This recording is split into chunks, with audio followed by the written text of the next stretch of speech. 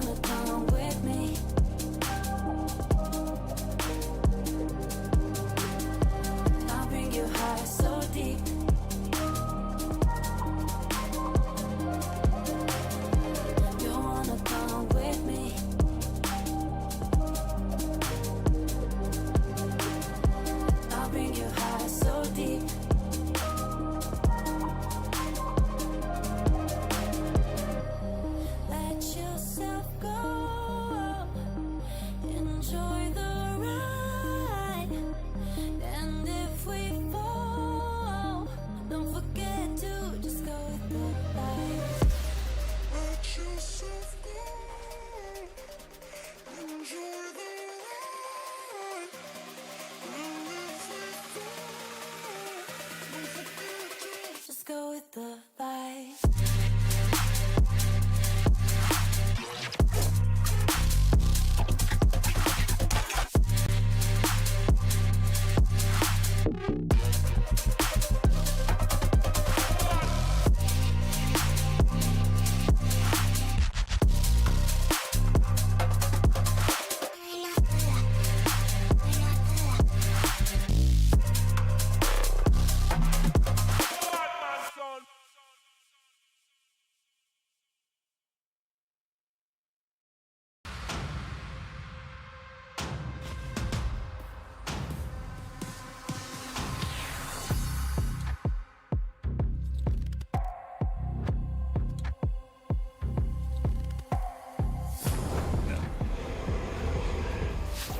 It's Nationals season, my friends, and a new Flesh and Blood set has just released, so it's a very good time to be a Flesh and Blood player. Welcome, everybody, to coverage of U.S. Nationals, brought to you by TCG Player, the trusted marketplace partner of Flesh and Blood. My name is Sam O'Byrne. I am here with my very good friend, Mr. Pankaj Bhojwani, and we have got an action-packed weekend full of great games for you all weekend long. That's right, and we're back in Minneapolis, where we were just here 2 years ago, U.S. Nationals, back here at it again, and I do want to set the stage for people. We just had a new set release, and U.S. Nationals often is the Nationals that sets the stage for all the Nationals that are coming up. What does the meta look like post all these bans, post PT Yokohama, post Omens release? Yeah, it's a pretty exciting time to be a player, to be a competitor, and to be a viewer. So I think we'll all be having a lot of fun this weekend. Like you said, just setting the stage. This is really uncharted territory. It's the first Classic Constructed event, the first Classic Constructed stream we're getting able to bring you from our Flesh and Blood landscape, and I'm looking forward to seeing how it all shakes out. Any early predictions? Anything you're looking forward to seeing, particularly over this weekend? I think it's going to be more electrifying than people think. Hint, hint. I think some of the Omens heroes, and very much particularly old Oscilio, is not as dead as people think he is. Oh, interesting. Well, let's take a look at how it's all going to shake out here from the USA National Championships. We've got the schedule here for you. Day one, of course, we're going to be checking out Classic Constructed for our first 5 rounds. Then our 3 draft rounds after draft is back in a big way. Not just the calling a couple weeks ago, not just the calling out in Auckland. We've got draft and limited back at these major events. And just to remind folks, the last time we had limited played at a competitive level was High Seas. It was this time last year that we had the first limited event at a competitive level after High Seas release. We're back at it again, and this is an incredible draft format. For those of you who weren't able to make it out to a pre-release or something, I highly recommend you get your hands on this limited format. It is just incredible. Every competitive player I know, even the casual player base, enjoys just how deep it is and how approachable it is at the same time. And how fun it is. Like, it just is a fun set to play. I think that's something we've been watching players learn more and more throughout their experience playing and watching. A lot of players coming over to the USA National Championship just to take place in the limited calling. Of course, we've got a Pro Tour champion in the booth this weekend, folks. Michael Fang's going to be breaking down the draft format when we get to those rounds, so make sure you stick around. Day 2, of course, we're going to kick things off with draft, a very important Day 2 set of limited rounds before the 4 final rounds of Classic Constructed lead us towards our top 8 on Day 3. Single elimination, we'll be seeing every single one of those top 8 games, and we got to give away every single day, folks. That incredible cold foil stamped extended art drinking buddy. Yeah, we like giveaways so much, we're starting to do them just a little bit more, so make sure you hang out every single day to get your hands on one of these magnificent beauties. Oh, don't mind me, a drinking buddy myself, to be honest. And what's the equivalent of Merlot out here in Minneapolis? I don't know. I'm not from here. No, not Merlot, Malort. Malort. Malort, yeah, like sorry. The equivalent of a pretty baseline red wine. Yeah, no, my bad. I meant Malort, the Chicago one, yeah. Yeah. Minneapolis should have its own thing, or we should figure that out. Yeah, we'll talk to some we could be locals. drinking I buddies, wonder Sam. Yeah, we could be drinking buddies. I wonder what the drinking buddy is for Wraith. Gold Kiss rum. What's the equivalent of Merlot? It's Gold Kiss rum. In Wraith, yeah, I guess. I mean, it's gravy is right there on the art. True. We've talked about what's going on this weekend. Let's talk about what players are fighting for. The prizing at this weekend a little different than some callings, some Pro Tours, some World Championships. We've got 50,000 USD on the line, a pretty expanded prize pool. World Championship invitations, I know those are going to be very coveted by many players out there. And of course, the National Championship promo participation card, Flow State Embodiment EA Rainbow Foil. I have to imagine this is going to be a hot commodity. It looks beautiful in person. I saw them giving it out a little bit just now, and it is absolutely gorgeous. I want to have a funny story about the playmat, the exclusive playmat that's being given out to Sub 16 here.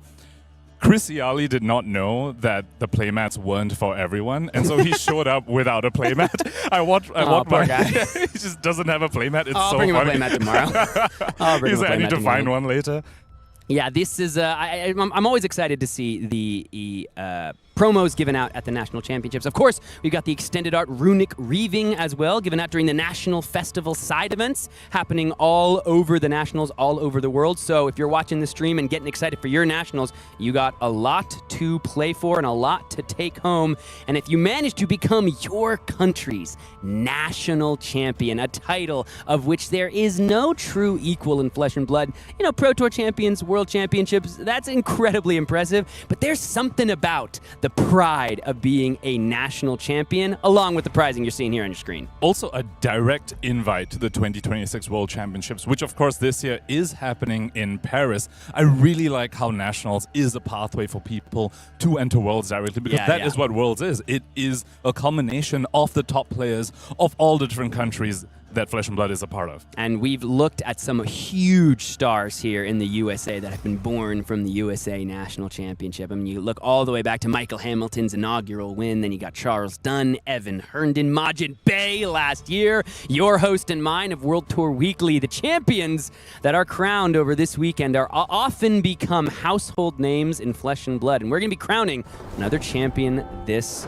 weekend. So you talked about electrifying starts. You talked about Oscilio being potentially a little more in the ring than people might think. We're going to have to take a look at the metagame in just a little bit, but we talked about some household names. I want to see some household names as we take a look at our players to watch over the weekend, see which players we're going to be keeping an eye on over these couple days of competition. Take a look at the different heroes you're seeing here. And look at that, 3 Oscilio ones on the page already. Majin Bay, a World Tour Weekly host, known wizard connoisseur, if we will, of course, sporting the old Oscilio one. We have Lucas Oswald and Chris Iali as well.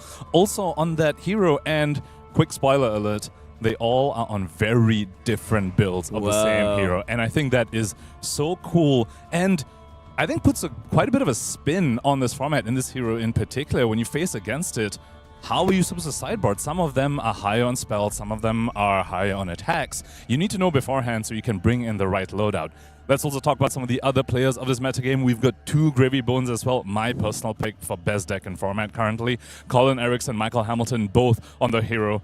Formidable players, of course. Of course. Colin, of course, 1 win away from his first Pro Tour top 8. And if you remember 1 year ago, Colin Erickson 1 win away from the top 8 here in the USA National Championship. So he has been so close in his last couple events, both in this country and abroad. So got to see if one of the boy wonders of Flesh and Blood can take it finally across the finish line. Talk about boy wonders, of course, Brody Spurlock on that Vynnset deck. Love to see his commitment to such a challenging hero. You saw how incredible his play was in that Calling Sao Paulo game against Ivan. That was amazing to watch as well. You got, of course, last year's runner-up Jacob Shakir. You got Mercy Bickle, World's finalist on top of Charles Dunn. So we got some national champions. We got some Calling champions. We got some World's top 8 competitors. We got a lot of players we're going to be keeping an eye on this weekend. And we have a wide spread of heroes just on this short list of players as well. I cannot wait to see what this metagame has in store for us. Yeah, absolutely. Let's see what teams we want to be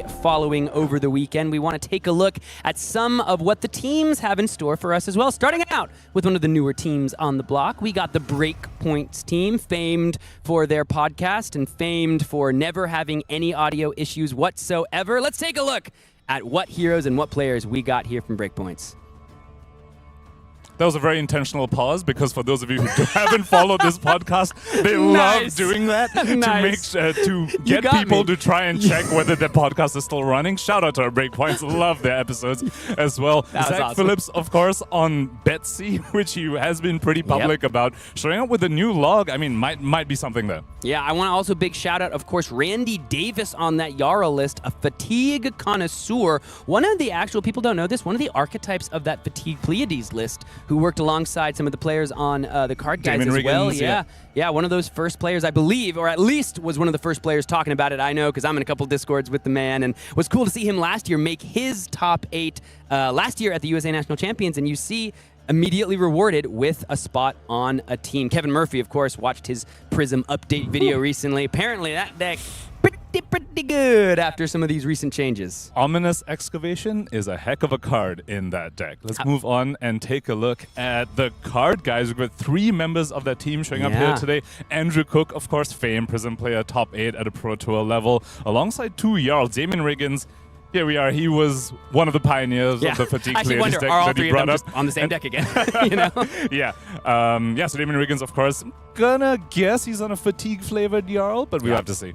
Yeah, this is cool. Unfortunately, I actually got some insight. There were some cancellations of some RTNs in the area due to weather for a fair amount of the card guys that might be a little more known. Some of the more popular streamers that we've seen, Josh Lau, Nathan Crawford, Will Bradshaw, of course. But what I love about the 3 players that we do have here, these are all 3 players that were rewarded for excellent play and excellent finishes in recent tournaments and get a spot on one of the biggest teams in Flesh and Blood. And you get to see all 3 of these players after big finishes in the last couple years getting on these teams. Always cool to see. One thing I like about these 3 players in particular, Sam, is that they're all deck builders. They're pioneers of these strategies. And I think that is incredibly cool to see them being rewarded for having such valuable insight into the game. Andrew Cook, of course, last year, I believe, top 8'd as well, or was very, very close, and again, shows some real mastery of the limited format. Taking a look here at the AGE Pro Team, my local team.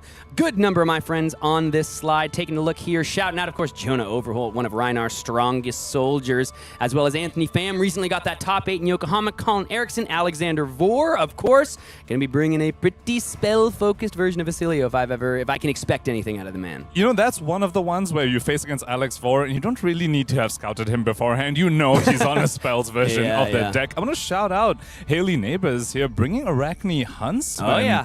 Well, a bit of a less talked about Arachne in the current metagame. I have to see how they're going to be able to pull that off. Taking a look as well.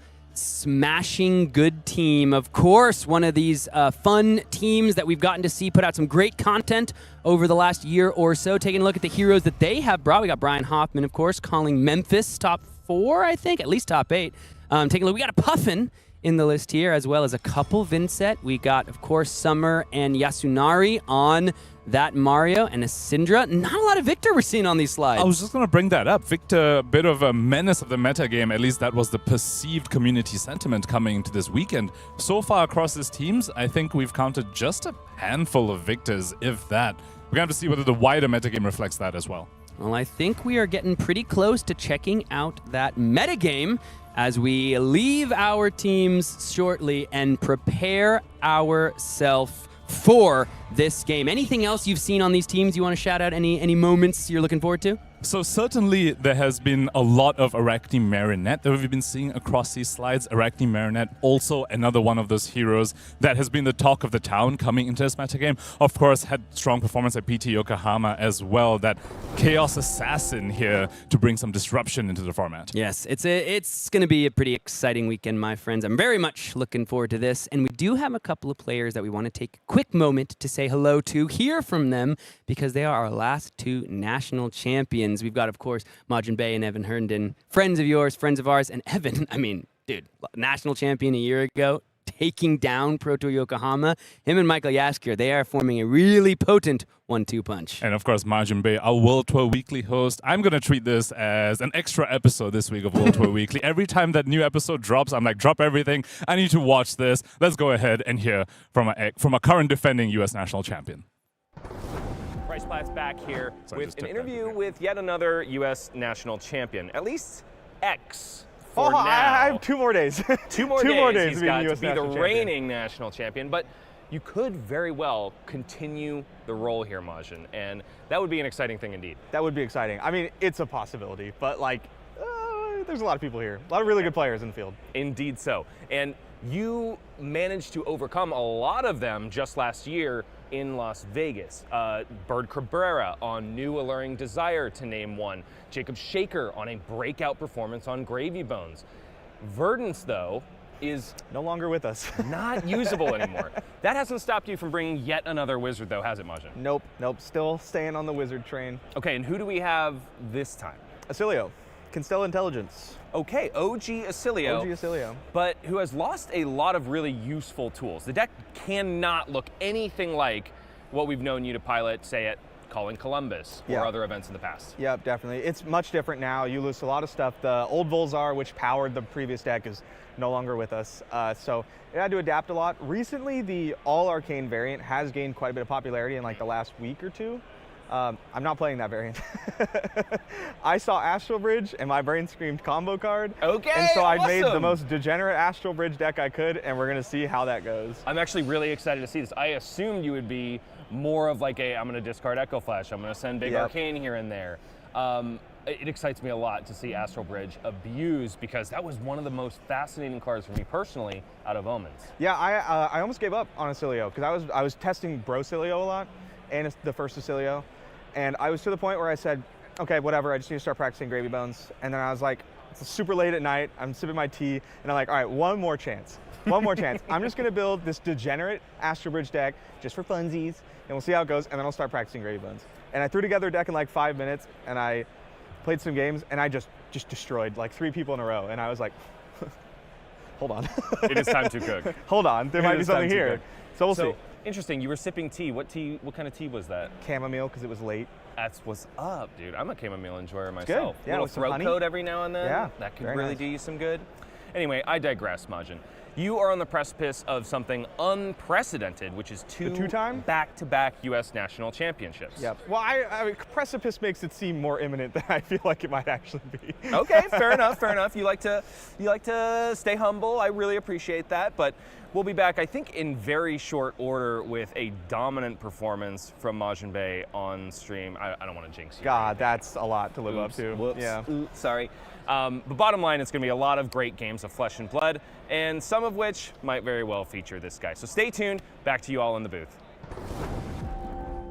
Well, thank you, Bryce. Very happy to hear from both Bryce and our reigning national champion, Mr. Majin Bey. I mean, you heard Bryce. I guess we're in for a dominant performance, and we're also in for some more discussions of hot beverages and teas. We'll have to wait and see if our last U.S. national champion, Evan Herndon, and current reigning Pro Tour champion has important things to say about tea and or coffee. Let's hear from him. I'm Bryce Platz, and I'm here with Evan Herndon. And Evan, we have been here before, if I'm not mistaken, in this very venue. You won U.S. Nationals not but 2 years ago. You were also our reigning Pro Tour champion, and that's quite a mic holder you've got there. That it is. I got my Stolen Valor card for this weekend from Jacuzzer. Okay, So, awesome. Hopefully it works out well today. And you should be very refreshed because you and Jacuzzer just got back from a very luxurious vacation, is that right? We did. We just got back from a nice 3-day cruise. It was a very good time. We got the drink package. It was Okay. chill. It was chill. Awesome. Well, I'm glad you got a good respite before what is definitely going to be a challenging weekend. I was talking with you last night. You and Jacuzzer were, I think, just goldfishing one side of the Cindra matchup. We were. Giving each other a lot of crap, by the way, which I love to see. You didn't seem 100% confident in Cindra as a deck choice, though. Has that changed in the few hours that have elapsed? Not particularly. I'll say I'm feeling good. The one thing with Cindra is you're really bad into like the tempo Victor decks, but it's fine. I'll just dodge them, and then I think you're good into the rest of the field. Okay, well, fantastic. So, if there's one thing that you could take away from this weekend, that would be, I don't know, a difference between your Pro Tour run and your US Nats run 2 years ago, what would it be? I don't know. Honestly, I feel not very practiced for CC, but I've done a ton of draft practice for this one. Very So, strange for you. Very strange for me. Usually, I don't like the draft. I just want to play CC, but it wasn't really vibing with any deck this time around, so I've just been jamming drafts. So maybe you're hoping for a stellar draft record that you feel good about. Fingers crossed. If I could go like 5-1, I'd be ecstatic. Okay, amazing. Is there a particular hero that you gravitate towards among the three? I'll say out of the three, Oscilio is probably my favorite to draft, but I'm pretty comfortable drafting all three, and I think they're all three pretty good. Okay, on the backs of any one of those Omens heroes, but hopefully Oscilio, and of course Cindra Dracai of Retribution, Evan tries to stake his claim, not once, but twice, on the U.S. National Champion. Back to you in the booth.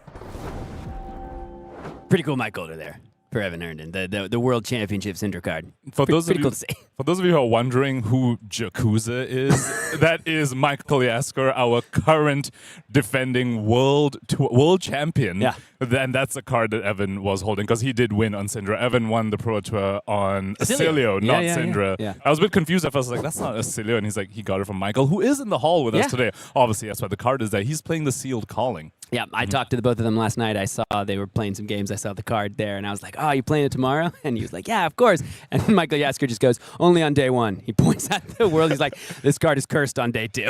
He said, on day 2, you grab a normal token. Because I think Michael has often played with that card as well. It's pretty cool. It's really cool to see in person, the marvel and the gold foiling.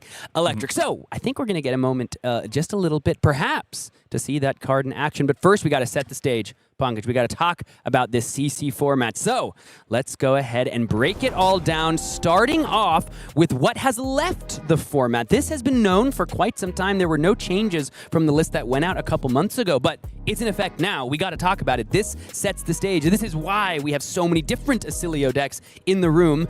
I know this has been talked about ad nauseum, but briefly, Pankaj, just break down what it means for this weekend. So quickly going over the two cards that what I would call preemptive bans, Skyward Serenade and Phantom Tide Mob, both weren't really in the metagame at all before Omens released, but were banned preemptively because new Aurora can play Skyward Serenade, and that can be a little bit, not an ideal play experience for the opponent. Similar with Phantom Tide Mob as well. But I think the main focus in terms of shifts in the metagame since Pro Tour Yokohama is the cards on the left side of the screen here: Electromagnetic Somersault, Channel Lightning Valley, and Volzar, the Lightning Rod. These pieces were what made Oscilio Constella Intelligence such a linchpin of the format format and have such incredible combo turns, drawing cards off of Channel Lightning Valley, returning Blast of Oblivions back to hand with Somersault, and of course ending off with an amped 10 Mind Warp or something. None of these playlines are available to that hero anymore, and that has brought his power level down significantly, but not enough, it seems like. A lot of our players have still chosen to bring that deck because, of course,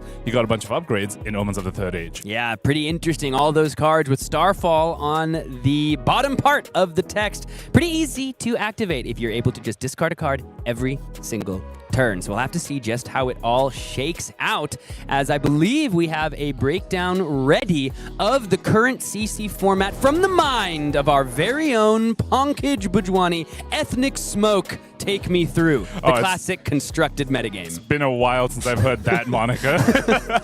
Let's start with the new heroes in Omens of the Third Age and how they can possibly build to be a player in this metagame. I'm going to start with the new Oscilio, Fort Continuum, who of course has a hero ability around lightning flows, as all the Omens heroes do, where you can discard an instant, create a Ponder token, and you can play that instant this turn as well. One of the best instants to discard to Oscilio's ability is Sigil of Solace, of course. A lot of instants typically are a little bit underrated, especially a bunch of the Starfall cards that you were talking about. Sigil of Solace, though, staple from Welcome to Wraith, gives you the full 3 value as an instant and a Ponder token to boot. Basically, the hero ability can be read as paying 1 resource to convert a lightning flow into a full card, which can be very, very strong. But I would say currently the deck maybe is seeking a few more efficient ways to generate those lightning flow tokens, and so I'm not expecting too much of a presence from this hero. Yeah, this is a one that I have really enjoyed, and I think you have as well. Just from a pure, I'm enjoying playing games of Flesh and Blood perspective, this hero is mad fun. And if you like Icelander in the past, there's a little bit of that feeling. There's a little bit of that feeling with the bro boy. It feels very much like the flavor of Wizard that I enjoy. You block a little bit, you play a few prevention effects, you do Tall Arcane on your turn, you finish off with Striders. Third Eye of the Sphinx has proven to be quite a strong piece of utility for this deck. It generates multiple Ponder tokens off of the new Tome of Quandaries as well, allowing you to just cash them in immediately for a full card right now. This deck can do some scary things. If you show up against this deck without enough AB, you might just find yourself just losing out of nowhere. Moving on to Aurora, returning in the form of Legacy of Tempest. Did lose her old signature weapon Starfall, but of course has Scorpio. Currently has a hero ability that's very similar to the old one, except instead of needing to have played a lightning card this turn, you need a lightning flow that you can convert into an embodiment of lightning. This hero, of course, as she was wont to do even back in the past, wants to go very, very wide off of cards like Quick Succession, Arc Lightning, which had a form these very long combat chains and end off with Scorpio. Yeah, this is an exciting hero for all of us who enjoyed the first Aurora. Even though that weapon Starfall is gone, it had to be sacrificed to save Oscilio and bring him back into this new form. Might be just why that Starfall keyword is on the word. You know, some of that power has suffused into Oscilio. Bit of a lore drop for you folks over there. Let's move on to the Lightning Illusionist that came out in Omens of the Third Age. Zyggy Starlight, who has a very unique ability that we haven't quite yet seen in Flesh and Blood, where you can destroy lightning flow, pay 2 resources, and effectively flicker one of your auras. You remove it from the field and bring it right back in, which allows you to double dip on either the aura's enter battlefield effects or exit the battlefield effects. Now, in CC, the predominant build of Zyggy that I have been seeing so far is not around Aphrodite, but instead around Reality Refractor, which allows you to convert some of these auras, which on the surface don't seem very, very on rate. You play it and you just get Ward 1, converting a card for 1 value and a mild beneficial effect typically isn't what you want to be doing in Classic Constructed, but Reality Refractor allows you to convert those auras into 5 attack that stays in the field and forces your opponent to interact with you. And there are some cool tricks you can do with Reality Refractor, especially with the flickering of some of these auras, where Reality Refractor says the aura gets a once per turn action, but if you flicker it, that new object now with the hollow count on it is considered a new aura, and so you can attack with it again with Reality Refractor as long as you can find a way to get the action point. Pretty exciting hero here, I think, for many people. A lot of different ways you can build it, as we've already mentioned here with the Reality Refractor, but just the play patterns, quite satisfying, quite fun. Let's move on and talk about some of the old guard, some of the players for the metagame that we can definitely expect to be with us in the room today, starting with Arachne Marinette. We saw this throughout the teams to watch as well. Many players have brought Arachne Marinette. I think this hero has a lot of appeal for high-level players because it has a relatively flat matchup spread in that the bad matchups aren't that bad, and even the good matchups aren't slam dunks either. There's a lot of skill expression. There's also a lot of variety in deck building. I've been seeing some Arachne Marinettes lean a little bit more stealth focus to perhaps have better play into the mirror and better play into some aggro decks as well, whereas some are definitely still preferring the old dagger style, which plays very much like an aggro deck in terms of having a lot of 0-for-4s with Go Again. Alongside them, of course, we have Victor Goldmain, High and Mighty, Talk of the Town, two different flavors of this hero, and I'll be very curious to see which flavor our players have preferred. There is the more fatiguey version that is built around pitching Riches of Tropoldani again and again to form the stack of gold and then play multiple Visit the Goldmain estates to effectively use the gold as a resource as your font of power to generate a bunch of might tokens and just close out on your opponent with a massive attack that's buffed up by a bunch of might tokens. And then there's of course the more mid-rangey version that wants to block with Test of Strength, Test of Iron Grips, and just play a little bit more of a tempo game plan that is slowly forming card advantage over your opponent. Yeah, these two been pretty mainstay within this format for quite some time, and as we'll see in a little bit, still likely going to be atop the metagame, but not by much if my findings are correct. We'll talk about that shortly. Let's talk about some other decks that might be seen over the course of the weekend. I'm going to start with the hero on the right side of the screen here, Gravy Bones Shipwreck Looter.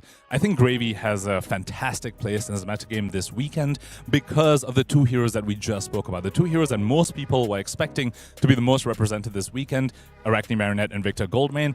Gravy Bones has a very good matchup into the both of them, and so I think Gravy is quite primed to perhaps take down his weekend. However, one weakness of Gravy and why Gravy isn't perhaps at the premier top level of the metagame is that he suffers a little bit of weakness into maybe the other tier 1.5 decks, one of them being Cindra, Dracai, Retribution. The Draconic Ninja historically just has had a very good matchup in the Gravy Bones. You get to clear allies and get your card refunded back thanks to Mask of Momentum. And despite the brand with Cinderclaw ban that happened a few months ago, I would say Cindra is still in a very strong spot right now and has gotten a very strong upgrade from Omens of the Third Age in the form of Draco Fire. So she lost Brand with Cinderclaw, which is a Draconic starter, but effectively gained one back in this set in the form of Draco Fire because you can just play that to start your turn, send a kunai for 3, effectively doing a head jab cosplay, if you will. Next, we have to talk about Prism here, Sam. We also glossed over Victor is actually very, very close to LL, but a hero that is closer to LL is Prism, Awakener of Soul, hovering at around 950 Living Legend points over here. Has a few die-hard fans, of course, Kevin Murphy being one of them, who is in the room here with us today, piloting the Light Illusionist hero. I think if players aren't prepared for this hero in the form of having sideboard tech, in the form of poppers, you could just get caught out and get heralds and auras just in your face blasting you down. Continuing along here, this is some of the decks I'm most excited to speak about, Pankaj, because these are the decks that might not be what we expect, but these are the decks that might really break out and make a real name for themselves here at this tournament. These heroes are what I'd categorize as true dark horses. Dash.io is perhaps objectively the most powerful deck in Flesh and Blood currently, raw power level wise, but unfortunately because Victor's at the top of the metagame and Dash.io is very prone to fatigue, it's a little bit of a tough ask to bring her here, but if you get the correct matchups, you can play into Arachne Marinette just fine. If you play into an aggressive deck like Cindra, you are definitely favored in a matchup. Could see why many heroes might opt for this hero, and of course even into Victor Goldmain, if you get the correct setup, you can't even take that down. That is the raw power that Dash.io offers you. Next to her, Vynnset Iron Maiden. This hero has played with my heart so many times. I keep seeing her show up at these events. Sometimes she does really well, but so many times she falls on the sword of not being consistent enough sometimes. But we have some very strong players in the room here on this hero today, including Boy Wonder Brody Spurlock, who's of course at the top of the World Tour leaderboard currently in terms of World Tour points. Gonna have to see whether he can make some magic happen with the Shadow Runeblade hero. And finally, I do want to talk about Jarl, who perhaps currently might be seen as the younger brother of the Guardians next to Victor. But I think some players seem to believe that they have formed a strategy into the top few decks. And one thing that Jarl has compared to the other Guardians is that he's probably one of the few Guardians that can say he has a good matchup into Gravy Bones. And I think that is a very decent angle into this metagame, because I think many people might be thinking of Gravy Bones as a target. I love Jarl, personally. I think the deck is such a fun combination of incredibly powerful cards that we've seen shine in other ways, but not quite in the way that Mr. Vitradi likes to put them together. So I'll be looking, especially at our friend the Teklo Foundry, seeing if he can do a run on his prized Jarl deck. And he is on Jarl today, and so is Damon Riggins as well, who we saw pioneer of the Fatigue Pleiades deck. So a few very strong players on the Elemental Guardian. Yeah, so this has been a nice look at what we might be able to expect, at what will do well, what might have a little bit more of a challenge, and what the actual field and breakdown will be. So I think it's time for all of you hanging out here in the chat with us to take a look at our metagame for this year's USA National Championship. We've got Omens of the Third Age finally at our LGS and at our gaming tables. So let's see how these players are going to react to this new metagame. Pankaj, 548 players in this room, and look at this metagame. Only 2 heroes are above 10% of the meta. I love it. I feel like US Nationals just keeps getting bigger and bigger every year, and the metagame just gets wider and wider as well. So many different heroes on this page, starting, of course, with Arachne Marinette as the most represented, which was a little bit contested. I think many people expected Victor to be the most represented. The conversation was definitely between these two heroes. We have Arachne eking it out over Victor, Goldmane, High and Mighty, who is still at a very respectable, 11%. Respectable 11% is, I think, what we have to say these days in Flesh and Blood, because of how popular so many of these other heroes are. Following Victor, 8%. Gravy Bones, Shipwreck Looter, has a very strong matchup into the top 2 decks that we just went over, but seems to just be about a quarter of the field, because if you look at some of the other heroes following Gravy Bones, not so good of a matchup, starting of course with Cindra at 7%. 38 heroes have chosen to bring the Dracai Retribution, of course, one of them being our ex-US national champion as well, Evan Herndon. Yeah, I think that's such a cool just visual representation of the top of the meta, right? The very top 2 decks that everyone expects to be the most represented. It's going to be Arachne, it's going to be Victor Goldmane. You have a Predator right below them in Gravy Bones, and then right below Gravy Bones, you got a number of Predators: Cindra, Oscilio, Dash.io.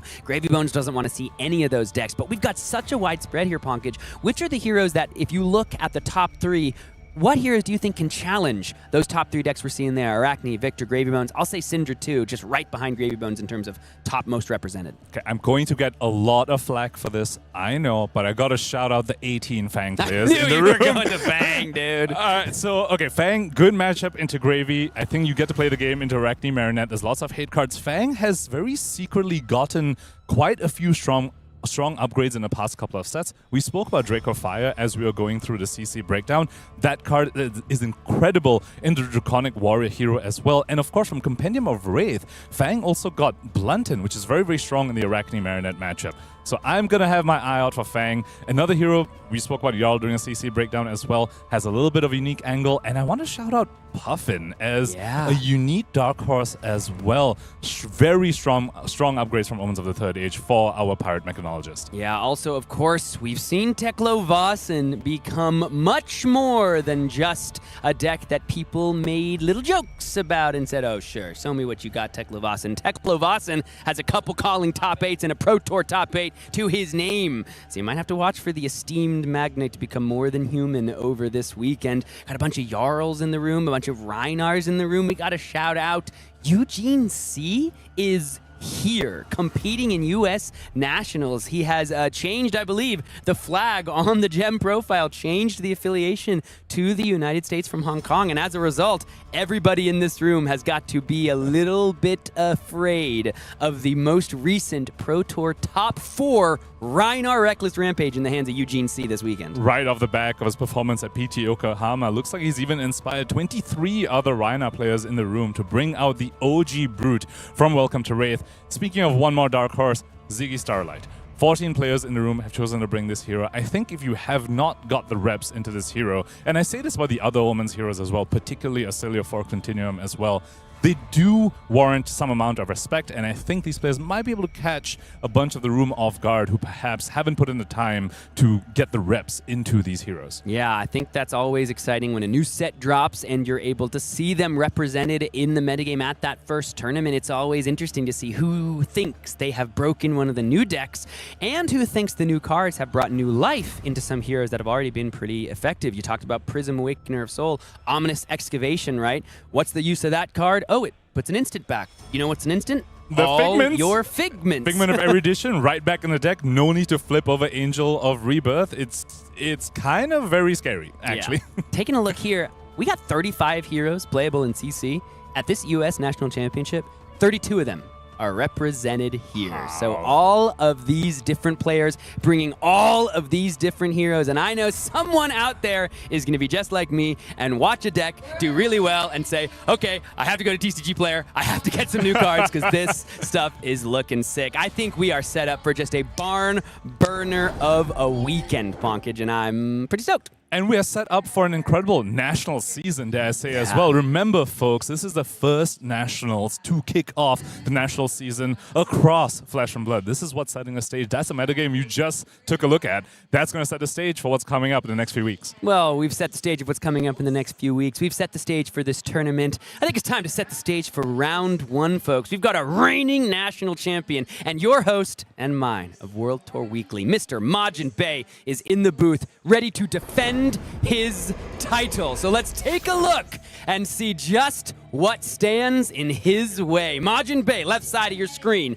on Oscilio Constella Intelligence, takes on his first challenger in Jeremy Stowe on a Cindra deck that I think might make some real waves this weekend. Immediately, a bit of a tough matchup for our reigning U.S. national champion here. Oscilio Constella Intelligence, historically not a great matchup in a Cindra because Cindra puts on pressure very, very quickly. And from what we know of Constella Intelligence, doesn't like to block very much. And we know Majin is on a Gone in a Flash version of the deck, which has lots of instants, so might not be able to stop those Mask of Momentum draws. But again, Constella Intelligence right now definitely has quite a bit of a question mark. Can Majin actually overcome this? Does he have some of the defensive tools, Cloud Covers, Shelter of the Storm, Sync Pillows, for example, to maybe overcome the Draconic Ninja hero? Yeah, taking a look at the matchup just as you describe, I think you're very right. I mean, I know you're very right. We've seen it played out, right? Cindra can absolutely just blow up an Oscilio, but I think we heard Majin say it like he's playing Degenerate Astral Bridge combo, right? So perhaps he's feeling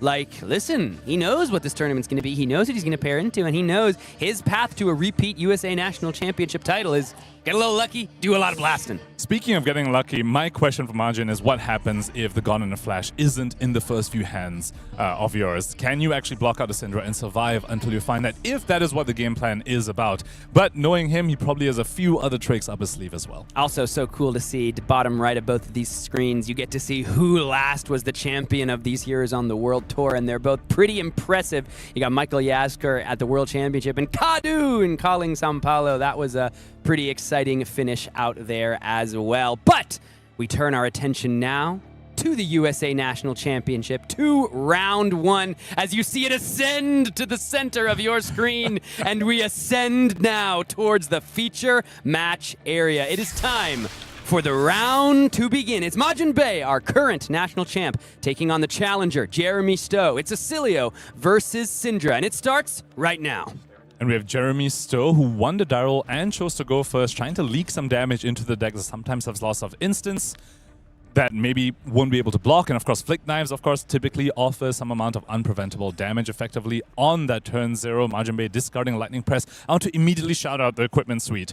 From the Cindra side, what we've expected so far, Blood Spattered Vest for the resources, Mask Momentum, Dragon Scalar Flight Path as well. Have to shout out Claw of Vynnset, which will come very handy in this matchup. Oscilio still sends a bunch of pings here and there. Claw of Vynnset just going to offer Jeremy that extra bits of life. But I want to shout out Cap of Quick Thinking, immediately popped here on turn 0 by a US national champion. He has come prepared for this matchup, and this card has more equity than just against Cindra. It's also very strong against one of the top players of the metagame, Arachne Marinette, where you don't let them mark you on that turn 0, which is something that they really want to do. Wow, look at this. We're seeing an Echo Flash discarded for the Cap of Quick Thinking. That's going to go ahead and be able to get the Starfall to trigger And immediately we're seeing the arcane damage amped by Volzar Meteor Storm, and we're getting another card. Echo Flash, one of those cards that technically doesn't even have the Starfall keyword printed on it, but it effectively does in that it wants to go to the yard itself and then ping your opponent for 1, and Majin can respond to that ping by activating Volzar. That's why it came in for 2 there. Jeremy gets to stop 1 of it with the Claw of Vynnset with that Spell Void. It's going to be very, very important. The few points of life gain that he gets to obtain from that card, which he probably will be also get to recur back at the end of this chain as well, thanks to Cindra's ability, as he sends across the display loyalty with 1 fealty. It looks like Majin took the 2 damage from Rising Resentment. Is he holding just a bunch of instants? No blocking card put in front of that card. We can see 2 more instants, and the very first gone in a flash with the Comet Collision hits the combat chain to block out the display loyalty. The fealty is going to be created. Now, Cap of Quick Thinking, would it stop this Flick Knife? He can. So Cap of Quick Thinking is available for the rest of this turn for Majin Bey. Anytime he's going to take damage, he can instead discard an instant, prevent 1 of the damage, and draw a card, which means that he's effectively stopping Mask of Momentum right here on the second chain link. And now we know why he didn't put a card on that first Rising Resentment, because that card would have to be a gone in a flash if he wants to stop the Mask this turn, and he's opting instead to hold on to the card. I wouldn't be surprised if he just takes any other damage on this turn to hold on to the very essential combo piece for his Constella Intelligence deck. Wow, and look at this. Jeremy smelling a little bit of blood in the water, immediately cracking the fealty and coming in with the Art of the Dragon Blood, trying to just put some damage in the front, and it's going to buy the Gone in a Flash from Majin Bey. Cap of Quick Thinking. Let's see if Majin wants to discard an instant here to prevent 1 of that damage and draw a card, which could then refund his hand for a blocking card. Looks like the Sigil of Solace is going to hit the bin. And he's also holding a Sigil of Brilliance, so he could deploy it here as well and effectively go into his first turn of the game with a full 5 cards, which is a very scary thing to face down. Sigil of Brilliance going to be played out after Jeremy passes priority. Jeremy, quick moment of hesitation, and then, nope, still passing. So Majin Bey is going to start this turn with a 5-card hand, and immediately that Sigil of Brilliance hits the yard, which means that Volzar Meteor Storm turned on and shouldn't be untapped. It should not be untapped, Craig, because it was used on Jeremy Stowe's turn. But of course, this means that all of Majin Bey's Starfall cards, if he's running any of them, are active because Sigil of Brilliance has already hit the bin at the start of this action phase. That's another instant hitting the bin thanks to activation of Oscilio Constella Intelligence. Consign Cosmos Shock still a part of these decks as Majin Bey attacks with Entwined Lightning, revealing Constella Uplift, which of course has Starfall on it, will ping for 1 when it hits the graveyard, and will untap that Volzar. Forgo again, Entwine Lightning making an appearance in this new flavor of Oscilio Constella Intelligence list. These players here having a bit of a laugh. And both these players don't really want to block over here. I'd be surprised if Jeremy Stowe puts blocking cards in front of effective vanilla damage. And one thing to point out, old Oscilio, when he played against it and they started turn with a bunch of lightning cards, you have to be a little bit worried about a Mind Warp at the end that might disrupt you. New version, though, with just new Volzar, and when Jeremy Stowe has Claw of Vynnset to stop an Amp 1 on some arcane damage effect, doesn't need to be worried about surge cards like Mind Warp. Let's take a look at the follow-up here. 3 damage taken, Jeremy Stowe down to 36. Majin Bey 34. Show me, sorry. 3 and 20. Okay. Echo, no, Constella Uplift. Which untaps the Volzar. Yeah, I didn't see. So interestingly, you have a way to untap the Volzar here. Does not have Constella Flow Tide, which is creates lightning flow tokens. Of course, Oscilio Constella Intelligence doesn't really care about creating lightning flow tokens. So he's opted instead for the card that lets him untap Volzar. Interesting. I wonder if looks like this is yeah. Looks like Majin Bey did just miss that Volzar should have been tapped because you only untap at the end of your turn. I have done this myself in a couple games and had to remind myself, oh wait, no, this should be untapped. So the Constella Uplift here, going to go ahead and untap it now, but that extra point of amp going to come through. New cards, brand new weekend, as we see a little bit of damage come through from the Starfall on this Constella Uplift. So interestingly, Jeremy Stowe did not Spell Void the Starfall effect on Constella Uplift, perhaps saving the Claw of Vynnset for a potential surge effect at the end of this, but Majin might not have another spell. Oh, I guess when you know the Volzar is untapped, it's pretty telegraphed that Majin's going to send some more Arcane at you, so Jeremy Stowe a bit of a heads-up play there, making that read, recognizing that there's probably going to be some other spell coming, and the Amp, of course, was still floating from that, so another Constella Uplift hits the field here. Starfall going to come in for 3 thanks to double activation of Volzar. And Jeremy Stowe still did not pop the Claw of Vynnset. That makes me think he perhaps wants to send that on his own turn. Remember, Wrath of Retribution is no longer a legal card in Classic Constructed, so we're going to have to see why Jeremy Stowe wants to hold on to 2 daggers. Here comes pain in the backside. 3 go again. Majin Bey, you heard it there from the man himself. I am not gonna block. So taking 3 and then an additional 1 from the pain in the backside on hit trigger. And very importantly, this card is not Draconic, and perhaps that's why Jeremy Stowe did not want to use the Claw of Vynnset. Looking at his hand currently, I believe I only see 1 Draconic card, which is the Blaze Headlong, which means that he would not be able to recur the daggers on this turn, so opted not to use the Spell Void on that card. Bit of an awkward moment here, though, as he sends his Blaze Headlong. That is threatening Mask of Momentum, and he has Ancestral Empowerment in his hand. However, that card cannot be played on Blaze Headlong. It can only be played on Ninja attacks. Blaze Headlong is, of course, a Draconic attack. So the Ancestral currently a little bit bricked over here. So we are going to still be flicking a dagger. The Kunai of Retribution flying across the table to keep the Mask of Momentum online. This is awkward because he can't give the Art of Dragon Blood go again because he currently does not have any fealties. So he can send that Threaten Mask on it, but it doesn't have go again. You can't Dragon Scale a Flight Path it because it's not Draconic. So I wonder whether Majin even cares about his Mask Momentum drawing a card. Also, some of our questions have been answered. He is running some defensive pieces in the form of his Fate Foreseen, which is a very interesting inclusion. Gonna have to see whether he's also running Sync Pillow, but Fate Foreseen is interesting in Oscilio because that is a hero that has very easy access to the top of the deck.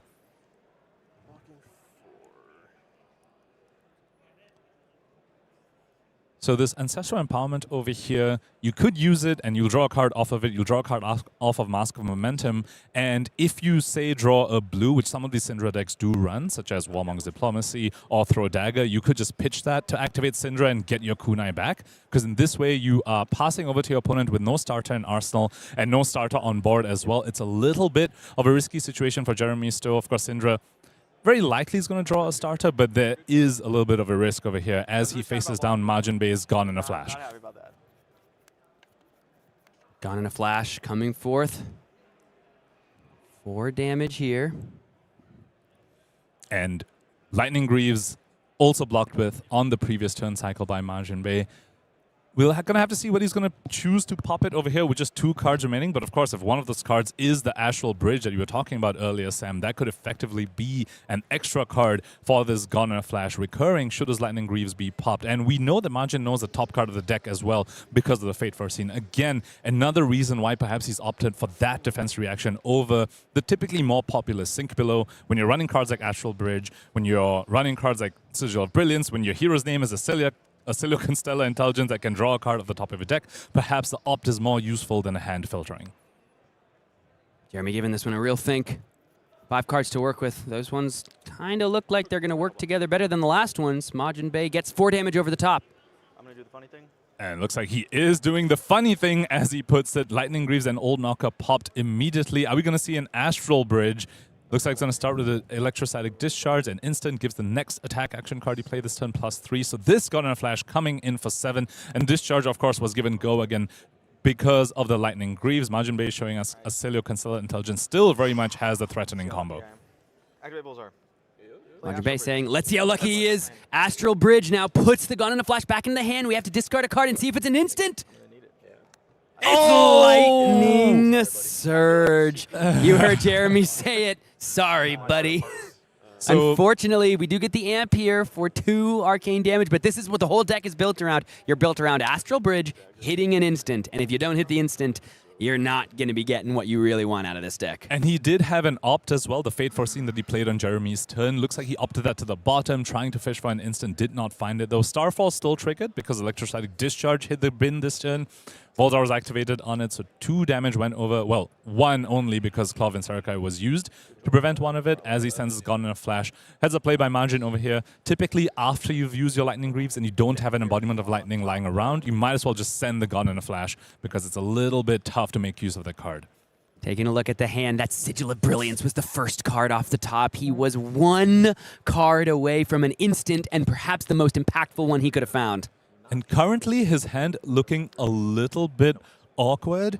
He is holding on to a scar for a scar as he's currently 14 points ahead on life against his opponent, so I wouldn't be surprised to see him take a bunch of damage this turn. However, you also don't want to just let the Cindra draw off a Mask of Momentum, so Majin currently is a little bit of awkward situation on his hands as he faces down this Fire Tenant Strike first. Coming in for 3 go again. Also importantly, not Draconic. That can often be missed by people. Looks like Ancestral Empowerment being used on this first chain link over here. Jeremy is still not happy with the follow-up over here. Typically, you want to save Ancestral Empowerment for your Mask of Momentum chain link, but Jeremy still, I think, wants to find something better off the top to follow up, because currently, again, looking slightly light in Draconic attacks. I see an Ignite, but with no Kunai from the previous turn cycle. You can't go Ignite into a Kunai. However, it can fund the Hunter that's in his hand. So we might perhaps see that as a chain ender over here. But currently, Jeremy Stowe, no Flick Knives available because no daggers on the field and no Draconic chain links as well to buy them back. Which means blocking out Mask Momentum for Majin on this board state is a lot more easier than it should be. Here comes Ravenous Rabble. Reveals a red. Oh, that's a very interesting reveal. This is a very interesting card when you're playing against Cindra, because now you know what they will draw off Mask of Momentum, and Majin might just say, you're drawing Oath of Loyalty, which is not legal for you to play it currently, because you've already played actions this turn. Is he going to respect this Mask draw? Oh, this is a really easy way to be able to block it, given that this Ignite, it comes in for 3, thanks to the Fire Tenant Strike first. You actually saw Majin Bay point it out for Jeremy there. But now this would really just be, if you don't expect this Ancestral Empowerment, you just saw one hit the graveyard, you could just block this for 3, but do you care about the Oath of Loyalty? Exactly. You know your opponent's drawing Oath of Loyalty, so do you actually care? But of course, it's also a very easy Mask of Momentum block because there's no Flick Knives. So this is it. You've blocked Mask of Momentum the old-fashioned the old-fashioned way where, okay, they can't threaten it again. Oh, now this is interesting for Jeremy. The other thing on this turn, that blood-splattered vest cannot get any value for that Hunter to come in for a 1-card 5 like the Lava Burst can. Well, Ignite will discount it, so he can play true. Ignite right here. He can play Hunter right here for free, but still, that'll only be 2 Draconic chain links. Still won't be able to get back his Cindra daggers unless he pitches the Lava Burst for it. Fascinating stuff. You can see Jeremy really giving this one a think. The Fealty and the Draconic has not really come together. We are going to go ahead and activate Cindra here. Flick a dagger. Ooh, very interesting. So he is going to keep the Mask Momentum chain alive over here. And Cindra does cost only 1 thanks to Ignite's ability. Discounting it, it itself, of course, is a Draconic card as well. Jeremy still gets to flick it, keeps the Mask Momentum alive, and now gets to send the Hunter, which will have a live on hit in the form of just putting Oath of Loyalty in his arsenal as a very strong starter for the following turn cycle. Jeremy still navigated the hand expertly there on the Draconic Ninja, really showing us the reps that he has on this hero. And I want to point out, this is a very awkward number for Majin, because he can't just take the 5 and have a Scar for a Scar turned on. He'll still be 1 life off of being able to deploy that card. So now you kind of stuck between a rock and a hard place here. Yeah. Interestingly now, Majin in a really tough position. You take this 5, you can't Scar for a Scar. You understand that immediately you get your opponent an Oath of Loyalty in the arsenal for a 5-card hand on the next turn. Discarding Sigil of Balloons, perhaps fishing for another blocking card over here. Does not want the opponent to get that card off the top. Also need to point out that with Oath of Loyalty in your arsenal, letting your opponent get a fealty by the Hunter hitting as well and the mark being taken off you is very threatening, because one of the drawbacks of Oath of Loyalty is that you need to only play Draconic cards for the rest of this turn, but that fealty token can be what unlocks the hand for Jeremy Stowe over here. So this on-hit represents more than just a 0/4 starter. It also represents a fealty, which can allow Jeremy Stowe to go incredibly wide on the following turn cycle. Let's see how Majin wants to deal with this one. No blocks is the call. Down to 11 goes Majin Bay. And I am curious just how he's going to navigate this one, because now Jeremy Stowe is going to have a 5-card hand. Majin Bay is going to be at 11. How is he going to be able to stay alive from here? Unless he can close it out with these 3 cards, but we know he can't. 5-card hand with a starter in arsenal and a fealty token and a fealty token as well. No kunai, however, but I think he'll have enough Draconic chain links to do something very, very impressive on his turn. As Majin discards Constella Uplift on his turn, has been favoring the card quite a bit, but that Scar for a Scar quite stuck in his hand over here as he shows the opponent a second strike. It's the only card he can show. It's the only lightning card left. once more. However, 4 damage, not very easy for Cindra typically to block. You wouldn't expect Cindra to bring in defense reactions in this matchup if they even have it in the sideboard. And Jeremy doesn't know what the follow-up is. He doesn't know that it's a Scar for Scar in the hand for Majin Bay, so he might be thinking, if I let this hit, all of a sudden I could be facing down lethal damage if it's 4 into 4 into 4, right? So he might be thinking about that and know, if that happens, then I'm going to have to block anyway. Might as well stop this, save myself a point of damage on the next attack. He's got a 3 block in the hand. We can see him fanning that Ancestral Empowerment. Could give the Blood-Splattered Vest. I don't think he has a 1 cost in his hand that he cares about, so Blood-Splattered Vest looking pretty attractive over here. Letting this damage come through allows Majin to threaten lethal effectively, because Majin then gets to go 4 into 4 into 4 while the opponent is at 11. So the question is whether Jeremy Stowe can sniff that. Oh, looks like he does have a 1 cost, the Hunter, excuse me. So you could give that alongside the Blood-Splattered Vest. You give away a 1 cost, you don't need resource off the chest. Anyway, looks like he's holding a whole bunch of Draconic cards as well. So Cindra activation not going to be a problem on this following turn cycle. But he mentioned it as well. He's against a wizard. Is he worried about some potential shenanigans happening either after the Entwined Lightning or even on the following turn cycle, potentially? Jeremy giving this one a real think. It's the first round of his USA National Championship, and he faces down our reigning champion. He's going to give the Hunter. He's going to give the Blood-Splattered Vest. He's going to block it out for 4. Which means we're likely seeing Scar for Scar actually just going to be coming down for that 4 points of damage here because Majin wants to get the 4 points of damage off the second strike on a future turn cycle. It also gives Jeremy information that the card going to the arsenal is the double strike over here, so he knows that for the following turn as well. Trying to do some wizard math right now is Jeremy Stowe. Can he go down to 7 safely against a wizard? Against a wizard that doesn't have Storm Striders, 7 fairly safe, especially when you also have Claw of Vynnset effectively putting you at 8. I'm not sure the combination of cards for Majin Bay that he could draw off the top to truly zap from here, but that Oath of Loyalty is going to look pretty strong on this turn. Famous last words, Sam. Now watch him deal 8 damage somehow. Bunch of Constella uplifts, untapping, discarding Echo Flash. Echo Flash actually can give this deck a scary amount of reach. No blocks is the call. Down to 7 goes Majin Bay. Oh, and this fealty token is doing wonders for Jeremy Stowe on this turn cycle because it allows him to play the Ancestral Empowerment that's in his hand. Although once again, though, the only attack remaining in his hand after his Ronin Renegade is the Blaze Headlong, which is not a legal target for Ancestral Empowerment. So I almost wonder whether Jeremy Stowe might use Ancestral Empowerment on this chain link because it is the only legal attack that he has currently to play the card on. Oath of Loyalty, also not a legal target for Ancestral Empowerment. Ronin Renegade is the only one. So can probably expect the fealty token being popped in the reaction step to play the Ancestral Empowerment on this card and just continue the pain train against the Lightning Wizard. Elemental Wizard, excuse me. As Majin Bay contemplates on his blocks, let's go ahead and take a look at what he's working with. Does have a defense reaction, does have a 3 block, excuse me, yeah, does have a defense reaction and a 3 block as well in the form of a Lightning Strike. Rest of the cards, though, looking very much like an aggro deck cosplay. He's got a Ravenous Rabble, a 0 for 4. As his Ronin Renegade does get pumped to 4 thanks to Ancestral Empowerment. Fate Foreseen going to come out. Opt for Majin Bay over here. Potentially has access to it via Oscilio's hero ability. Jeremy Stowe, we know he's holding on to a Blaze Headlong plus a random card drawn off the top. Thanks to Ancestral Empowerment. Are we going to see Flick Knives come out over here? As I believe Majin Bay is still contemplating on the opt. What that is. He claims it is a thinker. Yeah, I'm not sure I was able to steal a peek at what the opt was. It's going to the bottom. Whatever it was, we're not going to see it on this turn. I will attempt to flick my knife at you.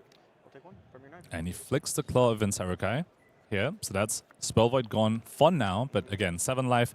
Very safe against a wizard that does not have Storm Striders. Forgo again, threatening Mask of Momentum once again, and no armor pieces for Majin Bay to speak of. So if he wants to stop the Mask on this chain link, he will need to give 2 cards, and that's exactly what he does. E-Strike, Fluttering Charge, hit the combat chain as defenses.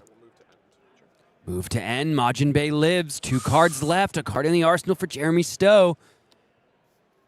What does Majin have? So we know it's a double strike in his arsenal. Ravenous Rabble is a card left in hand over here. So Jeremy Stowe needs to contemplate this. If he lets his Ravenous Rabble through, the double strike gets to come in for 4, whereas If he blocks this, double strike only comes in for 3. So effectively blocking 4 on this is kind of like blocking 5 if you squint. But of course, if you block 4 on this, maybe Majin doesn't even send a double strike. Second strike. Saw him second strike, excuse me. We saw him leave that in Arsenal in the previous turn cycle. Didn't want to convert that to just 3. Got 6,000 eyeballs on this coverage of U.S. National Championship, brought to you by TCG Player. This is an exciting stream, I know, for all of us Flesh and Blood fans as we take a look at Majin Bey's potential last couple turns here as he's trying to snatch this game and show us all that Oscilio, Constella, Intelligence, at least this version, Astral Bridge, trying to do Astral Bridge, gun and a flash things, is the truth and the real deal. He faces down Cindra, the Dracai of Retribution, the challenger, and Jeremy Stowe. 6 currently plays 7. We're down to the end game. Jeremy looking like he might put a card in front of this. Can you believe it's just turn 4? There's so many game actions that have been taken across these 4 turns. I honestly thought we were a little bit further on in the game over here, but just 4 turns, these aggro races, and we're right now in the classic end game of Flesh and Blood with both players of jockeying for that position here. As Jeremy still contemplates a block. At this point, at these sort of life totals, Mask of Momentum looking to be a fairly attractive block as well, because if you're already threatening lethal and your opponent needs to block because of not dying, your Mask of Momentum isn't very, very live anymore. And you are against a wizard who obviously clearly has a lot of attack action, so maybe you'll get the block value later, but sometimes might be able to just juice you out of nowhere with some arcane damage as well. As he's thinking about putting down this Art of Dragonfire, of course, has no fealty tokens, chooses to let 1 damage through, which does mean second strike comes in for 4, and that's where he uses the Mask of Momentum. It's like the same diff, right? You either overblock or you get the 2 points of value on the attack for 4. So Jeremy Stowe there just going to go ahead and take a little bit more damage. So he should be at 4. 4. There it is. There you go. Corrects the life total over here. 4 now, a little bit scarier. I'm not sure how many Constella uplifts we have seen. I think we've only seen 1 Echo Flash, though. This Oscilio deck can sometimes have a surprising amount of reach that you might not be expecting because of cards like Echo Flash. Oh, wow. Look at this. We're exactly seeing what Draco Fire is here to do. Jeremy Stowe's cards in hand. It's, I think it's Ravenous Rabble. I forgot what I saw. I think it's Ravenous Rabble. Ravenous Rabble and Hotner Heals, right? So no Draconic starter. And Draco Fire here turns the Kunai of Retribution basically into Ronin Renegade. It gives you the research for the Kunai. It gets +2. So all of a sudden you get your Draconic starter on a turn that Jeremy Stowe really needed it. It's a very strong replacement for Brand with Cinderclaw. I think they would still prefer Brand if they could have it, but Draco Fire definitely does a very, very effective cosplay of that Draconic head jab starter that Cindra so loves very much, and also allows them to play cards like Hunter x Hunter a little bit more effectively. This can be your pitch card for the Hunter x Hunter while giving it +2 as well. Very strong upgrade for the Draconic Ninja from Omens of the Third Age.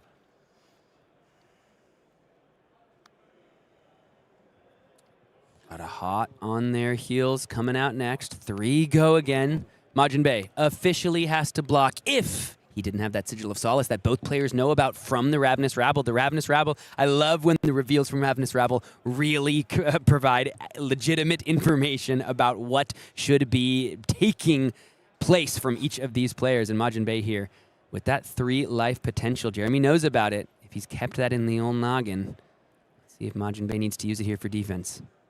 And this is why the Mask of Momentum block from Jeremy Stowe was so heads up. Majin is already forced to commit cards on defense.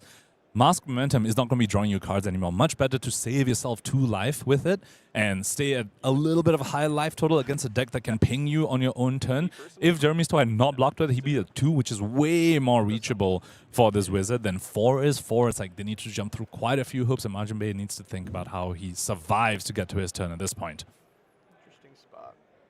Interesting spot, says our reigning USA national champion. Let's take a look at the cards in hand. Oh, an Astral Bridge, Comet Collision. Can't quite see the last card in the hand. It's an attack. Oh, it's another Rabble. It's another Ravenous Rabble.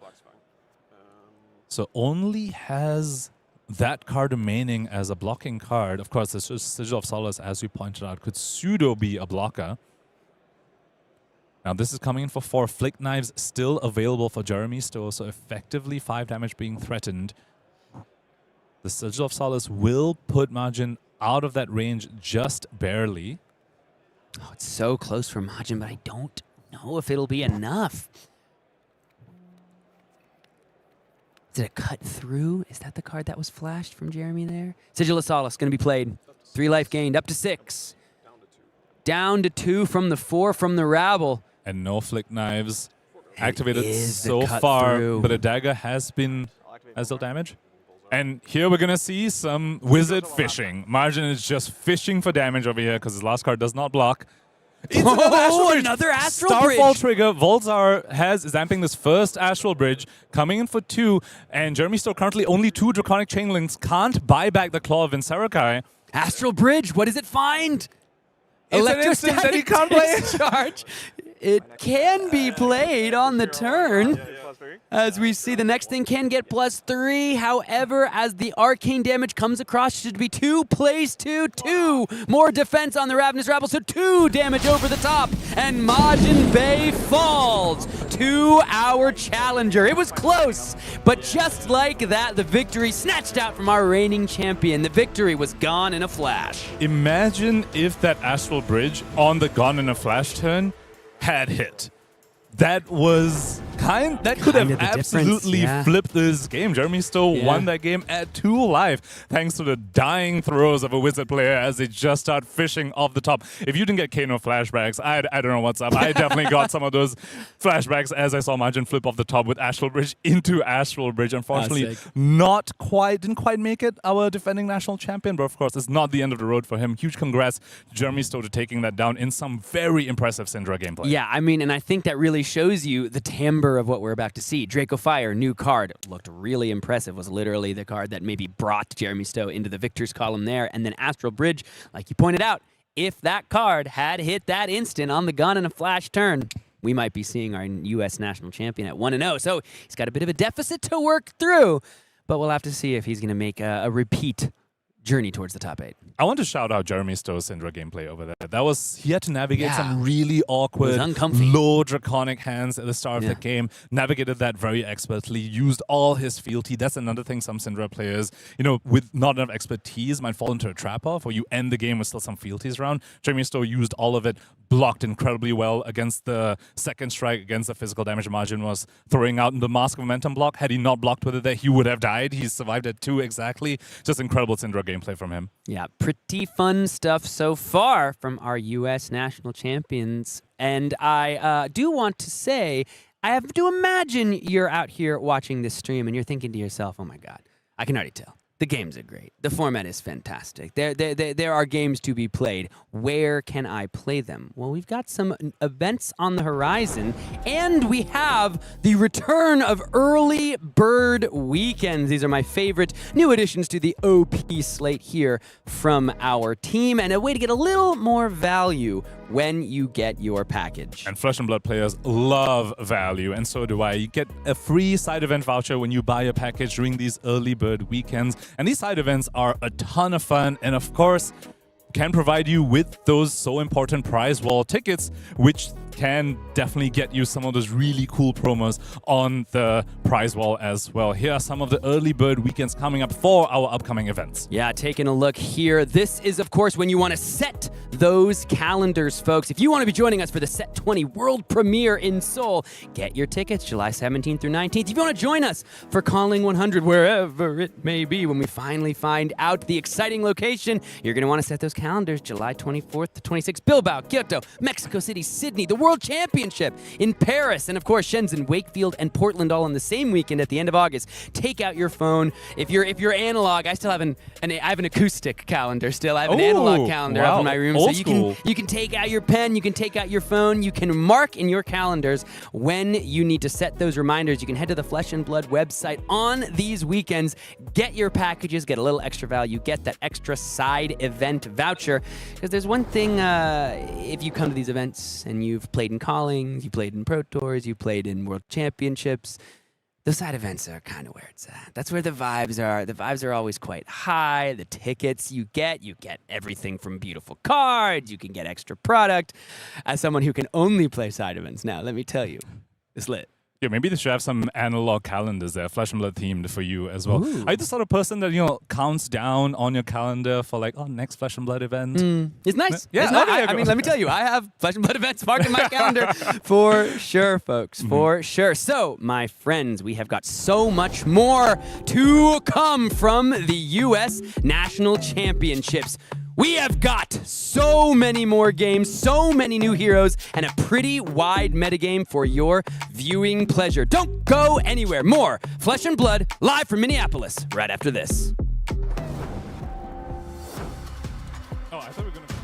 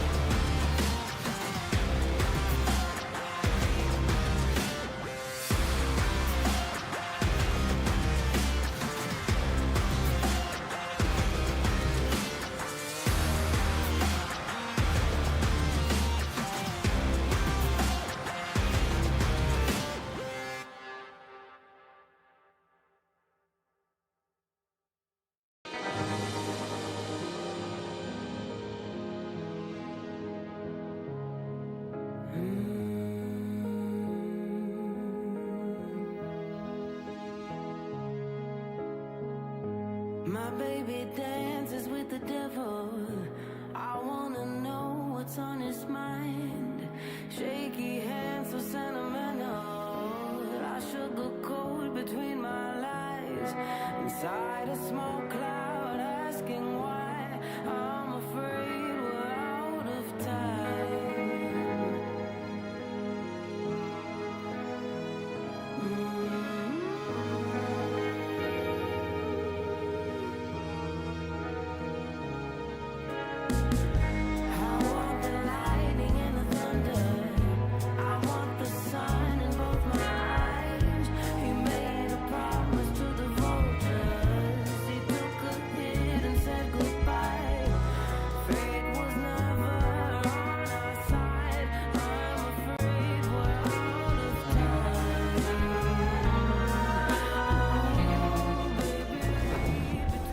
Whether it's a breakout deck from Minneapolis, a surprise hero making a deep run, or must-have cards spiking between rounds, TCG Player makes it easier than ever for you to track what's moving, what's trending, and which cards Flesh and Blood players actually want right now. If you're building your deck, making upgrades for an armory, or hunting for the cards everyone's talking about, TCG Player helps you take your Flesh and Blood game to the next level. Get all the cards, decks, and packs you need at TCG Player, the trusted marketplace for Flesh and Blood.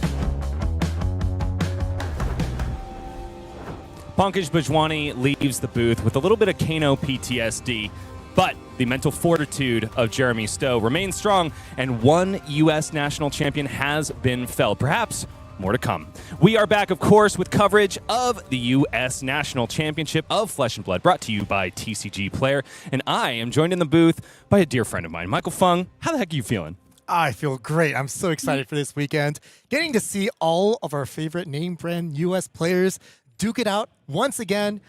This is like a big family reunion for me. Without a doubt. I mean, I'm seeing faces that we both know and love, not just because they're incredible players at the game, but because they're lifelong friends. And that is exactly what TCGs are all about, especially when you're traveling and playing the game and seeing the world. This is like that one opportunity every year where we get to see all these amazing players. And I think the most exciting part about this is I just recognize so many of them. I mean, these are players, when I was grinding the Battle Hardened circuit, I would see them almost every other month. Like I said, big family reunion. It's like Thanksgiving. We got some hot pot, we got turkey, and great games of Flesh and Blood. You know, that is a lot of Americana imagery that you have brought forth from your mind. But it's not just us in the U.S. In the preceding weeks to follow, it's national season all across the globe. So you can all get out to your respective states and enjoy some great games of Flesh and Blood in your hometown and enjoy a lot of the family reunion aspect of it that we've been talking about. I can imagine for the smaller national championships, it could be even more intimate. I mean, here we have a big field. And of 550 players, Michael. 550, that's so many. And I think a lot of players, they have their crew, their family, but this is the great blending, the great mixing pot of America. We got West Coast, East Coast, we got the South, we got the Midwest here being featured, of course. Got people in Minneapolis and different cities. And I'm just excited for this melting pot to see what people have cooked up and just kind of brewed. I mean, this is the wild, wild West. This is week number 1, I guess, the week after the release week. And players don't know what's going on. We have a couple heroes that people knew were going to be popular, but man, that meta spread is so wide. I'm so excited to see what players have really been able to bring this weekend. And everybody is just coming out of the fire of the kitchen. This is exactly why the U.S. National Championship is so sought after in terms of coverage. If you think about 1 year ago in Las Vegas, we saw the breakout performance of Gravy Bones when people were kind of confused about, will he be a meta contender? Will he not? It seems hilarious to talk about now, but Jacob Shaker putting a copy into the finals against Majin Bay was the beginning of a tidal wave of dominance from Gravy Bones. Accurate description right there. I mean, Gravy Bones was a hero that, man, it just had so many things going for it. Just the way that the wheels turn with especially, of course, the golden tipple just kind of flying around. But now we have a new set. Omens of the Third Age has brought some new heroes into the fray, and I can't wait to see some of those games being played as well. You're not going to have to wait much longer, Michael, because it's not going to be a tidal wave of domination this time. If anything, it might be a crackle from afar. We've got our first ever Zyggy Stardust game of Classic Constructed about to be featured right here and now.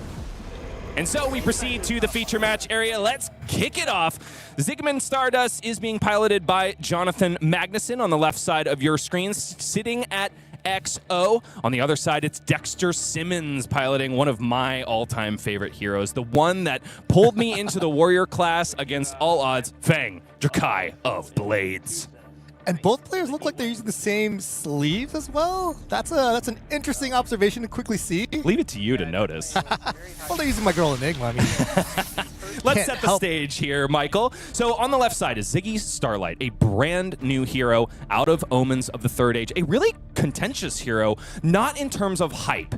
Everybody was stoked and is stoked in general when a brand new illusionist hits the block. But this one has left people pretty befuddled about how to properly build. Befuddled sounds like the perfect word. I mean, even when I first saw Ziggy Starlight, I had a lot of questions. What's a hollow counter? What are the lightning auras that Ziggy wants to play? There were a lot of questions that this hero presented, and I really hope we get to see some of those being answered by John Magnuson. You know, Ziggy is touted as a board presence hero, but it's not in the typical way that we've come to understand illusionists like Enigma, like Prism of the past. It's not about creating auras, turning them into weapons, and then overwhelming your opponent with offensive value. It's more just kind of understanding the opportunities to deploy ward auras, maybe get some value from Aphroditeus, but that's even contentious. Is it going to be a reality refractor build? Is it going to be Iris of reality? That's really the question.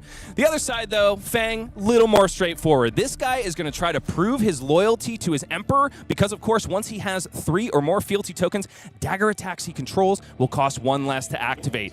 And perfect sync into Obsidian Fire Veins, which are usually underrate weapons until you become online. Yeah, this is going to be a classic battle. We have one hero who's a little bit more linear, and Zyggy Starlight, who, I mean, we're befuddled. Can you imagine how our Fang player is going to feel? They don't know what they're expecting. Is it going to be a lot of instants? Is it going to be a lot of arcane damage? How much arcane barrier should I present? These are all questions that really give John that early advantage just even before the game starts. And I'm excited. I want to see what their equipment loadouts are. Well, the one thing the Fang wants to do is cut deep and many, many times. Let's see if they're going to be able to do it as we proceed into the game. It's underway. Cards have been drawn up for both of these players. Got to shout out Jonathan for already getting his drip online. That is a Marvel adult Zyggy in his hero zone, and also a copy of Reality Refractor. In cold foil in all its glory. This was part of that armory kit from way back then. And of course, not the only drip I want to highlight. John is featuring a classic Wolfpack t-shirt. He is, the leader, the godfather of the Wolfpack as it currently stands, one of the original teams. And I have a fun fact. I wore a shirt just like that at Baltimore. Underneath that hoodie, I had that Wolfpack shirt on. This is a near and dear player to my heart. Another father, of course, part of the stay-at-home dads trio of the Wolfpack, and he's been playing this deck since day 0, so I'm excited to see what he's brewed up. Well, everybody in chat, go ahead and give a howl to Jonathan Magnuson and Michael Fung in the booth. Ow, ow, ow, for our Fab Dads and also our Wolfpack. On the other side, though, it's Dexter Simmons swinging in with his first Obsidian Firevein of the game. Luckily, able to pitch a blue here, perhaps sink an additional resource into a Grains of Blood spill, or perhaps the Endear Devotion that lurks in the hand. Instead, it's deployed on the first Obsidian Firevein. Not going to gain a fealty token here because Endear Devotion's extra text does require you to be at Draconic Link 2 or higher. Yeah, not a very good hand for Dexter to start here. He has actually 3 blues, 2 copies of Overcrowded, reasonable, good card to Arsenal, but also a copy of Warmongers, which he probably is going to deploy here. I don't hate it, especially because Jonathan, with a Reality Refractor, could be running things like Astral Etchings, perhaps Spectral Manifestations. However, I do take a look at the foot slot. Lightning Greaves, Michael. What do you think that and the Elliptical Conflux that Jonathan has already played tells us about his list? Well, J-Mag's going to be on Gone Flash. That's the simplest answer there. But Lightning Greaves is kind of interesting. It sometimes just gives you an additional action point when you need it. There are decks, I mean, as Illusionist, if you recall, Enigma at one point played Mage Master Boots, which is an old one. And Gone in a Flash is declared by Dexter Simmons. He says, yeah, I guess I was expecting this to come. In the year of our Lord, 2026, still seeing Gone in a Flash. I thought this pesky guy was gone by now. Ain't no way. Majin Bay showed us in the round before, and Jonathan is showing us once again. Gone in a Flash with Go Again is a heck of a proposition. In the hand for Jonathan, though, is a copy of Corrosive Space Dust, Fleeing Starbreeze, and Nourishing Glow. And so here we go. The big fat punish, Corrosive Space Dust coming out and also swinging for 5, thanks to Reality Refractor turning it into a weapon with base power 5. This is a sick turn. Jonathan is going to be able to give this attack Go Again if he so chooses, as well as there is a... Oh, there was a copy of Fleeing Starbreeze in the pitch. I think he's going to maybe play that Nourishing Glow instead, opting to keep and hold on to this Gone in a Flash, but just such a weird and fun turn. Like, this is not something that you can predict coming out of the Zyggy toolkit. Of course, that embodiment of lightning coming from the Elliptical Conflux Jonathan played on turn 0, really paying off. Basically worth 4 extra damage. Now, one of the combos that we've seen from Zyggy Starlight, at least in the testing season, is, Phantasmaclasm, Miraging Metaphor into Fractal Replication, which can, of course, copy these above-rate Illusionist attacks. And all of a sudden, that proposition gets all the more scary when you have access to things like Embodiments of Lightning. Yeah, I'm curious if we're going to see Fractal Replication in this deck, only because by having Lightning Greaves and choosing to play that instead of the Phantasmal Footsteps, you could find yourselves in a pickle if Dexter were to pop with, Fang doesn't play a lot of 6-power attacks that trigger Phantasm, but he could be playing Command and Conquer, maybe a For the Realm as well. It's unclear, but here we see just the immediate conversion of this ward. No flow yet from Jonathan, and I'm not sure there's going to be a lot of lightning flow to be generated by the deck. So wards sometimes will just be cashed in like that and not actually used for the Aphrodisiac, or sorry, the actual Zyggy activation. Now, unfortunately for Dexter, it is a frumpy shrug of the shoulders because a firm loyalty had to be utilized on the first Draconic Chainlink, although had the opportunity to instead deploy Searing Gaze first and then send a firm loyalty, confirm that he can get a fealty token online this turn, but nevertheless, it is just going to be Arsenal up and pass because Jonathan offered too much on defense. Dexter didn't want to lose any offensive value there. I don't hate his play, though, because Fang does get a little bit more complicated to complete the side quest when you have to protect one fealty every single turn. So being a little bit more careful about when he gets his first online shows me that Dexter has the reps in this deck. I want to highlight two things that just occurred here. Jonathan blocking 4 on that second Obsidian Fireblade for 1. That Fire Vein for 1, that was such a heads-up play. Dexter had the attack reaction, but he didn't want to play it there. But if J-Mag had blocked 1 less, that would have been a mark token, and he was going to be able to Arsenal out Savor Bloodshed. Instead, he set back an entire turn. What a nice heads-up play. But I also want to talk about something I just realized. Dexter's helmet choice. The Kabuto being presented here. That tells me a little bit about how Dexter feels about this matchup, but also about what he thinks Jonathan's deck is up to. The fact that he's presenting Kabuto means he expects Jonathan to attack with a weapon. If you're attacking with weapons, that means you're on Refractor. Aphrodisiac doesn't do that. He certainly has guessed right about the prospect of weapons, and now he's really hedging his bets on the rest of this turn. This Gone in a Flash doesn't have Go Again yet, but here comes Lightning Greaves. A very heads-up tell from Jonathan to Dexter. By blocking with the Lightning Greaves, Dexter has to assume that more is coming. But now, after blocking with the Kabuto and the Lightning Greaves being cashed in, maybe he's just hurt by blocking with the headpiece now because it was always going to be multiple instances of Gone in a Flash, perhaps not even a single swing of an Aura weapon. What a beautiful use of Kabuto here. J-Mag starts with Gone in a Flash. What does that mean? He doesn't have a way to give it Go Again. So is he going to use Lightning Greaves? Does he have a way to give it Go Again?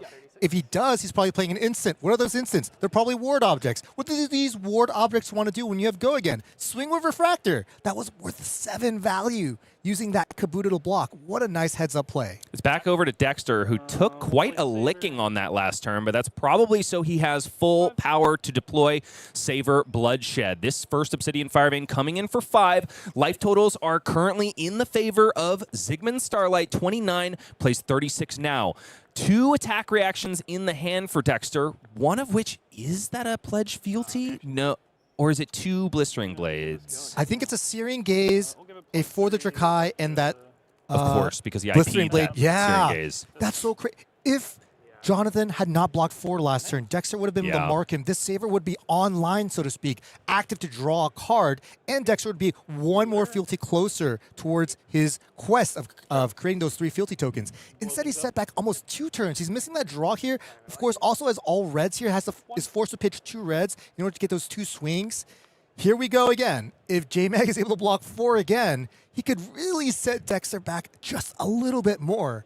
I think there's a lot of hero mastery being shown from both heroes here. That Kabuto block last turn, that heads-up block 4 the turn before as well.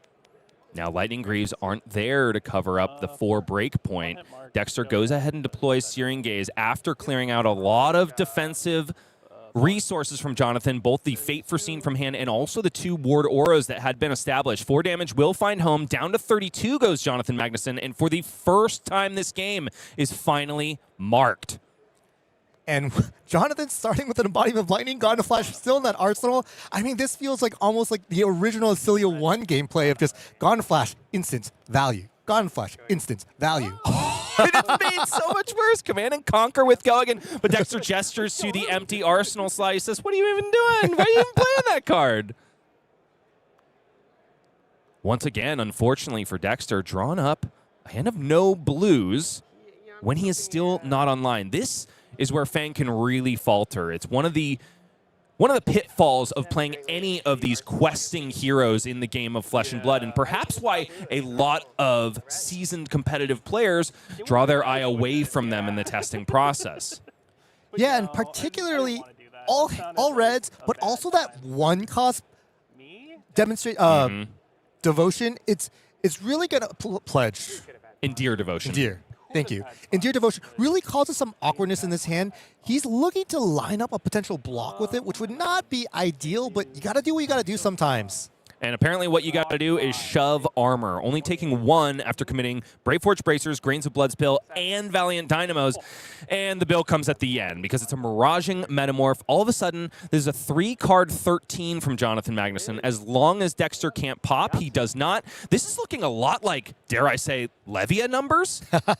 Oh, that's a great hero to compare this to. I think JMag has unlocked something very interesting about the Illusionist class, which is we've always been gated by action points. And by almost always having an embodiment of lightning or cracking the lightning greaves when needed, we're seeing basically every turn being just supercharged on rate. JMag last turn blocks 3, then gets 13 offense, converts his entire hand for a 4-card 16. That's functionally every card converting for 4. These are numbers that's how you win Classic Constructed games.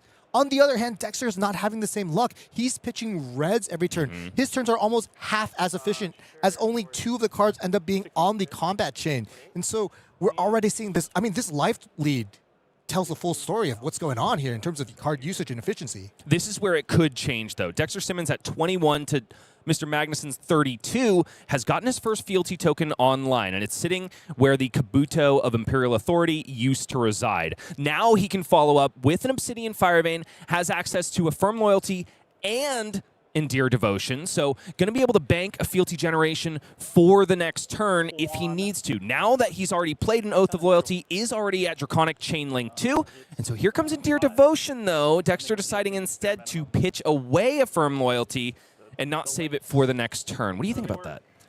Yeah, this is an interesting use. I think, you know, he's just wanting to be able to receive whatever he can get. This is the second fealty, which helps as well.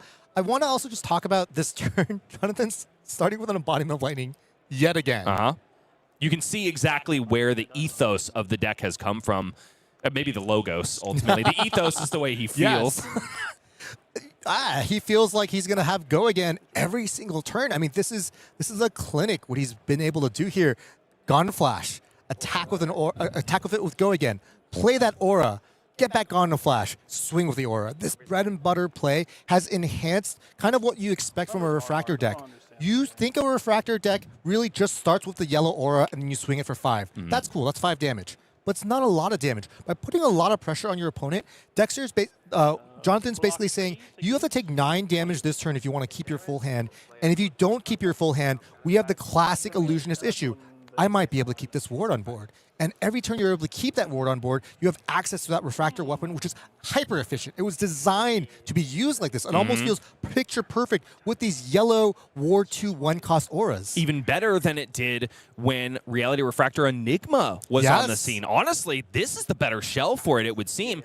Now, on its face, what Jonathan has done is a 3-card 9, at least offensively. But then we can add 2 points on the ward of Elliptical Conflux up to 11. You can also value the embodiment of lightning that is going to be generated after that Conflux pops. And also, there's some inherent value in that Gauntlet Flash is back in the arsenal. Is it even a 2-card 9 at that point, or is it more like a 1? Yeah, so to recap, 3-card 9, leaving behind a Ward 2. That's a 3-card 11. Now this embodiment, what's it worth? It's worth anywhere up to about 4, because if you're functionally going to play an instant anyway, you get that free Gauntlet Flash. So let's just conservatively say 3-card 15. Okay, conservatively we're saying. 3 Lava Bursts on top of each other. That's a lot of value. Dadgum. First fealty token cracked for Dexter Simmons, and he isn't even online yet. The good thing for him, though, is there is a blue in the pitch. Scar Tissue will find home thanks to the breakpoint of 5. I love Scar Tissue in particular in Fang because with the use of a fealty token, it can get over the hump that most people expect, and that is 4. Blaze Headlong to follow here after the mark has come through, not represented on the board yet, but should be there if I'm not mistaken. Oh, no, never mind. Elliptical Conflux got in the way. Yeah, that, fate foreseen, Yikes. prevented J-Mag from being marked yet again. That's not something Dexter wanted to see. I'm sure you probably feel the same way being a Fang player. To go down a fealty token, to give Scar Tissue, you know, that draconic effect, to give your Obsidian Fire Vein go again, this is just kind of a clinic. I mean, J-Mag is really, every turn cycle just accruing a little bit of an advantage, and Dexter's still not finished with his quest yet. And the pain continues because Overcrowded out of the hand of Jonathan Magnuson blocks 4 here thanks to the Embodiment of Lightning and the fealty token on Dexter's side of the board. Yikes, and now there's a lightning flow joining the fray, so any further Overcrowdeds are going to be blocking a lot more. Now, we saw that Corrosive Space Dust Red being deployed by J-Mag very, very early in that turn 1. This means that there is arcane damage. He just discarded this Cosmic Duality. So with Dexter's equipment loadout, which we talked about briefly, there is no arcane barrier. He's at 15 life here. Every point of physical damage he takes is damage that he could have maybe considered mitigating, because the arcane damage, well, that's straight up true damage at this point. And here we go. It's a 1-card 5 thanks to the Calming Breeze in the arm slot of Jonathan Magnus. Calming Gesture. He paid 1 for the instant ability, created a Spectral Shield token, used the remaining 2 resources to go ahead and swing it for 5, all while keeping Gone in a Flash in the arsenal and not popping the Embodiment of Lightning token. Of course, only consumed on an attack action card being played. Yeah, Embodiment of Lightning has always had that line of text, and it's usually not been too relevant. But for J-Mag, it not giving the actual Spectral Shield go again, this is both a pro and a con, to be completely honest, after playing this Refractor deck. Sometimes we do want our Refractored weapon to have go again, but sometimes not being able to do it so that our Gone in a Flash can have go again in the future is good. Now, we talked about this being a 1-card 5. It's actually 6. I mean, it was 5 damage, and what did it leave behind? A Spectral Shield that can be swung later if it isn't used, and it's also a Spectral Shield that can be used to block a key breakpoint in the future. So these numbers are really good. The one thing I will say that is going for Dexter is by playing this pledge, he does go to second fealty, and his equipment, his Valiant Dynamo, that's an equipment that just stays in play.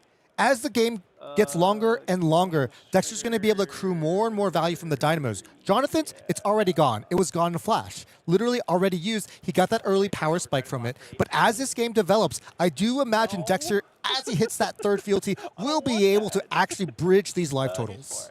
I gotta love what is going on right here. Even though Dexter is a little down and out, his deck has not been cooperating to the degree that I think he wants. He's still all smiles. Both of these players showcasing exactly what is so infectious about the U.S. National Championship every year. A new set releases, and not but a week later, we have a Tier 3 plus event to showcase it. And so a lot of these new interactions, like Overcrowded easily blocking for 5, 6 value, is something to be enjoyed. And it's the curiosity that keeps me coming back to this game. These players are showcasing it right before our very eyes.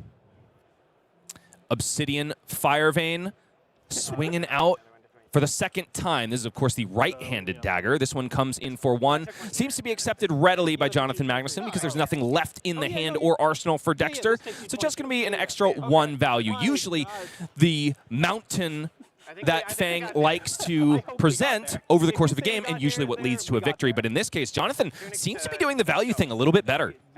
It's hard looking at the Zyggy card pool to find all of these cool lines, but this, if you know J-Mag, I've been calling him J-Mag, of course, Jonathan Magnuson, this is what makes his brain tick. He loves finding these lines. He was playing Channel Mount Heroic in Starvo. He just loves being able to present proactive plans with heroes that may be seen as more defensive heroes, and just doing it over and over and over again. I mean, besides last turn, I feel like every turn he started with an Embodiment of Lightning or has figured out a way to give his first attack go again.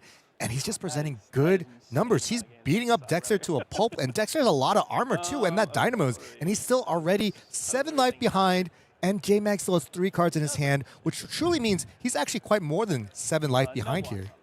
He's also behind on his quest. Turn 6, and a Fang has not gotten to 3 fealty. That is, honestly, a low roll at this point. I think Fang has the tools from expansion slots and an expanding card pool at this point to get online so much earlier. Granted, a lot of people would call it a high roll if it's in turn 1 or 2, but I would honestly say turn 3, 4, that is when you can expect to be online as Fang, especially when your opponent is not presenting realistic disruption. It has been a lot of amazing numbers, but the only thing disruptive that Jonathan has done this entire turn is a CNC that didn't even threaten an arsenal. That was probably one of his worst turns, to be honest. It was just numbers. And, you know, we're seeing here that J-Mag, on this particular turn, though, has had a little bit of a struggle of converting his full hand. We saw Cosmic Duality being discarded earlier using the Tunic resource, and these are a not efficient use of the cards. We've been glorifying how, you know, we've had 3-card 15s, but that was probably one of the weaker turns that Jonathan had, but it doesn't matter. Dexter's at 6 now, and we've seen yellow Cosmic Duality. We've seen red Corrosive Space Dust. If I were him, I would be quaking in my boots a little because there's probably at least 6 more points of arcane damage in J-Mag's deck. Speaking of which, do you see a couple of Corrosive Space Dusts in that hand? Indeed so. Dexter, though, has a cannon locked and loaded at Jonathan's face. Long Whisker Loyalty going to beef up this first Obsidian Firebane. Looks like the chosen mode, however, is either swing twice or mark on hit, and because Stardust Spike was in the way, I would have to imagine it's swing an additional time. So Ward Board cleared there. Amp left behind. Now, correct me if I'm wrong, Michael. There's no Aphrodisias on the side of Jonathan, but there are ways to deal arcane damage. And we see them in his hand multiple ways. Corrosive Space Dust red and blue, I believe, in his hand. And the last time he sent me his list, I believe there might have been yellows in there as well.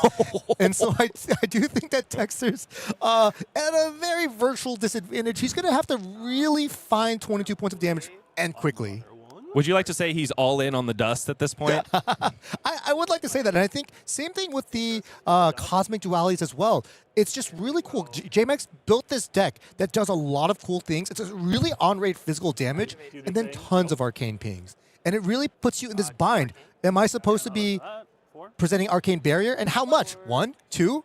You don't know how much damage is being dealt to you. Here, this is a lot of arcane. This Stardust Spike is looking really good. I mean, we didn't think this was going to be a card that was really going to see a lot of play in Refractor. And J-Mag doesn't use these Stardust Spikes to the same amount of value with, you know, Plutonic Starplate and Aphrodisias, as we've seen other players do. But they're looking really good here. Each seems like it's providing almost 4 points of value. Really huge here. Obsidian Firevein, the second, blocked out there, but Dexter has the opportunity to swing the first dagger an additional time, and here it comes, backed up by a Hunt's End, but at 2 life, when the opponent still represents arcane damage, perhaps on a future turn, it's not a comfortable position for Dexter by any means. And he keeps the Hunt's End, it seems, for next turn, generating a Vigor token instead and just trying to secure as much as he can on defense in order to deploy what is probably a 1-card 8 on his side. But he's going to have to deal with a Gone in a Flash first. 21 plays 2. It sure is looking like Starlight is shining on this game. Yeah, this does not have Go Again. This is the first Gone in a Flash that doesn't have Go Again this entire turn on turn 7. So J-Mag's had 6 turns of efficient turns, and Sink Below being played. I really don't care. I feel like I'm probably dead either way, so. Dexter is doing a little bit about the future of this game. Does seem like there is going to be one arcane. No, not yet, right? Because yeah, it's only when the Corrosive Space Dust leaves play. But, you know, we talked about not having Aphrodisias, but Jonathan still has a hero ability. Zyggy's still able to, as we've been calling, flicker this Corrosive Space Dust by, you know, bouncing it to the Banner Zone and it enters play. So that's one arcane for sure. And then when it leaves play again, that's another arcane. And I think Dexter's aware. He's had a little bit of a chuckle. I have an instant response. Dexter has an instant in response. It's Draco Fire, which doesn't provide any respite from the 2 arcane. But nevertheless, Dexter is playing the way I like to, which is take as many game actions when lethal is on the stack, whether or not you can survive. The winner, however, is Sigmund Starlight in the hands of Jonathan Magnuson. Incredible showcase of our brand new hero on the block. One thing that he did incredibly elegantly there is generate the exact number of lightning flow that he needed to carry the day, and it's by making his opponent eat a lot of space dust that he comes across the line against the Dracai of Blades. Yeah, it didn't look too efficient, discarding those cosmic dualities. And one was used with Tunic, which kind of is a clean way of using it, I guess. But it still feels weird, right? A Tunic resource plus an entire card for 1 arcane damage plus a flow. It's like 1 damage and maybe a little bit more. But those flow tokens really help finish the game. I mean, that door felt so closed the moment Dexter went to 6. Now, I do want to mention Dexter did feel like some of those opening hands were a little clunky. Totally. Not having a blue multiple turns in a row. But I also want to highlight, man, J-Mag made that deck look so good. Every turn, on-rate damage, on-rate damage. That Garden Flash was in the arsenal and never left. I mean, it was there every turn. Essentially being drawn by what you might think are under-rate ward auras, but when they're swinging in for 5, following up a Garden Flash, how can you argue with that kind of EV, Michael? And I think Dexter knew about this too. He presented Kabuto, which, you know, if you didn't know whether or not they're on a Phrodius or a Refractor, I mean, that could be something that you don't even do. Just as a hedge, you could maybe present Arcane Barrier or even a Crown of Providence. There was a Command and Conquer being thrown as well. So I feel like Dexter wasn't completely caught unawares. No, he definitely knew that not. there maybe was less Arcane damage, presented 0 Arcane. And so I feel like that wasn't a complete, like information disadvantage that he had, and yet still, that was a clinic being presented by J-Mag. Very, very well done. A lot of players have been sitting on the fence when it comes to Zyggy, but I think Jonathan Magnuson has made some of you believers. So get out to your local LGS and go ahead and get yourself Armory Deck Zyggy. It's out now, and it's hot and ready for play. This one focuses much more on an Aphrodisiac build rather than the Reality Refractor one that we saw featured. You can absolutely experience this hero in multiple different ways, which is exactly what makes him ever so alluring. The hero ability is something to be feared, especially in conjunction with Corrosive Space Dust and, of course, Stardust Spike. And that is exactly the combination that Aphrodisiac looks for. Extra amp, extra resources with which to use the Aphrodisiac, and also a couple other really cheeky pieces, especially when it comes to the threads that Zyggy likes to sport. Got themselves a Starfield Veil, a Starfield Carapace, and of course a Starfield Touch, all synergistic around Aphrodisiac when it comes to discounting its cost, untapping it. In Starfield Veil's case, it's of course about getting out an aura, doesn't have to be lightning, mind you, with a hollow counter immediately with which to activate Aphrodisiac. And of course, you've got your smattering of staple illusionist cards. No need to go ahead and place a singles order if you need to get your hands on Miraging Metamorphs. You've also got brand new fragment cards that are only available in Armory Deck Zyggy, like Shattering Stardust. So get out to your LGS, get your hands on Armory Deck Zyggy, and experience some of the lightning fast, crackling amounts of value that Jonathan Magnuson just displayed for us on stream. Michael, here's an exciting thing. This is unlike some of the other events that you and I have casted together. We get to go right into another game. We get to go again? Yep, we're going to Let's do go this again. I'm excited. I feel like I'm on 3 floating right now. So let's go again, once again, to the match floor. The U.S. Nationals keeps coming with more action and also more brand new heroes out of Omens of the Third Age. It is Aurora 2.0, more formally named Aurora Legacy of Tempest. And what a fitting name for this hero who follows Aurora, first of her name, who made such an impact on Classic Constructed for so long. On the other side, an old guard. It's Sir Boltyn, Breaker of Dawn, who's been around for a long time, since I first got into the game at the tail end of Monarch, but hasn't really hit his stride. Nevertheless, has gotten a lot of tools. But let's talk exactly about how these heroes like to play. We go now to the heroes themselves. Aurora Legacy of Tempest, take it away, Michael.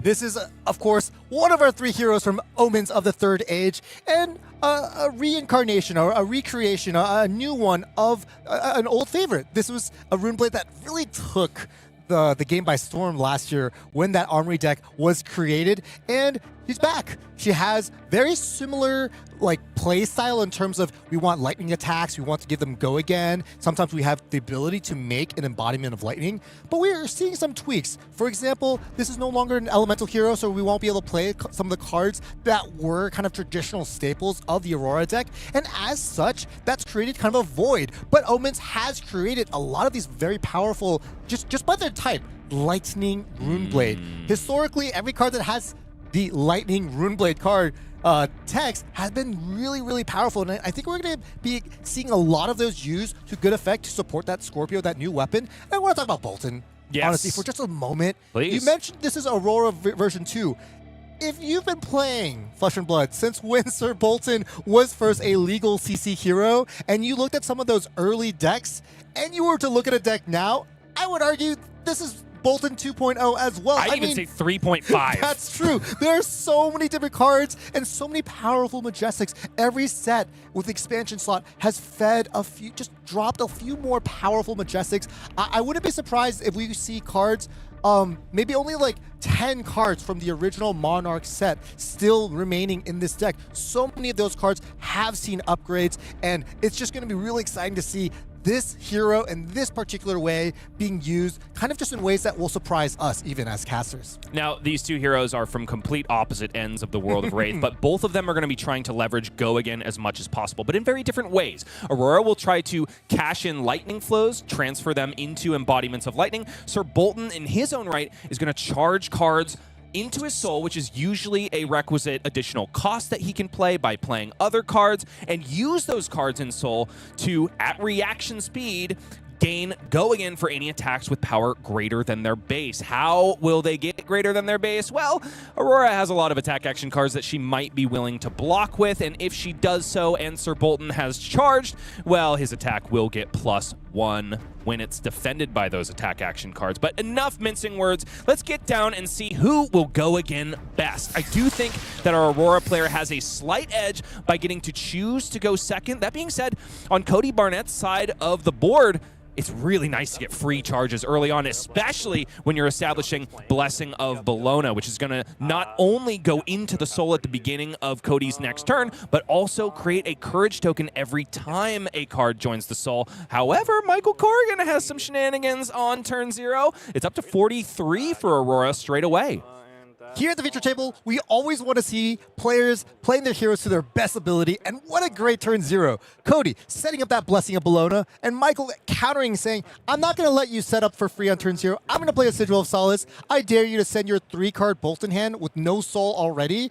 You probably won't be able to do much. And Cody wasn't. So what a great turn 0. I do think Michael wins that turn 0, simply on the fact that he also gets to go first with the 3-point life advantage. And wow, right off the bat, this Arc Lightning being played, I mean, this is an oldie, but a goodie. We talked about the Lightning Runeblade, just that key, these two keywords, and this was a card that truly defined the first Aurora, and it's going to be a staple in the second one. And what a beautiful card to start your turn with. I mean, Aurora, of course, as a Runeblade, may struggle with action point generation, and this just frees up everything for Michael. It's an activation of Grasp of the Arc Knight after Arc Lightning, which will go again, which means another ping of arcane damage. Never mind the rune chant to follow, so it's just going to be death by 1,000 cuts, but in a very different way. It's going to be zip, zap, and you're dead. Ultimately, if Michael has his way about it. And this is exactly what we were waiting with bated breath to see. It is a quick strike attack straight out of Omens of the Third Age. This one, Prophetic Quick Step, will cost 1 and have Quick Strike. If this has Go Again, it gains +1, and when this attacks a hero, deal 1 arcane damage to them. The first time it deals any damage to a hero, including that 1 arcane ping, Michael will create a Ponder token, and this has been the sticking point between builds of Aurora Legacy of Tempest. Do I go 0 for 4 soup, as people call it, or do I lean into a more on-turn, off-turn kind of capability like you would in Limited, in order to leverage these quick strike attacks? I mean, even that pitch zone, that Starlight Road in the pitch zone, tells you a little bit about what Michael thinks about this this deck and the way he wants to take this deck. He has blues, period. There are blues in his deck, and that means he's going to be pitching. Maybe we'll see a Tempestuous Kiss later on, but this is cool because it also tells us that his deck is not going to be just kind of that, that 0 cost 4 block soup or 4 attack soup. And by being able to do that, you're going to play a lot of these powerful cards. I think this was maybe what the actual developers intended at first with Aurora 2. And this Ponder Token, that's a free card. I mean, Prophetic Quickstep functionally was a snatch here. And there's 3 arcane pings, by the way, here. There's that rune chant, the arcane ping from the Prophetic Quickstep, and when this combat chain goes to resolution, the Arc Lightning is going to ping again. Of course, the Arc Lightning is worded in a way where every time Go Again resolves, that's 1 more arcane ping. And so far, we've already counted 3 pings. 1 from the Arc Lightning itself, 1 from the activation of the Grasp of the Arc Knight, and 1 from the Prophetic Quickstep. If there's 1 more, that means this Arc Lightning would have done 4 arcane damage, plus provided an action point, which is insane for just a yellow card in the deck. Warpath of Winged Grace, blocked with immediately by Codi Barnett. When it defends, he may charge a soul, which he does. V of the Vanguard is sitting there now next to the hero. He'll also create a Quicken token if he does charge that way, and he has. So it's a Quicken token and also a Courage token thanks to the Blessing of Bologna that remains in the arena. Scorpio Comet Tail swings in for the first time. Codi wasn't blocking before, he ain't blocking now. And so with 3 cards in hand and 1 in the arsenal, we proceed over the first turn for, the first meaningful turn, I should say, of Sir Boltyn. 31 plays 43, already a valley to overcome when it comes to the life totals. Yeah, 12-point swing, and Michael only functionally used 3 cards there. Still has a Ponder, still has an Arsenal. Of course, wasn't able to completely utilize his entire hand, which is kind of the struggle, right? Like, we build these decks, especially with these new formats, and we want to be able to use our entire hand. We saw that J-Mag also had a similar turn of one, obviously had a lot of amazing turns, but these are kind of the things that I'm going to be looking to see if players are able to navigate. Are they going to be able to completely utilize their turns and basically say, I designed this deck really well, and I'm going to send all my hands at you. Now, Codi is taking a posture very similar to Fang, where you accept a lot of damage early in order to get a meaningful setup going. And with 3 cards in Soul already and a Bolt of Courage on the combat chain, you might say that the setup has been complete. Now, Codi is definitely going to be looking for something like a Beacon of Victory into a Lumina Ascension, hopefully with a Spirit of Arena on board in order to maximize the ability of a super wide turn with Raiden Dustbane. For now, it's 4 Go Again. No, your eyes are not deceiving you. 2 Courage tokens beef up this Bolt of Courage in the yellow all the way up to 4. And of course, if Michael dares to block it with an attack action card, it'll go to 5. Yeah, I did catch a peek of Codi's Arsenal, and that is a Lumina Ascension in there, so this is going to be a cool turn. Just depends on whether or not Codi does commit that Lumina. Gone on a flash, blocked with here. Up to 5 goes Bolt of Courage. No reactions, though, for Michael Corrigan. Down to 41 he goes, and Codi will be able to draw a card here. Battlefield Beacon was already in the hand, and now it's beaming Bravado to join. And Lumina Ascension comes out of the arsenal, is laid bare. Now Raiden will be able to be swung 2 times this turn. And of course, we'll get an extra bit of beef from Lumina Ascension. So all of a sudden, this Raiden that comes in for a measly 0 swings for 4, not once, but twice, and also adds potentially a little bit of value to Codi's life total, depending on the top card of the deck on hit. Yeah, this is a classic card from the original Monarch, and Codi's, showing the prowess of this deck when you're able to actually play all the cards and present on hits. I mean, that Bolt of Courage, on hit draw. This Raiden with the Lumina, on hit, gain a life, and add an entire extra card to Soul. I mean, for Boltyn, that means an action point in the future, but also to put cards in the Soul, Boltyn's often charging from hand, which costs an entire card. I mean, this is functionally another on hit, basically draw a card. Now, there's something else going on here that I want to talk about, Michael. Battlefield Beacon is still in the hand. A lot of cards have entered Soul this turn. A lot of them are going to leave, and that's the important aspect of Battlefield Beacon. Going to gain incremental value for every card that Codi has banished from Soul this turn, and that can be up to 9 times. No, he's not going to get to 9 cards leaving Soul, but it has been a heck of a lot, and so now he can choose create a Courage token, create a Toughness token, create a Vigor token for the number of times he has banished cards from Soul. I'm not kidding you. I've seen a Boltyn give the same attack Go Again multiple times with that Sir Boltyn ability, just so that the Battlefield Beacon can actually see more cards leave the Soul. This is something that Sir Boltyn always had a trouble with, getting cards into Soul. But with cards like the Blessing of Bologna that have really changed the way Soul and how Boltyn is able to interact with it. Nowadays, you actually often get a surplus of soul. And so Codi just kind of showing the prowess of that deck. I mean, that was a really, really good turn to kind of counter the way Michael's turn was the turn before. Quick Succession has been played for the first time on stream in a Classic Constructed match. All of a sudden, a yellow card provides Go Again, much in the same way that Arc Lightning does, doing a little bit of Arc Lightning cosplay there. And also Arc Lightning cosplay in physical damage, because it will confer +1 to the next 2 attacks that have Go Again this turn. This Lightning Surge, even though it comes from hand, gains Go Again from Quick Succession. Finds home for 5 full damage. Codi all of a sudden back down in terms of life total, down to 28.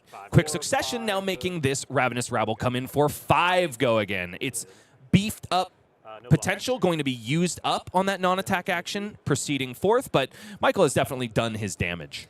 This sequencing is also beautiful. Michael has that second strike, and why does he sequence this way? Well, why do you need your last attack on the combat chain to be a lightning attack? Of course, that is to be able to take advantage of that Scorpio Chaser. This is such a clean turn. The total damage, 15. Cards utilized, 4. But the way this 15 is broken down, it's 5, 5, 4, 1. None of these are cleanly blocked by a 3 block. So Michael just showing kind of that Rune Blade prowess in terms of pure damage.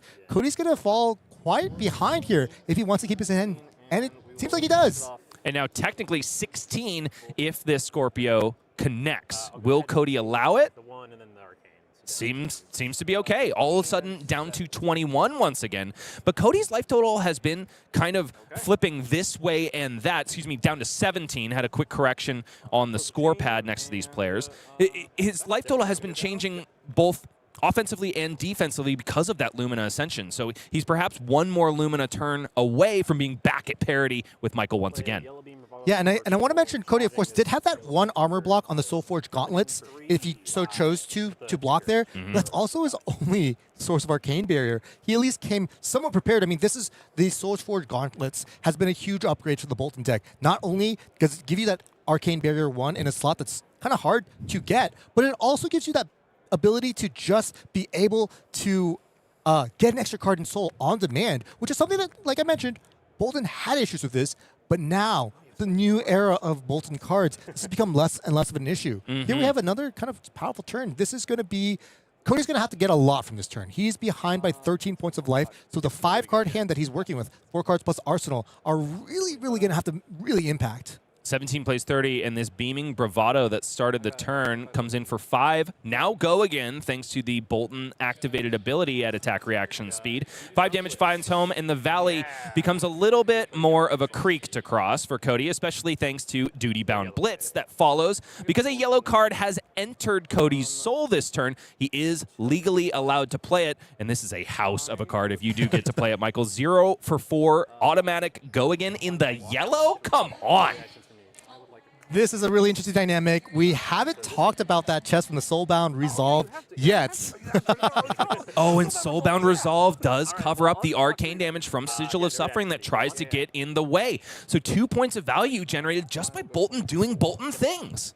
Yeah, Soulbound Resolve is not a card we see played very often, but it's very simple. Whenever you charge, the first time you charge, the next point of damage you're about to be dealt, it's prevented.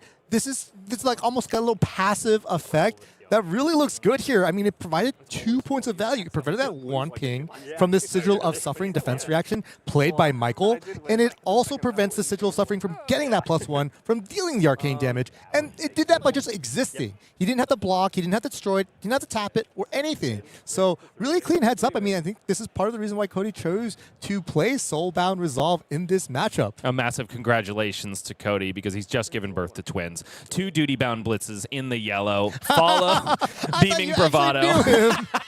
I was like, how did you know? If Codi does have twins, congratulations to him. I'm sure that is double the bundle of joy. But right now, the joy I'm seeing is a cold foil Raiden Dustbane swinging in at the end of this combat chain, recouping some of the value that Codi kind of sort of lost by charging a yellow card, that Bolt of Courage, at the beginning of the turn. But that value recouped not just by Raiden Dustbane, but of course the Soulbound Resolve that turned Michael's touted 1-card 5 into a 1-card 3. Much more on rate and deal able to be dealt with.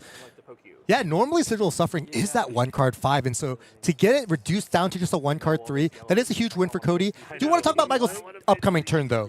It is a little bit awkward. He does have a lightning attack, and that would be awesome to follow up this Scorpio, but he also does have a Ravenous Rabble, and there's a little bit of a tension here because by following up here with a Flittering Charge, that's awesome. It gets go again from the Arc Lightning. It's functionally a 1-card 5 here. He has to choose here if he wants to swing Scorpio or send that Ravenous Rabble for that 4+1 again. Correct me if I'm wrong, but Scorpio just requires you to control a lightning attack. It doesn't have to be the previous attack. You are completely right, and so everything I said was just invalidated. There was no tension. It was a quiz, and you passed with flying colors. It always feels good to be tested by the best. And so thank you for giving me this opportunity to prove myself. You are not invalid in my eyes. You are There nothing is but no valid. tension at all, actually. This turn is amazing and a great way to show off the prowess of Aurora Legacy of Tempest. So it's 4 go again once again before even revealing the card for Michael Corrigan. Shows a red rush of power, though, and so this Ravenous Rabble only gets taxed by 1. Soulbound Resolve blocking for the first time. Will the charge be had, though? Seems to be just 2 points of physical value. Codi takes another licking of 2 damage here, down to 11. And then, of course, the Arcane Ping to follow, down to, yes, 11 now. And then Scorpio, of course, going to be the finish as it is designed to be of this turn. Every turn has felt really good So from clean. the Aurora side. I mean, we've been joking internally that Yellow Quick Succession has felt like additional copies of Arc Lightning for the deck. But there could be a power turn lurking here. It's not just Beacon of Victory, the first copy that Codi has been able to bring to hand, but also Battlefield Beacon to follow. Beacon of Victory loves to get rid of cards from Soul, and Battlefield Beacon loves to cash in on those cards leaving Soul. This could be a monstrous turn of events. He's going to need a monstrous turn because at 10, he might not be able to keep his entire hand next turn if Michael so chooses to keep his entire hand. And also, 17 is a lot of life, but Michael still hasn't used any of his equipment. It's just sitting there looking pretty. I mean, he's not had a great window to use that Starlight Striders, of course, but this could be the turn. I just saw Electrostatic Discharge. He's not had an instant to reveal off of it, and this seems like the great pivot turn. Use some of that armor. Make sure you can keep your full card grip. A lot of these aggro mirrors are like this. Who can get the other person blocking first is usually the person that wins. Now, I think Codi knows that he has become Sir Boltyn, Breaker of Do or Die, because he has cashed in that Soul Forge Gauntlet. All of a sudden has no more ways to interact with arcane damage. Why is he doing that? Oh, just to maximize the value that he can get from Battlefield Beacon and Beacon of Victory. So Duty Bound Blitz, this time in the red, becoming like it was a house before, and now it's a brick house in the red. 5 go again now that a yellow card has entered the soul of Codi. And that is not even a portion of what Michael's going to have to deal with on the remainder of this turn. Yeah, Codi still has a lot of gas in the tank, and I do want to talk about this Duty Bound Blitz. I mean, this card from, of course, the second most recent set, the Compendium of Wraith. Yeah, this card just kind of offsets some of the minus value. One of the problems of Boltyn, I mean, let's talk about that first card, the Beaming Bravado. That was functionally a 2-card 4. It was buffed up a little bit by the Courage token, so it ultimately came in for 6 power. But he had to charge a yellow card in order to give it that +1. And so Duty Bound Blitz helps you recoup some of that value. And so evaluating it in a vacuum of just considering it as a 1-card 5, that would be a little disingenuous. But cards like this really give Boltyn that oomph again. I mean, this card wasn't legal until this year. Something huge just happened here. Michael decided it was go time for the equipment. The Starlight Striders trigger will reveal an electrostatic discharge and establish an embodiment of lightning for Michael's turn. Probably very necessary. But the important bit here is that Michael, after blocking with Crown of Providence, bottomed a Sigil of Suffering because of that interaction with Soulbound Resolve. So Codi is forcing Michael to use his equipment in ways that he otherwise probably wouldn't. Yeah, and this is a surprise to me as well, because if I were playing as a Runeblade, I would actually expect that most Raiden Boltyns would present Tunican to me. And so this Arcane Barrier or this prevention from the Soulbound Resolve, that wouldn't have been on my radar, but great usage of the Crown of Providence to put a card that's kind of a brick now. It's only at its ceiling would be a 3 block. And when you're in aggro mirror, that's not what you want your cards to do. All of a sudden, 2 damage finds home thanks to Beacon of Victory beefing up that duty-bound blitz by 2. Codi could have been a little more aggressive with it if he wanted to, especially because he's finding Lumina Ascension, right? Assuming that this Raiden will hit, he will get more cards in Soul, so we'll probably have extra with which to use the Boltyn activated ability and more value to be gained on Battlefield Beacon. But I do like this measured approach because Codi's probably thinking he's not going to kill his opponent on this turn, so has to protect himself for the future. Raiden swinging in for the first time this turn, but certainly not the last. Lumina Ascension will give Codi the ability to swing that, I don't know, I would call it the closest thing to a lightsaber that we have in this game. Yes. An additional time this turn. A light sword, lightsaber. I like that. I do think that Michael maybe have considered keeping that armor just in case a Lumina came on this turn, because blocking 4 here on the Raiden would prevent that on hit. Of course, getting a little punishment for it, but Codi, he needs this. He needs that extra point. He's actually a little behind because I don't think he's able to present lethal this turn per se, and by not being able to do that, he's gonna, let Michael come back with a full card grip. So getting that extra life, getting that extra card in Soul, this will be a very impactful game and really keep this game quite close. 11 plays 7 after damage calculation, but Raiden comes in once again. Codi has full freeway to activate Boltyn again, and gosh, let's see, how many cards have left Soul? It was the Go Again on the first attack. It was 2 for Beacon of Victory, 1 from the first Raiden, 1 from the second Raiden. That's 5 cards that have left Soul. Yes. All of a sudden, an extra 5 value likely to be generated by Codi just by playing a 0 for 3. Yeah, this is a 1-card 8 in quotation marks, which is all fine and dandy. And Codi's probably going to make Courage tokens. He's probably going to make at least 1 Vigor token. Maybe he'll make a Toughness token if he's feeling, a little feisty. But all of those tokens, none of them will matter if he's not able to survive. So this is now Michael's turn to have a do-or-die turn, because there's going to be a lot of extra damage. Michael says it's so much worse than I thought. Better if you are Milbers. Man, I love better than I thought is what that stands for. Still 3 damage to contend with, but Michael's happy to go to 1, and all of a sudden this game has been flipped completely on its head. Yeah, it looks like there's Combat chain. I misspoke. Battlefield Beacon is not this turn, it's this combat chain. I didn't know that either, so that's a surprise to me. There's only 2 Courage tokens. Another reason that you really want to find Spirit of Arena when you can, because then Lumina Ascension would not have closed the combat chain because it would have come out at instant speed. But nevertheless, I think Codi's still incredibly happy with the way that turn went. No, it wasn't the ceiling that I was expecting, but Codi is breaking through that glass ceiling, dare I say. And the counter is as good as it gets. Coming in with that burn-up shock. Codi's at 11. Burn-up shock represents 5 points of damage.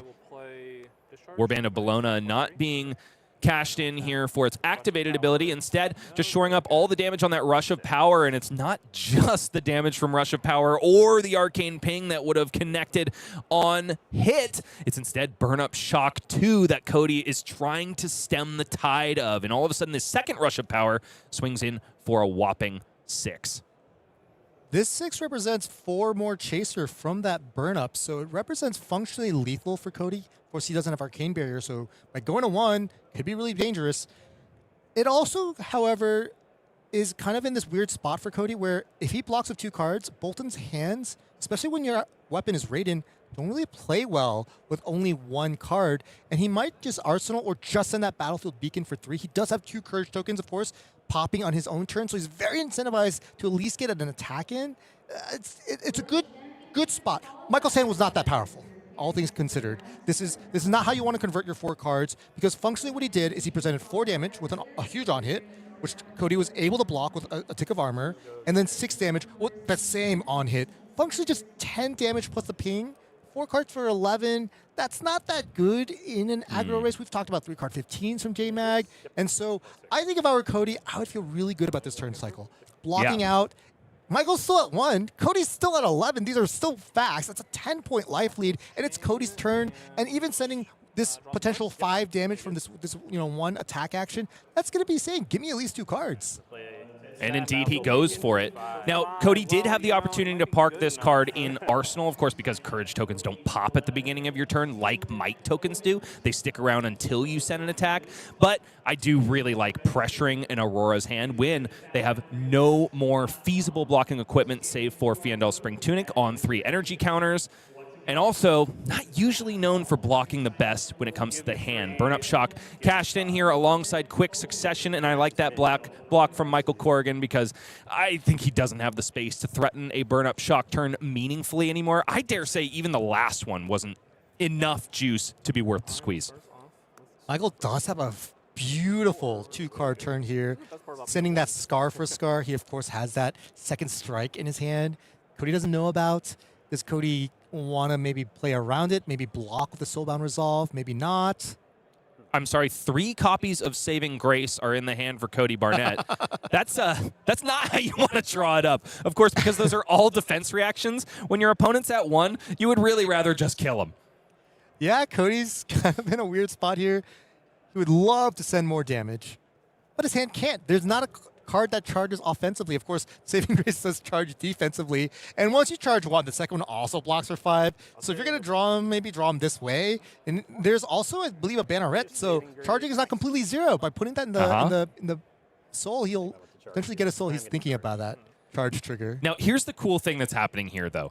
This is not the hand that Codi wanted in this position, but it is the one that messes Michael's day up the most. Because, of course, second strike being the last card in hand means that it won't get go again and also will force him to lose value on the potential swing of Scorpio. This is a beating for Michael. I mean, who would block out a scar like this in this spot? Cody's not happy. Michael's not happy. I mean, this is the tension that I love about Flesh and Blood. And this is one of those moments at the Armory where Michael would probably just reveal that card and both players would have a really good laugh. Yeah, it would start with Codi being like, oh, this hand's so bad. And Michael going like, there's hope. And then seeing what happens going like, wait. Now this is hilarious. Codi decides to send Raiden Duskbane, which does have power greater than its base technically. Has the opportunity to gain go again here, but with no other attacks in the hand, it's nothing that Michael has to consider, but you can't, you don't have that saving grace to consider when it comes to a Boltyn in 3.5, like we've been talking about. I mean, this is truly just 1 point of damage, and Michael could just block up Tunic and go on to his day, right? If he had full information of Cody's hand, if Codi had said, oh man, I have 3 copies of Saving Grace in my hand, that would be the clean block. I'll give you 1. And it gets the Tunic here. Raiden gets blocked out by Fiendel's Spring Tunic. Michael has to be considering Beacon of Victory with 3 cards in Soul. Raiden could get over the top. There is also Courageous Steel Hand. There's a lot of stuff that, I mean, Michael also has to consider the sidestep of banish a card from Soul and then just come in with, like, any other attack. Yes. And so Michael respected that. He blocked 4, trying to play around, and he shenanigans from Codi, and takes a deep breath of relief after that, because there was no follow-up. Cody's not happy about that, of course, having 2 Saving Graces. And Path of Same ends out of the hand of Michael Corrigan. It's uninteractable arcane damage now. Down to 10 goes Codi, but more importantly, Path of Same Ends will gain go again now. So it's a head jab cosplayer after that arcane damage comes through, but the damage is definitely being felt. Codi wants to keep as many cards as possible to slam the door in the Legacy of Tempest face. But Michael bought just enough space to be a contender still in this game. I do feel like Codi got away with murder last turn. He had no way to actually send an attack and still able to buy both the Tunic and a card from Michael's hand. But this turn, once again, I think he's going to have a hard time converting his hand offensively and forced to basically go back into that defensive. I mean, he still has the 2 copies of Saving Grace. He wasn't even able to pitch one. He had no pitch outlet. And I also want to mention, no more Arcane Barriers, so these Path of Same Ends are quite almost like deterministic. They're always going to connect through with that arcane damage.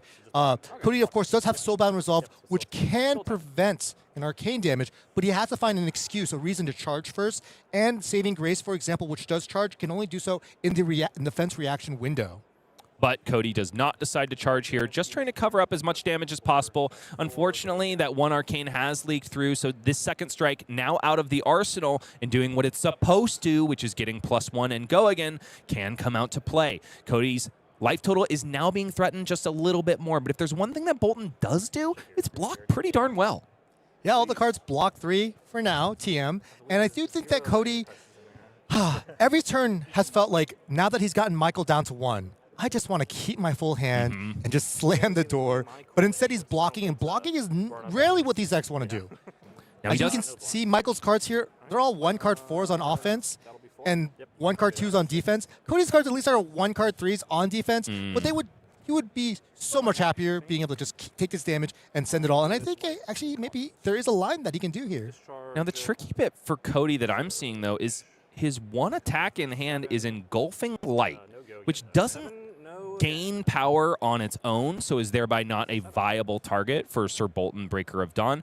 But when your opponent's at 1, you can generally expect them to be blocking with attack action cards. Rune Blades, it's maybe about 50-50. We've seen a lot of blocks with, for example, Burn Up Shock. Granted, 2 of those are gone, but there are other non-attacks left in the deck for Michael Corrigan. Yeah, so you mentioned there's no way that Codi can give this attack +1. But here is where Boltyn's that passive line of text that we haven't seen really active much in this game, it might start mattering. It's gonna put Michael in a bind. Of course, Michael is a Rune Blade. Aurora is a Rune Blade. You do have non-attack actions, but most of them do block 2. And so there is going to be some of that tension. But no matter what, sending that Engulfing Light may take 2 cards from Michael's hand if Codi chooses to deploy that as his turn. Which is why I like this attack right here. Codi is going to send Engulfing Light, charge the Saving Grace. Once that attack gets likely beefed up by the block of a attack action card, all of a sudden Raiden comes in and really pressures the hand. Are there non-attacks for Michael Corrigan? A red quick succession, and that's it. That doesn't allow you to live. This means the Raiden swing will take 2 more cards. It will.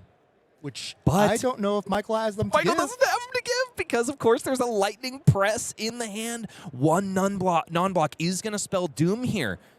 Not only is this Engulfing Light going to get beefed up by being blocked by an attack action card, at that point it demands yet another card from Michael Corrigan, which means only 1 left to block Raiden, and it's just not going to be enough because that's likely going to be another attack action.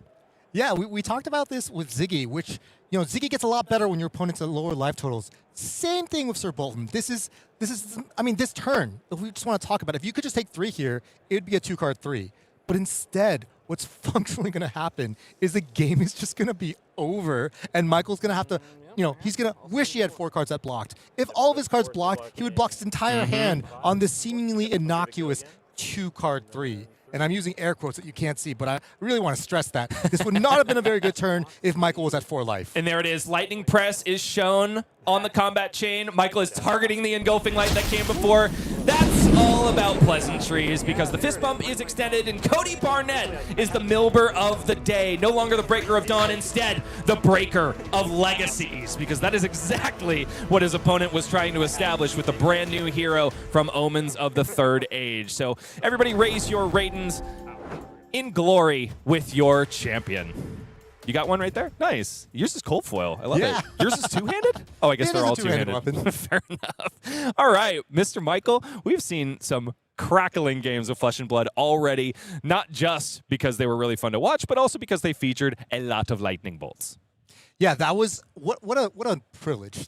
Being able to see some of these new heroes, some of these heroes that we've seen before, but playing with the new cards that are fresh. I mean, they were printed just last week, right? We saw that Blessing, and this is just, it's just so cool to see these heroes as they kind of grow and adapt to these metas. In that Soulbound Resolve, it just felt like such a good usage. I mean, I didn't see a single turn where Codi really needed like a Vigor token or a resource. I did see him charge one of the V of the Vanguards, and I think when you present Soulbound Resolve, I mean, that's just the dynamic. For. Exactly. Yeah. He also maybe could have made a Vigor with a Battlefield Beacon at some point in the game. Of course, he always chose to make Courage tokens because he wasn't like arsenaling a V or whatever. It's every turn felt good, and he took a lot of damage, and he was forced to go first in an aggro mirror, and still was able to pull that out. And so I think I'm very impressed. Boltyn looking very good.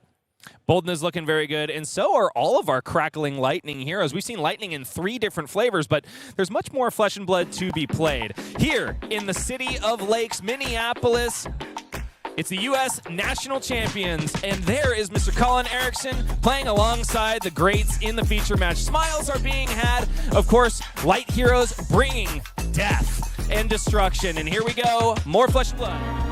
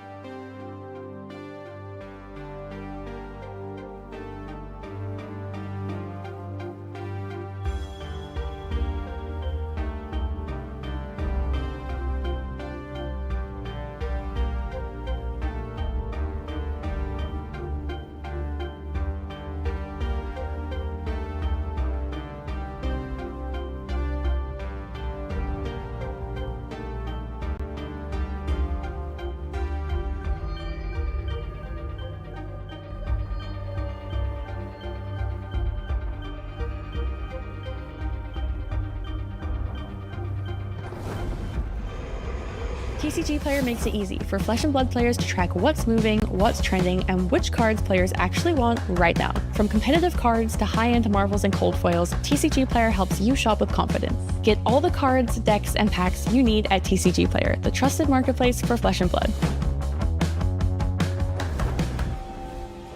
Couple of lightning heroes in our feature match after a couple of rounds have gone by here live from the U.S. National Championships, and plenty more still to come as we gear up for the third round of competition. Sam Burn, Pankaj Bhojwani here to bring you this next round of action, and we've got some good heroes lined up. I won't spoil anything. Some good storylines we're continuing to follow. It was nice seeing Zyggy take it down, one of the new heroes from Omens of the Third Age, which a lot of people had questions about. Can this hero do anything?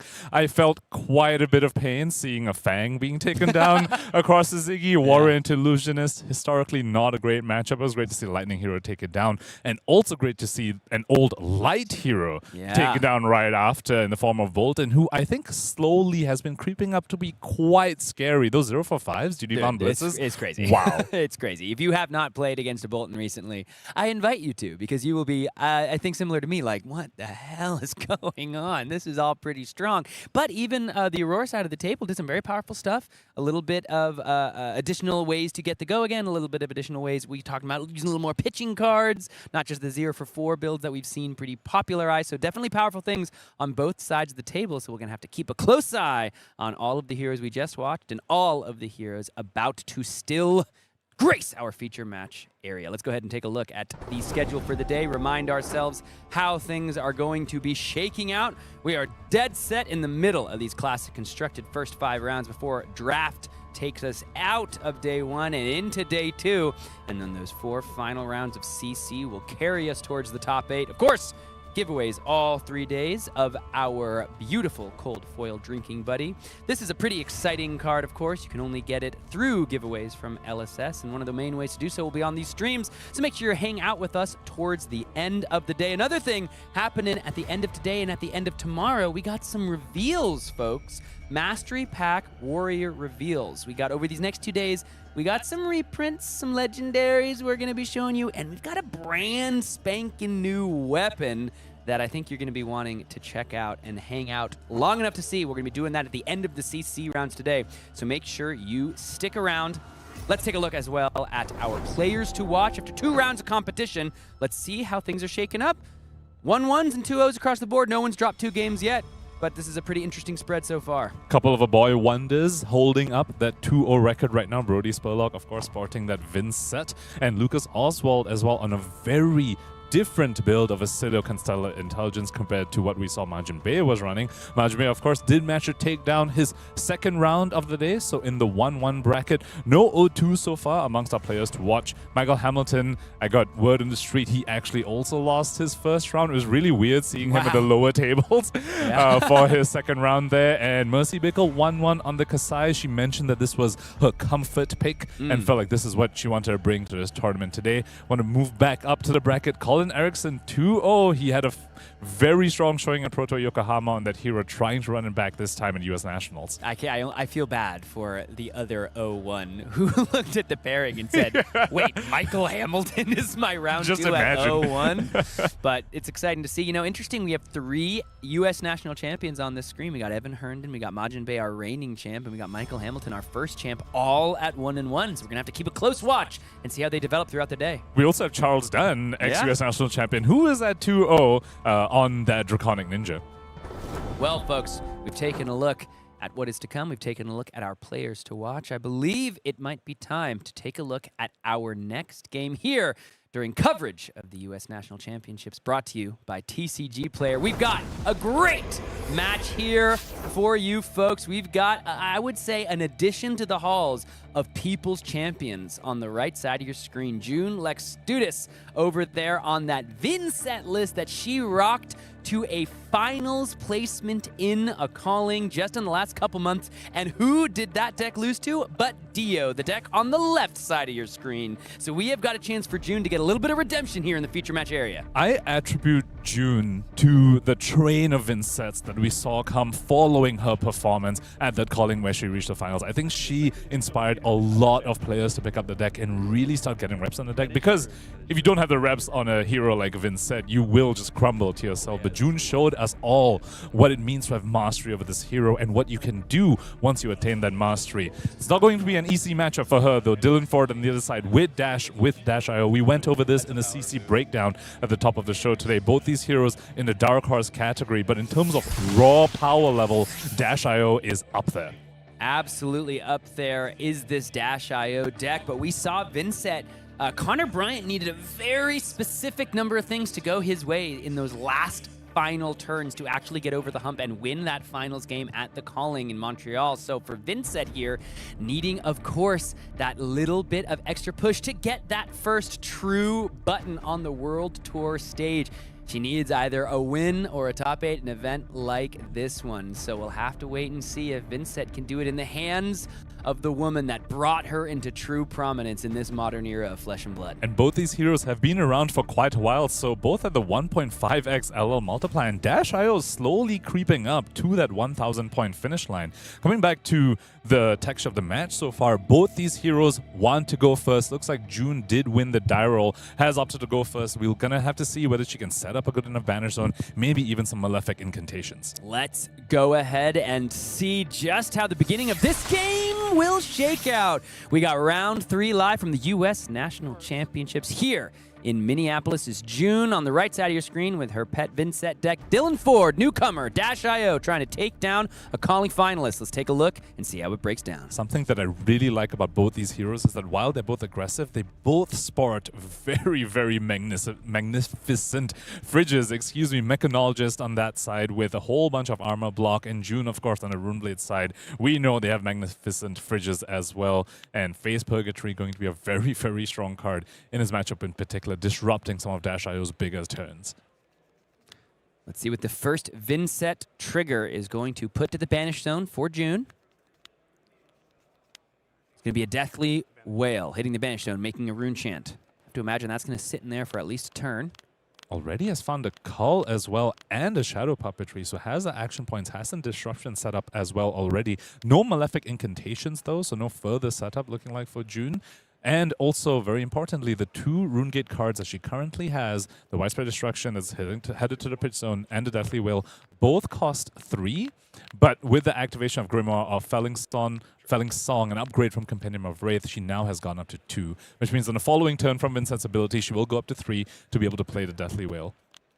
There was a great gameplay video recently put out by our wonderful technical director coverage, aficionado and extraordinaire man Sam, between a couple of Zoomers, Brody Spurlock and Jacob Clements. You might have heard of them, and I watched that game, and you heard Brody talk about you never want to use the Grimoire. You always want to save it till the last possible minute. June showing she's got a different take. She understands she needs a third rune chant on her next turn for the Deathly Wail. She is going to have to keep multiple cards in hand here, one in hand and one in arsenal. She's not guaranteed to get another rune chant generator, so she's cashing it in. She knows she wants to send that Deathly Wail on this next turn, and she's willing to give up that important piece of equipment to do so. It's also a very different matchup. In that show match that we saw between Brody and Jacob Clements, it was obviously a Marionette who potentially can threaten fatigue if you get too loose with your onboard resources, such as Grimoire Felling Song.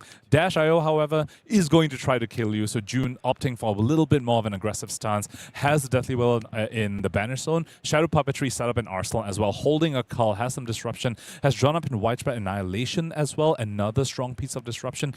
Don't think the getting to 4 rune chance for that can be a little bit difficult on this hand without vexing Quill Hand, but still also an option that's available to her as she faces down this Fast and Furious coming in for 4, backed up by a Boom Grenade. Unfortunately for Dylan, though, this was played from hand. Not exactly where you want to be playing your items from, but sometimes when you don't let Dash.io go first, they draw the item, they don't get to set it up with the Steam counter, had to play it from hand for Dylan Ford. Let's see whether it's going to be just a 0 for 4 go again for him. June's got to give this one a think. Unfortunately for that Cull to be turned online, she's got to lose some life. And if she loses life by taking any damage from this Fast and Furious, that means she's taken the Boom Grenade as well, which might not be exactly how she wants to start off this important game. When the Boom Grenade comes from hand, I think you're quite incentivized to just say, fine, I'll just take it. It's like they just started their turn with a 0 to 60, and sure, you just let them have it over here. And it's when the Boom Grenades come off the top that you really want to start blocking them, because that represents a whole bunch more value. That's a lot of reds headed to the Banish Zone for Dylan Ford. What you want to be doing in Dash.io is play your reds, banish your blues. Fortunately, top of the deck so far, not so cooperative for our Dash.io player. Still hasn't found an item off the top either. Has dug quite a bit over here. Boosted once, activated Foundry Heart. Here's another boost as well, which is banishing another red boost card. Has he finally found an item off the top? Now we know the rest of the turn's pretty face up. It's 5 go again into that Symbiosis shot. Cull less enticing for June here. Well, we say face up, but there could be an item off the top, like a Boom Grenade or a Backup Protocol. Looks like not a Boom Grenade at least. Okay, looks like nothing here was for just face Dylan. up. Yeah, just going to be 2 more damage. So June happy to take this damage, go down to 24. She got the Shadow Puppetry. Does she have ways to use the extra action point? Maybe just pitching some cards from hand. See what the banishes. June currently set up to have disruption on this turn as well, banishing the Cull over here. We know Shadow Puppetry is in Arsenal, which she can lose a life to Vynnset to play the Deathly Wail, which will then, on Combat Chain Close, create 2 rune chants because both players would have lost life. And potentially set her up for something a little bit stronger as well. And of course, Cull immediately turned online available to be played at instant speed. And I believe she is holding on to a 2-cost Rune Gate card in the form of Widespread Ruin in her hand. So this could be a very, very wide turn, which even has some disruption to boot. 7, go again. On hit, I can look at the top card of my deck. 7 go again here on hit, of course. The top card of the deck can be looked at and chosen by June if it hits the banish zone or not. Check out that bling, signed Shadow Puppetry, and that Vynnset art card as well to represent that one of the rune shots unpreventable. This is the mark of an experienced Vynnset fan. First rune chant taken. Dylan thinking on the next two. Got the Achilles Accelerator for AB1. And the Cull being face up here is just so tough for Dylan Ford. He knows one of his cards at least will be banished thanks to the Cull on June's side. Both rune chants taken. And what's nice for June here is she doesn't have to close the chain before sending that next 2 for 6. She can then close the chain, have 2 rune chants for her next turn once the chain closes and the on-pain effect of the Deathly Wail is allowed to resolve. She could just pitch, absolutely right. However, then the Cull does mean that she needs to banish a card as well from her own hand. So if she wants to deploy that, yeah, will be left with the card in banish zone, which is still fine, especially if you're ending the turn with 2 rune chants already. Quite a few options available to the Vynnset player over here, which is part of what makes this deck so difficult. You need to balance between setting up for a future turn, especially after you've used your Grimoire or Felling Song. You need to balance that between also expending your resources on the turns after you have set up.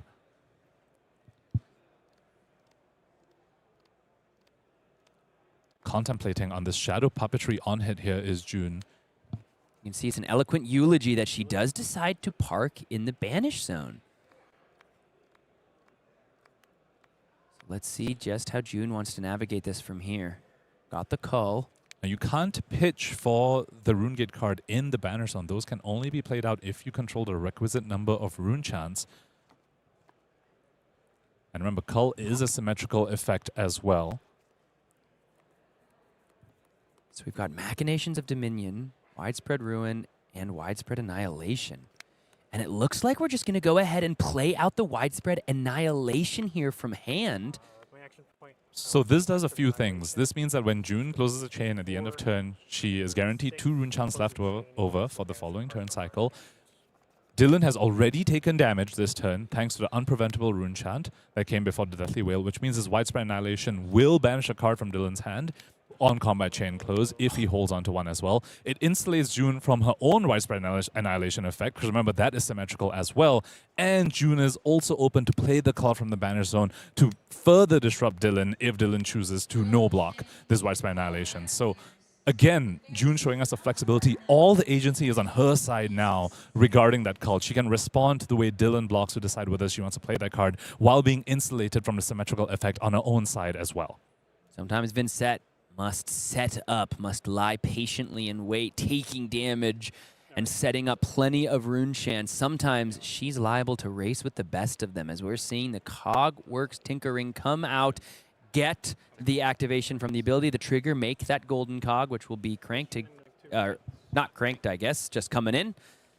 And puts a counter on the Symbiosis shot, because that is an item that enters the battlefield. So an extra 2 damage over the Cogworks Tinkering's bit of a sleeper upgrade for Dash.io from High Seas, of course. The extra item effectively is a +2 damage as well, if you can use the counter on the Symbiosis shot. And June, detecting that Dylan does not want to block here, does go ahead and fire off the Cull, which also means that she takes 1 less blood debt as well. So 2 cards disrupted out of her aggro opponent's hand while setting up 2 rune chants for the following turn cycle. Has the Rune Gate card in banner zone already. June is set up magnificently well for the start of this game.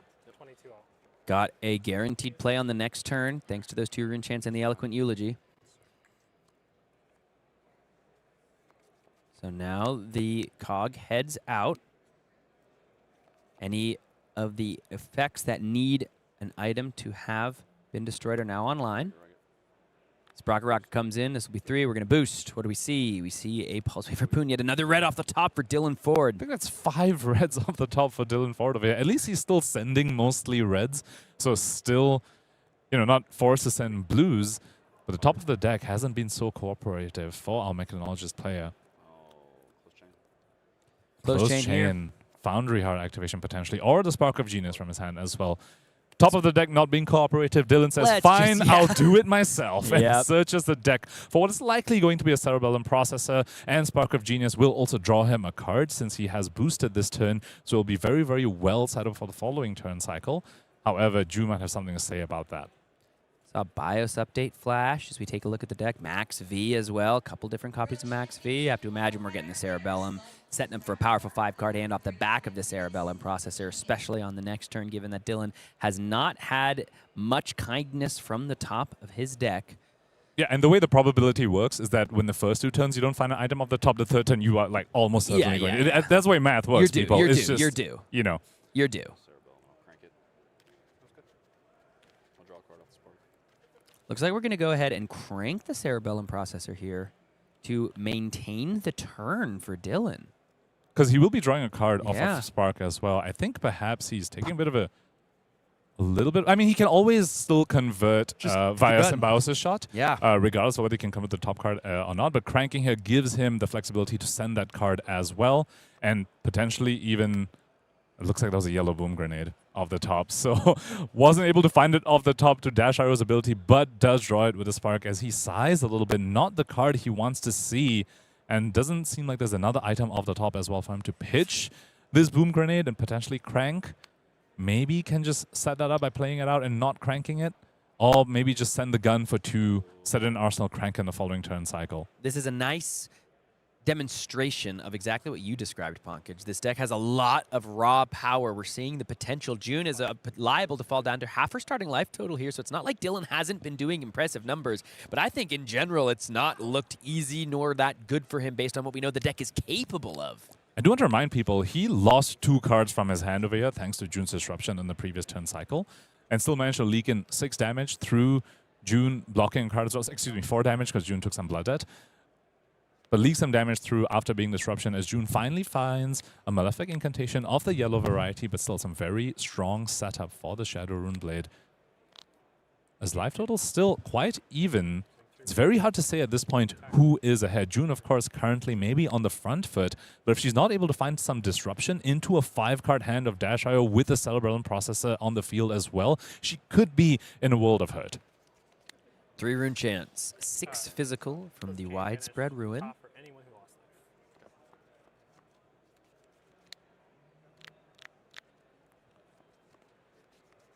I do believe Dylan has found a maximum velocity. Currently a little bit resource light. I just see 1 yellow boom grenade in hand, and we know there's 1 yellow boom grenade propped up in Arsenal as well.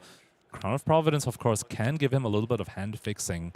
That headpiece very particularly strong in Dash IO because she knows exactly what the top card of the deck is, and so can choose to swap out an uncooperative card in hand for a card on top of the deck, or even the Arsenal in this case. The yellow boom grenade, of course, not a happy draw for Dylan off the Spark of Genius in a previous turn cycle. Draws a card off the top, knows exactly what it was going to be. Sorry, did we deal the arcane? Check in the arcane damage. Yep, there we go. So now Dylan down to 15. And then we're banishing the top. And closing the combat chain is June, so a card gets banished off the top. Dylan, of course, can respond to that, thinking whether he wants to play an item off the top, potentially. Okay, there was a boomerang. Finally, an item off the top for Dylan Ford, unfortunately banished immediately to the widespread ruin. It looks like June is passing to end, of course, has no action point remaining. And this is a scary spot for June. 19. Dylan has 5 cards in hand, functionally 6 if he can find an action point off the top and draw a card off of Cerebellum Processor. If he really wants to, could even just pop Achilles Accelerator for that extra action point to draw a card with the item on the field, and currently has 2 yellows in hand as resource cards. Not ideal, but Processor, again, can come in and say something about that. He's looking to see whether he can sequence his turn in a way to present that maximum velocity. Off the top is a Cerebellum Processor, so that's a good one. Finally, we get multiple action points and a Cerebellum Processor that can hang out for another turn cycle. All of a sudden, June might need to start sweating because this might get dangerous quick. And normally, double processor is very hard for you to activate both and use both of them on the same turn because it's hard for you to get that many action points ever since the ban of high octane. However, Achilles Accelerator can give Dylan that extra action point if he wants to use both of these processors to draw cards on this turn. Of course, that is his only source of Arcane Barrier as well, so it is quite a risk to take in this matchup where your opponent's sending Rune Chants at you. But if he thinks he can send the push on this turn, that might be a risk that he's willing to take.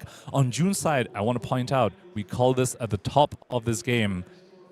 Phase Purgatory might have something to say on this turn cycle when your opponent's holding so many cards. Outpace. This will not allow the Phase Purgatory to say jack. You know what I mean? Because this thing cannot be defended by equipment. So this one is going to be met by a sink below from Arsenal. June thinking on the sink. Looks like, let's take a look and see. The Malefic goes to the bottom. June knows we're in a race. Doesn't need that 2-block. Wants to find a Deathly Whale. Has a Reducer Rune Chain as well as a Deadwood Dirge and another Malefic incantation. Also, that was an incredible sink for June over there. There were no Rune Gate cards in that hand. But she did sink away one of the setup pieces, found a Rune Gate card. It is a blue Deathly Whale, however, does have a Rune Gate card currently in the banner zone already, so does have the option to honestly just send this full hand on blocks when your opponent has such a big turn, and then just send a Eloquent Eulogy on your own turn. Still has offense on her turn, should she choose to just convert this whole hand on defense. One nice thing about your opponent already having activated Dash IO at the start of the turn is that now June isn't worried about any sort of boom grenade off the top at reaction speed, because Dash IO is, of course, a once per turn effect. Dylan here, we boosted once for floating. Wants to try and boost 2 more times to be able to play the maximum velocity. But he does also need to potentially think about a Phase Purgatory coming out at any point on this turn. This Throttle, for example, potentially quite an attractive use of that headpiece block. June might be sniffing it out. She saw the Crown of Providence block on the last turn for the top card of the deck that Dylan wanted. Dylan, you can see a little bit of an expression of, yeah, I might have expected this. The shake of the head. Blocking 7. Phase Purgatory trigger. So discarding the zip ahead over here, if the top of Dylan's deck is a 0-cost boost, he could still turn on the maximum velocity on this turn. It would involve him popping the Achilles Accelerator for the extra action point so he can draw the top card of the unused Cerebellum Processor, which would be very, very risky. It's quite scary when your opponent is sending arcane damage at you and still has Dire Carapace, still has a little bit more of a fridge and is at 19. Let's see if that's a call he chooses to make. Be a pass turn. Would be a great Phase Purgatory, but the zipper hit means that there was no risk of the maximum velocity on this turn from the zipper hit. The resource math would not have quite worked out. So he closed the chain over here, is popping the boots, goes down to 0 Arcane Barrier for the second action point, is going for the line that we were just talking about, Sam. Looks like the top card of the deck was a 0-cost boost, and yes, it is. Wow. Teklo Trebuchet 2000 comes out. One go again. So this is a 0-cost boost, but the extra text on it will not be live this turn because the card in his hand is a maximum velocity, which does not boost. No. So this was a 0 for 1 to turn on his maximum velocity and also got rid of his Arcane Barrier. Dylan Ford, I think he feels like the window for him is closing, and with the use of the Arcane Barrier, certainly is closing very, very quickly. Now wants to put June on the back foot as she faces down 10 damage, still has a fridge, still has defense reaction in hand as well. The pressure is certainly on, and Dylan feels it as the Iron Maiden has utilized her arcane arsenal to devastating effect so far. Dylan feeling like, listen, as long as I get this attack off, I might have a better chance. For June here, she's got a chance to utilize that Reduced Rune Chant right here for some nice value. She could keep it in her arsenal as well. No, going to be deployed. You can see just a little bit of a laugh from Dylan as he's pretty much acknowledging, I think, yeah, this is about going as poorly as it could. But look at the life totals. It just shows you what Dash IO is capable of, because we're seeing a clunker.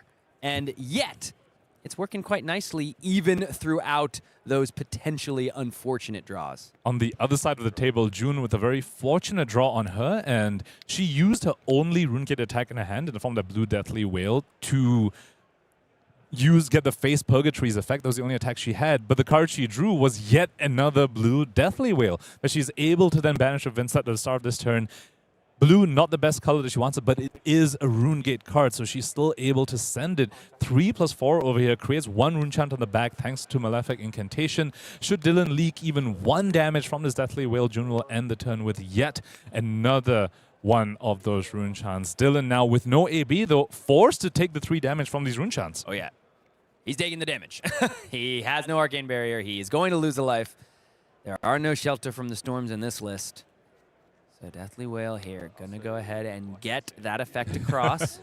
Shelter for some reason. They're talking about shelter too. So now we got 4 from the Deathly Whale. I think the block from the Foundry Heart looking very tempting over here. Just get the physical damage, block in while you can before arcane damage threatens to end your life here.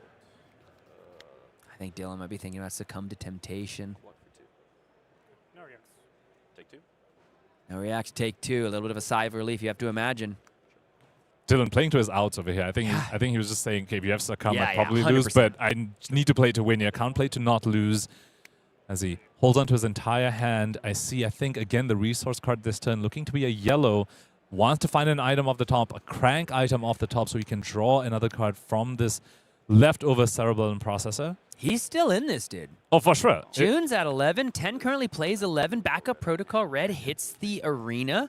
The 3 counters on the Symbiosis shot. We have talked about how clunky Dylan's deck has been. June sits at 11 and is absolutely liable to be exploded on any of these future turns. Boosting card off the top. Blue T-Bone this time. I think that's the first blue card we've seen Dylan boost off the top. Didn't quite get a peek at what's at the top of his deck right now. Does have 2 more ways to change it. Can play a Zipper hit. Can activate Teklo Foundry Heart as well. So can be digging quite a bit more to find an item off the top. Can also activate Backup Protocol to find another boost card. To send that as well. Just continue digging further and further for an item off the top. That extra action point that Dash.io can generate off the top of a deck can be so strong, especially when you have Cerebellum Processors lying around. 4, go again. June, head goes to hands. Has to think about all the potential permutations of what that top of the deck for Dash.io can bring. 10 plays 11, 32 minutes left in this 3rd round of our U.S. National Championship 2026. I forgot that's fully available to me. And at this point, you have to be worried about boom grenades off the top. I think we've seen 1 red boom grenade that was played from Dylan's hand. Saw a yellow boom grenade pitched as well in the maximum velocity turn. So June knows plenty of boom grenades still left in the deck for Dylan. Has been thinking about that. But on June's side, she has found a Cull as well. That's disruptive. You can take damage on your opponent's turn and play the Cull at instant speed to disrupt what they are trying to do. It does mean that you have to banish a card from your own hand as well on your opponent's turn, which means that if your opponent can somehow go around your disruption effect, that can be quite backbreaking for yourself as well. That's one of the other tricky aspects of Vynnset Iron Maiden. A lot of these disruptive effects are very strong, but they are also symmetrical, which means that you have to understand how to play around your own disruption as well, how to sequence it perfectly while not taking down to your own Blood Debt. That Eloquent Eulogy in June's Banish Zone has so far dealt her 2 damage as well. She's left with cards on her own turn, needs to banish to Vynnset. That could be more Blood Debt that if she isn't able to generate the action points for, could just be taking her down slowly as well. Yeah, June's really got to give this one a think. She has to know, just like we were saying, he's due, right? He's due for something good off the top. That's why I think we're seeing her give this one a real consideration. Cards in hand. We know it's 2 copies of Zipper Hit, but we don't know what the top of the deck holds for Dash.io and Dylan Ford. I think one of the Zipper Hits is a blue, so luckily for Dylan at least does have a proper resource card in this turn. I thought it was just a yellow, but I think I saw a blue version in the hand as well. So has the resources to Foundry Heart, Zipper Hit, Backup Protocol as well. You saw there, both players. June says no blocks, and Dylan does a little quick check and a cheeky smile. No reactions. There's no boom grenade here. No boom grenade yet. Was this the chain still in for it? I think it's going to be a Teklo Foundry Heart activation potentially. That's typically what he's just closed the chain for, and that's going to be it. Now, this could potentially be the last window for June to play that Cull. Because if you just pass priority here, Dylan might play that card from hand, and then your Cull isn't disruptive anymore. So June, I think, having a think here. Although given that Dylan's already at 4 resources, I'm not sure if she's priority anymore at this point. Because that Teklo Foundry Heart has resolved, so it should be priority over to turn player right now. So I think Dylan's just thinking on the backup protocol here. June opted not to respond to the Foundry Heart. Yeah, but once he plays that Zipper hit, June no longer has a window for that Cull to do anything meaningful. Mind games going on here between our two players, because if Dylan instead goes for a backup protocol play, that will leave the Zipper hit still in his own hand, making it disruptible via the Cull.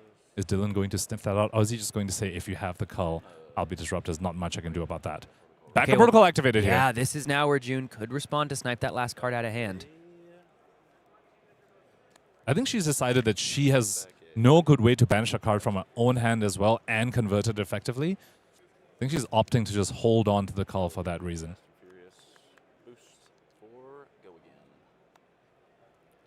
Blue Zip hit off the top as well. Back to the tank. Back to the tank you go, June. Now a Red Boom Grenade off the top is straight up lethal, and I don't believe she's holding it on to any defense reactions.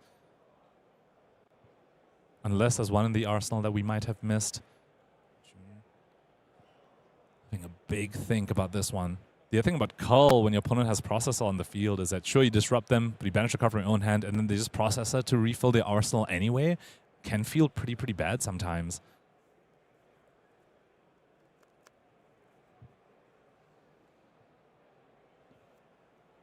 Also, a lot of these non-attack actions in the Runeblade side do block too. Shadow Puppetry in hand.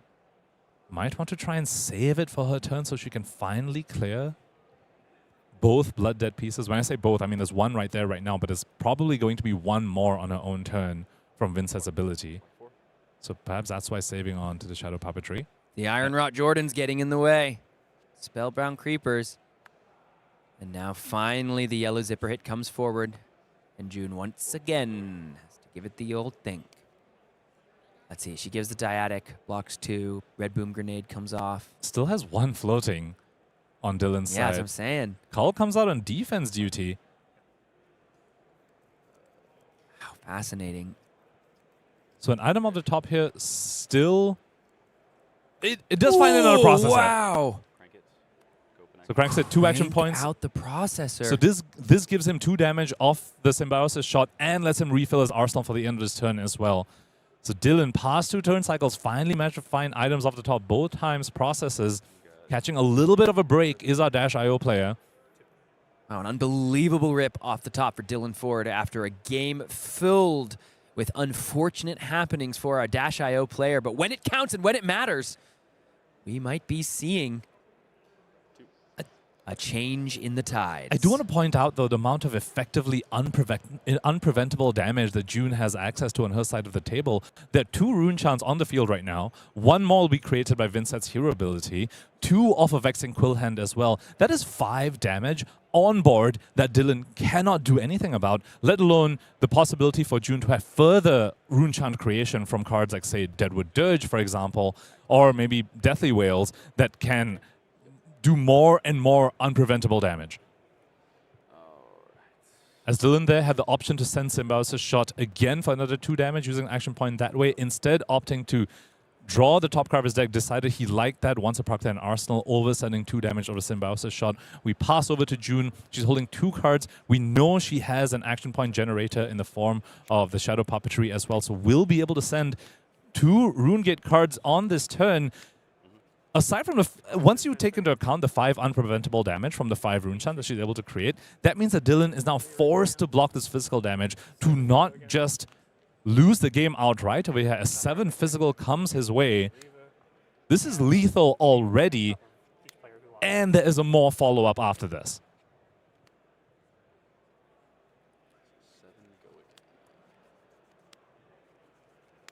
does feel like Dylan needs to fully block out the physical damage over here. He can see the writing on the wall. You also don't want the possibility of this shadow puppetry drawing your opponent something even more scary off the top.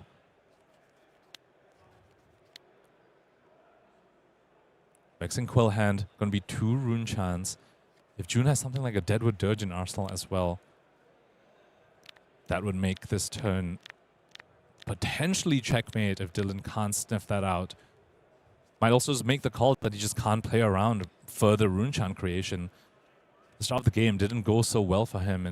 He's back against the wall for the Mechanologist player. Does have 1 life remaining on the Teklo Foundry Heart. Could go ahead and use that to cover up the breakpoint and stop further shenanigans.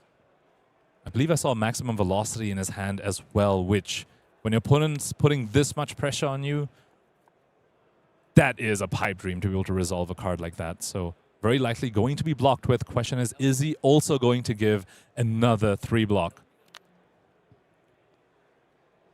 Looks like currently only lining up 1 3 block is Dylan Ford. At least that's what he's posturing so far. Dylan giving this one a real think. Yeah, Okay, like puts you both of say, them, putting them both in. And both are cards that are very weak on small hands. Spark of Genius, Maximum Velocity, not the cards you want to see when you're forced to block out. So Widespread Ruin now just going to banish a card off the top because of the on-pain effect. And let's see whether June now opts to pop the Vexing Quilland over here to play out the Locant Eulogy in her banish zone. Looks like that will be the call from a Shadow Runebait player here. 2 rune chance. Dylan Ford can't do anything about this, so effectively at 5. Let's see if there's even further rune chant generation. If she just sends a Locant Eulogy here, Dylan does have the option to just take the full 6 damage, but she has something like a Deadwood Dirge in her arsenal, and Dylan will be forced to block the Locant Eulogy with his remaining cards. And sometimes Dash.io doesn't even have blocking cards. We've seen Dylan find items in hand multiple times this game. June's having a think here.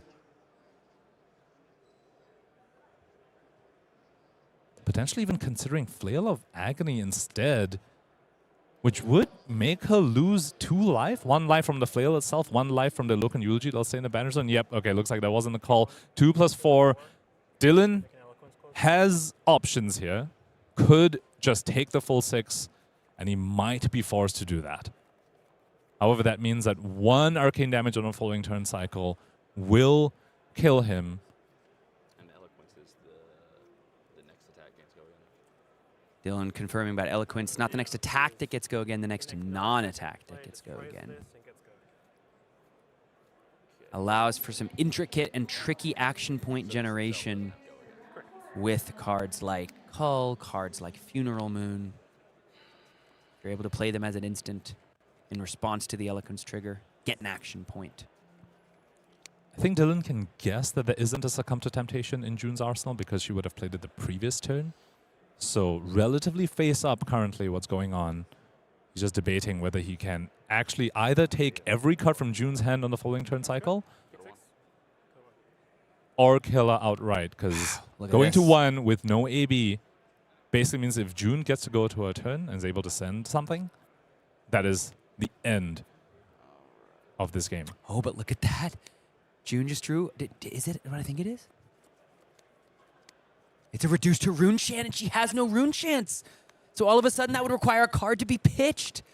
Dylan Ford might have made the call.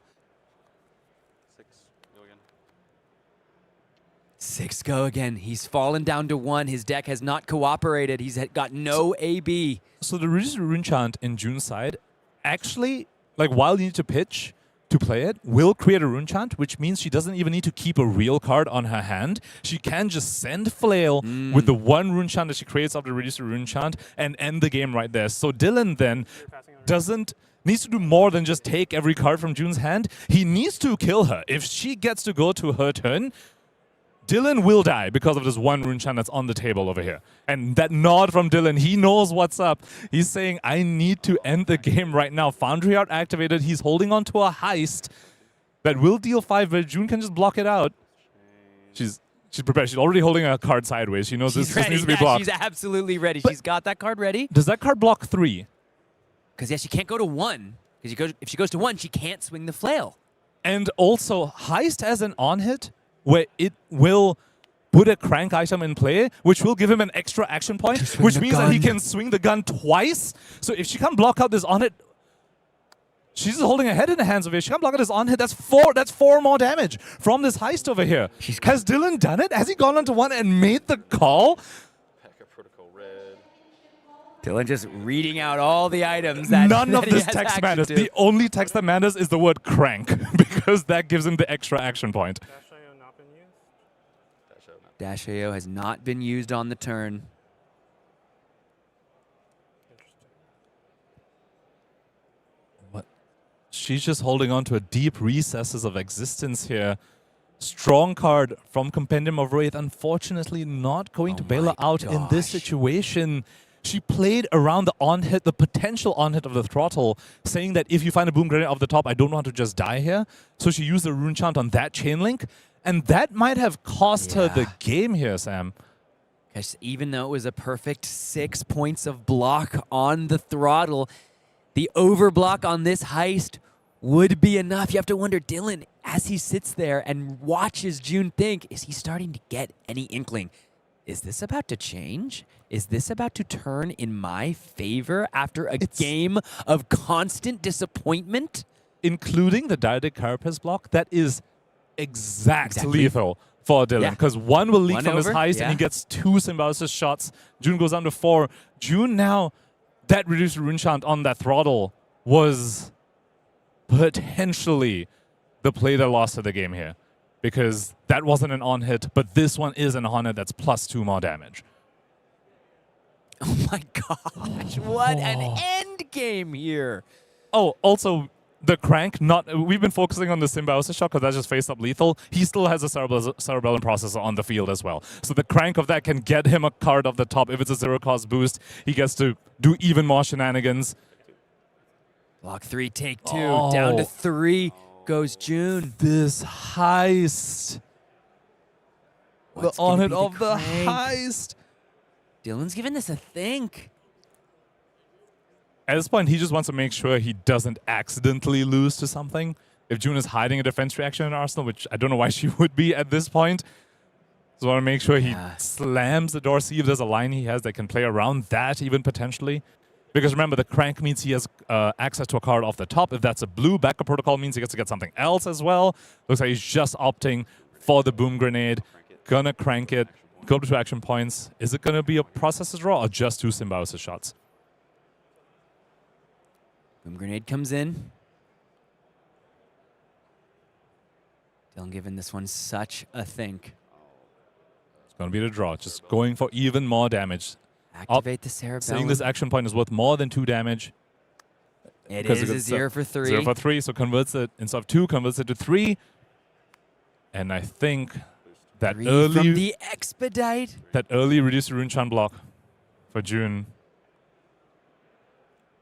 Puts it forward, but then puts out the fist bump, and Dylan Ford absolutely steals that game. The 3rd round of Classic Constructed here from the USA National Championship goes to Dylan Ford and Dash IO. He doubled down, he made the call, he got the dub.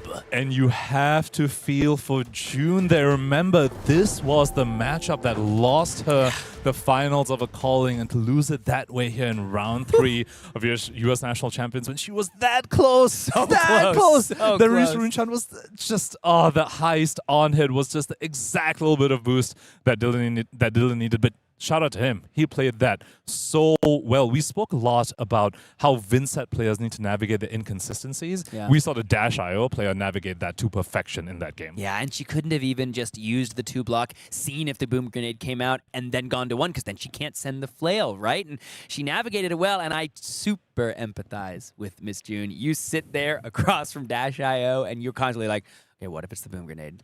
What if it's the boom grenade? You just spend the whole game doing that, and June thought about the boom grenade, and she thought about it a little too much.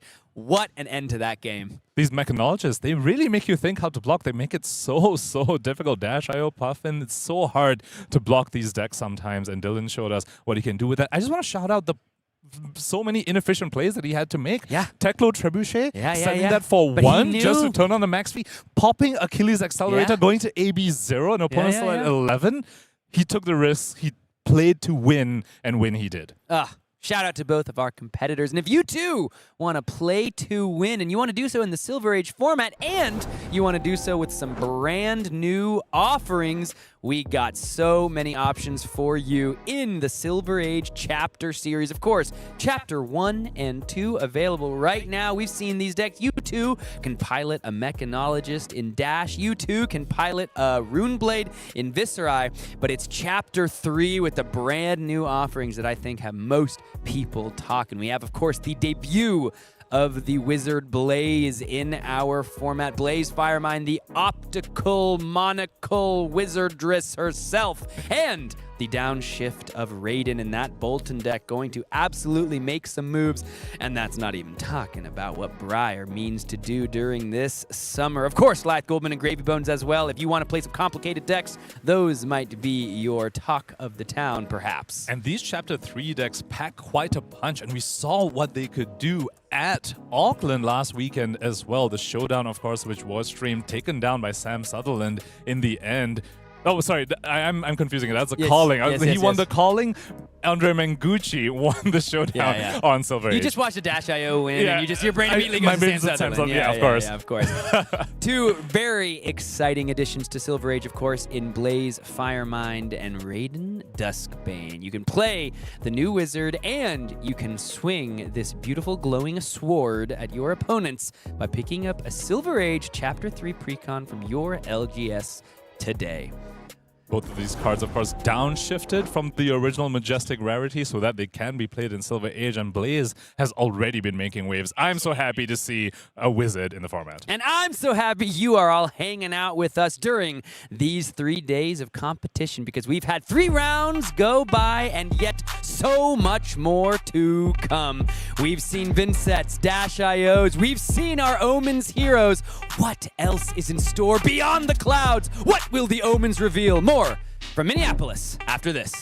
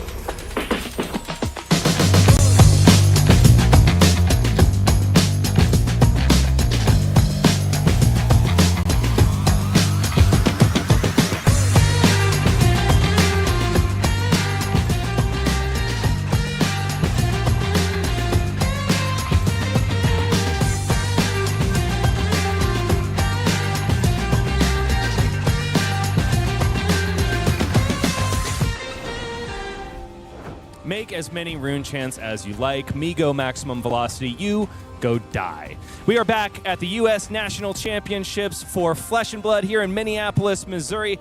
And my name is Bryce Platz. I'm back in the booth with Mr. Michael Fang. How you doing, brother? We have seen some incredible games so far, and there's more to be had. Oh my gosh, what a day. I mean, I cannot believe that things are still surprising me up until this point. I got to watch some games while we were on break, and it's just the top tables are just, I can't even see the same hero. I saw a Max versus a Teklo-Vasen. I mean, wow.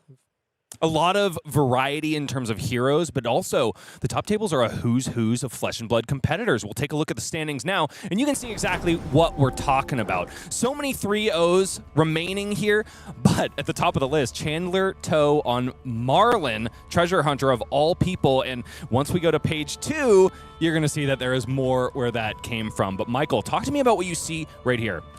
It's just a smattering. I mean, there's very few heroes here that you see enough where you think, wow, this hero is really doing well. I think the maximum single heroes represented here is Victor at 3, but otherwise it's like 2 copies at max. Seeing a Teklo-Vasen, seeing a Boltyn, seeing a Dash.io, seeing a Reinar. Cindra coming back in the mix as well. In the 12th seed, I see Charles Dunn, an ex-US national champion who won on a very different flavor of deck. Put a pin in that because I got a chance to sit down with Charles Dunn. We'll show you that clip in a bit. Going to page 2, the story continues to be interesting. We have Colin Topper in the 25th seed on Katsu the Wanderer, who's been seeing a lot of newfangled attention thanks to the prismatic leyline interaction with all of those brand new shurikens. And lest my eyes deceive me, is that 2 undefeated Puffins, Michael?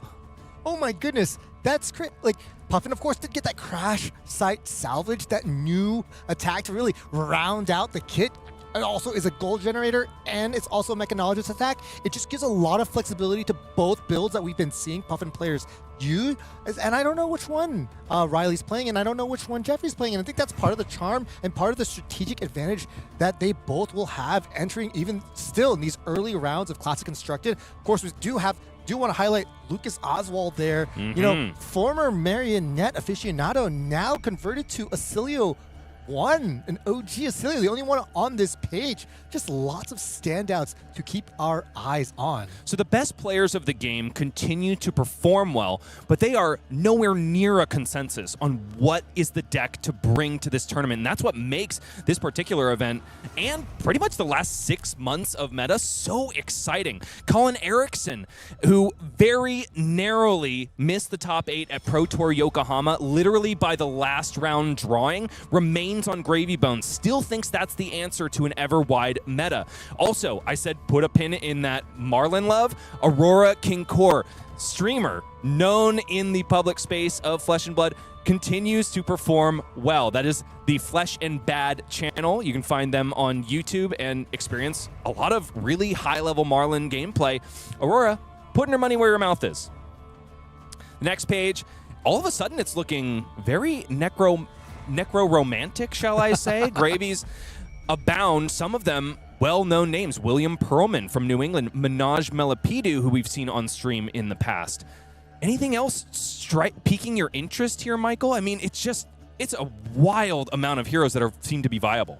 Yeah, do want to highlight, of course, Cindra is not the only Draconic hero that we're going to be seeing. We'd also see Pat Weiss on Fang, a hero that I do think was a very good recipient of Draco Fire, and we've seen Fangs do well already on stream. Damian Riggins also on Jarl. He was, of course, one of the pilots of that more blocking, fatigue style, grindy style Pallades, now converted to Jarl. I wonder if there's some pros and cons that these Jarl players have discovered, especially into this meta that, while we knew about some of the heroes, we knew it was going to be a really wide meta as well. And I wonder if they have the tools to equip to do that. And of course, there are other Draconic heroes as well. The one that we haven't seen that has won a world championship, Matthew Gump there on Phi. Here onto this new page, we have Jonathan Magnuson on that Zyggy Starlight hero. Of course, this was an exciting game, and I really hope that he continues to do well because I want to see some more of that Zyggy gameplay. I give a rueful laugh there, Michael, because you say you got to watch some really exciting games of Flesh and Blood. You were pretty much honed in on one, and it was Mr. Magnuson's Zyggy, and he is doing some incredibly innovative things with that reality refractor list. I think there is going to be more to come, and he's potentially brewing up to be the story of the weekend. I mean, his deck just is so cool. There's so many moving parts. We've taken this hero that, of course, there's an armory deck to give you some guidance, some structure. But the things that he's done, I want to talk about He threw it out the window, that structure is what he did. But he's just made this deck look so fun. And one of the things that I really enjoy about what we do is we get to make something look cool and fun. And I think he's motivated me. Like, I want to play that Zyggy deck. Like, if there was another CC event right now, I would take this off and just go play because I want to try it out. And of course, Zyggy not only is a fun hero, but I'm a big fan of all these cold foil extended art treatment cards that you can have, and I want to bling it out. I mean, he's kind of like halfway there, which is totally understandable. I mean, it is week 1 of release, but that deck looks so gorgeous as well, and I just, everything about it makes me so excited. Well, luckily for us, it's going to be really difficult for you to run over and play an event because you are, of course, chained to the table. And so with that little fact, I do want to talk about one of the competitors that Mr. Magnuson is going to have to blow his way through, and that is, of course, ex-national champion Charles Dunn. We got a chance to sit down a moment ago. Take a look. Between two ferns once again, my name is Bryce Platz, and I'm here with yet another ex-U.S. national champion, Charles Dunn. You are back in black, shall we say, but wearing red, it would seem. The previous time that you were a national champion, you brought a Briar list when she was not yet LL'd, but it was not the one you would normally expect. Yeah, that Briar list was very defensive, right? It was like a kind of a fatigued version of Briar, which no one had really seen that much of. And so, honestly, before people knew about what I was doing, a lot of them assumed I was the aggro version. Of course. And, played just clean 60 cards, not a lot of their anti-fatigue tools. So I got a little bit of an edge there, and that helped out a lot. Now, normally when people can scout a tournament and figure out what's going on by the time the top 8 coalesces, you lose a lot of stock. But the finals against Evan Herndon, who became our national champion just a year after, was against Lexi Livewire, the de facto aggro deck of that meta, and yet you remain stalwart in the face of overwhelming offense. Yeah, it was great. That deck was really good into Lexi because Lexi relies on a lot of breakpoints, and you had Crown of Seeds and a lot of defense reactions, a lot of ways of blocking out those breakpoints. And I thought it went really well. Obviously, was able to counteract a lot of the aggro decks. And I luckily was able to dodge Dromai's. Dromai was like an unwinnable matchup for me at that tournament, and luckily I didn't have to face any in the top 8. Now, Charles, I mentioned that you're wearing red. Yeah. Even though you are known as a fatigue master, I think my favorite quote of yours that has been told to me, I'm not 100% sure it's yours, is, I love the game of Flesh and Blood so much, I'm going to make you play it with me for as long as humanly possible. Yeah, that's my saying is, I'm here to play Flesh and Blood, so I want to play the most amount of Flesh and Blood possible. But nevertheless, you have brought a very different flavor of Charles Dunn deck. It's Cindra Dracai of Retribution as the choice for you this weekend. Why the complete flop on what we know is your idiom?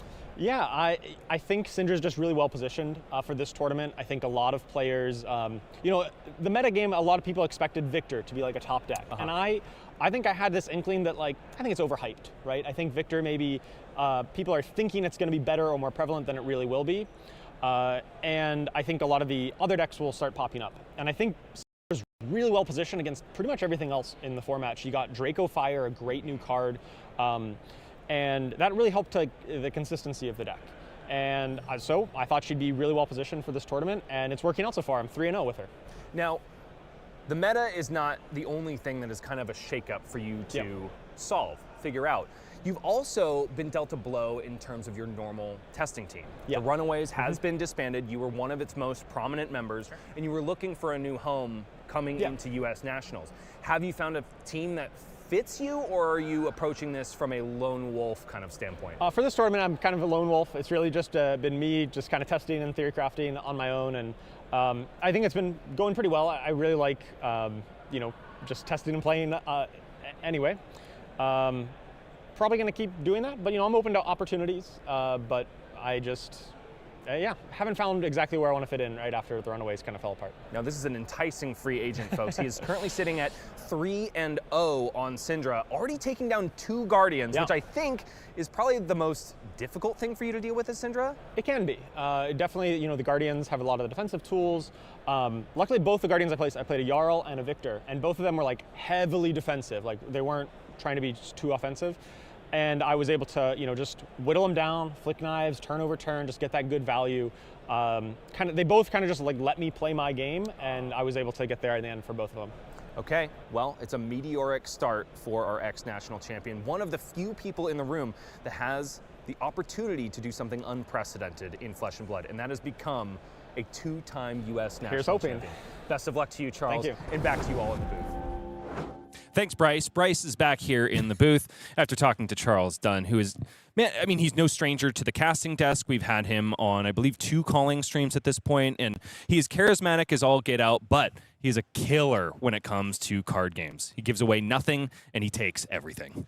I have not beaten him, I don't think. He is, besides a national champion, also a calling champion. He's no stranger to winning tournaments, and I think he's picked a great deck for this weekend. I really didn't expect Cindra to be seeing as much play. I believe she's the 4th most represented hero of the weekend, but I'm starting to see those tools. Draco Fire really has just added just that consistency that she lost when Brand of Cinderclaw was banned, and so being able to replace it, this is the deck that won the World Championships. This is not just another aggro deck. This was the premier aggro deck, and I think a lot of players will either learn that or find out soon this weekend. Well, Charles would love to be teaching some lessons, but you know who else would? It's our next feature competitors. We have Colin Topper on Katsu the Wanderer versus Katherine Black, playing a light hero, nevertheless, on Prism Awakener of Soul. What do we think we know about this matchup, Michael?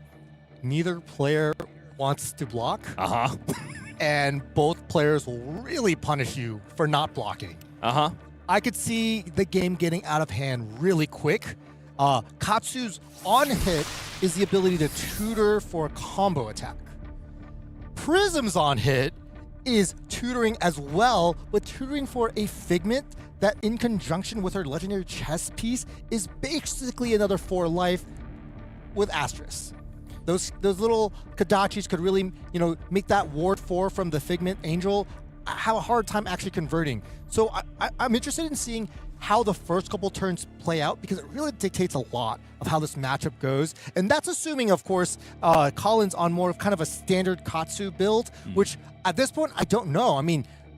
We saw Charles Dunn win with a more fatigue-oriented Briar. Anything is possible with this 40-life ninja, and with some of the most annoying to block weapons in those harmonized Kodachis. And of course, Katsu is kind of an OG hero, going all the way from Welcome to Wraith, the very first set, whereas Prisoner Awakener Soul is this is the second incarnation of Prism herself. And, with 32 life and sitting at 951 LL points, this is a really exciting game to watch as well, as we see whether or not Prism really gets over the hump of that living legend status. Because both of these heroes do not want to block and want to go face all day long, I do wonder if we're going to see more shuffling of decks in terms of game elapsed time by the time the game is over, as opposed to game actions. But the proof will be in the pudding. Pudding Tam, of course, being the latest champion of Katsu the Wanderer, but that was all the way back in World 2023 in Barcelona. It's been a while since Katsu has had his day in the sun, and there is something very special going on there that is adding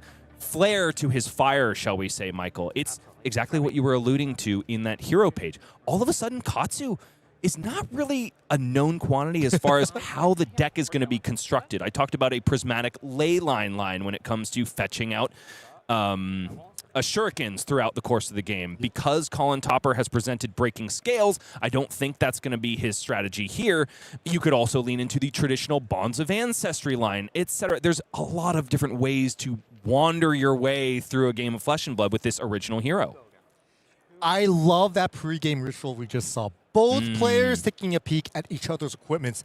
These two heroes are not the heroes on our radar. These were not the first heroes I thought of if you were to ask me what the meta would look like. And both players are playing kind of like a fringe hero, and so both players have to, just get a refresher on what their opponent's equipment does. Katherine, of course, just taking a peek at the Breeze Rider boots, the breaking scales. These, of course, are classics for Katsu, but maybe not cards that she's familiar with.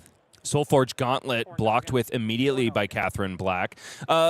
Arm piece that she often shares with Boltyn, but uses in a very different way. While we see Boltyn establishing a surplus of soul, Prism Awakener of Soul is constantly taxed by the amount of soul she has up. She needs resources and also soul established in order to flip figments, in order to send angels with meaningful on-attack abilities, etc. So an early block of Soulforge Gauntlet makes a lot of sense to me. No damage gets across the line on turn 0, which is kind of a thorn in Colin Topper's side, but now it's back over to Katherine Black. First affirmative turn of the game for Prism, and already a yellow has been found. Go again, likely established on this Herald of Erudition.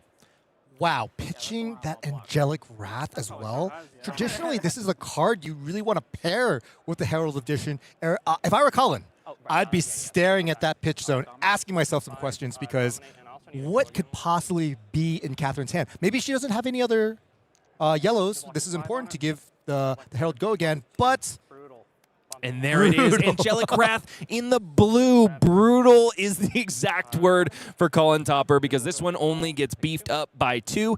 And after committing resources that are likely there just to stop a Herald of Erudition, unfortunately, Colin Topper is just going to give 2 cards to Katherine Black anyway, and also a Figment Tutor.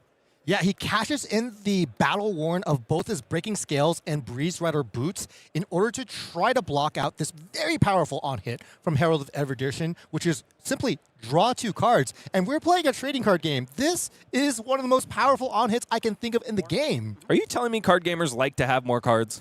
Absolutely. And more than just 1, 2, and also this Figment, which using that Empyrean Rapture can be flipped for free. This is just, it's more than 2 cards. It's 2 cards. 4 life, and of course the ability to now flip this angel and also attack with it for 4. This is out of the gates an incredibly powerful turn. Exactly what Katherine needs to stop the combo potential of Katsu, because it's definitely there. Mask of the Pouncing Lynx, honestly, I think looks best in Katsu. It can turn a 3-card hand into north of 20 damage. It's a fearsome proposition. Yeah. When a Katsu chooses not to use the Pouncing Lynx as a head equipment, they're telling you that Mask of Momentum is probably getting them at least 2 cards, maybe even 3 cards. Lynx is just so powerful, as a lot of these Katsu combos, you want to go super, super wide and end on something like Assault the Wound for as much juice as possible. Here, well, it's pretty early days, but Katherine's already asking a lot of questions. Now, Katsu's hero ability is the first time you hit. Prism's hero ability is every time a Herald connects, you get to tutor your deck for a Figment and, of course, potentially flip that Figment. So just every single on-hit possible Katherine is getting here.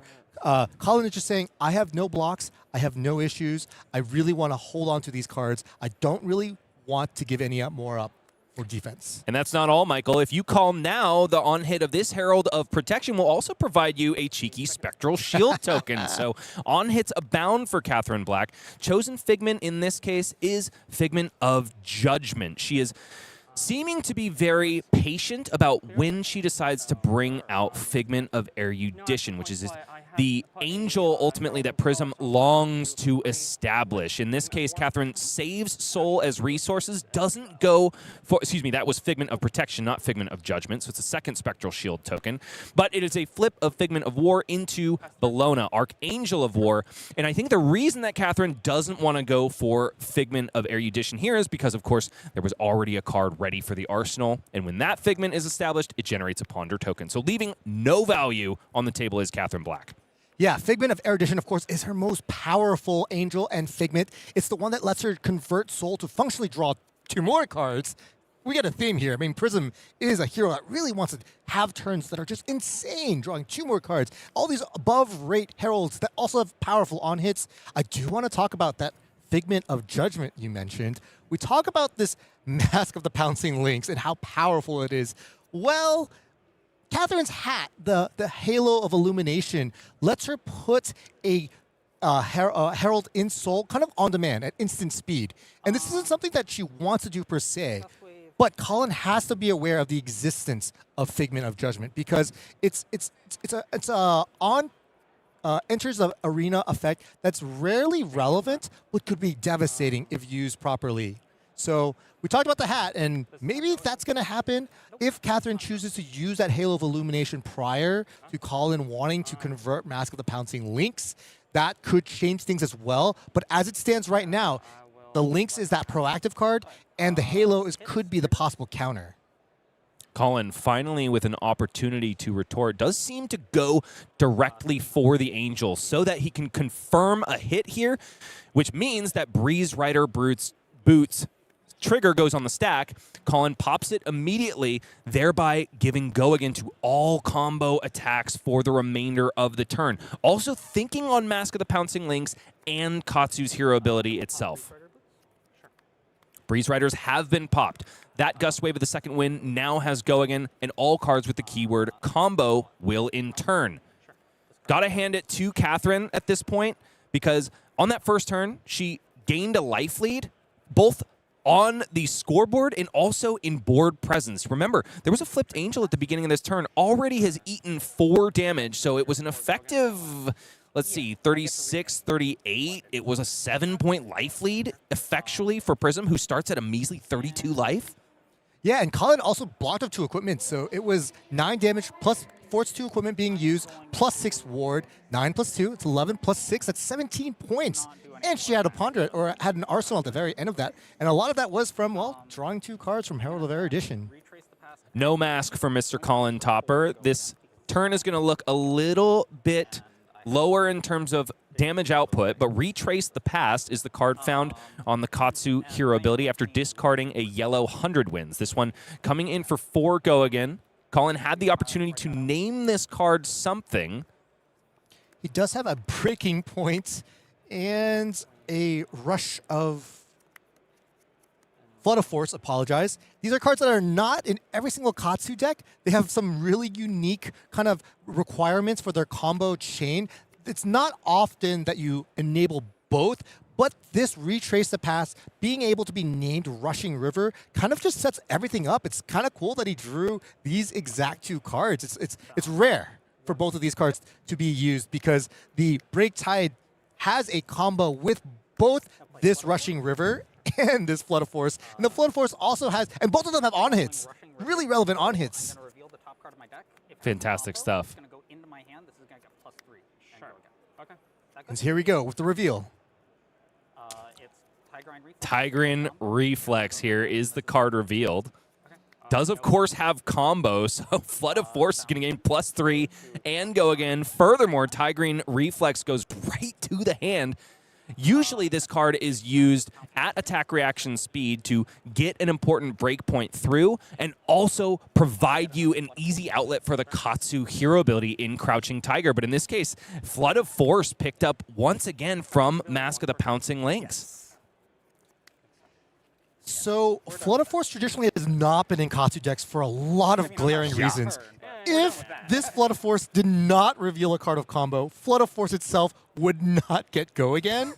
But luckily, he would be insulated from that because of Breeze Rider Boots. However, I am starting to get this feeling that Colin doesn't have any misses in his deck. All combo all day? I feel like every card in his deck just has combo, and he's built his deck to make these Flood of Forces functionally.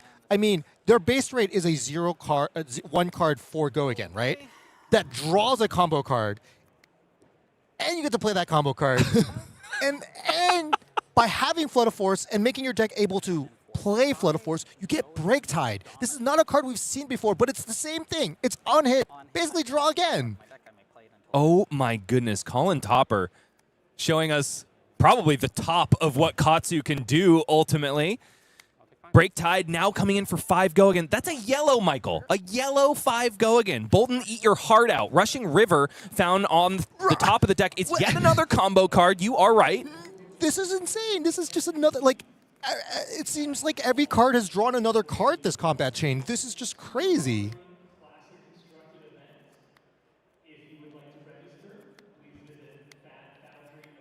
And this is just getting started for Colin Topper. I was turning my eyebrows up a little bit when Breeze Rider Boots was popped this early. Folks, this is Colin's first real affirmative turn of the game. Yeah, this is actual turn 1. This is actual turn 1. Tigrin Reflex now played just as an attack action card. So 3 go again here. No combo active because Crouching Tiger didn't come before it. Katherine Black taking a beating, being ex-sanguinated by every stretch of the imagination. Now down to 17 to Colin Topper's 31. Still with a card in hand and a card in the Banish Zone that can be played. It is just going to be Rushing River coming in for 1, which doesn't technically have Go Again until you consider the Breeze Rider boots. Colin, however, just parking that last card in Arsenal. Very happy with that. I'm sorry, was that a 9 combat chain links? Yeah, yeah. Colin says, not my best turn. I'm going to try better next time. See that you do, Colin. I mean, this is what you have to do. You want to make this game as short as possible. We just saw Katherine with 3 cards deal basically 17 points of life total delta, both in damage and in prevention. And so you really can't prolong the game because Colin's deck, assuming he actually has basically all combo cards, is probably also bereft of any attack actions that have that critical 6 power. And now, unfortunately for Katherine, that all-important Figment of Erudition is in the pitch zone. This is not so thereby where you want not it. searchable on this turn. Katherine already has searched for the 2 other Figments that kind of give more of this life total delta, either it be Courage Token or Spectral Shield. These have been some of the more powerful Figments. I wonder what Figment she'll be able to get here. It's very unlikely that Colin actually... Ooh, I jest. It was a funny joke, Michael. Well, this is one of the dynamics. So I just realized Colin's on Tunic, which means he's not on that hardened cross strap, which means he's not playing Surging Strike, which means he doesn't have that line of the combo, which makes a lot of sense. We saw Flood of Force, You can't have every single combo in your deck. There's just not that many legal slots, which, wow, this is actually another very impressive turn from Katherine. 7 damage does come across the line after Colin Topper gives up the most iconic chess piece in the game of Flesh and Blood, stopping that first Herald, and usually that can be enough to stem the tide of Prism because all of a sudden the ceiling on her turn is lowered by 8 points ultimately if you count the ward of an Angel coming in and the attack that could follow. Yeah, blocking the first Herald, if you had to block one of them, or you could only block one of them, makes a lot of sense because the second Herald doesn't have Go Again, so Katherine isn't able to represent another attack and maybe an activation of that second Figment. Figment of Rebirth is the chosen tutor target on the second War Tune Herald hitting. As mentioned before, I mean, the 2 other Figments that would give you an advantage numerically, the Protection and the Courage, were already used. So Katherine or War are already grabbed, and Erudition would be naturally the next one, but of course it is in the pitch zone, unfortunately. These are things that happen.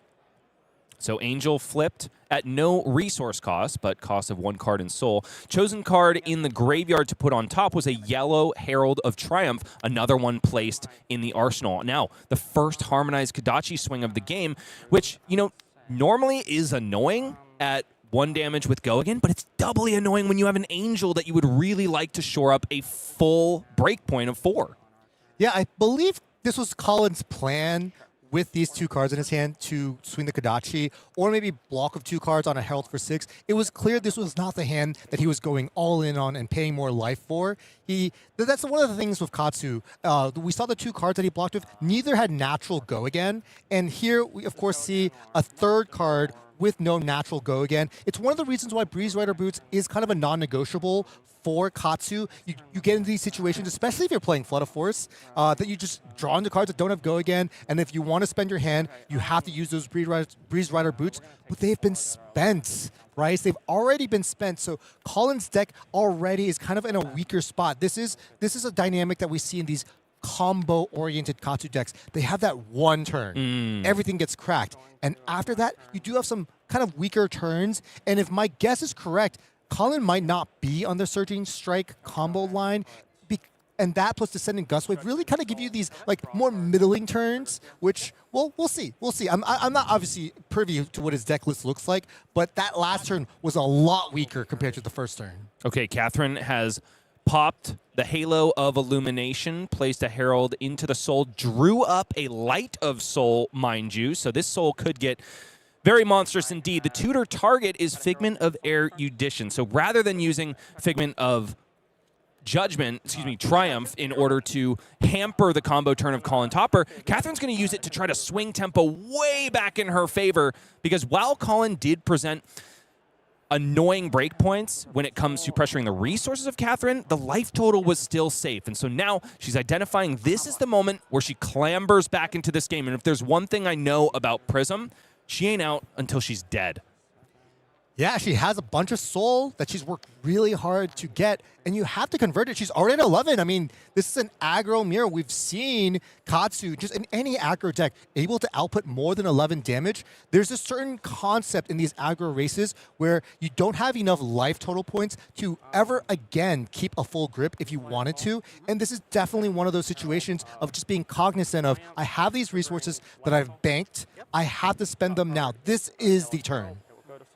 Another card in Soul, thanks to the trigger of Light of Soul, because a yellow card was revealed on top, it goes directly into Soul, and because it's a Herald, it is yet another tutor target for Katherine Black, who honestly is probably almost out of them. I saw a Figment of Ravages and then a Figment of Triumph still left. I think it would be perhaps a little bit risky to run any more than that into Katsu. Yeah, this is the 5th Figment that has been tutored and put into play, and yeah, this is very standard. I mean, you will run out of them in games that go long, but even in this game, this is turn 3, and Katherine functionally has been getting, I mean, this turn she's gotten 2 in play, so, the moment, of course, we get to a point where either player has to start blocking, though. That's when this game completely changes, and we really see the power of Harmonized Kodachi. I mean, it's one of the reasons why traditionally illusionists have always struggled into Ninja. This is just a dynamic that we've seen before. Oh boy, wow. But the coup de grace of the turn is, of course, an Arc Light Sentinel. Now, Katherine would have loved to be able to send one more Herald. That last one did have go again, but there was a red in the hand, which made it a bit of a sticky situation when it comes to the requisite resources. Did have a Ponder token on that turn, right? Because she popped Halo on her turn. Might have been a missed Ponder token, unfortunately, for Katherine. Nevertheless, the damage has been done. Colin essentially forced to just pass his turn by swinging a Harmonized Kodachi into that Arclight Sentinel, a card that has been so difficult for aggro decks to deal with since its inception in Monarch. And so, even though you're right, Michael, I do think that Prism has a hard time into aggro oftentimes, Awakener of Soul does get to do it perhaps a little bit better because she's got numbers on her side. She's also got cards like Arclight Sentinel to force you to pump the brakes. That was an insane blowout, Bryce. Katherine was able to sneak in 11 points of damage, keep the Soraya in play, and play that Arclight Sentinel. It's hard to understate how big of a blowout that was. Colin kept his entire grip, and all he was able to do was pitch a card to Kodachi because he wasn't able to generate any extra action points. Katsu, of course, kind of one of those more OG, more classic heroes, doesn't have access to something that just willy-nilly gives you more action points, like maybe a Lightning Greaves or an activation of Dash IO. So in this matchup, that's exactly what you need to win this game. So carefully played by Katherine Black all the way through this game, which is only 4 turns in, and yet it is 20 minutes elapsed. Now swinging in with a Herald of Ravages after Soraya, Archangel of Erudition, did her dirty work once again. More cards drawn for Katherine. Unfortunately, not another copy of Arclight Sentinel, the one true way to protect Soraya into another turn cycle. And the more times you get to swing Soraya, the better for you. Honestly, I think Katherine has already done what she needs to. This is lethal damage. Katherine has an Angelic Wrath in hand. If Colin chooses not to block here, his game could just be over. Blocking here is very heads up, but Katherine having that Angelic Wrath, maybe to punish, maybe she has a different play in mind. This first Herald has go again. Colin's in the blender already. I mean, he can no longer say, I want to keep all of my cards. He's, I think, already reduced into the zone where he has to just be swinging Kodachi and hoping for the best. He has a total of 4 block in his hand as well. Herald of Ravages, the second, follows up here, threatening yet another on-hit of 1 arcane damage. Colin may be forced to do some blocking again, but as you said, Michael, once you're blocking, you are losing, and that goes double against Prism. 11 plays 9 now, but Katherine likely to have an effective 8 extra life in terms of ward board. Still has that Angelic Wrath in hand. This is still technically lethal. The Herald by itself, 6 physical. The on-hit, 1 arcane. And of course, playing that Angelic Wrath, and that's just lights out. I mean, Colin, he's going to be like if he doesn't block here, he's in a bad spot. If he blocks, he has no hand, also in a bad spot. As Katherine gets to start her next turn with that Soraya, this is just what a clinic. I mean, last turn, I can't understate it enough. That was the game-winning play. Katherine had that knowledge, used the Halo of Illumination, and of course pray that she doesn't draw the one Figment she wanted to draw, but she knew she wasn't going to draw it. It was at the bottom of her deck. And everything about that was just beautiful, and we're seeing Katherine reap those rewards now. Even the variants lined up incredibly well. I mean, Katherine has been incredibly careful about using her soul as a resource this game, but when your Halo of Illumination draws you a Light of Soul, and then you put yet another yellow into your soul, I mean, it's absolutely huge. I apologize. That was an Angelic Attendant in hand. It really looked like an Angelic Raft to me. And of course, this Angelic Attendant isn't as important here because Katherine already has 2 floats and hasn't activated Prism yet, so can simply activate Prism to flip one of these Figments if she so chooses. But chooses not to in this case because she probably can't block out 2 Kodachis, and she would lose both of these Ward Figments to that Kodachi Swing Menace that Colin could represent. But we know Colin's hand. It's a Tigran Reflex and a Yellow Descending Gust Wave. He actually doesn't have access to a very clean way to send both Kodachis. Now, this is interesting here. Katherine decided not to flip any of those 3 Figments that she had for free with Empyrean Rapture. And yet, there are 4 cards unsold. Seemingly, to me, it's an embarrassment of riches for Katherine. Why do you think she decides to hold back? I think it's just she knows that they're both probably going to be worth 1. I mean, Colin's last turn was Kodachi attack with a Fluster Fist. I think maybe that's the logic here. You don't want to waste them per se. I think she's ahead enough that she can go either direction on this, and it's still going to be fine. You do, of course, want to keep some soul, and that is a soul minus play as well. Does feel like she is in a commanding position, but also perhaps letting Soraya go after it has done so much work for her. It is a reaction, though. That all you got? The perfect stuff of the Harmonized Kodachi here. Katherine will draw a card once the combat chain closes because that all you got is, of course, defending an attack with 2 or less base power. And now Phantasmal Footsteps can get in the way. While Katherine is utilizing a lot of cards from hand, she will get one back and then potentially have another opportunity to swing Soraya. 3 Soraya swings? I already thought she was ahead. Yeah, every single turn of this game, she's drawn 2 extra cards, and that's really good in our game. My goodness. So Katherine Black putting on a clinic, but Colin Topper, in his own right, has shown me I already thought there were a lot of different ways to build Katsu. He's shown me yet another one. Yeah, and I don't want to call a game before it ends, but when you're at 2 and there is a Figment of Ravages in play, you're not in a good spot. You're not long for this world. You are not long for this world at all. And so Katherine, however, swinging with Soraya, would have the opportunity to send another angel like Herald of Ravages. If I were to describe you what swinging the Soraya feels like, paying 2 resources for a weapon. Let's say it's a weapon. It's kind of like a Titan's Fist. You pay 2 resources. It's 4. It's go again. Already insane. And then you draw 2 cards, and it's like, what are we even talking about? Is this the same game? Now 7 damage blocked up completely by 3 cards from Colin Topper's hand, but it's just 2 more resources to be paid.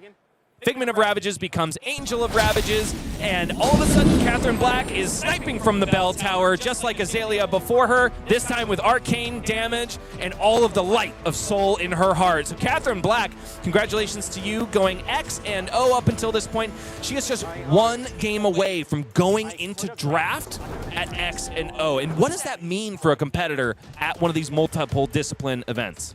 Feels amazing. I mean, I could tell that's not her first game playing Prism. That was just a clinic. I mean, you cannot. I just want to talk about that Arclight Sentinel play again. I mean, right? You're looking for that window to use Halo of Illumination. It's the most powerful, arguably most powerful had piece that. Well, I guess there's been pretty powerful illusionist had pieces in this game, but the way she used it that turn, I feel like I'm not sure if there was any way Colin could have snuffed that out and maybe preemptively blocked. But when you're blocking against Prism in that aggro mirror, you're not winning either. And so I just feel like I've learned a little bit more about this matchup. Maybe it's actually kind of a Prism-favored matchup, right? Like, because you don't have tools to stop that. The moment they draw the Arclight, they use the hat, draw 2 extra cards, they have the extra soul. My goodness, what a good game. What a good game. Absolutely incredible. And I do have to laud Colin Topper, not only for his innovative deck building, but also, I think, playing to win. Yes. You can't do much about Arclight Sentinel except for kill the Prism before she can deploy it. And honestly, the way the deck drew up, that draw sequence very much favored our Prism player. And so Colin Topper playing in order to top, but in this case, falls by the wayside. And now, if you want to get out and lose to some Prisms as well, you can enjoy all of the upcoming events from Flesh and Blood. It's $2 million USD on offer for our total prize pool of the World Tour this year. Coming up in July, we've got Calling Shinjuku. That'll be Classic Constructed. Then, of course, looking forward to the next big Tier 4, July 16th to 19th. It's Pro Tour Las Vegas, baby. Michael, you gambling, man? Yeah, not really. I'll Okay, be honest. fair enough. Now, you gamble in Flesh and Blood here and there, right? I do. I mean, life is variance. Games are variance, and gambling is a lot of variance. But I do enjoy that, not everything is prescripted. Not everything is deterministic anymore in our game. We have that variance, that healthy amount of variance. There's always a hope. There's always a dream. Maybe your astral bridge will hit. That test of strength will reveal a golden sun. I mean, there's these elements of our game that really make it kind of exciting, especially from a caster or viewer perspective. Now, if the Vegas Strip is not your speed, I encourage you to go to one of my favorite cities in the entire world, and that is good old Edinburgh, Scotland. July 24th to 26th. Besides that, there is Bangkok, which will be a Silver Age Calling streamed by us, and then over to Hamburg in the end of August, and then, of course, Kansas City, where the Calling will be Classic Constructed. The showdown, as always, will be Silver Age. Moving into September, we've got Seoul with the world premiere of Set 20, which we don't know everything about, but Balgor tells me that Shadow is making yet another appearance. I cannot wait for our game to get a little bit darker once again. And then Bilbao, Spain, September 25th to the 27th. Kyoto is going to be making a reappearance in the World Tour, 16th to the 18th of October. And I'm so excited for Mexico City, baby, 23rd to 25th. Hashtag Fablatom is alive and well, and the heart of Flesh and Blood beats strong in South America. And then, of course, the World Championship in the City of Lights, Paris, November 5th to the 8th. Calling will be Classic Constructed there, and of course, another Silver Age showdown. You can get your hands on a Razor Reflex promo during your side events. That is available here during one day of side events in Minneapolis. Besides, it's also the Runic Reaping that we're really excited about. New keyword, usurp, attached to that one. And if usurping is something you're interested in doing, I think it's going to be involved in Set 20 to get over to the world premiere in Seoul. That's September 11th to the 13th, 2026. The World Championship in Paris. You going to be there, Michael? Absolutely. I will be there. There's not a wedding that I would skip for this. I mean, I have some friends that they've been getting married, and I've been telling them this is one of the weekends. What about yours? My wedding. Luckily, I am already married. But theoretically. Theoretically. Well, this would be we'd probably do a Thursday one, I think. That's how we'd manage it. Maybe a Wednesday wedding. You'd save a lot of money, I assure you that. I mean, if she truly loves me to marry me, she'd understand. That's how I want to think about this World Championship. Wow. Okay, so you don't gamble in Vegas, but you gamble with your relationship. We just have it in Paris, honestly. I just show up in my tuxedo, play my rounds, and then go to the reception. That would be a storybook ending for sure. Hopefully not a storybook ending to the marriage, which had just naturally started. But luckily, of course, you don't have to worry about this. You are already married to someone that loves you ever so much. And that is, of course, what the game of Flesh and Blood is all about. But we're going to see people do combat once again. It's our second game of this round 4, and it's still 2 undefeateds in the feature match area. Patrick Weiss on Fang, Dracai of Blades at XNO. Seems to be a righteous gaming aficionado, one of the illustrious vendors at so many Flesh and Blood events, versus Aurora King Core. We already mentioned that she is a streamer over on the Flesh and Bad channel. She is XNO on Marlin Treasure Hunter. Eat your heart out, Pankaj. We get to do the Marlin match. One of my favorite content creators, too, as well. I don't know if Aurora knows this, but I don't actually watch a ton of content. And her channel is one of the few that I think she's very intellectual, the way she dissects the game, the way she talks about some of the fun niche decks. Like, there was a Zyggy deck that kind of went infinite that she talked about a while ago. I like that kind of content. Aurora, please keep doing it. Well, that is a feather in Aurora's tricorn, if I have ever heard one. And so let's talk about Marlin Treasure Hunter first. Now, she is the latest iteration of Go Tall Ranger. We have Go Wide Rangers like Lexi back in the day. We also have, I don't know what Riptide is, but we also have the Go Tall variant like Azalea. Marlin does it a little bit different. She's looking for massive 2-cost harpoons to be able to send the opponent's way. And if that doesn't sound costly enough, if you're Azalea pilled like I am, then you also have to activate a 4-resource weapon in order to get the maximum effect of those harpoons. So a lot more blues than you would normally expect in a Ranger deck make its way into Marlin. And also, gold is glittering. She needs it to activate her hero ability, get gold fin harpoons in order to discard here and there, or just guarantee overpower damage to close games out. Now, Fang, on the other hand, talk to me. Not the first time we've seen Fang this just today, but kind of a more linear hero, right? We talked about this earlier. Fang, you got 2 weapons. You want to swing both. You want to refresh that dynamo, and you want to do that quest, that journey of hitting the really, really important number of 3 fealty tokens. And this matchup, we're going to see a little bit more disruption. Marlin, of course, a lot of cards. Most of the harpoons all say, on hit, let me see that hand. I'm going to go fish. I might take one of your cards.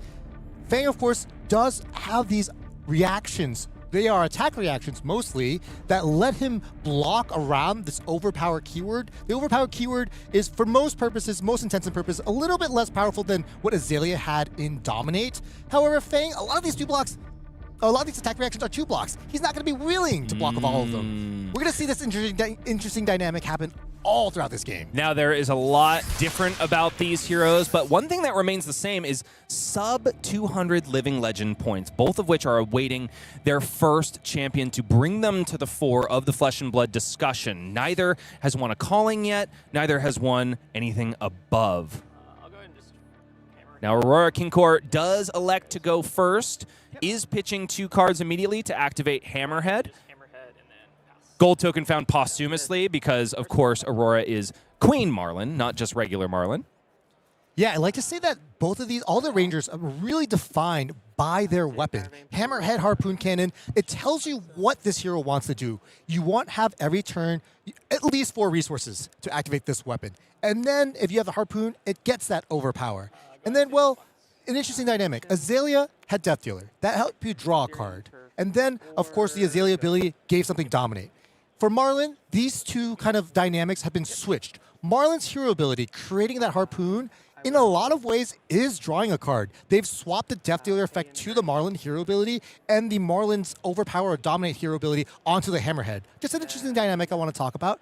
But I also want to talk about Pat's deck. I mean, look at that equipment loadout. It's 4 gold foils, the Dynamo, the Grains, the Dynastic Diadem, the Braveforge Bracers. Both of these Obsidian Fire Veins, also gold. He is one of the biggest collectors of this game, one of the big supporters, keeping our gold foil economy in still, kind of afloat, so to speak. I've personally have sold him a bunch of these gold foils, and he is just, go Pat. Thank you for supporting the competitive players' dream of continuing to play Flesh and Blood sustainably. I personally have sold a person multiple gold foils. Are you kidding me? That's the biggest flex I have ever heard in my life. So they weren't all my gold foils. A lot of them were on behalf of friends, but he is just one of the people that, I'll list a gold foil and he'll reach out to me and be like, that's the gold foil I want. Can you make this happen? And we have pretty slick. We have a lot to thank. Okay. For Pat. And now Pat has a lot to think about here because this King Shark Harpoon, which is probably the namesake harpoon of Marlin Treasure Hunter, perhaps not at its full efficacy against Fang, but nevertheless is still coming in for 13 overpower, 10 from the base attack value of the card and the activation of Hammerhead, but of course an extra 3 from Cheating Scoundrel. One of the massive upgrades for Pirates Abound in our most recent set, not our most recent, Compendium of Wraith. This one is going to force Aurora to wager a gold token with the opponent, but if she loses, she can still discard a card in order to win the wager, get another gold token online, and so I think that's why we see her holding back an extra card in the hand. Go to reacts. I think it's 3 or 4. And Patrick now likely blocking with the only attack in the hand, I would imagine. Yes, indeed, that is the case. Sink Below from the Arsenal, going to shore up as much damage as possible, but the on-hit not as relevant for Patrick as you might think, because, of course, no attacks in the hand means Go Fish is not going to gain maximum potency here. Pat's still going to have to reveal a card. Whether or not that's useful, up to debate, but Go Fish doesn't say you don't reveal your hand. So there is still that on-hit of being able to get this information, which may or may not inform how Aurora wants to block. And also, it's gained 2 gold. I mean, that gold-baited hook was activated, and the Cheating Scoundrels on-hit is creating another gold. So Aurora has set herself up. I mean, 3 gold, Marlin doesn't need as much gold as some of the other pirate heroes, but this is about all the gold you really need to play a functional game for the rest of the game. Vigor token pops at the beginning of the turn cycle for Patrick Weiss after being generated by the recycling of a Sink Below on turn 1. If there's one thing that is similar between our 2 Fang games, it's that the early resources are not really lining up the way you want it. Patrick has found redundant blues here now, though, so even after the swing of this Obsidian Firebane, he'll have plenty of resources to get maximum value throughout the rest of the turn, and that is, of course, by sinking the remaining 2 resources to Grains of Blood Spill and Brave Forge Bracers. But will he be able to start his quest of generating fealty tokens? That's the real question. Long Whisker Loyalty is the first attack reaction played this turn. Does look like it's going to be not buff as the chosen mode. Instead, it's going to be mark on hit, which I think is pretty prescient. You care a lot about marks early on with Fang. You got to get your fealty, and you got to get it fast. Yeah, Long Whisker Loyalty is that modal card, so Pat did have the ability to choose the +2 mode, which would have done 2 more damage up front, choosing instead to mark Aurora because he has not even begun to hack away at that quest. He has currently 0 fealty tokens. Of course, Aurora does also know that Pat has that yellow scar tissue, and the yellow scar tissue is quite a bit worse than the red one. Why? Because, well, it only buffs +2, which means the next Obsidian Firebane can't really be more than 3, maybe 1. Could be 4 with an activation of Brave Forge Bracers, though, thanks to the fact that that first dagger connected. And so all of a sudden, that blue, which seems almost redundant with the Vigor token, is generating more breakpoints for Aurora to deal with. And there's not a lot of blocking equipment at the behest of this Pirate Ranger. Could it be the time to get gold-baited hook involved? Yeah, this is an interesting dynamic. I mean, I haven't played too much Marlin, but I actually have played some games. And one of the dynamics that's going to be really hard to address is it's so hard to block with a single card. The activation of Hammerhead itself requires 2 cards in the pitch. That's already 2 cards you don't want to block with. And then we see the other 2 cards in Aurora's hand, Codex of Frailty and some yellow pumps. It's very unlikely that she'll be blocking unless she's really forced to. Okay, and here we go. Yellow Scar Tissue comes to bear. Does get Obsidian Firebane to a breakpoint of 4. Aurora says, I'm not interested at all, and I think that makes sense because there's a Codex of Frailty. There's also a Gold the Tip in the hand. Marlin turns get out of control when you can mix in extraneous pumps besides Hammerhead. Pat was able to use all of those resources.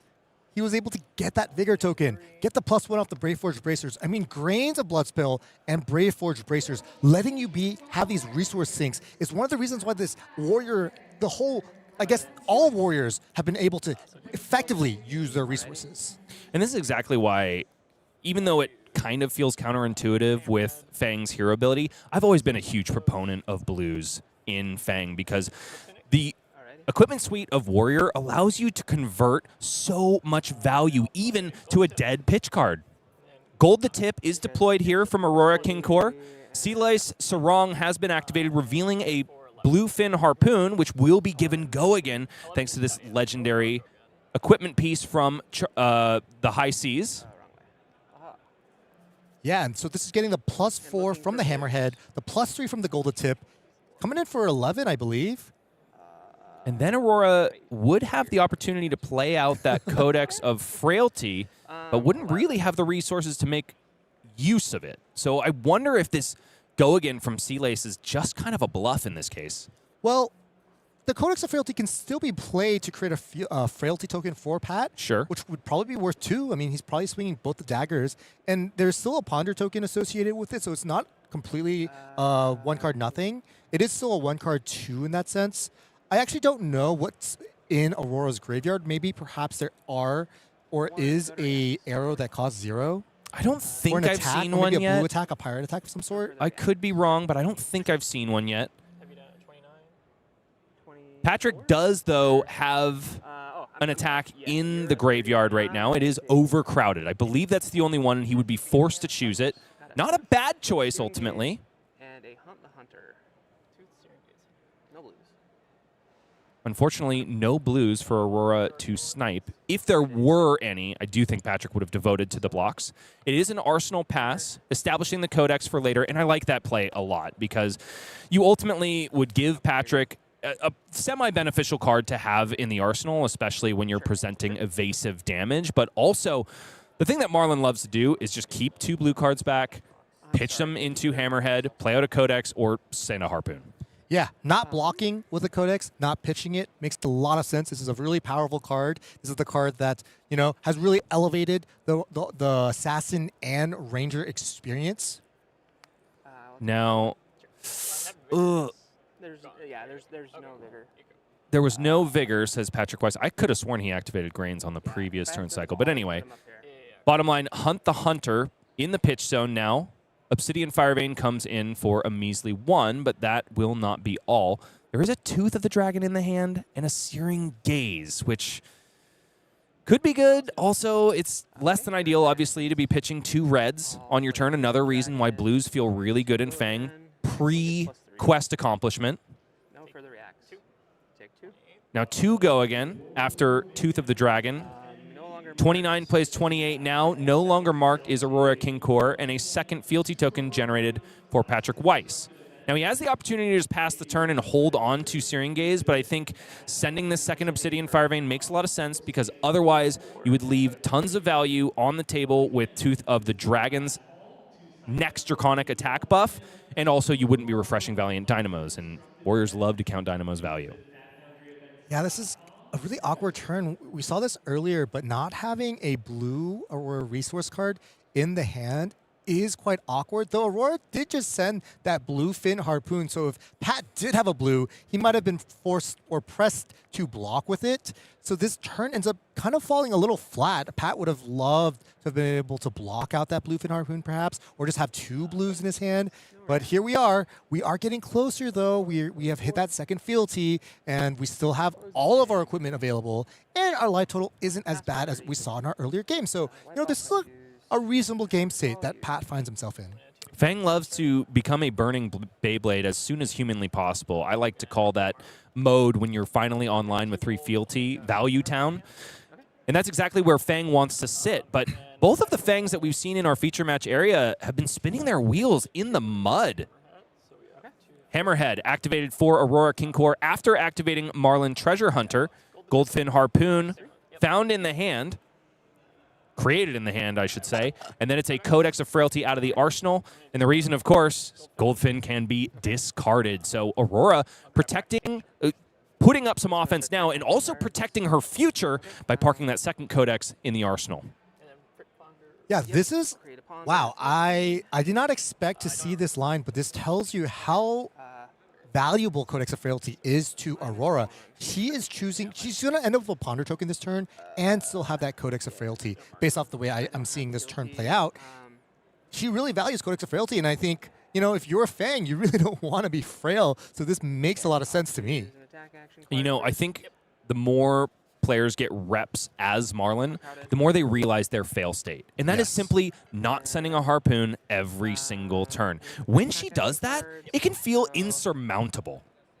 Yeah, this is a great way to hedge your next turn to still be able to play the game. I mean, there's just no way next turn she won't have a Harpoon. She has Codex of Frailty that she will likely put in the arsenal. Or maybe there's another Harpoon she will choose to play, but I like this. I think you bring up a really good point, Bryce. This is disaster prevention.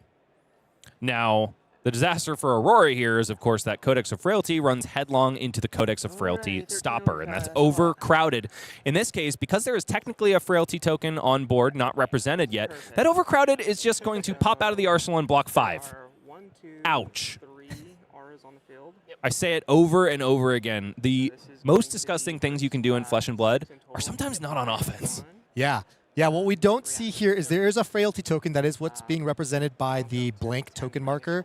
And so that, in combination with the fealty and the ponder, that's 3 more tokens, and Overcrowded gets +1 defense for each one with a base of 2. 5 is really powerful. So all of a sudden, 10 blocks for Patrick Weiss, who reveals a yellow scar tissue and an affirm loyalty. Not the greatest turn when you're not online, once again. And so Patrick likely just going to send Obsidian Firevein, beef it up with Affirm Loyalty, send the second Affirm Loyalty, still with, Obsidian Firevein for 0, beefed up to 3, and then swing an additional 0. Why? Because you've got to refresh the Dynamos.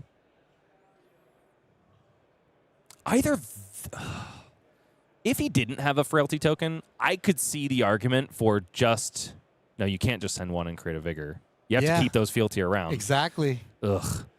This is why this second phase of the Fang game plan, when you have less than 3 fealty, is so painful. You've got to shift into 6th gear and get out of this phase into Value Town as soon as possible, because you are pressured to hold on to extra cards, sometimes for minimum effect. Yeah, I mean, we talk about the values of Find Spring Tunic and giving you an extra resource every 3 turns. The moment the Fang ability is on, you functionally get 2 more resources per turn. You're functionally playing almost with like a 4.5, 4 2/3 intellect. And to get there, though, there is kind of a quest you do have to achieve and some requirements in the fact that you have to be playing a Draconic card every turn. And that sometimes runs counter into a hero who's dealing big harpoons at you. Affirm Loyalty beefs this Obsidian Firevein for 0 up to 3. Aurora taking it on the chin, as it were, down to 21. Patrick considering a Vigor token instead, but does send Obsidian Firevein the second. Aurora happy to take 0 here, makes sense to me, but Valiant Dynamos will get a refresh. Chalk up another point of value to Mr. Patrick Weiss. But it's time for Aurora to have her say once again. 21 plays 26. Tunic ticks up, and we know that there's a Codex of Frailty in the arsenal. 4 cards in hand, all of which are convertible, Michael. Take a look at this. Big game trophy shot, Murderous Rabble, premeditate, but it is a pitch of the big game trophy shot, which does surprise me a little bit. Yeah, big game trophy shot's actually kind of an awkward card in Marlin, especially when your Tunic is not on 3. Sure. Because it does cost 2, and your Hammerhead costs 4, and the Harpoons all cost 2. That's 8 resources. It's not really clean. Like, that would require 3 cards to be pitched. So it is just going to be a premeditate and send Murderous Rabble. And this is a card that's so near and dear to my heart. Murderous Rabble going to come in for 3 go again because, of course, Tip the Barkeep is a blue and was revealed on top. You can think of it as Bizarro Ravenous Rabble, right? It is a pirate-only attack, but the interaction I want to highlight here is premeditate. Premeditate is going to buff the next attack that comes from Arsenal, but it will still give a Ponder token on the hit of the first attack action card that connects. So that's why Ponder token has been established already by Aurora, who puts Patrick now down to 23. Then it's an activation of Hammerhead, and now here comes the coup de grace, Codex of Frailty. Yeah, these codexes are actually a little bit less devastating when Patrick's able to get this overcrowded that blocks for 5 every time. But they're still quite good because that frailty token created really puts a hamper to Pat's offense. And as we talked about, he does need to keep these fealty tokens around, so he's going to be forced to have a card to pitch and some Draconic cards to attack with next turn, and has to deal with a lot of damage from this big Shark Harpoon, King Shark Harpoon. Aurora is both royal because of her headpiece and because, of course, the monstrous monsters that she is hunting with these harpoons. In this case, King Shark coming for the face of Patrick Weiss, also looking for attack action cards. Doesn't have any in the hand now because, of course, the one discarded to Codex of Frailty was Hunt the Hunter. So immediately Patrick Weiss insulating himself from that Go Fish on hit. Valiant Dynamo gets in the mix. And besides that, Patrick has tons of reactions in the hand, could block the majority of this out, but once again, has to play a Draconic card every single turn in order to keep those 2 fealty around. Pat looks like he's lining up some blocks with equipment here. this could be a heads-up play. I mean, you don't want to be dying and not having utilized this equipment. This is my block. So this is 1, 2, 3, 5, 6, 7, 8. Yep. Take 5. Yep. 8 on 13, 5 damage finds home. Patrick Weiss now down to 18. Below half-life, still not online yet. Blade Flurry. So far, the U.S. National Championship is looking like the Fang fumble, much to my chagrin. Well, this is just kind of the nature of the deck. If Pat had 3 fealty tokens, these hands would look incredible, insane. Unfortunately, I do think part of it is just not seeing a blue. We talked about this, but like you have grains, you have Rayforge Bracers. You have a lot of ways to utilize blues. But why don't they play blues? Well, a lot of the blues aren't very good. And so that's kind of this dynamic that Warrior has always had. And, well, we're seeing it kind of happen and punish players in gameplay. I mean, these turns don't look really good, but if you draw 4 blues or even a 3 blue hand, that also wouldn't look really good. Speaking of punishes, though, Michael, Patrick Weiss has Fire and Brimstone in the hand as the one Draconic attack reaction. So we'll be forced to play it out at 1 cost. Usually you want to be playing that for 0 because, of course, it is discounted by the number of Draconic chain links you control. So this Obsidian Fire Vein only going up to 2 after Frailty does its dirty work. And I think Patrick is probably just going to Arsenal that Blade Flurry and go next, or do you think he's going to send the second Fire Vein? Yeah, it would be worth 1 physical and the refresh of the Dynamos, I believe. So not really good rates. Certainly not. Throw Caution to the Wind played out by Aurora in response. She's going to reveal the top card of her deck and then get Prevention based on the color. In this case, blue is maximum value there. Will prevent the next 3 damage that she has dealt. Yeah, Marlin on the other hand, I mean, we were talking about blues. Marlin on the other hand, I think like about half the deck, maybe exactly half, maybe a little bit more of the deck are blues. We need all those blues to support Hammerhead. I think the deck itself is really similar to Grady Bones in terms of its pitch composition. You have about 9 reds, a bunch of yellows, and 30 some odd blues. And so a blue that can be played from Arsenal has a lot more value for a deck that ponders a lot. Now here's the amazing thing for Aurora, that Throw Caution to the Wind did prevent damage, but it also revealed to her the top of the deck, which is going to be so important based on the context of her hand. There's Portside Exchange. There's also Murderous Rabble. She plays out a Premeditate from the hand. Murderous Rabble gonna be coming in for 3, which is known information because it's Sunken Treasure on top of the deck. This will also allow Aurora to play out a Portside Exchange. Potentially, will definitely draw a card, which then allows her to load that Goldfin Harpoon, shoot it for a little bit of extra damage. But honestly, this is the first time we've seen Aurora falter even a little bit. Yeah, this turn doesn't look very impressive, but at least it's something. I mean, this is why Aurora's been sitting on those Codex of Frailties. Obviously, they were a little inefficient. If she had blocked with 1, if she had pitched it, she would have been able to get a little bit more value on those turns. But this turn was literally 1 gold short of disaster. She didn't have a Harpoon. She used that Throw Caution to the Wind to take a peek at the top card. If the top card was maybe a Harpoon, everything would have been solved. It was all fine and dandy. But she also knew that wasn't a Harpoon. And so this is the only way she can really line up an attack. I mean, this is no joke. It's still going to be a Goldfin Harpoon for 9 overpower. Gets that +4 from the Hammerhead, +3 from the Premeditate. On hit, another Ponder token. This is not nothing. And the fact that she still do something when her hand started with 4 blues of a blue in Arsenal, that's pretty meaningful. Aurora goes for a random card with Portside Exchange, of course, because it reads discard a card, then draw a card. If a yellow card is discarded this way, create a gold token. But if you don't have any cards in hand, you still draw a card. And so Aurora just fishing for a usable arsenal to proceed into the next turn. Didn't quite catch it. We'll see if we can snipe a look at it. But right now it's 9 overpower for Patrick Weiss to contend with, and also a Ponder token, which might be a little bit innocuous. Yeah, she was really looking for maybe a 0-cost pump there, as she's most likely going to get a Ponder token, especially if you pump it by 3 more. This is 9 overpower on hit Ponder. Just a really good heads-up play there, recognizing that Portside Exchange can have that almost hidden mode of just discard me, draw another new card.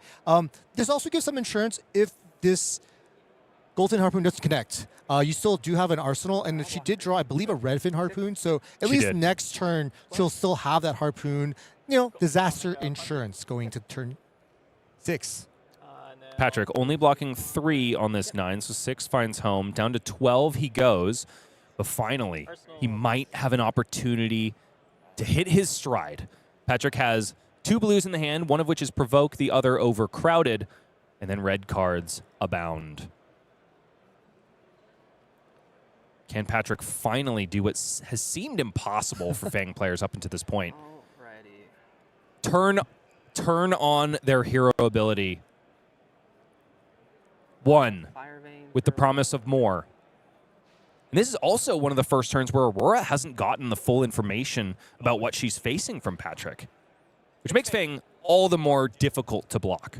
Yeah, Aurora hasn't really used that information to a lot of effect. She's typically not blocked despite knowing the consequences, despite knowing that it's an on-hit mark situation. But on this turn, sitting at 21, she has to feel like she's in a really good position. Pat's used some armor already, and, well, she has a bunch of ability to use her hand. It's not like an awkward, like, last hand, which really we should have highlighted maybe. She had 4 blues last hand, and she still got to do something. It's an activation of one of his 2 fealties for Patrick Weiss. Blade Flurry gets this Obsidian Firevein up to 4, and then Scar Tissue up to 7, and mark on hit.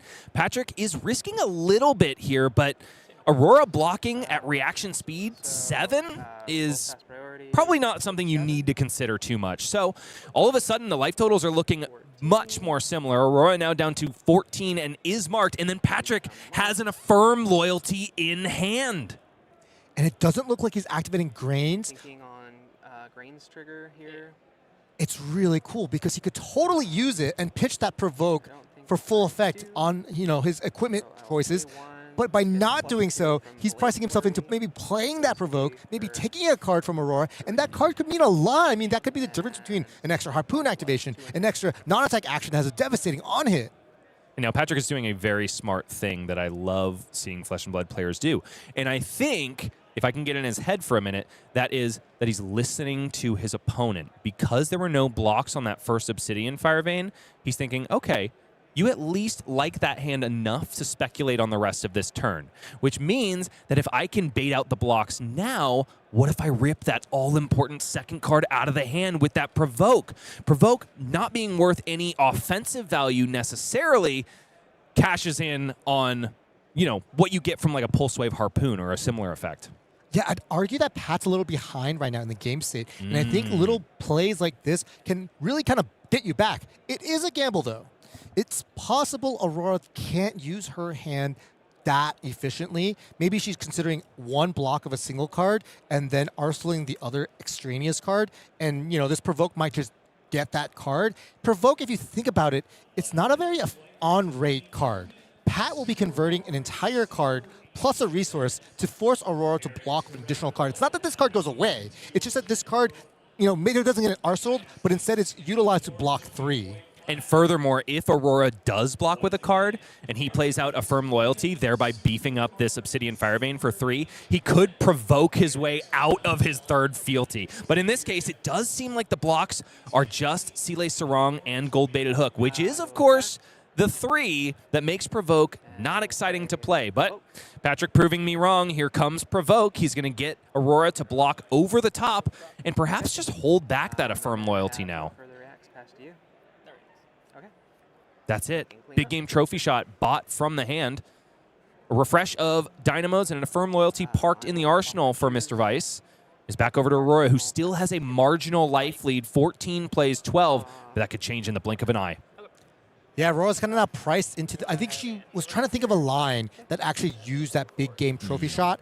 And I got to say, that body language is not what I want to see when I play a Provoke onto the combat chain. I don't want to see my opponent almost casually flinging a card at it. It just didn't feel like a devastating Provoke. I'm sure Pat maybe caught some of that body language. As you mentioned, Bryce, he is trying to play to his opponent, see how his opponent playing and kind of respond to it.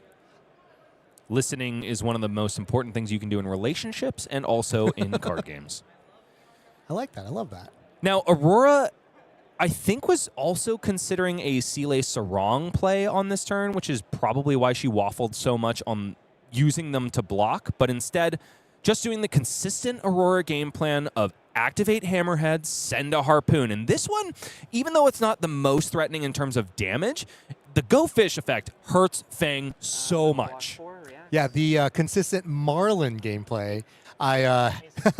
You mentioned Aurora there, and I think that's going to be something that we might... Yeah, we got to be careful about that. But that was really funny to me. Now it's back over to Patrick. 12 plays 14, does shirk off the Go Fish on hit with Valiant Dynamo, a block of Hunt's End, unfortunately, and then a sink below from the hand. So priced into pitching one more time is Patrick Weiss. Firevane 4-1. There isn't a firm loyalty in the arsenal, and yes, Draco Fire comes to the rescue because all of a sudden Patrick is not forced to pitch another card on this second chain link, and he'll be able to get the maximum effect of his affirm loyalty. If that second dagger connects, which it likely will, all of a sudden Fang's finally online in turn 7. 13 no longer marked. I'm not scared, Michael. Draco Fire is amazing. I mean, otherwise we would have maybe had seen another painful, maybe pitch another red. I do want to call out the last turn there was a choice between pitching that provoke or playing that provoke. And I really feel like Pat, he made a judgment call there, right? I do feel like he was behind. You got to make more creative plays, but I do think it ultimately ended up costing him a bit. Something that you could certainly convince me on, Michael, but all of a sudden, the first time in a long time, Patrick has the lead in the life race. 7 plays 12 now, back on our Marlin player's side of the board, but it's a cheating scoundrel coming out of the hand. And when a Marlin is holding on to a full grip, that's when I'm most scared of her. Yeah, a couple turns earlier when Aurora had that all-red hand, it wasn't very impressive, and I'm sure she would have wanted to block with an extra card or two. Here, though, 13 overpowered. It's nothing to scoff at. Now, one thing we haven't seen from Patrick's deck this game, which could certainly be in the 80, is Warmonger's Diplomacy. It hurts Rangers and Runeblades abound, but I would say it hurts Marlin potentially the most, which is exactly why I've seen a lot of Marlin players hedging into decks like this with Honing Hood, some ancient tech from the old days, but in this case, Aurora Kinkor is not afraid. Comes in, dressed to the nines, on her throne as Queen Marlin, and rewarded up until this point because Patrick hasn't found a single copy. Perhaps isn't even running it. Yeah, in this particular case, by having that King Shark Harpoon in her hand, potentially ready to be arsenaled, it's not even that devastating. I mean, if you could play Warmongers, Aurora wouldn't be able to play any non-attack actions. But as long as she has 2 blues, she just activates the Hammerhead, which is a weapon activation, then sends that King Shark Harpoon. So she is at least insulated going into that next turn cycle. But yes, that is a perfect example of a card that could get you back out of a really dire situation. Dynastic Diadem finally gets its +1 defensive value because Patrick has 3 fealty tokens established. So the final block, potentially penultimate block of his full equipment sleet, will take care of 4. In the hand is an attack. 4. Take 9. Yep. And Patrick willing to accept this damage with an attack in hand, which is curious to me. Why wouldn't we block with that overcrowded? Well, because we have the 4 the attack Dracai, actions. yes. Yeah, Aurora's been going fishing so many turns and finally is able to catch Patrick kind of with an awkward hand. 2 attack actions. That's not very common for Fang. Now, the obvious choice, I think, for Aurora is going to be for the Dracai, which could mean that Patrick just pitches away the overcrowded for a Brave Forge Bracers activation, or he could even attack with it, but with only fealty tokens as token auras established, the gold tokens don't count because they are not auras. That overcrowded would just be swinging for a measly 2, also wouldn't get the buff from Draco Fire. You're absolutely right. It would be quite prudent to prevent that. Aurora is sitting at 7. She's not able to just take a full brunt of another hit. So yeah, discarded card is for the Dracai. Extra gold token generated for Aurora Kinkor. 3 plays 7 as we move back over to Patrick, whose hand is known. Honestly, pretty lucky that he was able to survive at all when he had 2 non-blocking cards in the hand. Yeah, but was helped by a lot of his equipment which is now almost all gone. He is a little bit more vulnerable, a little bit more exposed going into this next turn cycle. And this is that dynamic of this game. Aurora, as a ranger playing Marlin, you really have to whittle down that thick, heavy equipment suite that all warriors are able to possess these days. We usually call it the fridge. Yeah. Normally you want it to be filled with spicy salsa. In the case of Patrick and our Fang player that came before, it's been filled with, I don't know, what's the opposite? Milk? I don't know. It's been dented up and utilized. Draco Fire, only one in the graveyard for Patrick Weiss. So unable to banish 2 copies in order to gain a resource on this turn. Alrighty, I'll attack with Firebane for 1. Alrighty, says Patrick. Here comes Obsidian Firebane for 1.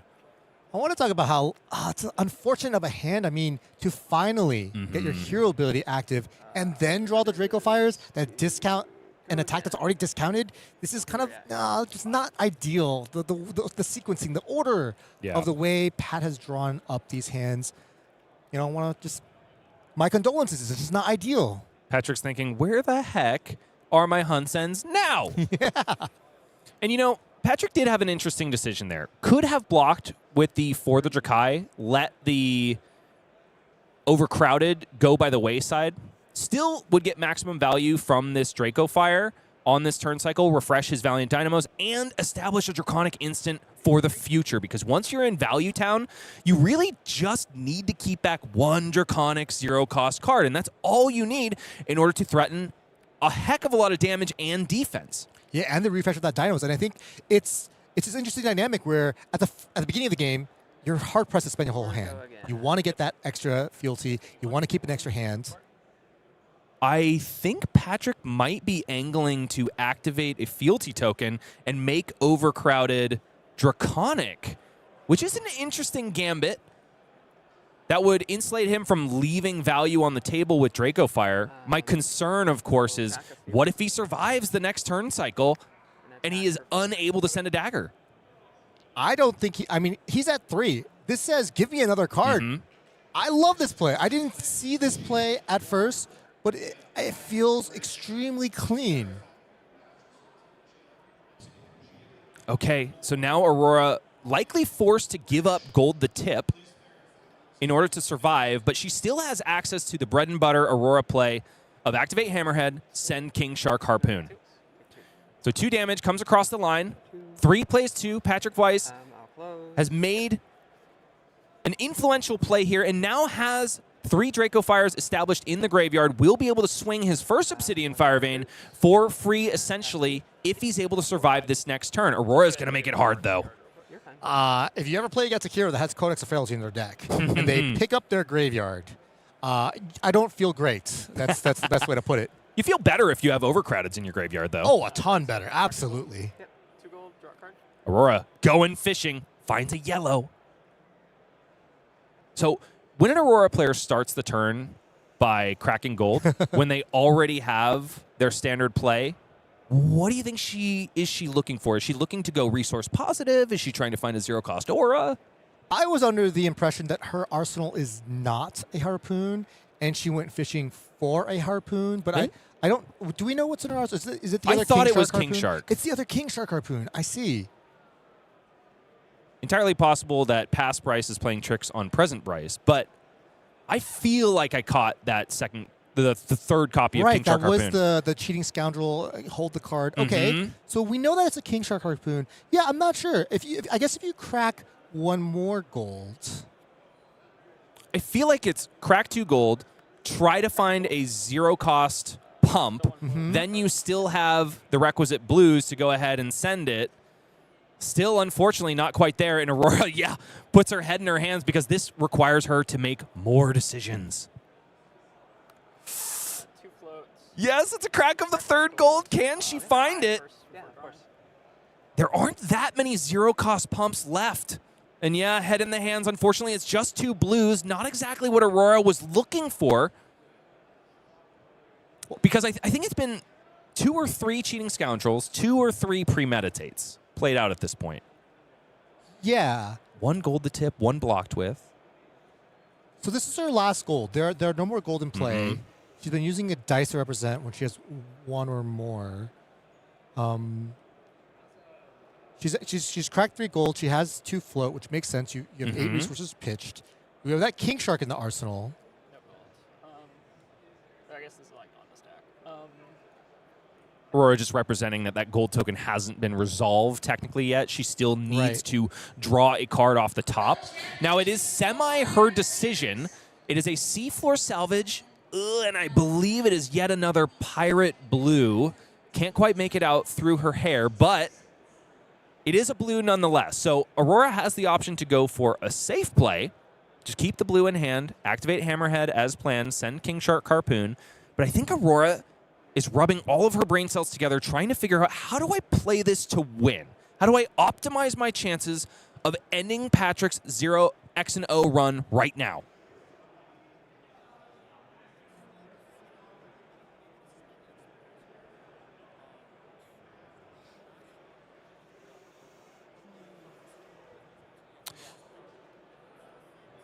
So the other thing that is going for Aurora is that she technically has a 0-cost pump in the hand. It's catch of the day. So had she drawn 2 blues, could have deployed catch of the day, gotten an extra bit of +2 juice. Oh no, bottom. Bottom bowl. Okay. All right, so draw. Draw. It's a random draw. It is yet another blue, red fin harpoon. Maybe I'm misremembering the arsenal card. I could have sworn, though, that it was King Shark. We're about to find out. Hammerhead activated. Cannon locked and loaded. Gold-baited hook activated. And yes, it is King Shark Harpoon out of the arsenal. So, unfortunately for Aurora, those 3 gold tokens converted for ultimately no value because it is the exact same play she could have made at the top of this turn. Tap actions. Yep.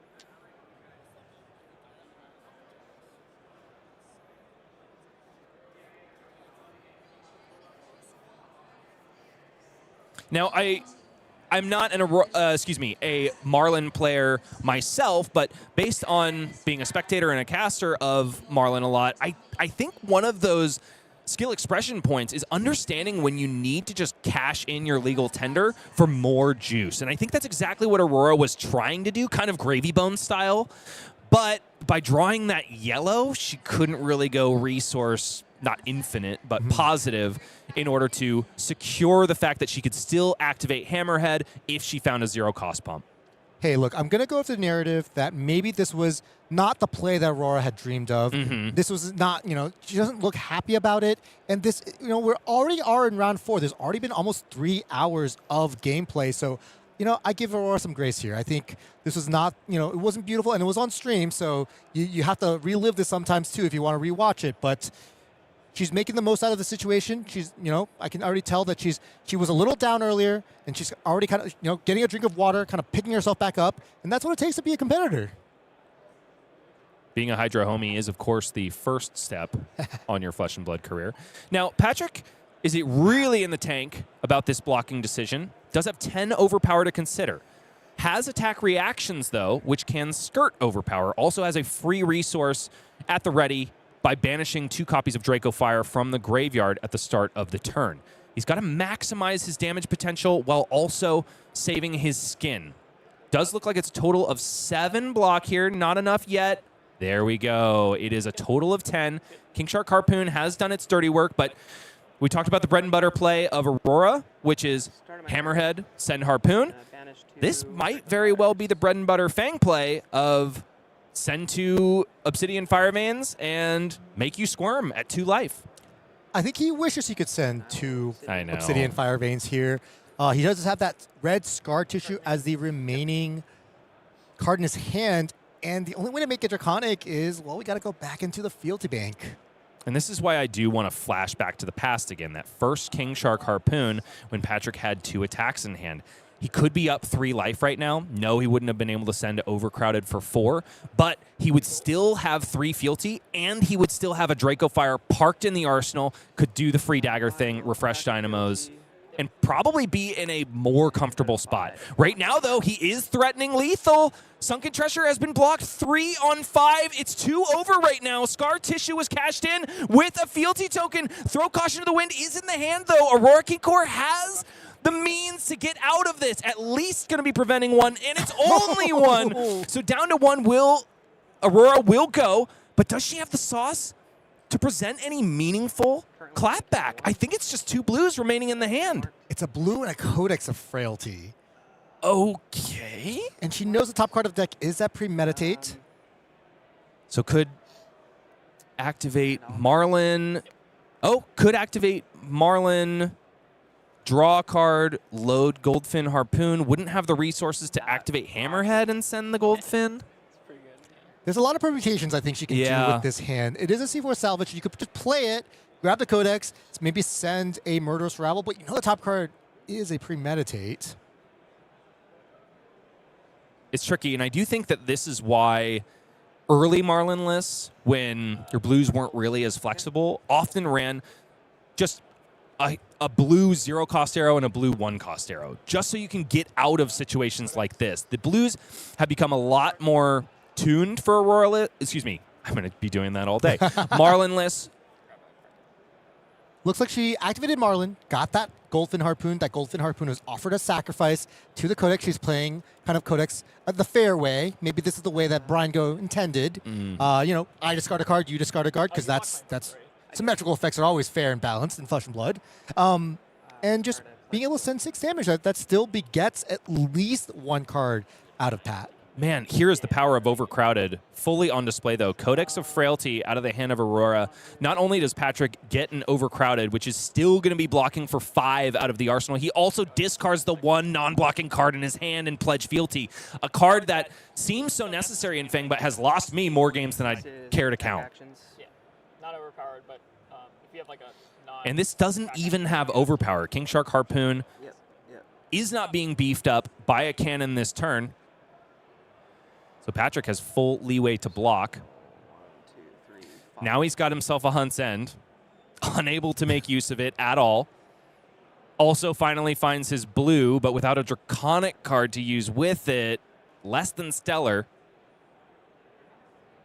There is a Perforate, which could offer means to extend the turn.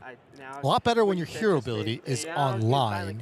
I just show you a card and then because it's not. Patrick's saying it finally clicked. I don't have to worry about Go Fish at all. I can literally just block 5 on this with my Overcrowded 6. and make it so that your Codex of Frailty got 1 value if you discount the Ponder token. Huge here for Patrick Weiss.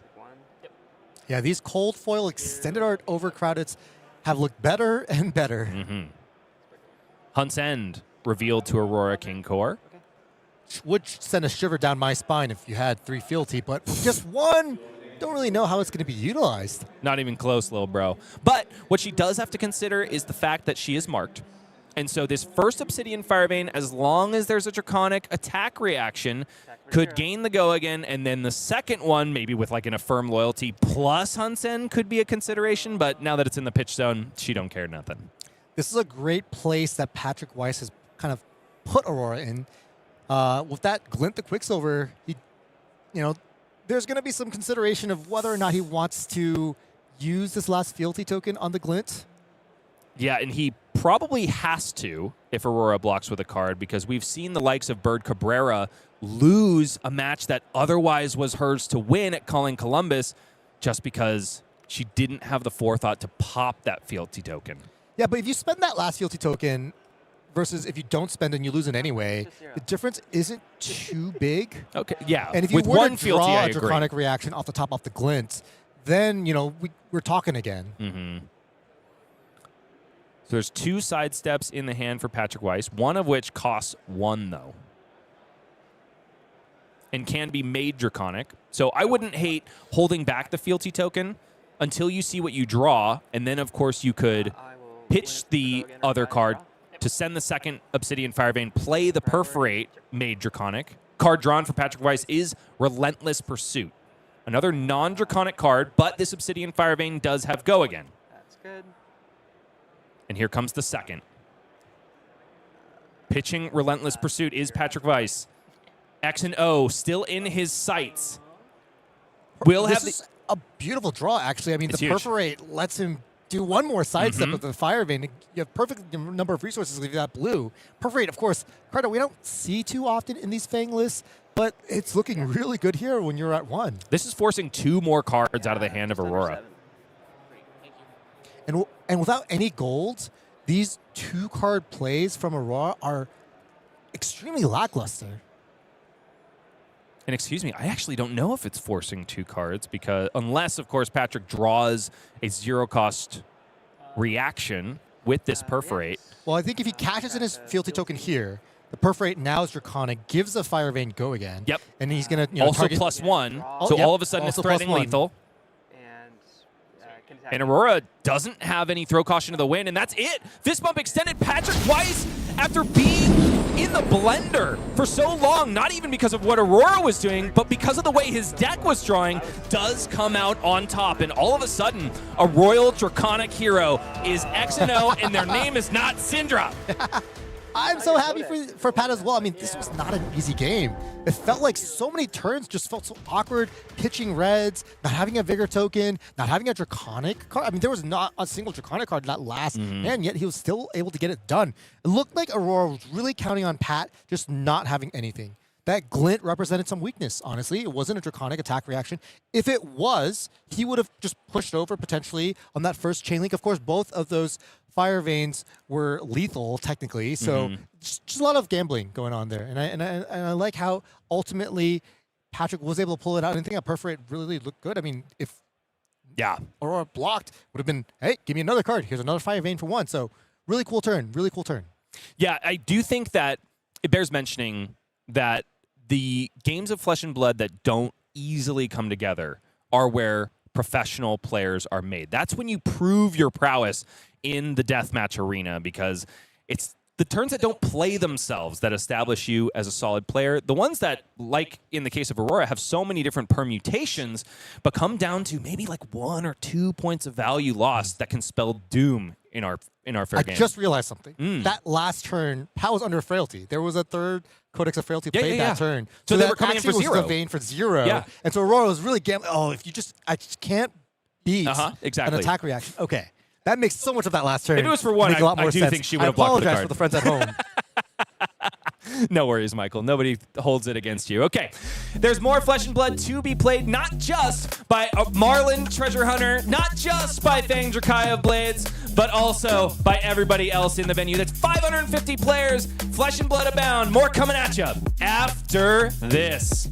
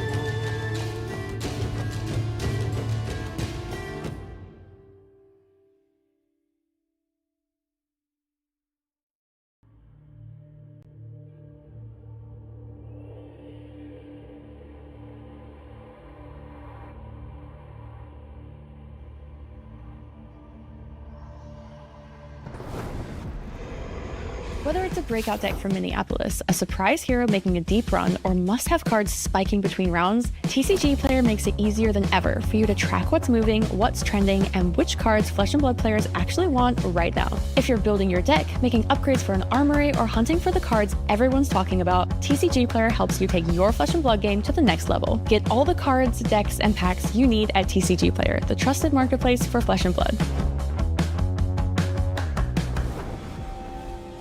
There's more Flesh and Blood to be played, so don't be a mourner. Bryce didn't get shorter, it's just that there's a Pankaj in this corner. What's up, man? Starting it off already with some sort of rhyme. I knew that once they put me in a booth with you, I'm going to need to go through a whole bunch of puns and rhymes, which are incredible. I don't know if I can keep up, though. That's okay, Pankaj, because you are here to give all the analytics. I'm here to, I don't know, jump around like a circus elephant. You do way better than that, I would say. And I want to talk a little bit about that previous game, the Marlin versus Fang. Honestly, tugging at my heartstrings. I didn't know who to root for because they're both my dark horse heroes. Fantastically played by both players, though. And that was a very exciting finish. Without a doubt. And honestly, both of them seem to be limping across the finish line rather than enacting the game plans that we've known from them. But I think that's because of the cool interplay between both of those heroes. Yeah, Fang naturally has cards that are good against Overpower, but the other side is Codex of Frailty and a bunch of Disruption as well, which Fang doesn't super like to see, but then Fang also has a Fridge. So yeah, lots of interplay between those two. It was fantastic to watch.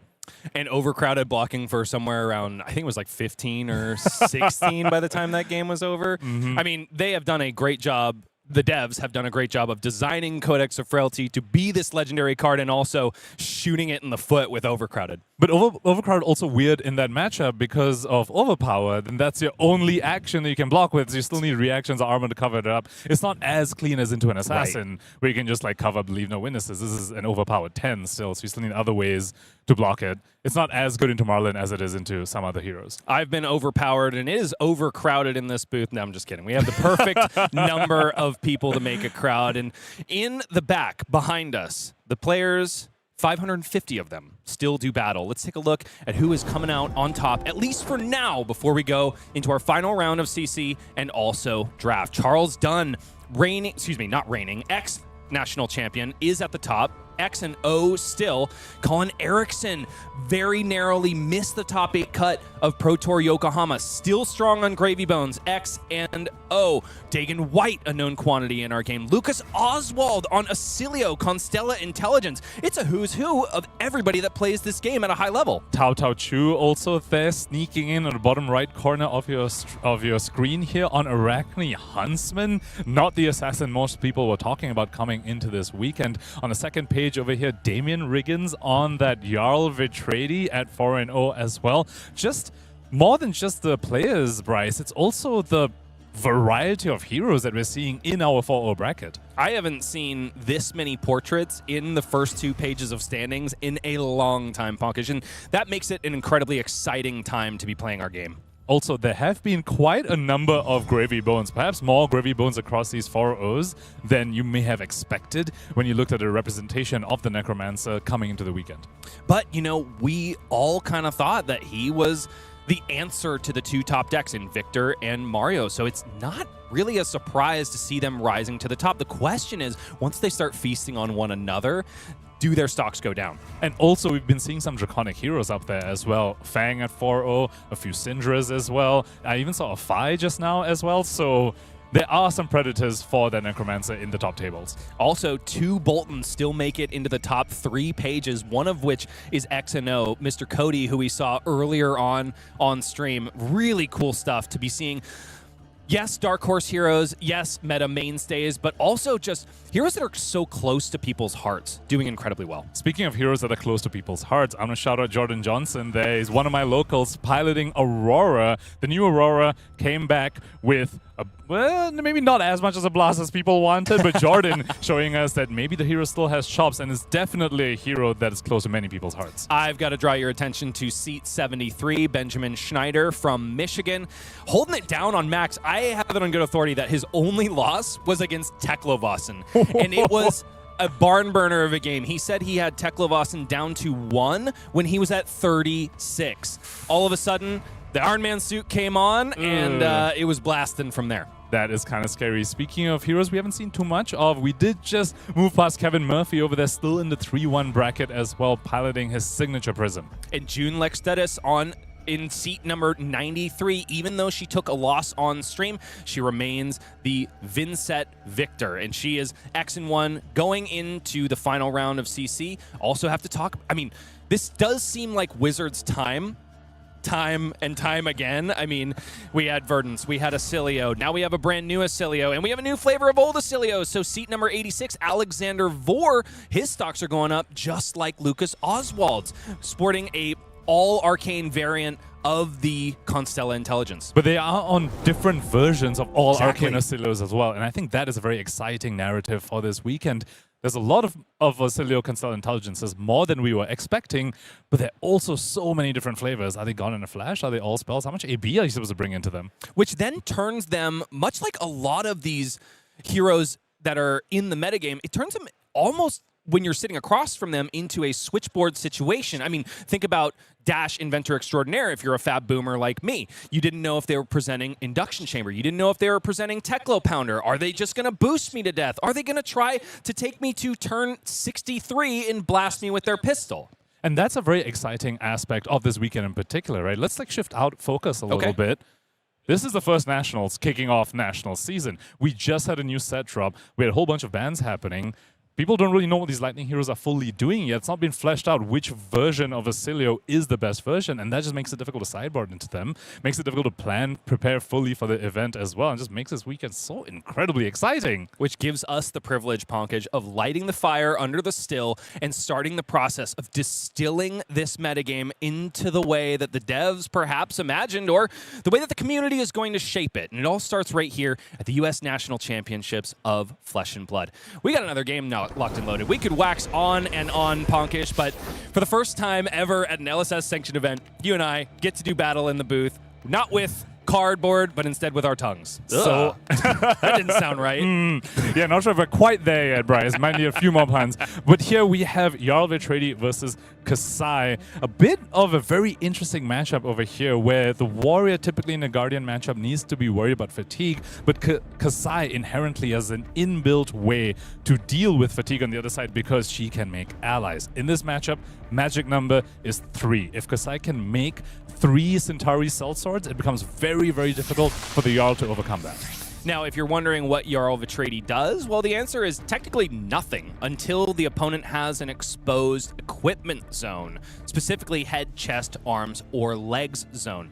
But his hero text isn't blank until that happens. He, of course, has Essence of Earth and Ice, and now the keyword Elemental attached to his hero. So he has access to probably the widest card pool of any Classic Constructed hero at the moment. And a part of that card pool are cards like Felling of the Crown, which maybe you forgot about, but it made my life and so many other people's lives miserable. Channel Lake Frigid, Blizzard, Stalagmite, Bastion of Ice Love, and that's just to name a few. Oakenold, got to throw that one in there one more time. Talk to me about Kasai.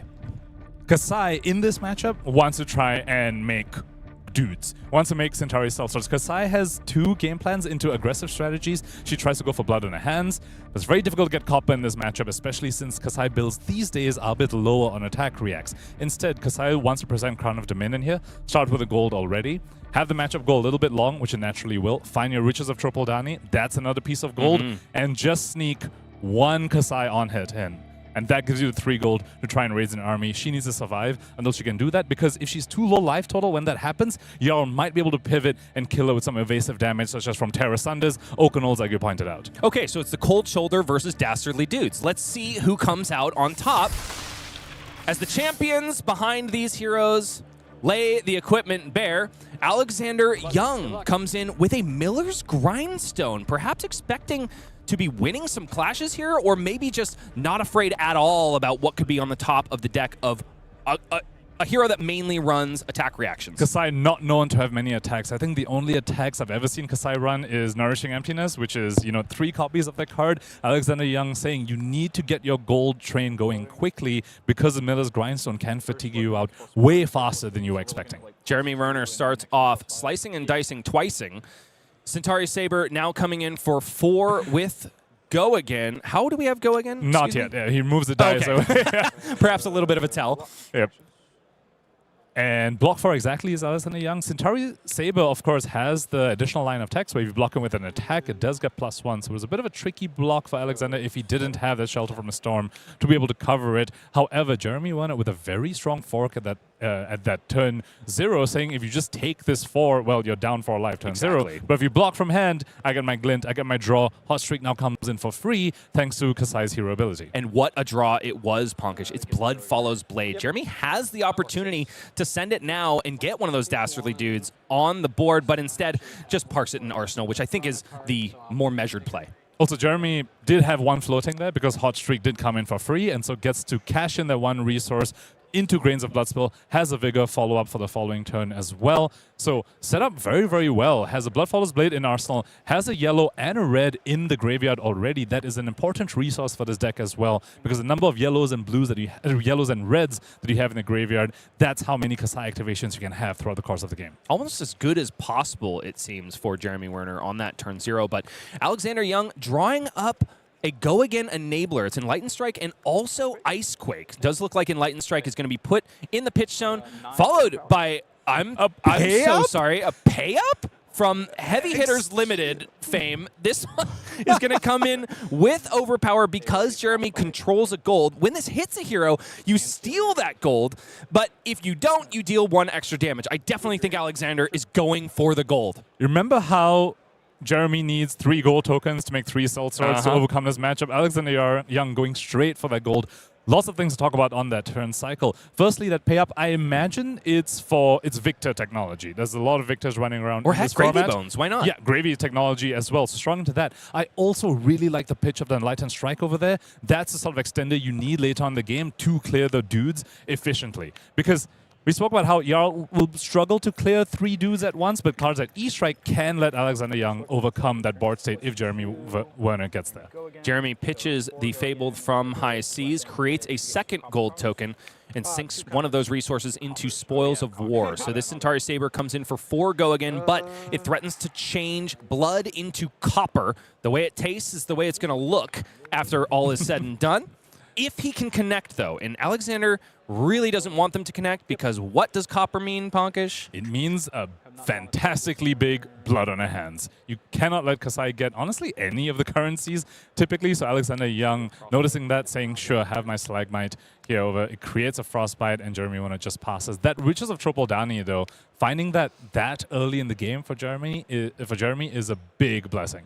Now, correct me if I'm wrong, Pankaj. Jeremy had the opportunity to send that Hot Streak, had 1 resource floating, did have Go Again from Spoils of War. Why wouldn't we? The Frostbite from Stalagmite. I think they shortcutted it. Alexander didn't actually create the token, but Jeremy did not have the resources to swing the Hot Streak over there.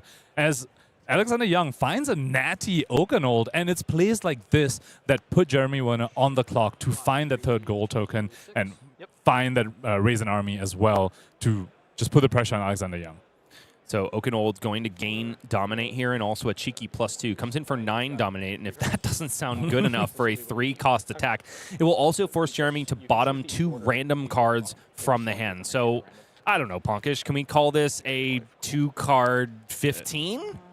That sounds about right to me, yes. The 2 cards, if you consider there were 3 as well. And very fortunately for Alexander Young, he found a card that is both Earth and Ice. It's not something that's very, very common for Yalvitridi. So able to fuse that Oakenold and Arsenal perfectly efficiently as Alexander Young. Wow, and the last card remaining for Jeremy Werner was Gorganian Tome, so is able to draw a card, and because of the passive text of Kasai of the Golden Sand, these swords are going to be free for the remainder of the turn, unless, of course, Alexander gets the second block of Stalagmite in the mix. For now, it's just Hot Streak for an innocuous 2. Blood Follows Blade follows, and will Alexander have the reaction? A Sink Below is there, and he's got to give respect to anything that is going to create allies on the board. He has a Sink and a Shelter as well. Currently a bit resource light in this hand. So curious to see what he's going to sink. Looks like he sank the Oakenold, holding on to the Plow Under, despite the opponent not having an Arsenal. I think that's because that's his only yellow. Wants to keep that as a pitch in case. Also, it will come to bear if the game stands the test of time, but the previous card pitched, not just the previous card fused with, was another Crumble to Eternity. So all of a sudden, there's another Oakenold in the deck right next to an easy fuse target. With an E-Strike near it as well from the previous turn cycle. So Alexander Young, playing this patiently, is prepared for this game to go long. but can he allow it to go the distance? The question is, can he keep preventing Jeremy from getting money on the board? Excuse me, Jeremy did have one card remaining. That was a draw from the Guard Tome. Bluffaller's Blade came from Arsenal, of course. So CNC, very relevant text over here. I'm curious to know whether Jeremy has brought any defense reaction in this matchup that could be stuffed by the CNC. Right now, they're not in the hand, so can just be a tried and true block of 2 cards on Command and Conquer to protect the one in the arsenal. Love this play from Jeremy, very measured. You've already talked about it, Pankaj, but this is definitely a game that can go the distance, even though Kasai has the cards to benefit most from it. It's an activation, the first thereof, of Kasai of the Golden Sand. So blood and sand go into the Banish Zone in order to make it so that the first weapon attack that connects this turn will turn blood to gold. And we have to watch for the number of yellows remaining in Jeremy Werner's graveyard. That is a finite resource for the Kasai deck. And it's also kind of a deck-building drawback in a lot of ways. Maybe more in the earlier days of Kasai when we didn't have as influential yellows as Blood Follows Blade. Oh, I really like this play from Jeremy Werner over here. 5 is a very, very difficult number to reach. 4 you can cover with 1 defense reaction, but 5. I was curious about that block, because we're in the reaction step. Alexander can't add blocking cards like that, so wouldn't need to give up 2 cards in hand. Fortunately, does have a shelter, so he does have the option of blocking 4 with a D-react and then discarding shelter and having the prevention float for the following hot streak.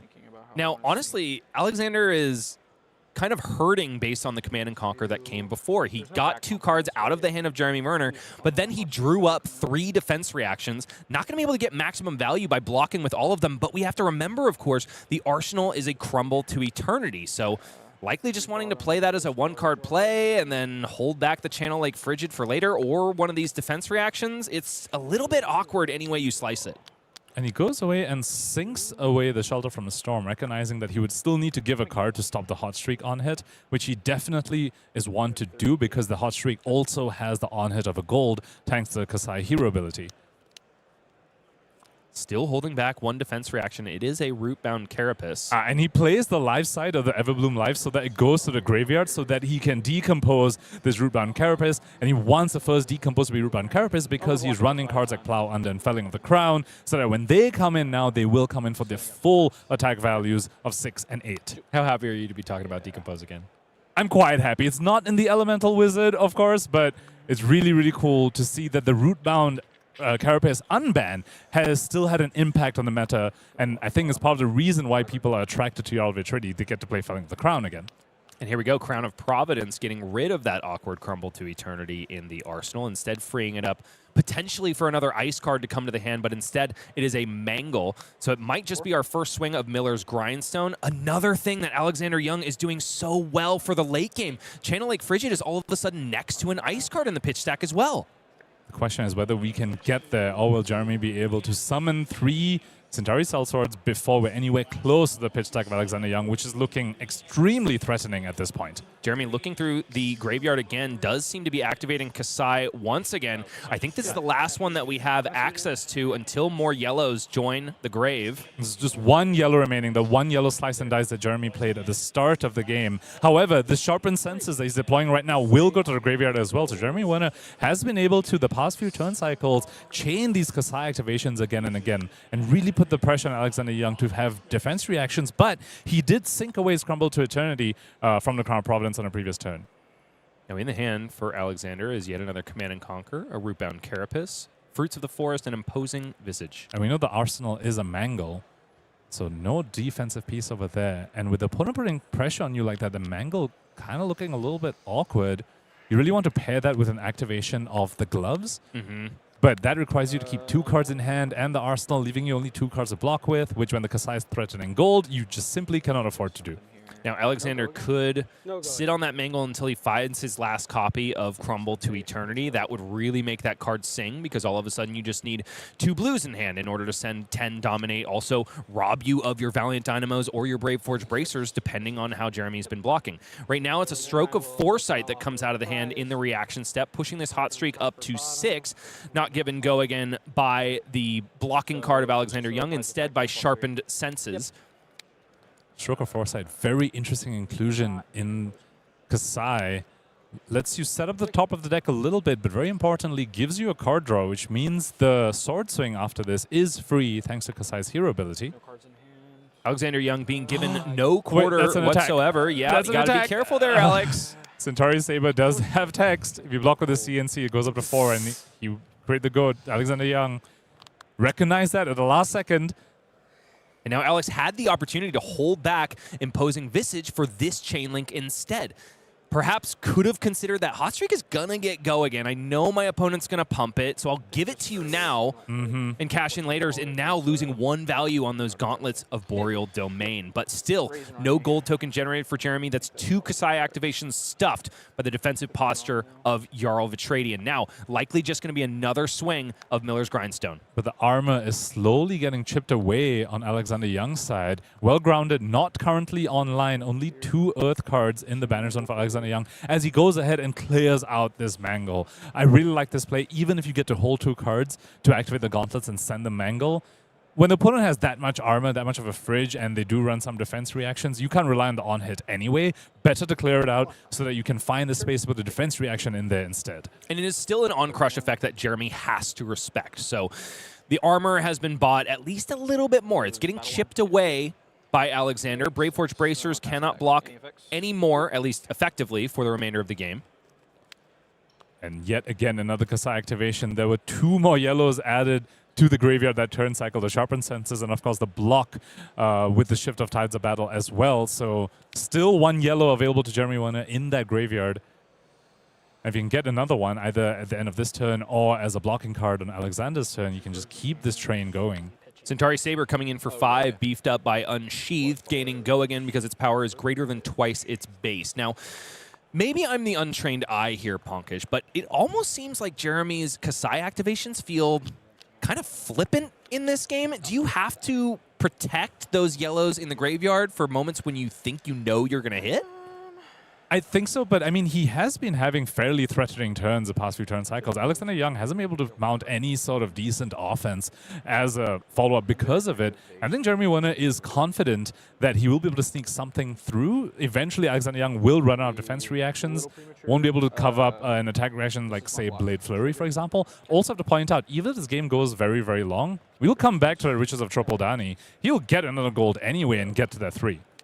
Frostbite generated by the second block of Stalagmite Bastion of Eisenloff does seem to just be getting a pass from Jeremy Warner after Alexander covers the rest of that damage with a Shelter from the Storm in hand. Another Kasai activation wasted. Perhaps not wasted, but not utilized to full effect is what I'm trades for driving the at. Stalagmite, which now means Jeremy can play without needing to worry about that card at all. So pretty strong Stalagmite block there, all things considered. It means you don't need to worry about blocking out the hot streak. It doesn't refresh the opponent's dynamos as well, as you send a breakpoint for 4. However, now that piece is gone forever for Alexander Young. Miller's Grindstone comes in, blocked only by 3 for Jeremy. It's going to be our first clash of the game. It's a Jagged Edge versus Autumn's Touch. Clash clearly won by Alexander. Perhaps understanding with this Miller's Grindstone that fatigue could be part of the angle that he's shooting at. I will mention as well, I know I'm going on and on about the pitch stack, but I really think we're going to get there. That Mangle, which was over-pitched for into the Miller's Grindstone, now joins a Fruits of the Forest on the bottom of the deck. So extra juice in pretty much every hand that Alexander Young is going to draw once we get to the Fabled turn 13. Alexander Young really showing us that in his perspective, this matchup is not just about tempo. There's a pretty tempo-negative thing that he did there, giving up his equipment to block and then over-pitching for the Miller's Grindstone. He's saying this is more than just a tempo matchup. This is also a card density, a threat density, and a second cycle type of matchup. And maybe the way he set up that second cycle, even if Jeremy is able to pay off all of those mercenaries, he won't get a chance to swing with them because he'll be too busy dying. And this is scary. This is another Kasai activation. Now Jeremy has no more yellow cards in the graveyard. He just banished the last 2 that were there, and he's not adding any more, at least currently. The Slice and Dice and Unsheath are both red. Centauri Saber, though, coming in for 6, if it's blocked by an attack, will go up to 7. And it is almost nothing but attacks in the hand for Alexander Young. There is a defense reaction and a non-attack action card. He is not scared, though. Autumn's Touch blocks the Centauri Saber, and the reason, of course, is the Sink Below that remains in the hand. The Sink, though, of course, providing Jeremy the window to play his attack reaction first, as is necessary. Stroke of Foresight beefs this Centauri Saber all the way up to 10, outside of the range that Alexander can feasibly cover. Sink Below, out of the hand, going to cover some of the damage. Into another sink is, I think, Alexander's hope to not let the third gold token be generated over here. He does find the defense reaction! Out of control play from both Alexander and the way his deck was cut. Centauri Saber covered up entirely by that Rootbound Carapace. No decompose necessary. And now 5 on the hot streak to follow, still threatening a gold token. And he couldn't decompose that Rootbound Carapace, which means the Well-Grounded isn't online. If he could have decomposed that Rootbound Carapace, then he could have popped Well-Grounded to stop the gold. But because, got a lucky break with finding a defense reaction off the top, but not lucky enough to stop this, and Jeremy Warner makes the third gold. Now we are on the watch for Raise an Army. Jeremy has been relentless with these Kasai activations, and finally it is paying dividends, literally in legal tender. Now can be used to cash in, raise an army from the deathmatch arena, and come for the throat of And he Jarl finds it Betrayed. immediately. Just drew it up. Jeremy Warner, the turn after he gets to 3 gold, has a Vigor token as well, finds the Raise an Army. Does he have the resources to swing all of them? Let's see. Draw Sword starting means he won't need to pay to attack with the swords. Now, if you're scratching your head and saying, wait a minute, yellow doesn't pay for draw swords. There was a Vigor token that popped at the beginning of the turn. Does seem like Raise an Army is going to be deployed straight away. It's action speed warrior for the most part. Card has been drawn as well. So these Centauri Sabers and Hot Streaks are going to be free to swing, which means that if there's a blue left in the hand, oh my gosh, it's a lot of damage. I believe it's a trot along. So this Saber being buffed up by Draw Swords and Sharpened Senses of it, coming for 6 go again. If it's blocked by an attack, it goes up 1. And then 3 Soul Swords coming in for 3 each. And then ending off with a Hot Streak for 2. There's a lump in my throat, and it's for Alexander Young's prospects in this game. With the hand, of course, finally draws up a Felling of the Crown. Also has a copy of Remembrance and an Oaken Old in the arsenal. We've been seeing the way he's been pitching. He was set up for the long game over here, but Jeremy Warner here on turn 7 has already found the army. Kill shot locked and loaded. So now the question for Alex is, do I remain defensive and try to just use my hammer to clear these allies out one by one, or will that just be too much bloodletting? Especially when there's 2 more Raisin armies left in the deck. 2 more Raisin armies, but no more gold, at least currently. So if you can clear these allies and stop Jeremy from getting any more gold, you can maybe go back to the fatigue game plan, but it's very, very difficult. With no E-Strike in his hand either, Guardians are action point gated, so to speak. When you develop 3 dudes into them, it's very, very difficult for them to overcome that. That's why 3 is a magic number. 2, you just swing with 2 of them, they'll clear 1, you just get 1 more swing, it's fine. But 3 puts that back up right against the wall. And all of a sudden, starting this turn at 38, after being so stalwart through the entirety of this 7-turn game, Alexander Young descends down to 21, accepting all of the damage from these Centauri Sellswords and the hot streak to follow, down to 18 in one fell swoop. Alex has got to make something happen here. And remember, the swords were free because of the draw swords. For those of you wondering why Hot Streak was free, Jeremy Warner had drawn a card at the start of that turn. Here we go. Oaken Old fused with a Felling of the Crown and a Winter's Bite. Alexander sees his window of opportunity, and it is to put disruption on the board and also uninteractable damage. Jeremy Werner does not have an arsenal. Only can block with 1 of these cards from the hand, the Valiant Dynamos and the Grains of Blood Spill. This Oaken Old is going to hit, Pankaj. So this basically guarantees that he won't be able to swing the swords on the following turn cycle. So Alexander Young seems to be pivoting to a little bit more of an aggressive strategy, is holding back a Winter's Bite and a Felling of the Crown as well, saying I'm just going to continuously keep you off having enough cards to actually leverage these Cell Swords. But in the end, he is playing Jarl Betrayed. How consistently is he going to be able to do this? And now with that Remembrance being a dead card in hand likely to be played out here, yes, all of a sudden that painstaking pitch stack that he was able to set up is null and void. It It was perfect, Pankaj. It was such a good pitch tag. E-Strike, Fused Oaken Old, Mangle with an Earth card next to it as well. All destroyed, but has a few more threats in there now. The CNCs got shuffled in as well as 2 Oaken Olds as well. He's arsling either, probably the Felling of the Crown, holding the Winter's Bite as well. So we'll be able to continuously disrupt, at least on the next turn cycle. Question is, can he continue to do it even past that? He's got to do it for at least 3 turns to have a hope or a prayer in this game, I think, Pankaj. And it's just a pass from Jeremy Werner, so still plenty of space. A long, deep breath from Alexander Young as he tries to see through the future and find a way through the dastardly dudes. Winter's Bite. Gonna tell for a card from Jeremy Werner straight away. And this is a fork. When you see the first Winter's Bite get played, you have to wonder, is that going to be another one? Should I pitch a yellow in case there's another one? Pitches a red, Jeremy Werner. Looks like Alexander doesn't have the punish with another Winter's Bite, though. And this is a Yarl problem. He has 4 cards. He can convert 2 of them.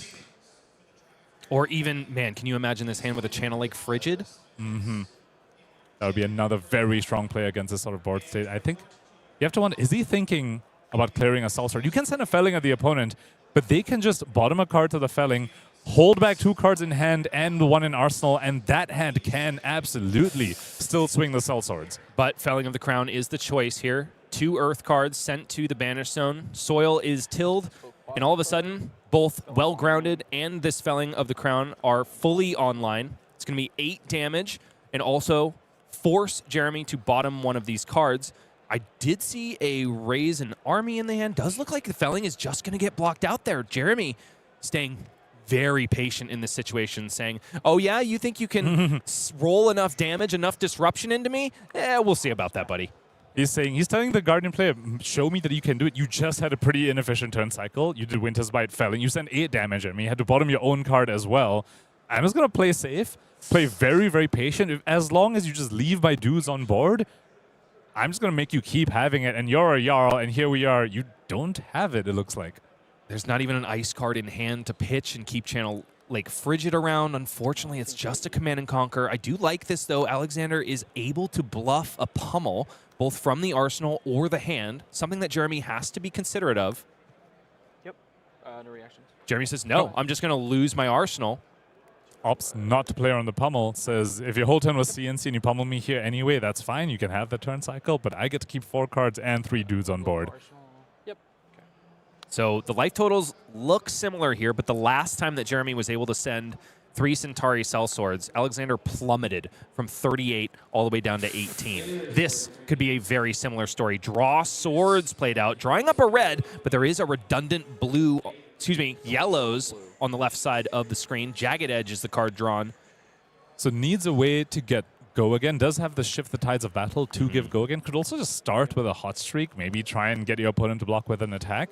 Because remember, you can only swing the Cell Swords if you've already attacked with weapon this turn. So you need the weapon to have Go Again. Yep, starting with a Hot Streak over here. Coming for 5, threatening the gold as well. Saying if you don't block this with an attack, well, I get the gold. If you block this with an attack, my Cell Swords swing without me needing to spend a card for the action point. Which forces Alexander to look to the heavens for inspiration because he's just not finding it in the mortal realm. In the hand, though, are some non-attacks. And blocking with non-attacks would be huge here because without the free Go Again, Jeremy would be forced to deploy one of his 2 yellows, which just means less Centauri Cell Sword swings. And the arsenal for Alexander Young is a channel mount is not something that's really going to help at this point. Jeremy Werner forced to use one of his cards to get Go Again, and so only has a yellow pitch left to swing the Cell Swords. So likely only going to be 2 Cell Swords coming in, and maybe arsenal of the last card. Yep. And of course the Centauri Saber to follow because of course swords are free this turn thanks to draw swords. And the last card being saved for arsenal could be incredibly relevant because that last card is of course a damage prevention killer, and Well-Grounded is still left unused. And of course, remember, Shift the Tide of Battle does have additional text on it as well. Alexander Young did take some damage, and therefore an agility token was created for Jeremy Werner. He's now set for the following turn cycle as well. Can just start the turn pitching for a sword and swing the Cell Swords already. This is looking very, very difficult for the Elemental Guardian hero. Now, Jeremy says, I don't care about this Jagged Edge for Arsenal. You can have your boots value instead. I just want to continuously shoot you with mercenaries. So Arsenal left completely empty, but 3 sellswords still on board. Now, Alexander Young back on the affirmative with 2 cards in hand, 1 in arsenal. 9 plays 19. It's an E-Strike in the hand and a Channel Lake Frigid. Channel Mount Eisen is going to be established on the arena for no value. Let's see whether this grinds. Now he starts clearing up the cell shards. Goes down to 2, but I wonder whether the damage has already been done. He is set up with an E-Strike in arsenal, so on the following turn cycle could, in theory, clear out 2 cell swords. Does mean that he only has 2 cards to block with on this turn, though. Does need the bottom one to the E-Strike and then use the other one for the Grindstone. By then, it might be a little bit too late, as Spoils of War now hits the combat chain as well. Now I'm going to get out my smallest violin ever. Unfortunately, Jeremy already had Go Again established, and double Go Again doesn't mean anything. The so loss of value. He's down so bad. It's tragic for the Kasai player, actually. Alexander taking a look and seeing if he can sniff out what the threats are left in hand, because there are 2 of them. A resource still floating. And with this double Go Again Centauri Saber, that does unlock the ability to send in the dudes to do the dirty work. Oh, he has also drawn up a copy of Midas Touch. We did see him block with one earlier as well. That is another way to clear a Sellsword, and unlike Gravy's allies, these all cost 0, so you're not giving your opponent any gold either when you Midas Touch one of these Sellswords. So it's kind of efficient, especially with Tunic up as well, but he does have a very, very big life deficit to come back from. So good, says Alexander Young, and I couldn't agree more. I mean, Kasai is the de facto, I can respond to anything that you're doing hero, and I don't even have to change my 60 in order to do it. Just inherently rewarded for running power cards like Blood on Our Hands, like Raise an Army, because they fit the Kasai activation. Just all fearsome hero, even though she hasn't made the biggest splash as of yet. But she's slowly been creeping up the Living Legend leaderboard. She's at 800-something points ever since she came out in Heavy Hitters. Just been the solid, consistent game plan deck. Down to 3 now is Alexander Young at the dregs of his life total. One more time. Has to put something together here. Did channel Mount Eisen into the next turn. I didn't mention it because I didn't think it was worth mentioning. And it didn't really do anything, so yeah, I think that was probably a good call there, Bryce. You're catching my drift. Midas Touch now comes out, will clear one of these cell swords, and a hammer clears it out as well. Alexander Young has finally cleared the board of these pesky cell swords. But he's at a 16 life deficit against a warrior that has shown us that they are running attack reactions. Who starts with 2 resources on board and still 4 copper. If there's one more copy of Blood on Our Hands that can be found, it could be very well lights out for Mr. Jarl, who has found his 2nd copy of Felling of the Crown, perhaps a little too late. Even as an option to even pitch into a copper as your card draw for this turn if you really, really want to. I've seen weirder things in the game of Flesh and Blood. Although he's just holding on to a glint because the opponent's forced to block with the card from hand. So that's your card draw right there. And replaces itself, makes your other sword free. And is finally holding on to a Blade Flurry as well. I don't believe we've seen one yet this game. That is usually the card when I'm at a life total similar to Alexander that I'm constantly asking myself if my warrior opponent has, especially Kasai. Because honestly, for all of the things that she does that is very unfair, as we like to say, in Flesh and Blood, she plays pretty much at action speed. It's not like Dorinthia or Fang where you're constantly saying gotcha in the reaction step. Very, very few reactions in modern Kasai builds. There's Blood follows Blade, but that doesn't increase any power. Blade Flurry and Stroke of Foresight, which isn't even in every Kasai build, are the only reactions that really buff power in the reaction step. Otherwise, to your point, yeah, it's all face-up damage. Slice and dices, unsheaths. Which honestly have pushed out the bread and butter cards of old. I'm seeing very few Blade Runners in this list. Just a blue so far in the graveyard, I want to say. Jeremy has opted instead for cards like Shift the Tides of Battle, which I am a big fan of as well. It's yellow. It's very often that you can extend your Go Again to the following turn cycle as well in the form of an agility token. And because you play so many front pumps these days, say like draw swords, for example, sharpen senses even, it's just that card text is pretty much always live. Slice and dice. With how few cards we have here.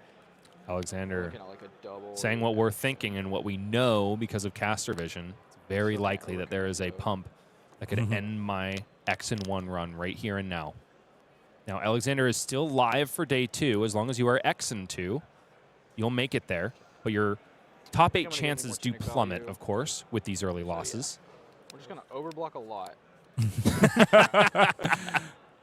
Overblock a lot is the call for Yalvich ready over here, which was a very, very heads-up call. Does cover up exactly this follow-up Blade Flurry. So it is overblock by enough, at least for now. The bill comes at the end, and its name could be Hot Streak. Card drawn from Glint the Quicksilver. It's Raise an Army with no gold established. Can't do anything here. It just sends a Hot Streak, which will be free. Thanks to the card draw. I think Alexander Young just... Oh, this is coming in for 4, though, from Blade Flurry. So is forced to give up the felling, regardless, which will give go again, too. Not that it really super matters. It's a Fate Foreseen left in the hand. Instead, Crumble to Eternity given up for Alexander. That's because... Is there an Everbloom Life in the arsenal? So he's holding on to his felling in his hand, which is, of course, a red.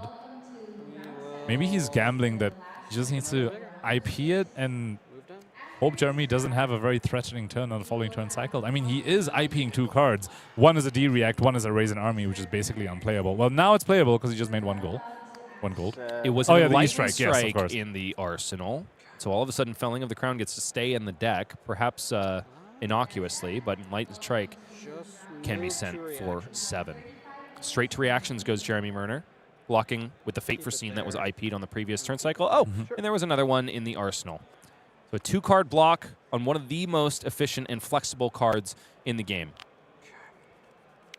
Raise an Army left behind as well in his hand. Does have the 1 gold to convert that into 1 Sellsword, which at this point, yeah, you definitely don't need 3 anymore when your opponent's at 2. Now, one of the bad beats variance stories of the game is that Alexander Young has not been able to hold on to a ripple away when a Raise an Army has been played. I don't think I do, Jeremy Alex says, I don't think I have it. Yep. I like this heads-up play by Jeremy Werner as well. Both the times he's played Raise an Army, he's played it before sending any swords. So in some ways is giving Alexander information. But this means that he is less prone to getting blizzarded and being unable to play the Centauri cells. If you swing a sword first, you get blizzarded, and you have to IP the Raise an Army. You don't get to actually summon the guy. Incredible sequencing from Jeremy, who looks like the Kasai master in the arena at the moment. Hot Streak now comes in for 2 at this round 5, turn 12. The U.S. National Championship of Flesh and Blood in Minneapolis. What are the go again enablers that come into distance speed? I know Glint is one. So hard to remember all the go-agains that Warriors have access to at reaction speed. But Hot Streak in these endgames is nasty to play against. When you add 2, you're forced to block. Sometimes your best card to block with is an attack, which means your opponent just gets go again for free.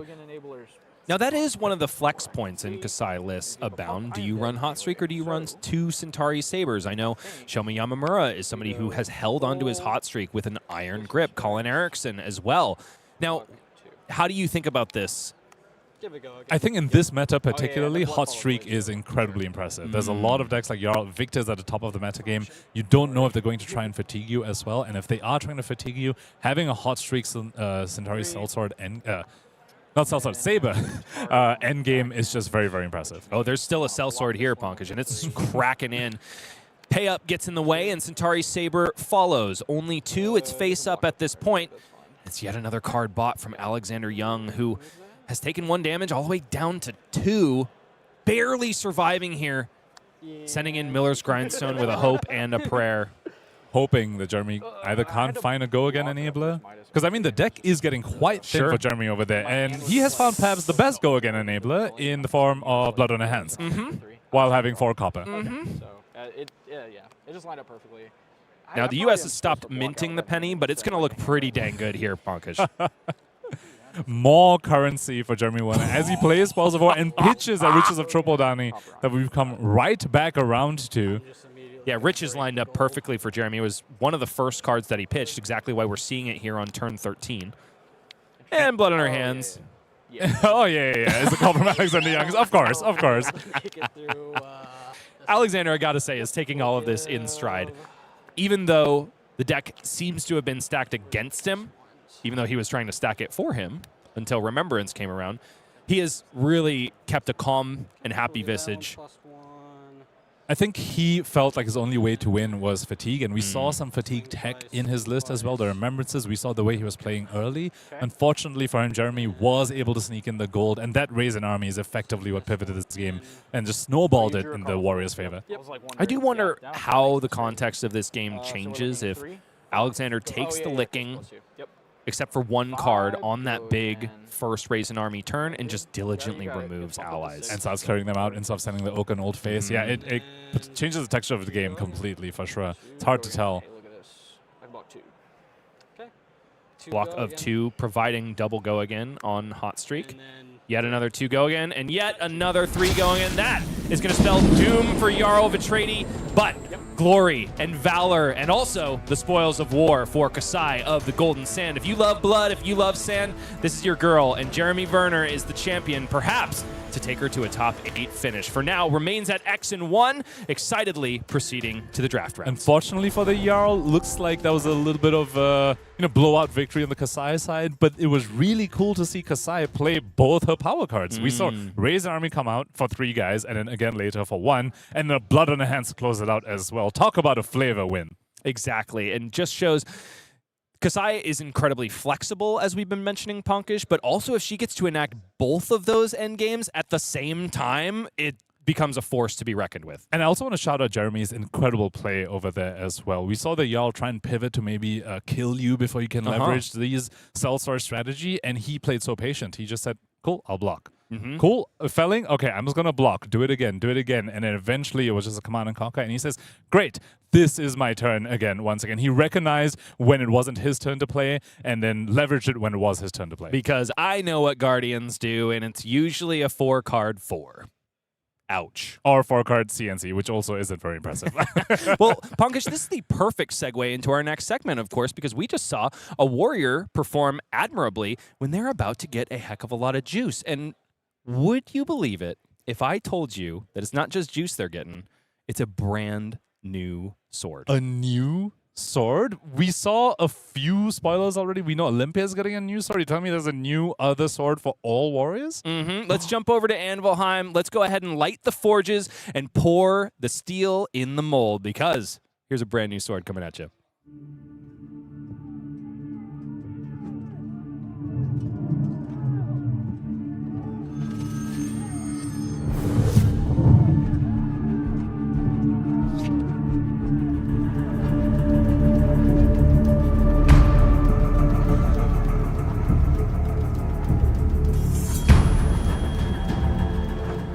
That is a heck of a hilt, Pankaj. It's looking bejeweled and also fearsome, especially if you're going for a pommel strike or something like that. It's so grand. It was too big to fit on the screen, actually. We are getting the sword a little bit smaller so that we can reveal it in all its splendor. Okay, so take 2.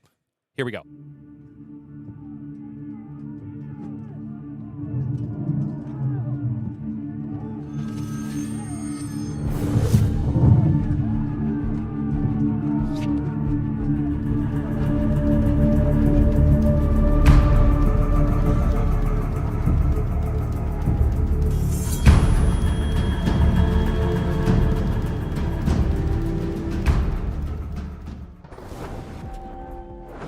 It just wouldn't be Mastery Pack Warrior without brand new steel. Durendal is going to be coming at you. Yet another tool in the sheath of warriors all over the world of Wraith. This one is not talented.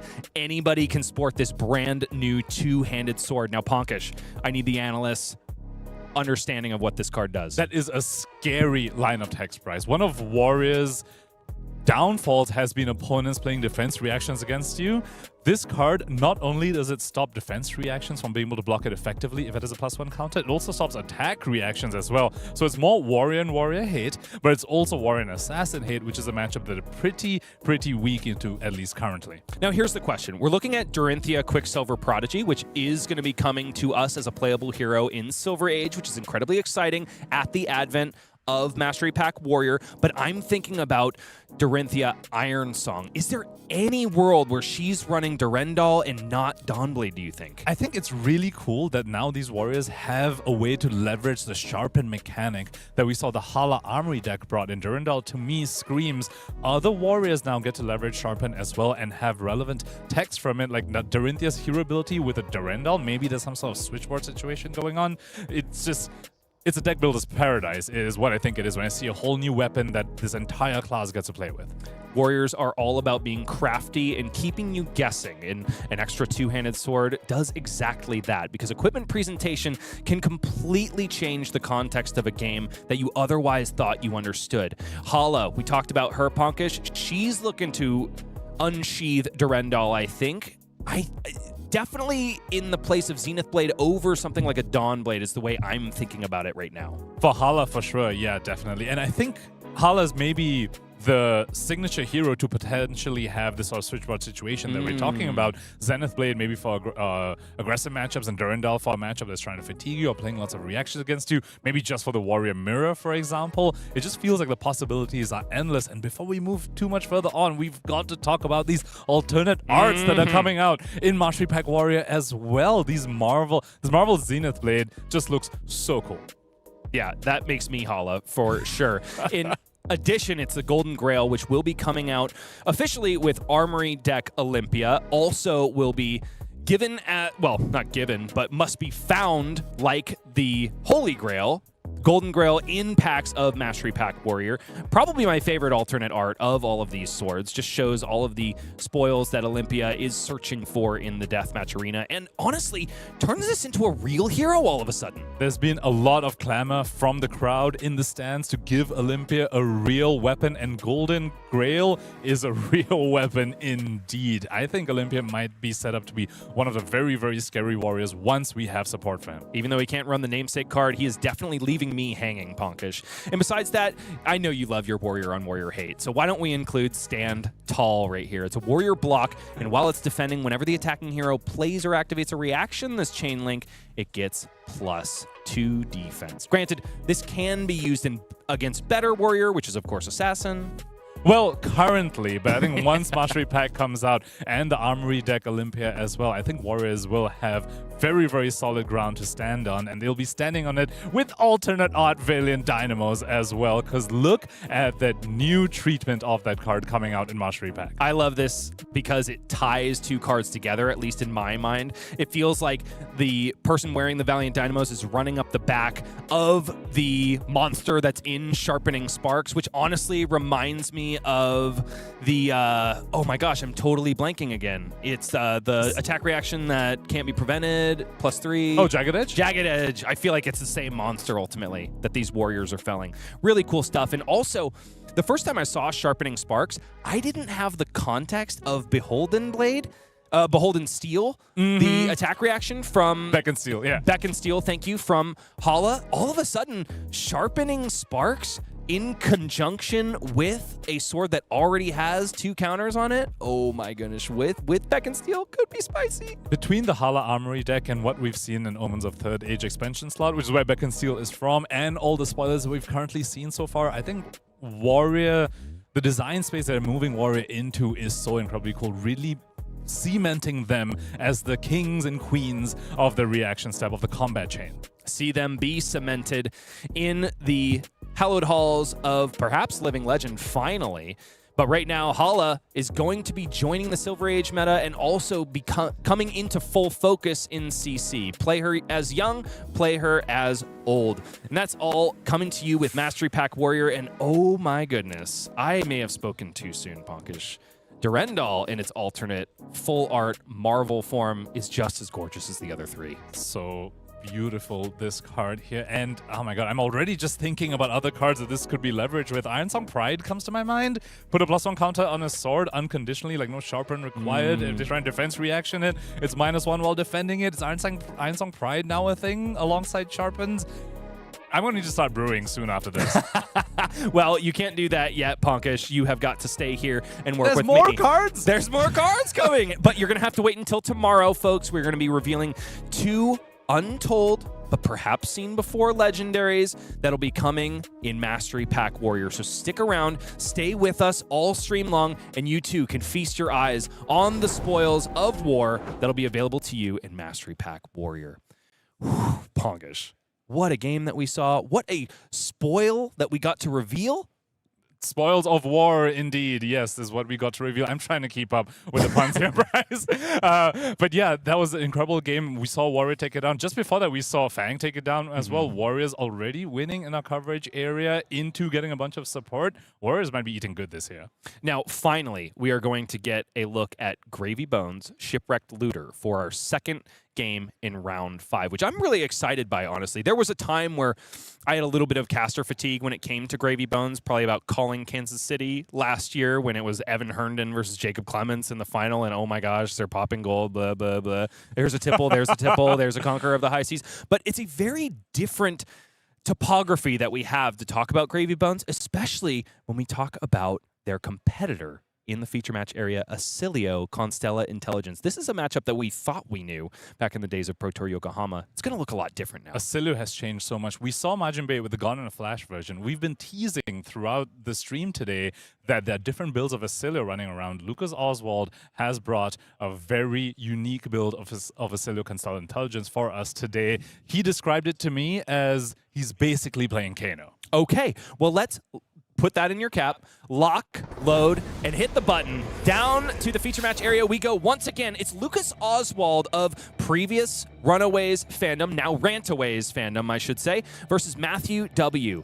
4-0 are both of these players, but Matthew gets to be on the play as Gravy Bones, which is probably beneficial to him based on the amount of arcane damage that Lucas Oswald is going to be able to send. Now, talk to me about the efficacy of Oscilio's hero techs now that Lucas is probably running a lot of non-attacks. Starfall is what Oscilio's hero techs now allows him to do. Also, the new weapon, he's forced to use the new weapon now as well. You activate Oscilio, all your Starfall effects are online, so is your weapon as well. And that actually gives him a very unique angle in this meta that he did not have as easy access to previously, because in the combination of the hero techs with Constella Uplift, which untaps Volzar, now Oscilio has a very easy way to deal 3 arcane damage at instant speed on the opponent's turn, which means allies like Swabby are actually no longer safe from not being killed while they are attacking. Swabby, Sawbones, all these cards are very, very easily targetable now by the 1 damage shocks that Oscilio has access to. Now, before the Omens of the Third Age ban list, it seemed like Oscilio was ascending to Living Legend like a comet. Its last champion, of course, was Cadu Amaral da Silva in calling Sao Paulo, and man, did he put on a masterclass of what Oscilio can do. That's all flipped on its head, and Oscilio only has 586 Living Legend points. I think he's going to be with us for a long time yet, unless, of course, Lucas Oswald has cracked the case. Now, on the other side, Gravy Bones Shipwrecked Looter is a hero that we should all know, perhaps love, perhaps disdain if you're Pankaj next to me. Whoa! At this point. But his power level has been honed down to a much more reasonable place of late. Golden Tipple is only playable in the blue variety, and yet Gravy Bones is still the chosen hero for a lot of fearsome players in the game. When we looked through the standings, we saw how many Gravy Bones were up there still holding the undefeated records. My question for this matchup, and something that I've been curious about this whole weekend, is how much are people going to respect the new Omens heroes. Oscilio Constella Intelligence, not Omens, not a new hero per se, but effectively is. My question is, how much Arcane Barrier has Matthew W. brought for this matchup? Let's go ahead and take a look at his equipment loadout as we head down to the feature match arena, and our questions are answered here. Bryce, he only has AB1 into a spell version of Oscilio, and I think that means his back is against a wall right off the bat. You know, I can tell right here that Lucas is happy. I happened to be sprinting to the bathroom and I ran into Lucas and I heard him offhandedly say to ex-teammate Noah Bagelman, "Yeah, I'm doing really well today. I have faced an average of AB1. Yeah. I think that was the thing. A lot of people just discounted the new Omens heroes and discounted old Oscilio as well after Omens release, saying these heroes won't have any impact. But if you don't respect them, they will just blow you out of the water. AB1, just on Matthew W's side, Lucas Oswald is salivating here. Who else is salivating? But it's kind of more swarthy salt. It's Matthew W., who has already put a Sawbones Dockhand in the graveyard, cashing in his legal tender straight away. He is King Bones, able to run a gold token at the start of the game. Now it's Cheating Scoundrel into Saltwater Swell, finding a blue golden tipple, likely seen and known based on the activation of the Compass of Sunken Depths. So now, all of a sudden, it is 4-go again, wagering a gold automatically with Lucas, and Matthew will have the opportunity to discard a card if he is unable to find the connection.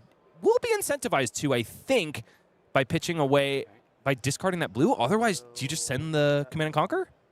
The Conqueror of the High Seas? That's what I mean. I think it's probably more...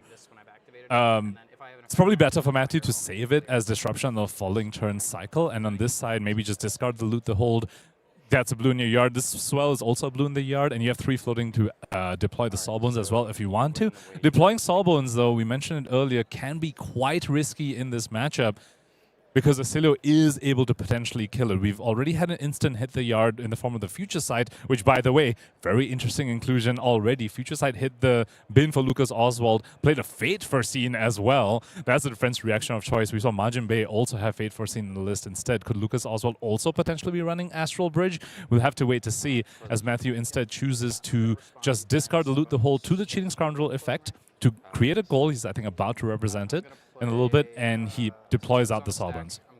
Gold not represented yet, which does scare me, but what scares me more is the fact that Lucas Oswald had a Consigned to Cosmos Shock in the hand, has the opportunity to shoot the Sawbones, instead goes ahead and sends it straight at Matthew W's face. So it's only coming in for 2, so he can't shoot the Sawbones because Matthew can tap it, can tap the Sawbones to prevent 1.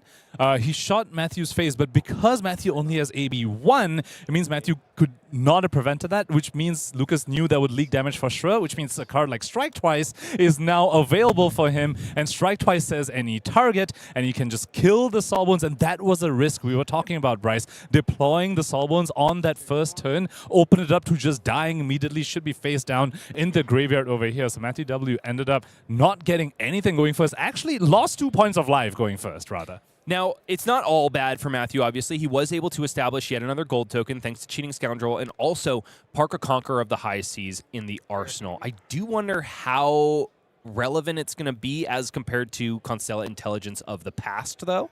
In this case, it's just a Strike Twice at action speed for Lucas Oswald, coming in for 3 Arcane once again. Compass of the Sunken Depths, likely to be activated here. Yes, and finding a Restless Bones on the top of the deck. Not the greatest use of Lucas Oswald's action point here, of course, just sending 3 arcane damage. Does have 1 floating. Volzar has been tapped, was tapped on Matthew W's turn, of course, to send the Consigned to Cosmos Shock for 2 damage to guarantee that he could deploy the Strike Twice on Matthew's turn. So now this is coming in for 3. Is able to play a card like a Snapback, for example, after this, or even maybe use a floating for something like a Future Sight, which we know he is running already. And here we go, Future Sight. This is the card from Compendium of Wraith, actually, that came out. Creates 3 Sigils of Fate for Lucas Oswald. And take a look at the arm piece that he is running. Aether Bindings of the Third Age, in combination with Future Sight, is basically just an Amp 3 on the first spell that Lucas wants to deploy on his own turn. And a card that these new Oscilio lists, the spell version of Oscilio lists, are running a lot of, is called Aether Flare.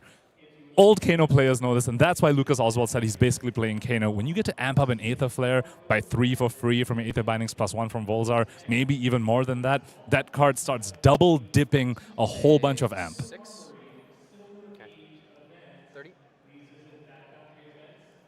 Crown of Providence cashed in by Lucas Oswald to protect the arsenal, puts it at the bottom, and then finds a Flash Bolt in the red off the top of the deck. I love that this card is seeing Classic Constructed play, because while it seemed particularly good in Limited. I didn't really think the numbers were quite there. I've been proven wrong during this testing season. And the reason it's being used these days is because of its combination with Aether Flare. Aether Flare buffs the next card that you play this turn with an arcane damage effect. Doesn't necessarily need to be an action card, and so Flashbolt will get buffed by the Aether Flare's ability.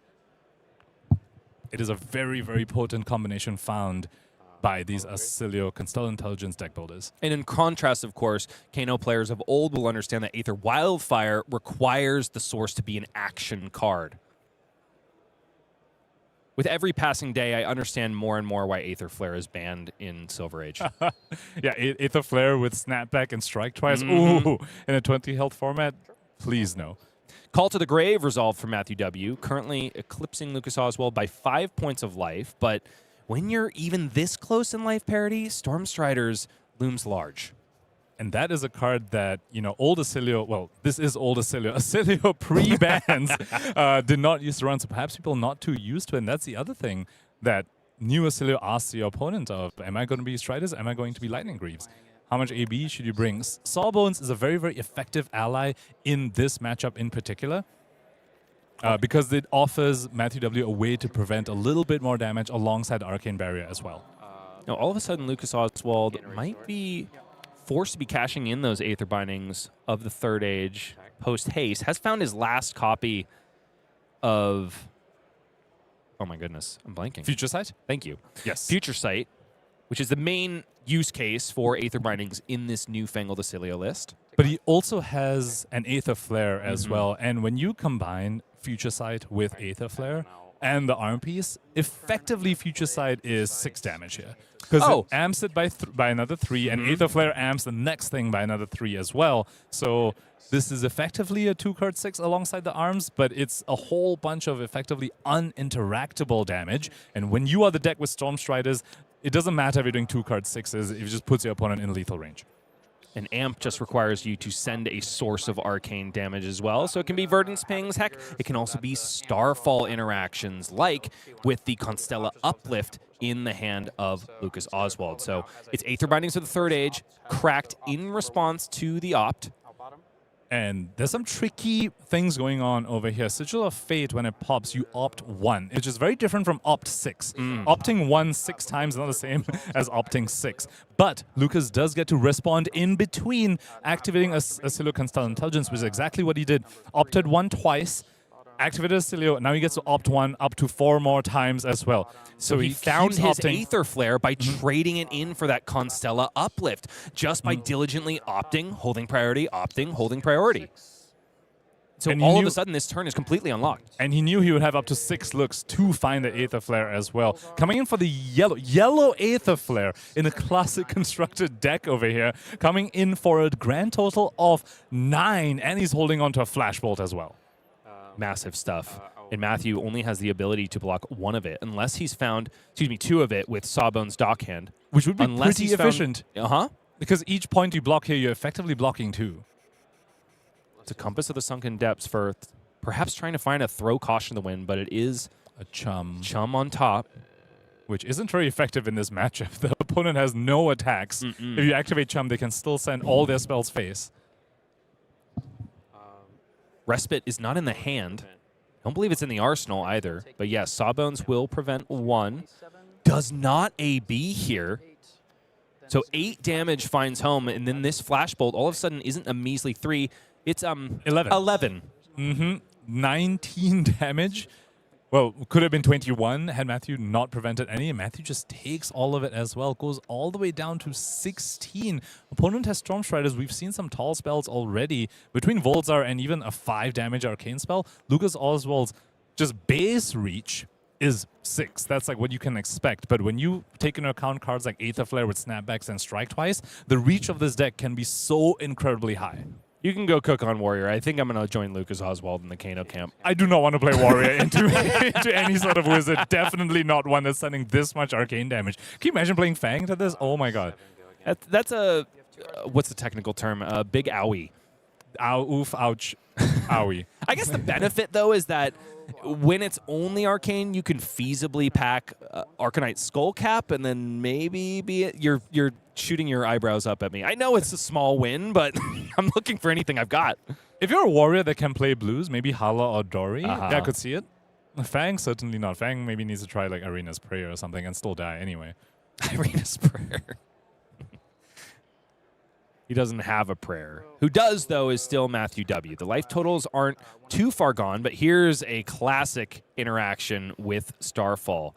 Well, not technically Starfall. Lucas Oswald activates the Oscilio hero ability to discard Echo Flash whenever Echo Flash is put into the graveyard, whether it's the first time, whether it's the second time, and whether it comes from anywhere, it'll deal 1 arcane. So all of a sudden, the already powerful Constella intelligence ability becomes even better. Effectively getting him a free 2 damage if you consider that Volzar is now turned on as well. Echo Flash is such a strong card for Oscilio Constella Intelligence. And now, all of a sudden, there's an Aether Flare in the hand, but not enough. Oh, there is a blue. But there is an Aether Sling, which is very, very good in this matchup. It is one way that Wizard has to go wide with arcane damage. Came out, of course, in Omens of the Third Age as well. Does give Lucas the option to potentially clear Soulbones and then still send damage phase, or maybe just send all of it phase. Just say that you are so close to Strider's range, I do not even need to worry about your board anymore. Soulbones is potentially threatening enough that he might want to just clear it with the Sling and still send something phase. But he's got the world's his oyster over here. He has the action point generated in the form of an arcane spell, has a life lead as well, has Storm Striders. It's an embarrassment of riches, and it's not for the Shipwrecked Looter, even though he's got 2 gold tokens established. It's all Lucas Oswald right now. He is staring daggers into Matthew W., daring him to give him any reason to respect what he's got going on. It will be Chum-friendly first mate as the chosen ally out of the graveyard. Gold-baited hook plus a swing of Chum means a snap take 4 from Lucas Oswald. Hold on. Hold that thought. Chum is an interesting deploy over here. The ally text doesn't matter at all. I almost wonder, but you can't just send a Rigor Mortis because then that could just get shot. I think Matthew really wanted to try and find the resources to send a Swabby instead. While Oscilio can deal 3 at instant speed, it's a little bit tougher. It asks for more cards from them. Especially with 2 strike twices already utilized in the deck. Exactly, and Snapback cannot target allies, so it's really just strike twice, or if you have Constella Uplift alongside as 1 damage shock. I think he would have liked to try and deploy the Swabby as damage, because Chum, I mean, it's 4 damage, but I think he needs something a little bit more in terms of pressure. Lucas Oswald, feasting and fiending. Has himself Comet Storm, Shock, Aether Sling, Aether Flare in the blue. But first, it's an activation of Oscilio. Finds another blue. That's not ideal for him. He already had the play that he wanted to do, which is Sling into Meteoric Impact. So trying to find some other red to potentially Arsenal Mental Block. Possibly the worst card he could have found off the top over there. But you could have wondered, what if he just didn't Oscilio that turn and just... if he could have just been content with Arsling Comet Storm Shock, but then he loses out on the Volzar amp value. So he opted instead for a little bit more of an aggressive line. Unfortunately, did get punished for it, but I think he's also recognizing that he has so much space in this matchup with the opponent, especially just on AB1, that he felt fine taking that line. Meteoric Impact coming in just like it does in Limited, but looking just as good. This common comes in for a whopping 6 arcane on 1 resource. These are numbers that Kanos of the past, at the advent of Arcane Rising, would dream of. Kano would have loved an Aether Sling, 100%. And furthermore, Pankaj, I do think it is almost, maybe it's just based on the recent set bias, but it does seem like all of these Lightning Wizard non-attack actions have any target stapled onto them. Like you said, that was not usually included in these arcane dealing actions in the past. Oh yeah, that was the bane of my existence for sure. I think since Uprising, we started to see a few more of those wizard actions, say any target on them, and a little bit more of ally as well for the wizard class. Especially a card like Aether Sling. We saw how effective it was on the previous turn cycle. Clear out the Soulbones. Now you're back to just an honest AB1. That's 2 Soulbones cleared on Matthew W's side while he's at 10, facing down the deck with Storm Striders and just AB1. Make no mistake, if Lucas has the correct hand over here, Matthew W could just die from 10. It very much is very Kano-esque.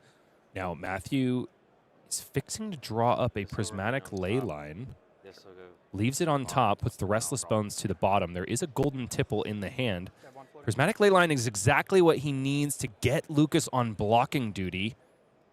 But man, those Storm Striders are still so scary. He's reaching the point of the game. Well, you know, he's at the point of the game where he just needs to make Lucas have it. I mean, he only has AB1. If he lets Lucas go turn after turn and just leak four points of arcane damage turn after turn, that's just a recipe for disaster. Matthew's saying, gonna get this layer line. Might even see him pop some gold aggressively over here to find more damage, make Lucas start blocking. Because we have seen the cards in his deck. There are a bunch of cards that don't really do much. Future Sight, some like a 1 damage Consign to Cosmos Shock. These cards that don't offer high amounts of arcane damage. If Matthew W can just start sending pressure and make Lucas have it when he doesn't, I think that's his ticket to take down this game. He might have it, though. There is an Aether Wildfire in the hand. That is Will of Arcana in the hand as well, and a Consign to Cosmos Shock. So Aether Wildfire with no Strike Twice or Snapback, you can't actually leverage the buffed arcane damage. Consign to Cosmos Shock, when you play it as an instant, doesn't have the action type, and so it won't get the buff from it. We know the arsenal is an Aether Flare, so that Aether Wildfire is actually just 4 vanilla arcane damage. Not quite enough. Now, okay, Lucas has the blue Aether Flare in the arsenal with the Will of Arcana. Will get over the arcane defenses of Matthew W, so we'll be able to amp, excuse me, not effectively amp, just a little bit, but that is well out of Storm Strider's combo range, ultimately. But one nice thing about these Oscilio lists, kind of similar to Kano as well, is that unlike the previous iteration of Oscilio, when they're in this position, they actually can block. A lot of these arcane damage spells still block 3. So Matthew needs to send a bunch. Lucas just needs to block. He can block 6 and still send Tall Arcane on his own turn and just keep this going and just keep asking Matthew W, keep putting him in the Strider's range spot. Yep. Draw another card. Yep. Matthew pitches yet another blue, draws yet another card. It's getting aggressive with the gold. Yeah, he needs to find something good. There's a second Prismatic Ley Line in the hand. But he's already used his blue attack this turn. And he finds another ally off the top, not what he was looking for. It's a discard of Rigor Mortis for the Gravy Bones hero ability. And that's a scary ally to deploy. That could just get shocked. Now, Starfall, the arcane ping from Starfall cannot target allies. That one says target hero. But Consign to Cosmos Shock, Comet Storm Shock even, can definitely target Rigor Mortis. Now, the resources are in the hand to deploy Swabby and Swing Swabby, which would be presenting lethal. And he might just need to go for it. For Lucas to clear Swabby effectively, it will take minimum 2 cards. Clear Swabby effectively on Matthew W's turn. But again, I think, should that be the line Matthew goes for, Lucas can still just block. And correct me if I'm wrong, Pankaj, but I don't think Lucas has the ability to do it just at face value here.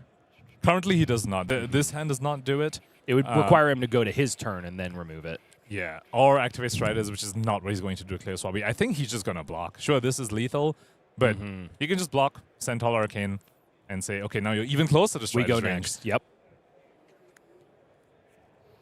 There we go. Swabby has been created. The Nihilistic Carpenter comes crashing in. Rusty nail and all. Exposed brain, mind you. Another blue there. Yeah, that's Comes in for 9. Lucas even has the option to just block with Tunic if he really, really wants to.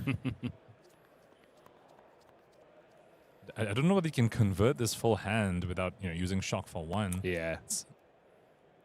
Perhaps at least blocking with the Scour? And you can even keep the instant 2 Volzar Amp on your turn and just send the Wildfire, which is buffed up by Will as well.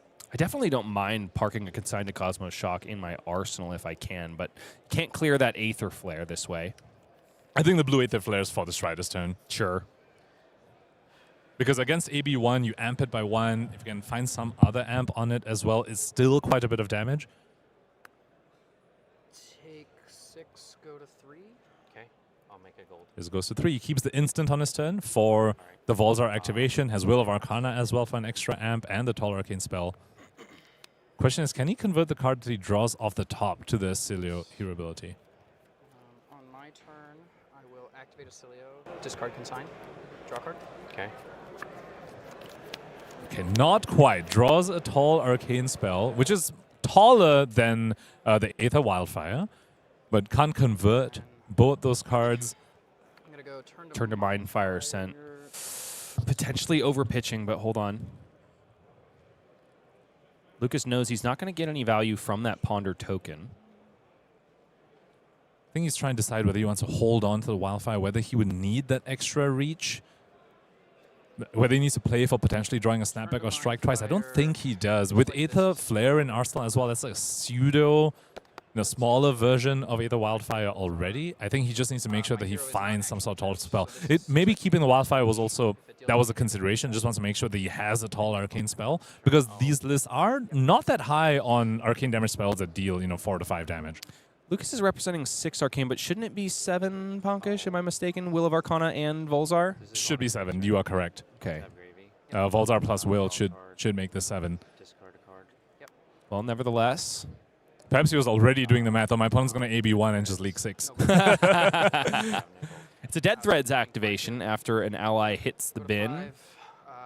And so Matthew only taking 5 arcane here. Goes Should down have to been 5. 6, but goes down to 5, which is absolutely Strider's range. 10 was technically already Strider's range. Might be a bit of a reach, but 5 is very easy. 5 is any 5 arcane damage spell with an instant to discard to Oscilio, and you have 6 damage against AB1. Oscilio, Lucas over here just has the keys. Oh my goodness, and it's yet another Aether Flare, but no way to instantly deal any arcane damage. Can just wait his turn if he needs to. So yeah, no, and he also has lethal in the hand. He has a 5 damage spell. He can discard Sigil of Aether. It's his only instant. It doesn't matter what color he draws, even if it's 3 reds. That's enough resources to pay for Striders, send the Mind Fire for 6, amped by Volzar. He is just playing the wizard game now of don't pop Striders until my opponent forces me to. A wizard man wiser than me said to wait till the last possible minute. His name, of course, is Majin, our reigning national champion. One of the wisest wizards of all. I would have to say you're right. Also one of the handsomest, probably. Now it's Swabby crashing in once again for 7 after an activation of Gold-Baited Hook. But will it matter? Lucas is going to do the classic wizard thing of say, my hold priority. Actually, I think he's just going to block 6. And this isn't lethal. Yeah, he can do what we were talking about earlier, where he can just say, oh, okay, if you're not sending lethal and I can block, I'll just still not use my Striders. Just extend the game over here. Blocking 6 as he goes down to 1. Sure, have your gold. On his turn, he can just do the 6 damage on his own turn. We might see this game end without Striders being activated. And that's how you know that this deck is real. The activation of Oscilio, Sigil of Aether, Bind, Aether Flare found, but turn to Mind Fire, will do 6 arcane anyway, and Matthew W. is out of range of living with his arcane barrier. Does he have a throw caution to the wind is the question in my mind. I don't see it in the hand. First, it's an activation of Compass. Check the top. Does he like what he saw? No. He lays down the hand. That is it. Lucas Oswald off the back of a crackle of arcane damage is 5-0, showing that not only is this a real deck, it's also potentially one that players did not come prepared for. Kano is back, and it's in the form of a lightning wizard. It's a Oscilio Constella intelligence showing us it can pull off some really explosive turns. The turn where he popped the Aether bindings was incredible, and we know he's running cards like Aether Wildfire as well. And all of a sudden, Voltic Bolt from Arcane Rising was looking like the ultimate Easter egg from James White and the devs at LSS. Because I was sitting there like, Kano's a fire guy. Why is there lightning all over this card? And now it's all come to bear. Granted, it's not being run. Yeah, 100% foreboding bolt, shall we say? Ooh. That's not really a lightning wizard card. I wish Chain Lightning was a little bit more playable in these lists, to be honest. I agree. Okay, so flavor wins and flavor losses this way and Just that. a little you bit. can never But make us happy, which is what humanity's all about. Exactly. But a win for Lucas Oswald, though, on this deck. And I do want to point out, I think the texture of the game changes significantly had Matthew W. presented AB2. I think that's the thing we are speaking about coming into this weekend. If you don't respect some of these Omens heroes, they will just blast you. And so Blast Lucas Oswald has. He remains at the top of our leaderboard, joined, of course, by a lot of other notable names. He is at 5-0. Thomas Battaglia on Gravy Bones. Colin Erickson on Gravy Bones. Hope they are prepared because Lucas Oswald is coming for their dudes. Jacob Baugh as well on Cindra. Matthew Gump. There's multiple Draconic Ninjas at the top. What are we seeing here, Pankaj? Cindra, I think, was a unique meta call for this weekend. I think there are many top players who thought Gravy Bones was the pick, and Cindra targets that as well. And actually, ever since the Orb Weaver Spinneret ban, Cindra actually has a decent matchup in Arachne Marinette. And let's not forget, she got a very strong upgrade from Omens of the Third Age in the form of Draco Fire. So Cindra, she got an upgrade. Her worst matchup got a little bit better as well. The only thing she has to be scared of is Victor, but she gets to play into Arachne Marinette. She gets to beat up Gravy Bones as well. And you know, now that you mention Victor, Pankaj, there's only one that's undefeated in the entire smattering of this first page. The next one comes from Alex Frazier at XN1. Is it possible that we have cracked this metagame open yet again? I think so. I think even while a lot of these aggro decks are scared of Victor, they still have game into it, especially the mid-rangey Victor. There are absolutely games where the Cindra can still, win some clashes, because something I've noticed about these Victor decks is that they are quite greedy with their clash miss count. I've seen up to 20 before, because the defense reactions are running all the block cards, Riches of Tropoldani, Visit Goldmane Estate as well. You can't just have variants not fall your way in a matchup that's supposed to be favored for you. 26 seed Codi Barnett from round 2. The Milber that could remains alive, but takes his first loss in this round 5. X&1 now. Same with Chandler Toe, who seemed undefeatable on Marlin up until now. The bill always comes at the end, doesn't it, Pankaj? Even for the Dark Horse heroes that you root for. Same with Aurora King Core, who we saw on stream taking her first loss, does recoup in the final round of Classic Constructed, at least for today. A few more Dark Horses here. Shout out to Dylan Ford, piloting Dash. Sorry, that's not Dark Horse. Sorry, I meant Jeffrey Mazar, the mechanologist right above it. Piloting Puffin. Also got a few upgrades from Omens of the Third Age. And of course, shout out Kevin Murphy at 54th, 4-1 Prism.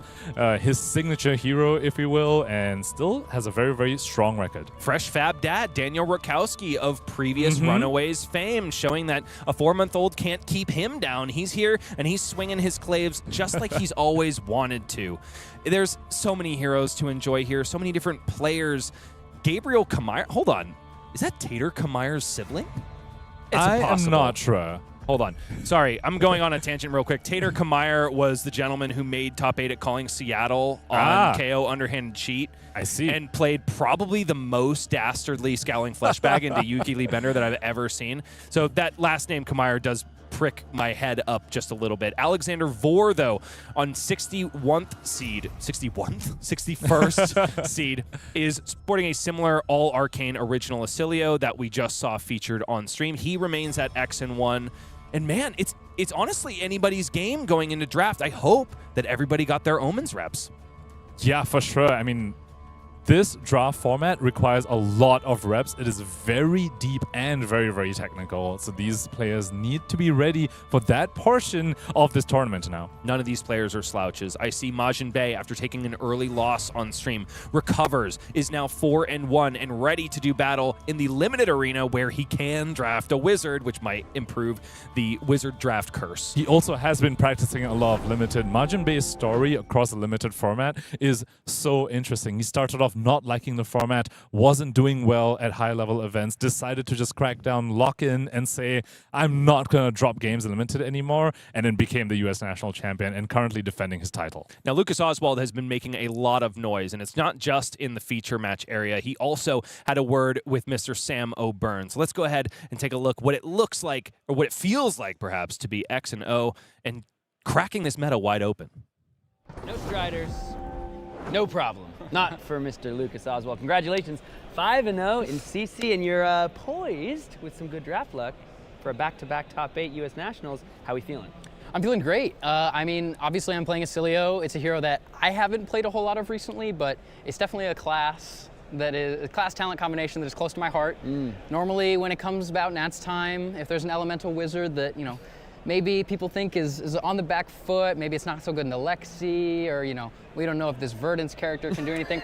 I tend to play them, and I tend to do well with them. So I figured, Oscilio, he got some bans. He still seems pretty sweet. Might as well, complete the Infinity Stones, get the trifecta going. Yeah, for those of you who were not around in some of the olden days, we had top 8 U.S. Nationals with Icelander. Then last year we had top 8 U.S. Nationals with Verdance, and now we are looking towards a potential top 8 with Oscilio 1. I think there's also some interesting parallels. You and Majin both made top 8 last year. Yep. Both on different builds, but still Oscilio 1. What do you think it is about the Wizard class that has some people just like, yes, this is what really sings to me in Fab?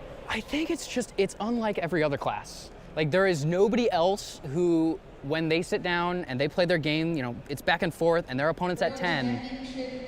When you're playing a wizard, your opponent's at 10 means I'm trying to draw a good hand and kill you on your own turn. No, it's electric. Like, if you haven't killed anybody with Stormstriders, if you haven't defeated an opponent with a big arcane spell, like a big Aether Flare, big Aether Wildfire, try it out. You're not living. It's sweet. It's sweet. I don't know. It's a lot of fun. It's really good. And it's hard to prep for. Like these events, we had the most played deck was 13% of the meta. Arcane Barrier is a lot of sideboard slots, not sideboard slots that everybody has access to. So it seemed like a good pick. Well, CC, you've got clearly a very cool brew, very wizard, very arcane focused. Let's look ahead towards this limited format. We've got a different version of Oscilio. We've got Zyggy, we've got Aurora. Talk to me about your preparation so far. How have you prepared? And how are you feeling about the format? Do you have any, are you gonna force something? Are you gonna stay open? What's the strat? I can't force, I can't bring it, I can't bring myself to do it. There are formats where I have preferences. I would say in this format, I'm okay with any of them. All the heroes are strong. All of the heroes have reasons to be in them. I've probably drafted a little bit more Aurora and Oscilio than I have Zyggy, but Zyggy has some of those rares that you open the draft and you can't be passing them. Like, if I have a Space Dust, it's gonna be hard to pull me off of that. So I would say I'm willing to play anybody. I'm really just excited to sit down and actually have the draft experience. I haven't gotten to do as many physical drafts as I would like to, but I'm super excited to be able to come and draft in the Flesh and Blood. It's not something we've been able to do in a while, right? We had Worlds with Compendium, we had LL last year in Worlds, so draft, I'm super excited to be able to draft again. You're one of our brighter stars, one of our brightest stars, absolutely. Talk to me just really briefly about the return to Limited. At a player at your caliber, Limited calling champion, right? Played in these multi-format tournaments a bunch. What does it mean to be back in this version of what skill-expressive Flesh and Blood can mean? It's just unique. It's not like Classic Constructed. In Classic Constructed, you're rewarded for knowing your deck and knowing your strategies, knowing your matchups. In Limited, you're rewarded for playing good Flesh and Blood. Looking at the packs, building your own deck, working on the fly, and it's not something that is always a skill that you're flexing in CC. And for me especially, I might be a Limited calling champion, but my draft record is actually not very good compared to my CC record. So I always look forward to draft as kind of like a keep myself in check, make sure I'm not just playing good CC decks and getting lucky at every tournament. So historically, when I do well in draft, I do well in the tournament. So obviously, I would love for draft to go well. And if draft goes well, there's not a whole lot more work to do. So I'm just super stoked. Well, I'm happy for you. Not a lot of ranting from Lucas Oswald now. We'll see how draft goes. We'll see how draft goes. Right now, just doing a whole lot of winning. So congrats on the 5-0. Let's send it back to the booth. Thank you. Thanks for that, Sam. And thanks to Lucas Oswald for sliding in with an electric slide, playing my heartstrings like a fiddle. I cannot wait to cover this draft, Pankaj. That's right. Draft POV is up next, and it will feature none other than Lucas Oswald. Will he be able to open that Corrosive Space Dust straight away, snap pick it, and get himself into Zyggy? The time will tell. Before the draft point of view, though, we are going to be breaking down the draft format with Pro Tour champion Michael Fang. I'm so excited. Draft? I think he does. I think he knows a thing or two, if you will. We'll see about that. Yeah, and he's also been studying his draft format a lot. If you want to know how to draft Omens of the Third Age, definitely tune in to what Michael Fang has to say. I, for one, will be glued to what he's going to tell us. Like Elmer's... I'm talking about Elmer's glue. What am I doing? I guess I'm getting tired, Pankaj. Let's go ahead and cut to our break because there's more Flesh and Blood to be played. It's going to be a very different variety, though, with a similar face. Short king, short hair. Lucas Oswald takes himself into the draft POV. Can he get it done, though, after a 5-0 record? That is the real tell for Wizard players in the game abound. More Flesh and Blood after this.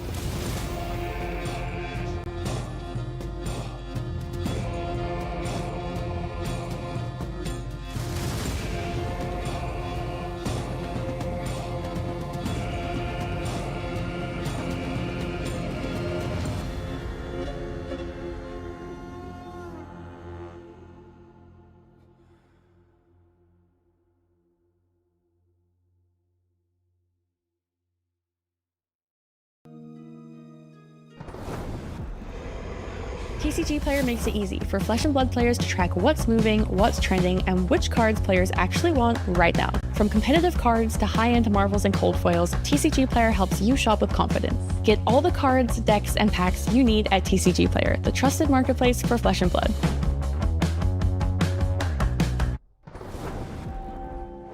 The early bird sale dates for World Premiere Seoul and beyond are now live. Check out the schedule to see when you'll be able to secure your free bronze voucher for the Set 20 World Premiere. Play callings all over the world and plan your trip to the World Championship in Paris. Find out how to see the world in 2026 on fabtcg.com/world tour. It's a different flavor of Lightning coming up at U.S. Nationals. That's, of course, the limited flavor. And I have just the person to take you through it. Michael Fang, ex-Pro Tour champion and #1 in my heart. And in this booth is going to take us through exactly how to draft Omens of the Third Age at the highest level possible. I'm going to try my best. And I think I have some slides that the LSS team have generously made with me. And it's going to be a fun time. I mean, if you only have a few minutes, at least we're going to learn some of the play patterns, some of the key cards to watch as we, navigate this really interesting draft we're about to see afterwards. It's going to be a good time. Because it's more complicated than we've come to know certain Flesh and Blood limited sets to be. There's a lot of nuance. We were talking earlier about how a final turn of the game changes completely on its head. It's a difference between a win and a lose if you just missequence instance improperly. And so Michael is going to be the guy to give you the primer that you need, plant the seeds for what you're about to see from the best players in the game. Before that, though, let's talk about those best players. We've got a number of them to watch. A lot remain doing pretty well. Colin Erickson and Lucas Oswald are definitely at the top of the pack, both X and O in their own right, followed up shortly by ex-national champions Charles Dunn and Majin Bay, Brody Spurlock in tow, along with Evan Herndon, Jacob Shaker, Mercy Bickle. Oh my gosh, Mercy's here? I guess so, yeah. Hold on, I gotta go say what's up to Mercy. Too. Oh, that's so fun. Christopher Iali is also here at X and 3, unfortunately, along with Michael Hamilton, both of which huge players in our game, but have fallen from grace a bit. Yeah, 2-3, you're still live, but your back's against the wall. Both these players are going to have to really 3-0 this draft pod to still have a hope of continuing their tournament dreams. Now, even though this is a 1v1 game, it's all about community, and it's all about teams rallying behind one another, sharing information, and providing support when it is most necessary. So we have to talk about the teams that have gotten all of these illustrious players here. First, it's Team Breakpoints, represented probably most notoriously by Zach Phillips. That's Aggro Blaze. But unfortunately, he's at X and 4 on Betsy. The log isn't quite what he was hoping in this particular meta. Austin Henson has also dropped out, one of the marionette players from this crew. Emmanuel Corpse Ortiz, though, previously of Puffin fandom at Calling Kansas City, has gone for probably the safer mechanologist at the moment, proving that he's still got the stripes. X and O, followed very shortly by Kevin Murphy, X and 1. Besides that, it's X and 2s and X and 3s.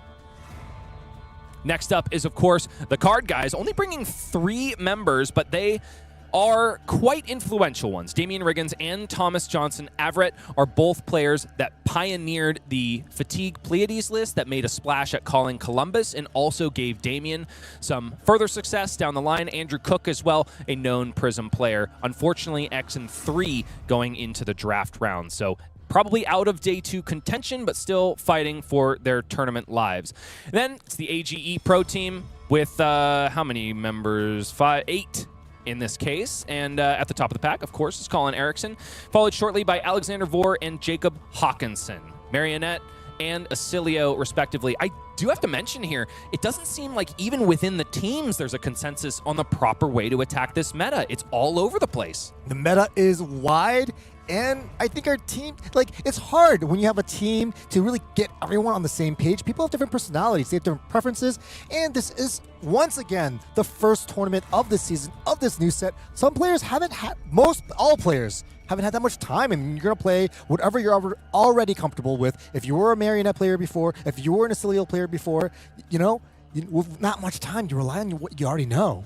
It's an unfortunate situation for Haley Neighbors at the bottom of the pack, the one copy of Arachne Huntsman on the AGE Pro team. But that's not to say that Huntsman is down and out. Tao Tao Chu remains X and O going into the draft rounds. And our final team that we want to shout out is Smashing Good Team, headed up by Brian Hoffman. I don't know if he's necessarily the captain. He's just the most notable face, known for his YouTube commentary on Flesh and Blood news, gameplay, anything and everything is what you can expect content-wise from this team. Most exciting, though, has got to be Jeffrey Mazar, 4-1 on Puffin Hightail.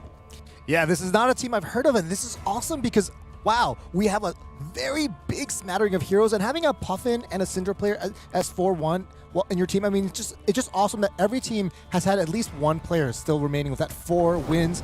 Someone on your team to root for, to really kind of like, everyone's hoisting their energy up. You know, the moment you die from that tournament, at least for me, when I'm on a team, I live vicariously through my teammates who are still doing well, who's still holding strong in that tournament. And you also go into support mode. Yes. It's been pretty much every tournament I've noticed you at the end of day 1 or going into top 8, giving reps into anybody that is still alive on whatever deck they need, providing insight, breaking down the 80. I mean, it is very strange for me not to see you working hardest when you're already out of the tournament.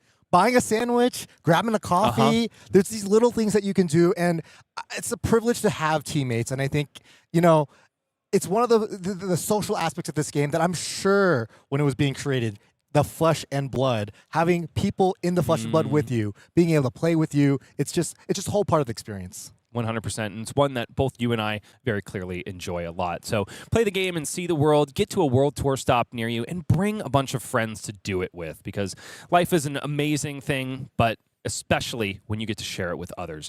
All right, enough of that frilly stuff, Michael. Let's get down into brass tacks. I want to 3-0 this draft, and I want you to tell me how. Yeah, that's what I'm here to do. I got some slides ready, and I'm excited to tell you as much as I can in as little time as possible. We'll start with Omens of the Third Age.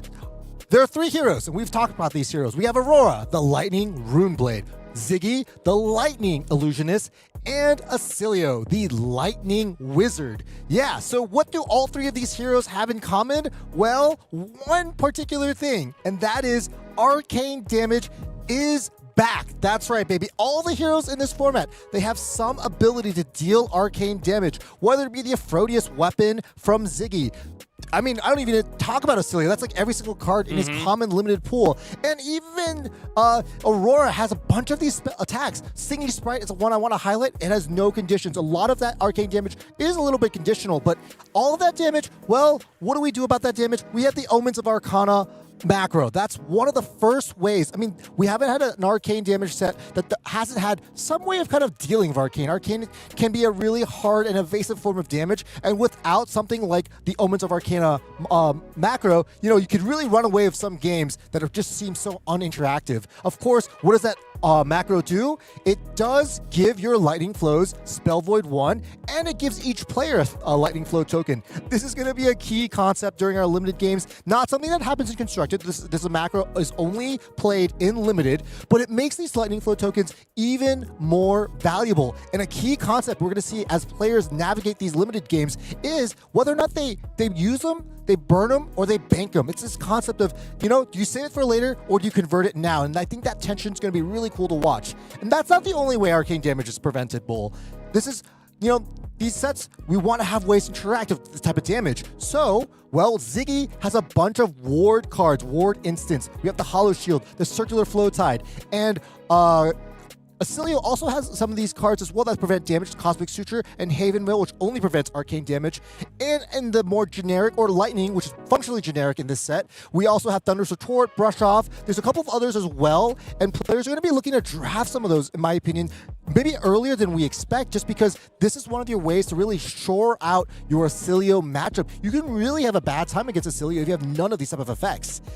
Talking about picks, well, let's talk about these powerful pack one pick ones that players we're gonna often see them taking in their first pick every single pack, pack 1, pack 2, and pack 3. Well, what is something that unifies all of these 6 cards? It's the fact that they're lightning talent, which functionally in this set means, once again, they're generic. All 3 of these lightning heroes can play these lightning cards. I want to highlight this rare cycle. I guess we're going to be calling them the twice per turn attack cycle, the Flowing Storm Strike, the Meteor Rise, the Voltic Impact. These are hands down just so powerful in what they do. They're flexible. They have this twice per turn instant. You can activate it once, you can activate it twice, you can activate it none at all, but your opponent doesn't know. And they all have this powerful on-hit of creating a lightning flow. That's going to be an on-hit we see spread across all the other attacks here. Flittering Spike, I think, by itself is going to be one of the most important attacks. It is literally an attack I feel like players are going to be talking about a lot. I might even see play in Classic Constructed. Of course, we also saw that Storm Shard and the Volatile Fluxer, cards that all say, well, on-hit, create a flow. All right, so what else matters in draft? That is, of course, equipment.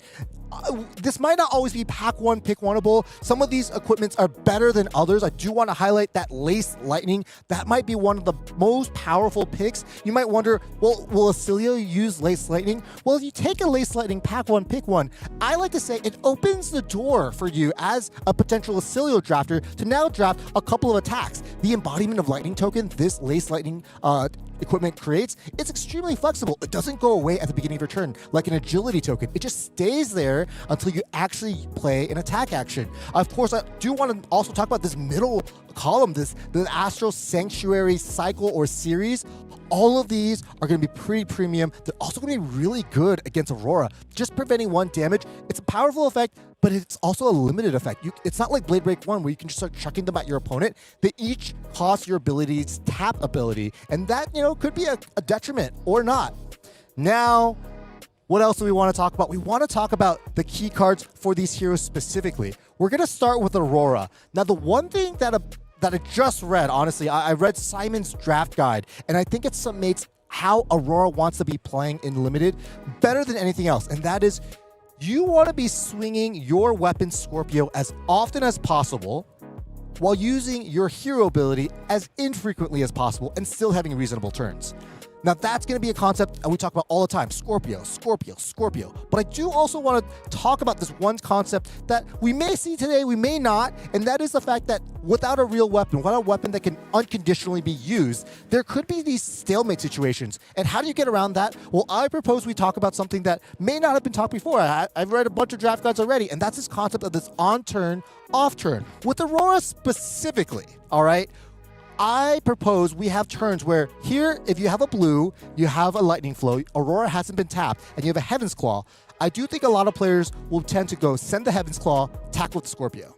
That is fine and dandy. I think that's going to be, honestly, that's going to probably be better 75% of the time.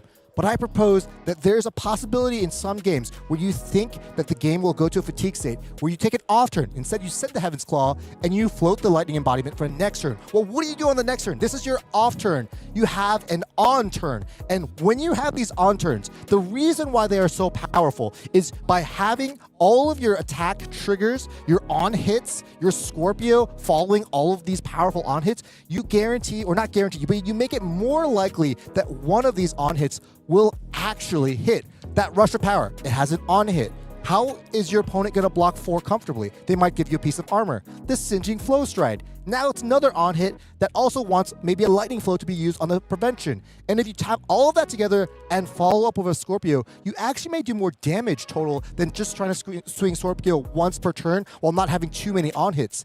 Now, something else I want to talk about is a potential of a different type of on turn, and that is relying on quick succession and having an embodiment of lightning. Now, these turns, they can get really crazy. I mean, last turn we saw you activate Aurora mid-turn and you're still able to kind of go wide.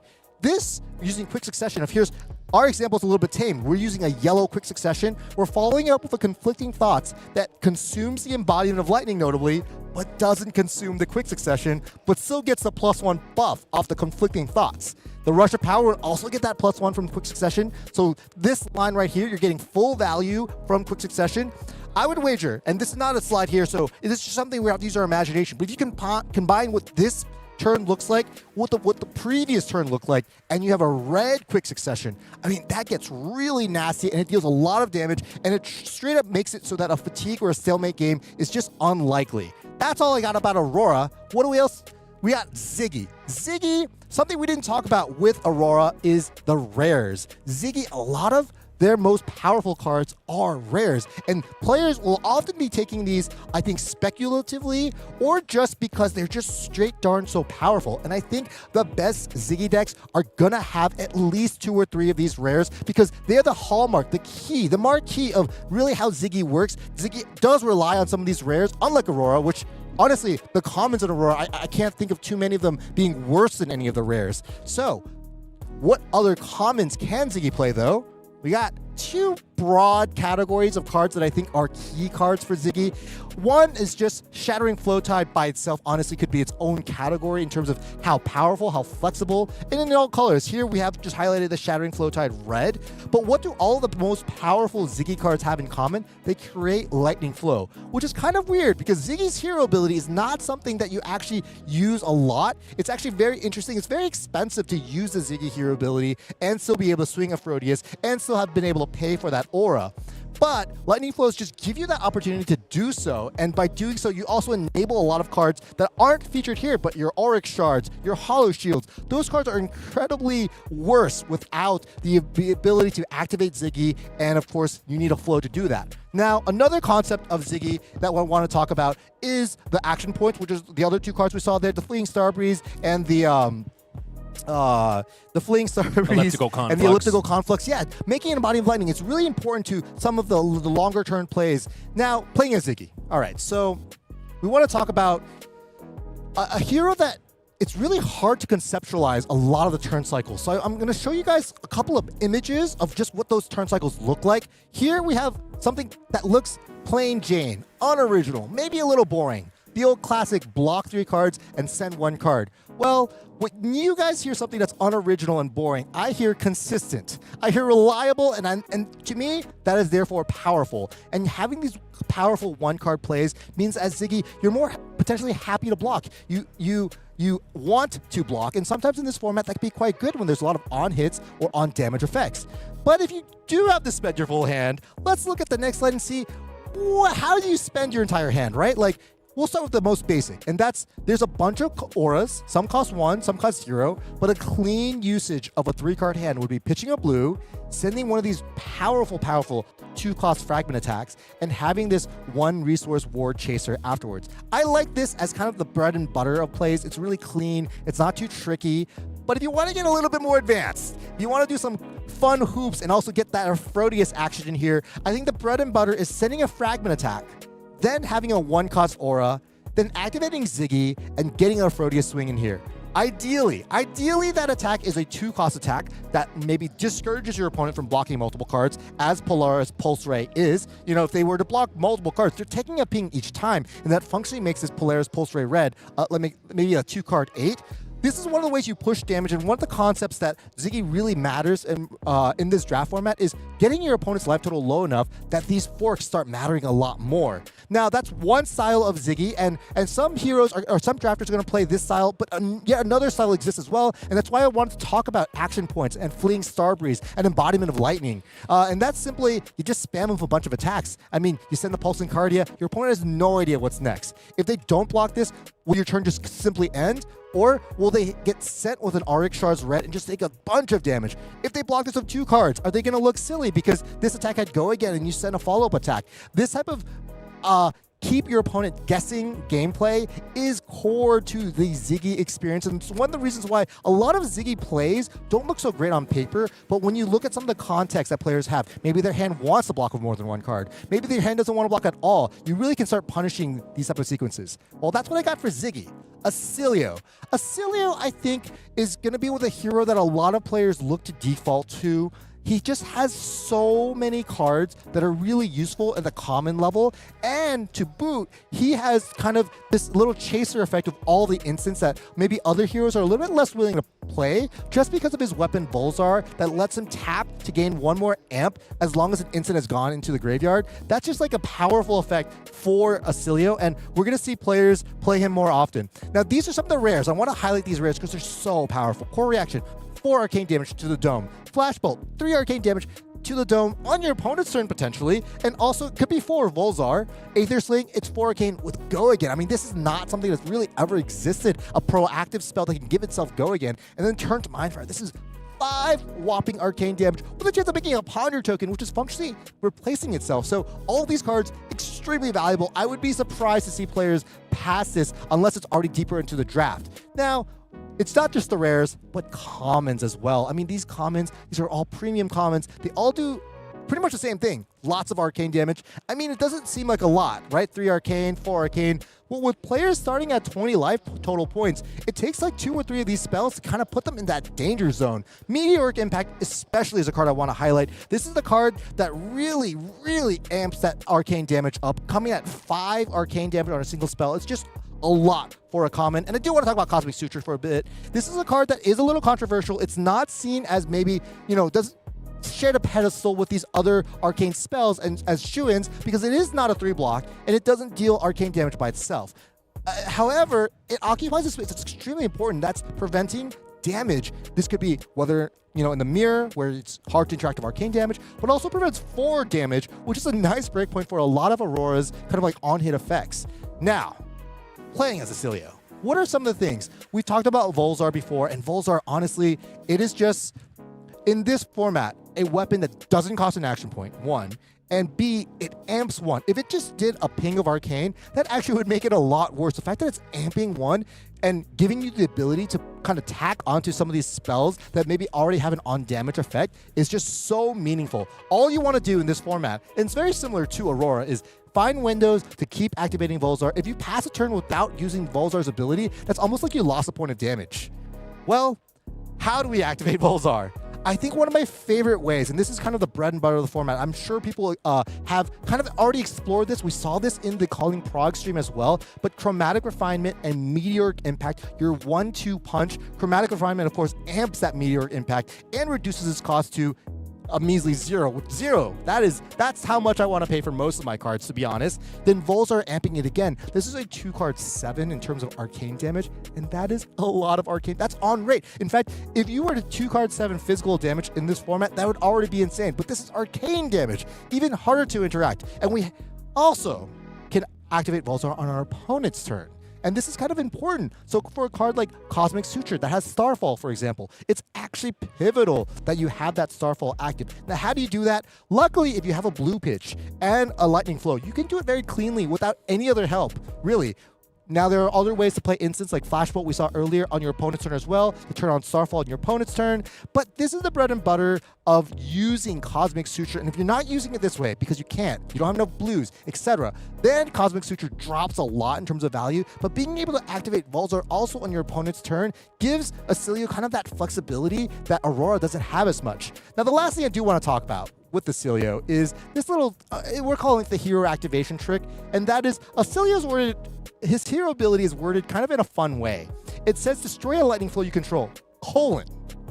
Discard a card, create a ponder token. So you don't have to discard a card as part of its activation cost. It's actually part of the resolution of the card. So if you have no cards in hand, you can straight up, if you have a resource at the end of your turn and you're not planning on arsenaling any other cards, you can convert Oscilio's tap ability and a resource into a ponder token. When that's one of the best exchanges in terms of hero ability usage and conversion. Oscilio is a machine and he creates these ponder tokens. And I think, I would hope to see this on stream. I think this is like a little clean, cute way of using your resources in the game. Now, we have a couple of bonus slides as well for you guys. I want to talk about these 3 attacks even more. I've highlighted them before, but these particular 4 cards, I think, are going to separate the best drafters from the just average drafters. Knowing the flexibility and the power level of these cards. Because that Storm Shard that you see here, it's unique.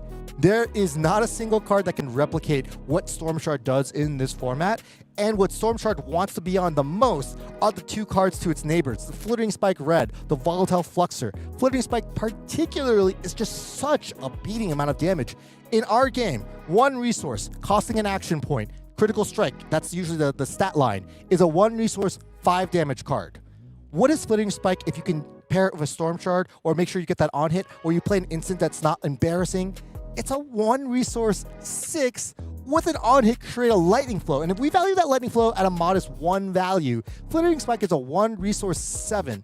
And that is just absolutely crazy. Volatile Fluxer, really similar to Flittering Spike, but it has something that this format lacks desperately, and that is natural go again. But it also has that on-hit create lightning flow, which makes Volatile Fluxer just a flexible card. I mean, there's gonna be some games where we see players bluff. They send the Volatile Fluxer. Do they have an instant to play? Absolutely not.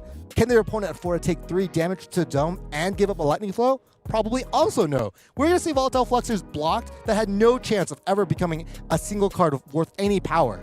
Now, we already talked about Storm Shard, but I want to talk about Lace Lightning just one more time. Like I mentioned with Oscilio, it can open the door for your Oscilio draft to accept attack actions.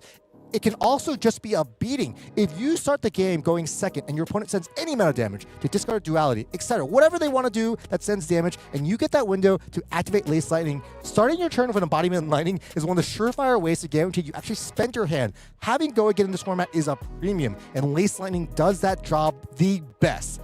The last slide of our draft overview. We're saving the last pick underdogs for last. I mean, these are not the cards that you're happy to take pack 1, pick 1, typically. But these are cards that I just wanted to highlight. Give them a little time under the sun because you can really make them do a lot of work. Flow through. When I think of flow through, I typically think of a situation where I'm maybe Aurora and I'm swinging that Scorpio and I see that my opponent already has an Astral Sanctuary equipment and their hero, and they're ready to tap that hero. The reason why I think this is really cool is because you could buff Scorpio. Scorpio is a lightning weapon, and it's so when you attack with it, it creates a lightning attack, which Flow Through unintuitively can buff. This is not something that I thought of immediately when I first saw this card. I didn't think this card was that good, but if you think about it, let's do the math. You swing the Scorpio, your opponent taps Astral Sanctuary and their hero to prevent 1 damage. Then you play the Flow Through. All right, they take 1 physical damage. That's 1. Then they take another arcane damage because Scorpio has an on hit. Then you create a lightning flow token. So you got 1 physical, 1 arcane, and a flow. That's 3 points of value, and that could also be lethal if they're at 2 points. So the flexibility of this card being a blue that can sometimes give you 3 value, and it doesn't cost an action point. All these attack instants, you don't have to have Go Again in order to get that value. I just want to highlight, it's not a card you should always be passing. Chromatic Refinement, we know the bread and butter is with the red one.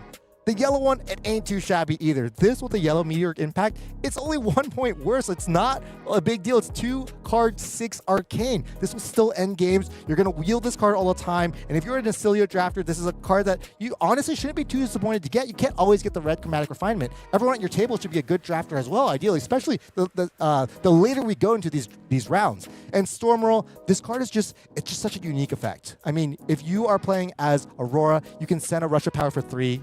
And then if they don't, fully respect you and block 4 and you just block 3, you can storm roll it, give it that +1, get that on-hit Go Again, get that on-hit ability, and then you follow the chaser with another Scorpio swing. Storm roll is also extremely good with one of our cards that we're talking about a lot, Flittering Spike. It makes that with Flittering Spike could be a 2 card 6 Go Again, 7 if you get the on hit and create a flow. These 3 cards are some of my cards that I think as players start playing this format more, they're not going to be as late pick underdog status anymore. But right now, based off my local drafts and maybe your local meta is different, they're just not cards I see all the time. And for once in my Flesh and Blood casting career, somebody has run a mouth marathon in the booth and it wasn't me. But I'm really glad that you did, Michael, because holy cow, do I understand these basic and advanced concepts of Omens of the Third Age so much more. Yeah, I don't know. I've been drafting a bunch, and the format's really fun, and it's hard. It's really hard to get all that nuance in. That's why I requested those extra 2 slides, because I just think it's crazy. None of the cards truly feel atrocious. So many of the cards can fit a utility role, and this format's just so deep and nuanced, and I'm excited to be able to watch some games. Well, the benefit to us and also all of you at home is that you don't actually have to go through the stress of drafting one of these Omens boxes yourself, especially not at the top tables of U.S. Nationals. That is for Lucas Oswald to do. You just have to sit back, relax, be entertained, and now just a little bit more enlightened, thanks to my friend here. You need some water or something before we get I'll started? definitely be drinking some water on the next break. Okay, That's great. true. We'll cut away from us so you can wet your gullet a little bit. Right now, we've got to look at the table, the feature table before us. We are drawing our eyes immediately to seat number 6. Lucas Oswald will be our feature drafter. But right on the opposite side, I've got my eyes on Colin Erickson, who is seat 2, Thomas Battaglia, and a ton of other X and O's that are filling out this pod. They're not going to be X and O's for long, though, are they, Michael? Yeah, only one can truly be EXO in this pod typically, and I don't know who it's going to be, but this is going to be an exciting... I mean, this is the best of the best. Typically, this is day 1, of course. With everyone being 3-0, I'm sure most of these players have had multiple drafts and under their belt, and they've drafted different heroes, worked out different strategies. Maybe they've even read some of the guides that have been out there. This is an exciting time. Indeed, it is. And so we get to do something that we haven't done in it. Well, you've gotten to do it pretty recently in Prague, but I have been chomping at the bit to cast some draft, and we get to do it at the highest stakes, probably the highest skill ceiling format that we have had in a long time when it comes to Flesh and Blood Limited. Yeah, absolutely. I mean, calling a draft or being able to cast through a draft, it's different because you get to see what I really enjoy, and what's different from just being able to see a list of their picks, is the way players thumb through the pack. What jumps out at them, what they put in the front, what they maybe shove into the back. Or I was watching Colin action. I think at some point he was putting the cards he wanted in the back. I don't know. It was fun to watch. It's like the way your brain thinks, and you get to see a kind of like through some a little bit deeper into how someone thinks. Now, I think I speak for a lot of people sitting at home who have, I don't know, maybe just gotten their feet wet when it comes to draft. They've gone to their LGS when a brand new set has come out for an armory night, the maybe one draft armory night that they do in an entire season, and they're sitting across from somebody who's going, oh, I sent you a signal. How did you miss that? How did this wheel? Why is this coming back around again? And so that's something I also want us to delve into that wasn't covered in the slides, and we'll do it as we go through the draft POV. What is a signal? How do we receive one? How do we send one? Especially in this set, which I would argue is probably one of the hardest sets to send signals that are actually viable. All that and more when we get down to the feature match draft in the eyes of Lucas Oswald. So here we go. Over his shoulder, and perhaps for glory, Lucas Oswald opens up pack number 1, immediately finds a Shattering Flow Tide, pulls that to the front because it is, of course, in the red. Star World Warning is also a good pick up here. Corrosive Space Dust. This is kind of looking like a Zyggy pack to me, but if you think about taking that Corrosive Space Dust, Michael, what are the considerations you have to make if you pass that pack? Well, if you don't take it, there's some immediate considerations, of course. Taking it here secures kind of your end game. These Corrosive Space Dust, especially not the red ones, are often cards you kind of pitch, and then on the second cycle have access to almost 4 points of arcane damage on demand. Of course, it's an inefficient way to deal 4 arcane damage, as it does cost 2 resources to pitch, but Corrosive Space Dust it's a unique card. There's no card in Zyggy that does the same thing, and by taking it here, you're also denying someone else from having it. It is the first pick. Now, my worry for Lucas Oswald is that he is passing having taken the rare. That is something that his opponent can, not his opponent, the person to his left can see. What they can also see, though, is that red Shattering Flow Tide. Oh, but perhaps rewarded to the 9s here is a fraying Life Force, and also red Hollow Shield in this pack for Lucas Oswald. And a red Flash Bolt, which if in a vacuum, I would consider it a tier above Fraying Life Force. Red Flashbolt is one of the most deadly cards. I mean, you ever end your turn against Oscilio in Classic Constructed, and when you're at 1 or 2 going, I hope you don't draw a shock. Flashbolt is not a shock. It's a bolt. It deals a lot of damage to you. You could be at 4 and just go to 0 because your opponent has Flashbolt during your turn. So I think Lucas, he's moved these 2 cards to the front. These are the 2 most powerful cards. But if there is kind of, a bit of a tie, the card that already supports what he's already drafted, that Corrosive Space Dust, that might be what he takes. I'm not sure, but this is power. But We've had weak packs, and this is definitely a powerful pack. So Fraying Life Force is the pick. Once again, I am a little bit worried because he is passing a good Zyggy card in red Hollow Shield to his left. And he has not taken any of the class commons, which could send a signal to the left that maybe Zyggy is still open, but Fingers of Fragmentation, Polaris Pulse Ray. Lucas could be incredibly rewarded for forcing this early. Oh my goodness, this is a treasure trove of Zyggy rares. I mean, if you wanted to force Zyggy, if you wanted to draft Zyggy, this would be the beautiful, most perfect start to get these 3 rares back to back to back. I think Lucas is cognizant of that fingers being a little bit lower of a priority. There's two other types of arm pieces that you could play, and fingers might even wheel. It's not really that powerful of an effect. It doesn't really help you block out damage, which is really important against the other 2 heroes. But this, I just cannot imagine Polaris Pulse Ray not being the take here. It pairs so well with the Space Dust and the Fraying Life Force. And the other thing we have to think about is the 2 players to Lucas's right, neither of them took the Polaris Pulse Ray or the Fraying Life Force. And knowing that makes me feel way more confident, way more comfortable in being the Zyggy player here. So at least on the packs where Lucas is passing left, he's cutting all the Zyggy cards. Might cut off anybody that opted to go into Zyggy on the signal of that Shattering Flowtide or Hollow Shield, perhaps. Now, Lucas is known for ranting a bit. In this case, I think he ranted some prophecy when we brought him backstage for an interview. He said, I don't draft Zyggy that much. It's the hero I'm least confident on when it comes to Omens of the Third Age. But if I open myself a Corrosive Space Dust, I'm probably just going to snap pick it. And that's exactly what happened. Yeah, here we have every single Zyggy card. I mean, there's still the pair of Pulsing Cardias. One is rare, one is foil, sorry. And he takes a yellow Clear Conscience. So that's 4 rares back to back to back to back. That's an excellent start. But something I do want to mention, and which you did mention as well, is he's not really sending a strong signal. Every pack, he's not taking a class common that is Illusionist, and because of that, his players to his left may not know exactly what he's taking. But I'll be honest with you, if I'm seeing rares missing, I'm usually assuming that Aurora could be safe. That's just one of the things in this format. There aren't too many good Aurora rares. I can't even think of any, honestly, at the top of my head. And if I still see the class cards still relatively functional and still there, that's something that I would be leaning towards.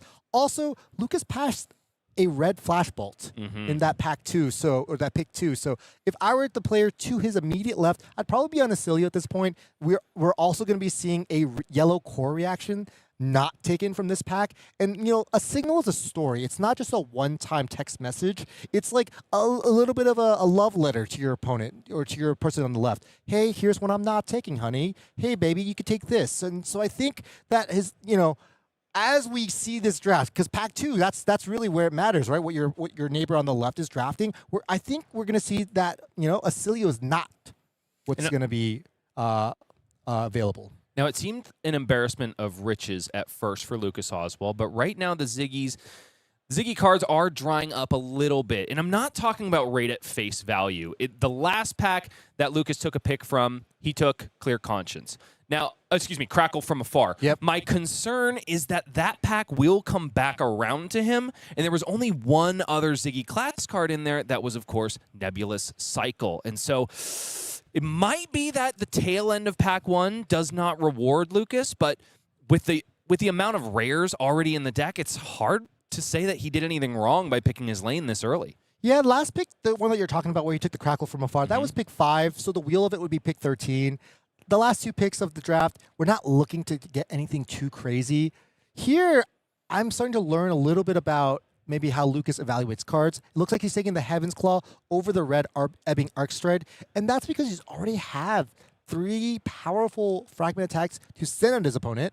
And the 0-cost ones, although they're efficient, they look really cool, right? They have that 5 on their text box. Because of Fragment, they're often really just coming for 3 power. And if they don't have a powerful Fragment ability, like this blue Shattering Flowtide that looks like Lucas is leaning towards the Elliptical Conflicts instead, well, then it just doesn't matter. They're just one card 3s, and that's not really good rate. This Elliptical Conflicts, it's one of the cards I highlighted. It gives you lightning embodiments. And the way Zyggy plays, it might not just give you 1, right? It leaves the arena maybe once using the Zyggy hero ability, and then again when you take damage again. And because it can give you 2 sources of go again, it's extremely flexible.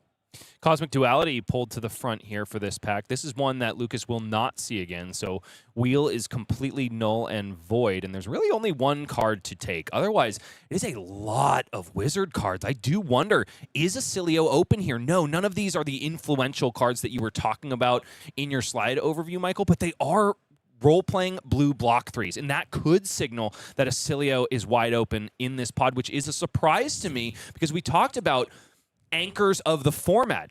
If there are 4 Oscilios in the pod, that's the best hero to be in an overabundance, if I say so myself.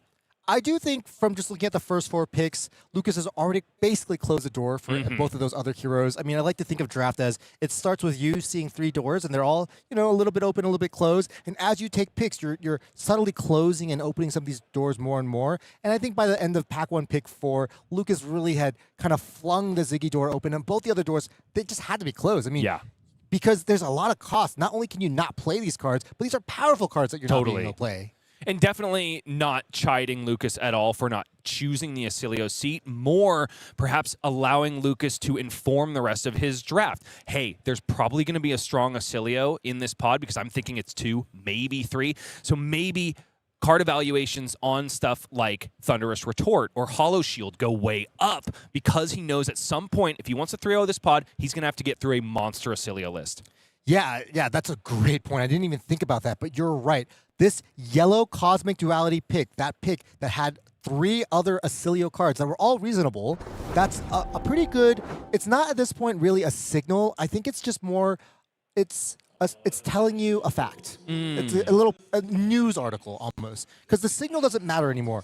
No matter how open Oscilio is, at that point in the draft, it is too late to pivot because we don't want cracked baubles in there. No, indeed. And so that all comes down to getting playable cards. We now turn to a review. The players are taking their 60 seconds. We might take a little bit more than that because we want to show you exactly how this is working. Lucas Oswald has insulated himself from cracked bauble territory. There was only 1 unplayable card in the entirety of Pack 1. Even though maybe wheels weren't perfect for him, he did manage to pick up playables, and that is also important. When you're taking a look at this list, Michael, what immediately concerns you? What is Lucas looking for in Packs 2 and 3? Equipment.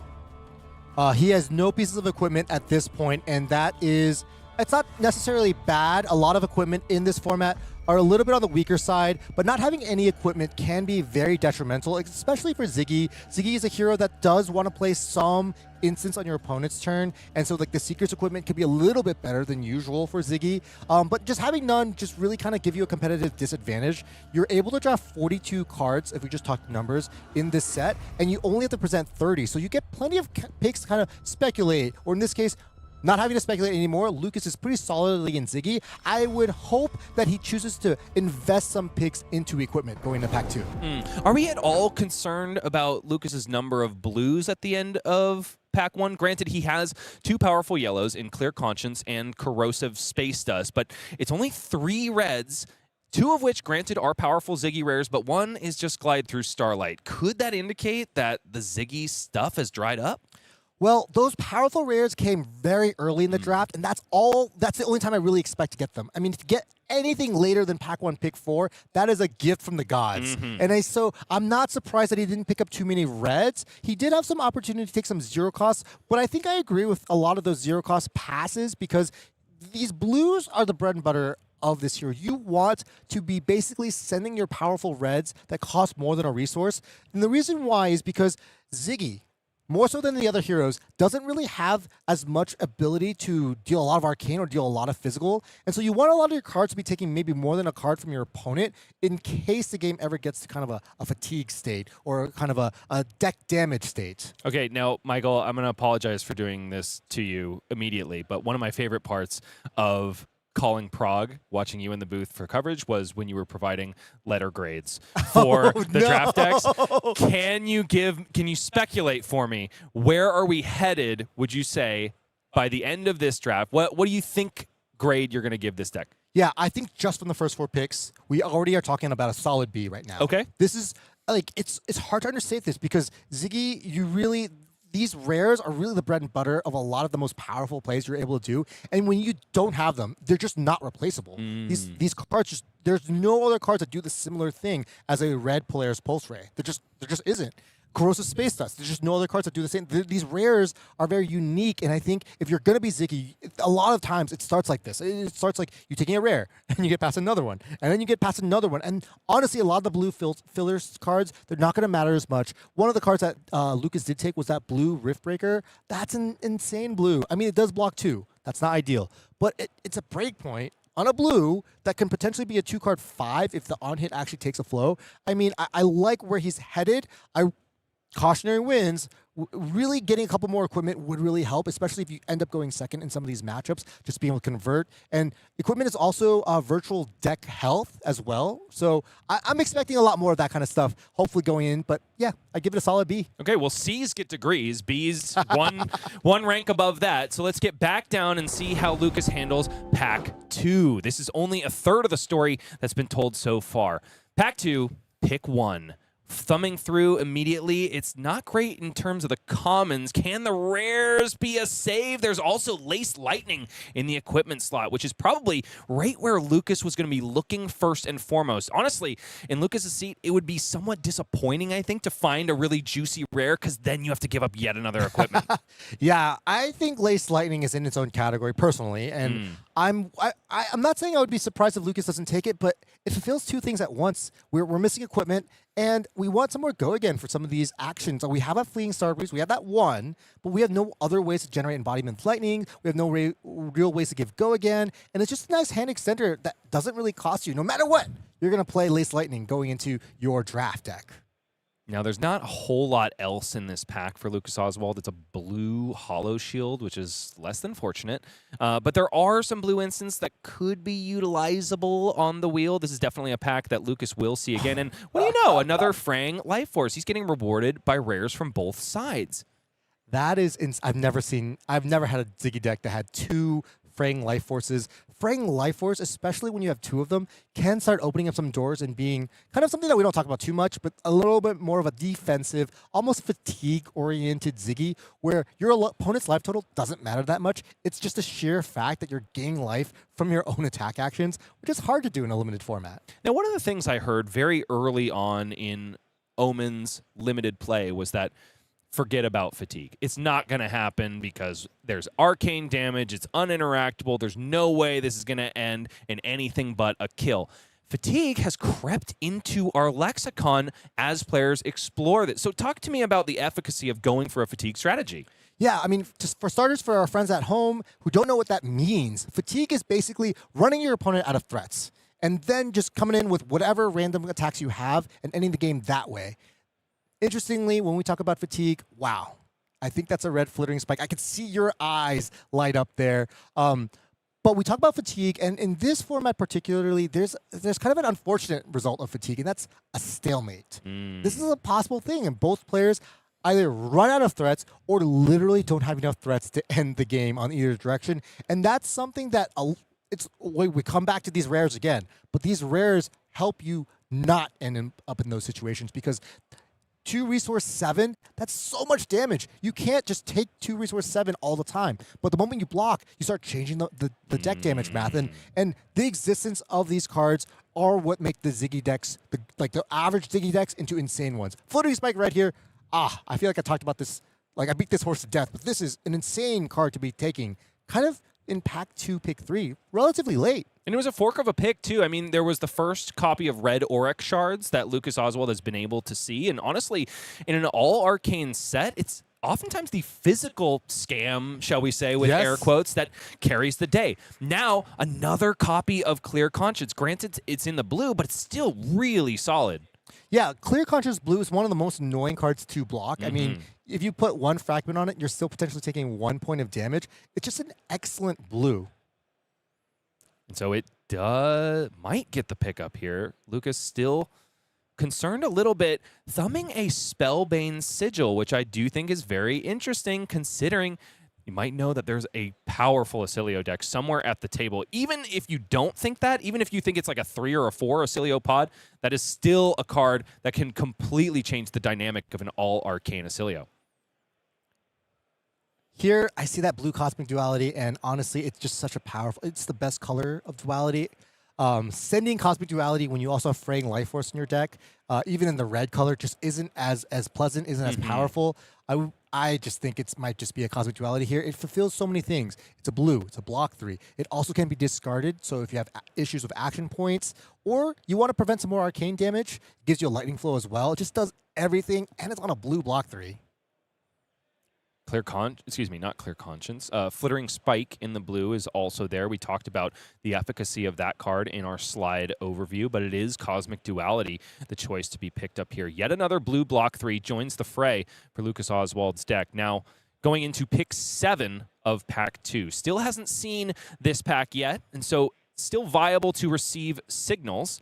And I do see a dashing Flashfoot. We talked about, there aren't any Aurora rares that really pique my interest. That's one that changes the dynamic for me.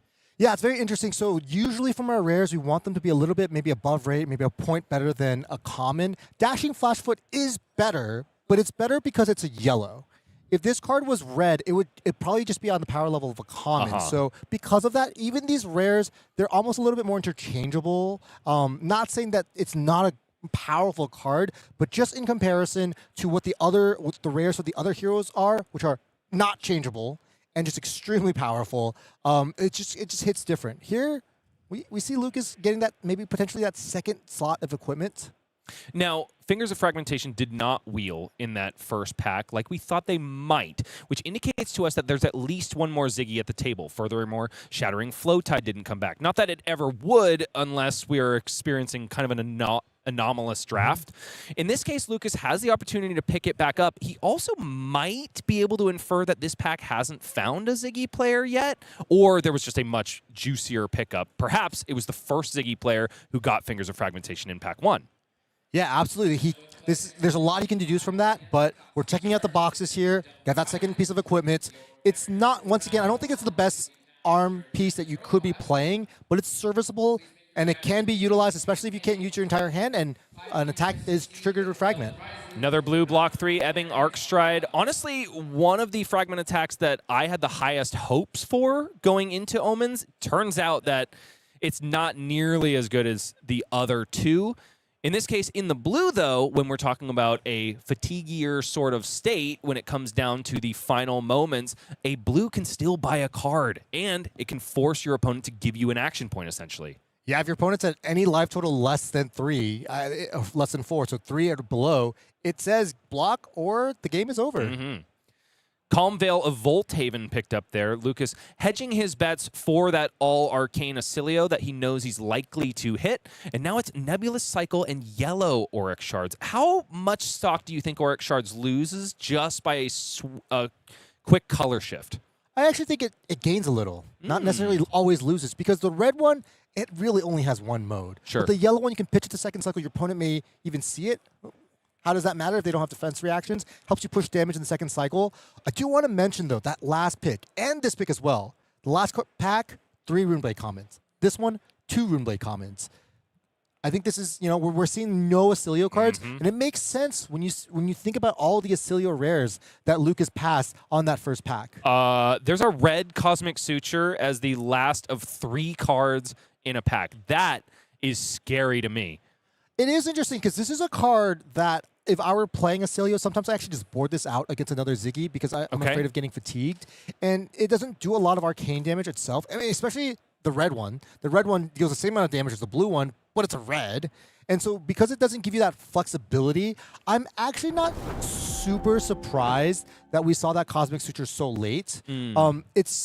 It could be that pack had multiple Oscilio cards and the other ones were spells, and so that's why it was passed. But I just want to highlight, you really need a blue to make that Cosmic Suture good, but the blues for Oscilio aren't very efficient, and he can play off of yellows a lot. So it's not a terrible surprise. It is still a common that I like to keep my eyes on, but it's not a big surprise. Deck review time. Let's see if Lucas Oswald can improve his grade, at least in the eyes of Professor Fang. Right now, last pack, we started out with what isn't working. Let's go ahead and draw our eyes to what is working about Lucas Oswald's deck. 2 copies of equipment have been found. Also, only 2 unplayables in the deck so far, which is way above average. I mean, we talk about you have 12 slots in the number of cards that you can pick that can be duds, can be unplayable. It's even less if you pick up 4 copies of equipment. And so each card, as you can see in Flesh and Blood Limited, is so precious. The fact that Lucas only has 2 unplayables is huge. Now, some of these cards may not be desirable to be playable. I'm looking at the number of blues here, but what we do have going for us is 3 Zyggy Reds? Excuse me, it's 3 Zyggy Red rares is what I was looking for. Yeah, just incredible to have all. I mean, we're getting closer and closer to like a blitz constructed deck, and this is really powerful for honestly only seeing 2 packs. Like, if we ended this draft right this moment, right, and we just looked at the cards that Lucas has been able to draft and fill the rest with just average yellow, just chaff, I think I would still give this deck a solid B. Okay. But the direction we're actually, I'm going to bump it up. We're now in B+ territory because we just had a great pack. I mean, yes, the last of the pack, not very exciting. They're just not very exciting cards, honestly, for Zyggy, especially in the last few commons, especially, once again, when our highlight are the rares. We're looking for those rares to begin with in the first few picks. I want to talk about this Nebula Duality Yellow and the Stunning Swipe Red, though, as being last picks. That's something really telling, actually. That tells me a story more so than anything else, because these are both so reasonable. I am so surprised they are last picks. What that actually tells me are neither of those heroes are likely going to be our 3 of, or maybe our 4 of in the pod. And conversely, I think there might be more Zyggies in this pod than otherwise. Uh-oh, right? Yeah. Uh-oh is correct, okay. but... Well, okay, let's put the uh-oh in context here, right? Let's not eat our cheery uh-ohs before they've hatched. I don't know what metaphor I'm trying to use here. I'm mixing them this way and that. I get you. The point being, Michael, I'm saying uh-oh because, I don't know, maybe I'm more of a risk-averse drafter when it comes down to it. We talked about Oscilio kind of being the anchor of the format. You can have a lot of Oscilios and they can still perform pretty well. What kind of numbers are we talking about for Zyggy where you're getting worried about every single Zyggy in the pod? I normally only want to be the second Zyggy. I mean, I want to be the second of any of the heroes in general. But I'm just going to be honest with you. Looking at what Lucas has already drafted, he already has the foundational rares. At this point, he just needs cards to fill out the rest of the deck. Okay. I'm going to be honest with you. Like, he has a Corrosive Space Dust. Check. If he gets another one, insane. He has an Ominous Excavation to recur the Corrosive Absolutely. Space Dust. That was an awesome late pick. He took that over a blue block 3. Heads up play. He already has a decent amount of blue block 3s, and his ward let him do this type of thing where even on the turns, his off turns, right? If he plays a ward 2 on the turn that he isn't taking that much damage, that's 2 block for the future. And so you'd be surprised at how well a Ziggy's able to block despite having a bunch of instants in the deck. Yeah. And like 3 red premium fragment, this is just, it's so much. Yeah.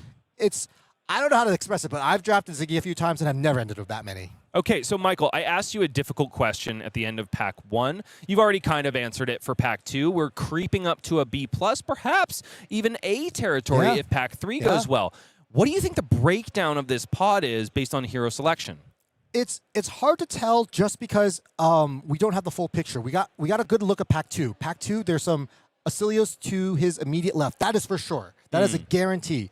There are probably not many Oscilios to his right, but Pack 1's a very finicky thing because a lot of players, they're taking the powerful cards. They're not necessarily locked in their hero yet, so we don't get a clear indication. They're speculating, right? Yeah, they're speculating. But I can tell you for sure that it's the 4 of or the 3 of is not Runeblade. I think the Runeblade, we saw multiple packs late, very late, with that pack that had 5 cards and 3 of them were red Runeblade cards. I mean, that's just unheard of. That's insane. That's really, really strong news article, so to speak, right? I think that there might only be 1 Runeblade, maybe 2 at max, and then the rest, it could be an even mix. We'll get a much clearer picture going to Pack 3. You said draft is a story. Let's open our books, our hymnals, shall we say, to the final chapter, and that is, of course, Pack 3. Lucas Oswald waits with bated breath to see what this one has in store. And can we talk real quick about the stressors or the finer points of going through a called draft, Michael? Is it tense the first time?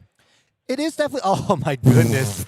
It is definitely tense. It's an experience that if you're not used to the amount of time that you get, you sometimes can feel rushed, but also conversely, you feel like it's hard to just wait there sometimes. If you, like in this pack, like I want to take the Polaris Pulse Ray.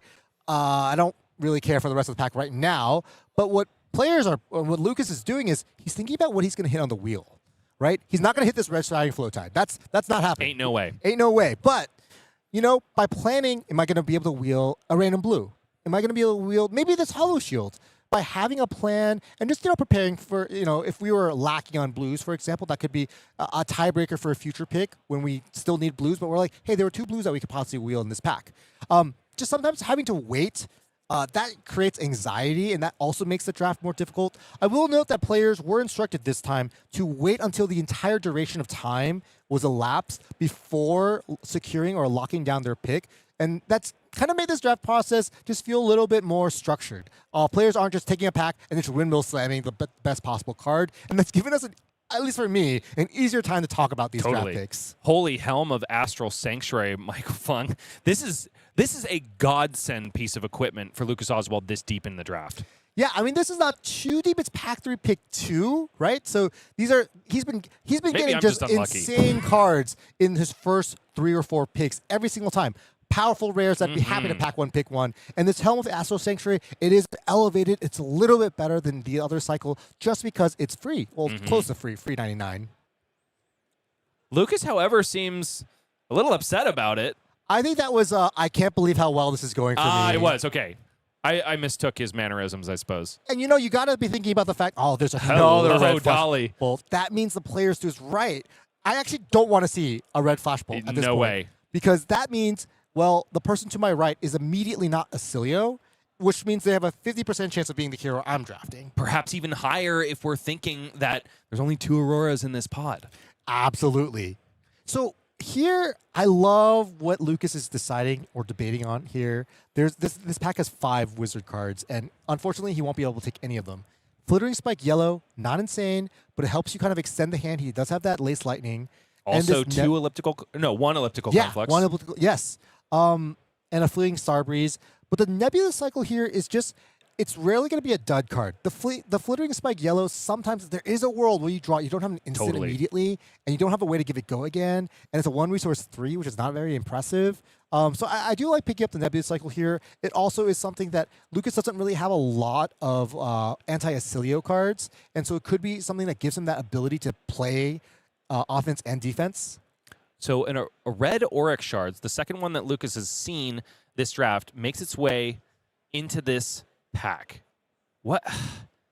It's kind of befuddling me. Like, what are the other Zyggies to Lucas's right taking, do you think? So I think red Oryx Shard, similar to red Cosmic Suture, it is a very powerful card. When you are playing this for its full value, it looks insane. However, we do have to still consider the fact that it is an instant red that doesn't block and can potentially be disastrous if you don't have a lightning flow, if you don't have an attack that has fragment to pair it with, if you don't have enough resources to both play the attack action and use the Oryx Shards and get the Aphrodite swing, then it looks a lot less impressive. So Lucas here taking the yellow Ebbing Arcstride, it's very reasonable. I think a lot of the attacks he has already kind of stand well on their own, and he maybe doesn't need a card like red Oryx Shards, and it's possible that he wields that. I really don't think it's as crazy of a card. It looks very impressive, of course, but not always the best pick. Now, the pick for Lucas on the previous pick is Ebbing Arcstride in the yellow, another block 3.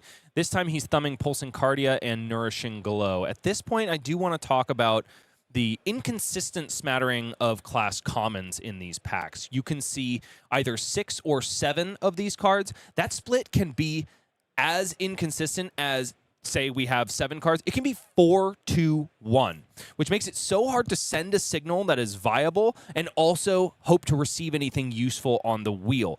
What it really means, too, is that I feel like these packs can be kind of inconsistent in terms of power level for any given hero. Oh, yeah. I mean, this is its own... I mean, you've opened Pandora's box. This is it could be its own subject. I could have talked about this for maybe 30 minutes. Don't you get know started. It's about exactly 50% chance of hitting a 6 or a 7 in terms of class commons. We'll start with that. We'll start with a 4-2-1. I think there's like 3. We've mapped the sheets before. I mean, these are 11 by 11 common sheets, and there's only about like 3 possible configurations where there's a 4-2-1, and I think it might always be an Oscilio common as the one. So just a little bunch of fun facts for you. Interesting. Here, another yellow Epic Arcstrike was taken, and it just shows you Lucas has so many powerful red threats. And the one thing you never want to be caught with is too many red threats where you're forced to be blocking with them. And by having a plethora of blues, you're just, every time you draw a red threat, like a Polaris Pulse Ray Red, which I still can't believe he has 2 of these, and 2 Fraying Life Forces, every time you draw one, you want the blue or at least a yellow resource or resource card to be able to play it. Now, you know what I'm becoming a little concerned about, Michael, is flow generation. We've passed up a lot of shattering flow tides at this point, and there's not a single circular flow tide either. How is Lucas going to be generating flows now that we come to think about it? Well, I'll be honest, I don't think he's going to be relying on lightning flows as much as maybe the other Zyggy players are, and he doesn't need to. I've never been able to play a style of Zyggy like this where I have 4 premium red fragment cards that are going to be taking both cards in deck and doing potential damage to my opponent. Here we finally see a yellow Auric Shards. I believe this is the second one that Lucas has taken, and once again that same adage, like this pays for all 4 of those red Zyggy rares, and you put it to the second cycle, and you start making cards like, I don't know, a little blue or yellow Ebbing Arcstride can suddenly just become lethal. Now, I want to draw attention once more that previous pack did have yet another Dashing Flashfoot still in it, and that was at pick 8. So this Aurora deck or 2 is going to be cracked. Yeah, I think it's becoming more and more clear that at least someone to his immediate right or the person to their right is also on Zyggy, because they can't possibly also be on Oscilio or Aurora. Aurora's clearly, wow, Aurora's clearly not the 4 of. And in this pack, this might be a 4-2-2 is the best way to put it. I mean, this is ridiculous. This is 4 still remaining wizard cards, and that Hollow Shield, Lucas doesn't even take it. He takes the yellow Nebula Duality, which, mind you, was his last pick in pack 1. That's how good of a card it is and how crazy to have gotten it on the wheel. Is this the 3rd Constella waves that Lucas has seen this draft? Yeah, and I think it's smart not to try to maybe take it out of the pack. Definitely not, because it's just plentiful, obviously. Exactly. And I just want to mention that while this is happening, in the last few picks, I got to watch his opponent Colin and kind of what was going on in that corner. There were a plethora of Runeblade cards. Colin literally sees 3 Runeblade cards as his last 3 picks, then 2 Runeblades, then 1. And so, yeah, I think all the way these packs are being broken down, I truly feel like it's going to be like a 4-4-2, or sorry, a 4-2-2. Whatever the case is, there are more Zyggy players than other heroes. So that was 5 dead picks at the end for Lucas. Yeah. Possibly one of them 4. Did I miscount? Was forced because it could have been a blue Hollow Shield, which no one is happy to play. True. Taking a Nebula Duality over that instead. Okay, well, let's see if Lucas has been able to bump his letter grade up from a B.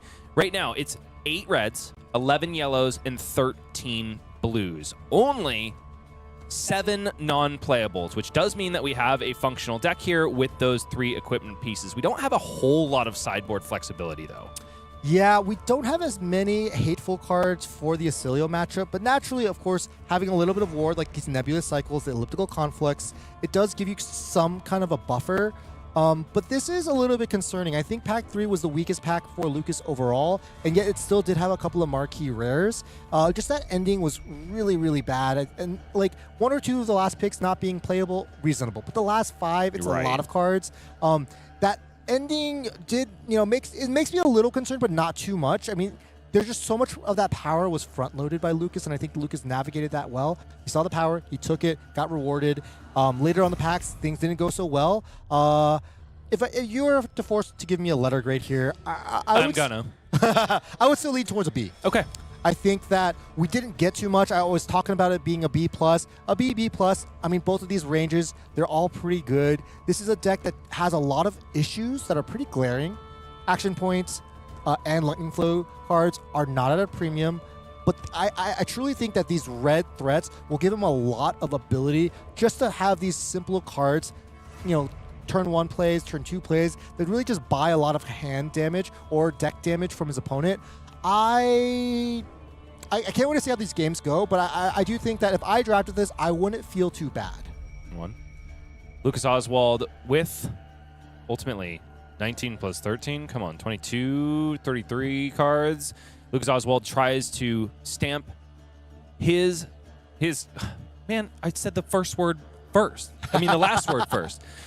He wants to stake his claim on this pod, seemingly to go 3-0, but at a B, Michael, are we looking at a 3-0 deck, or is this a hopeful 2-1? Look, when you draft the best players, you're going to have decks that just look weaker. It's just the nature of the game.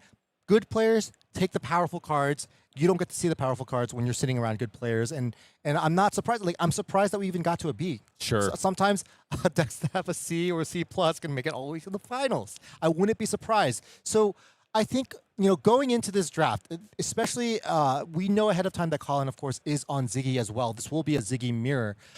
Lucas has passed a couple of key cards. He's passed a red Auric Shards. He's passed a yellow Auric Shards. He hasn't really passed a lot of power.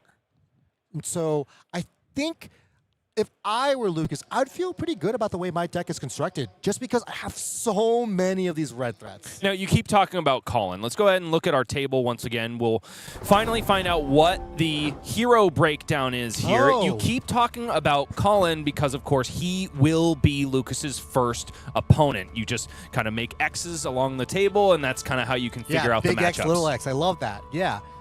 This is, of course, I mean, we started deducing that the Ziggies were the most in this deck, in this draft. And unfortunately, Lucas's immediate neighbor, the person to your right, the person that you don't want to be drafting the same hero, was on Zyggy. However, we did see that in Pack 2, he was gifted that Fang Life Force Pack 2 Pick 2, and it makes sense because John Paul is on Oscilio. And of course, that Pack 3 was also reasonable. We got that equipment. So, Pack 2 and Pack 1, just taking those early Zyggy cards, they really have formed the core of Lucas's deck. Pack 3, of course, went out in a sputter, which makes sense when there are literally 4 Zyggy players. Half the pod are taking cards that you want. I will also mention that Colin was in the exact same position. The person to his immediate right was Thomas Battaglia, who was also on Zyggy, and that's a really interesting dynamic. I got to watch how that unfolded. It's a similar story. Thomas was taking the rares, and Colin was getting the Shattering Flow Tides, which are also powerful commons. And when these cards are together, you're going to see this happen more and more.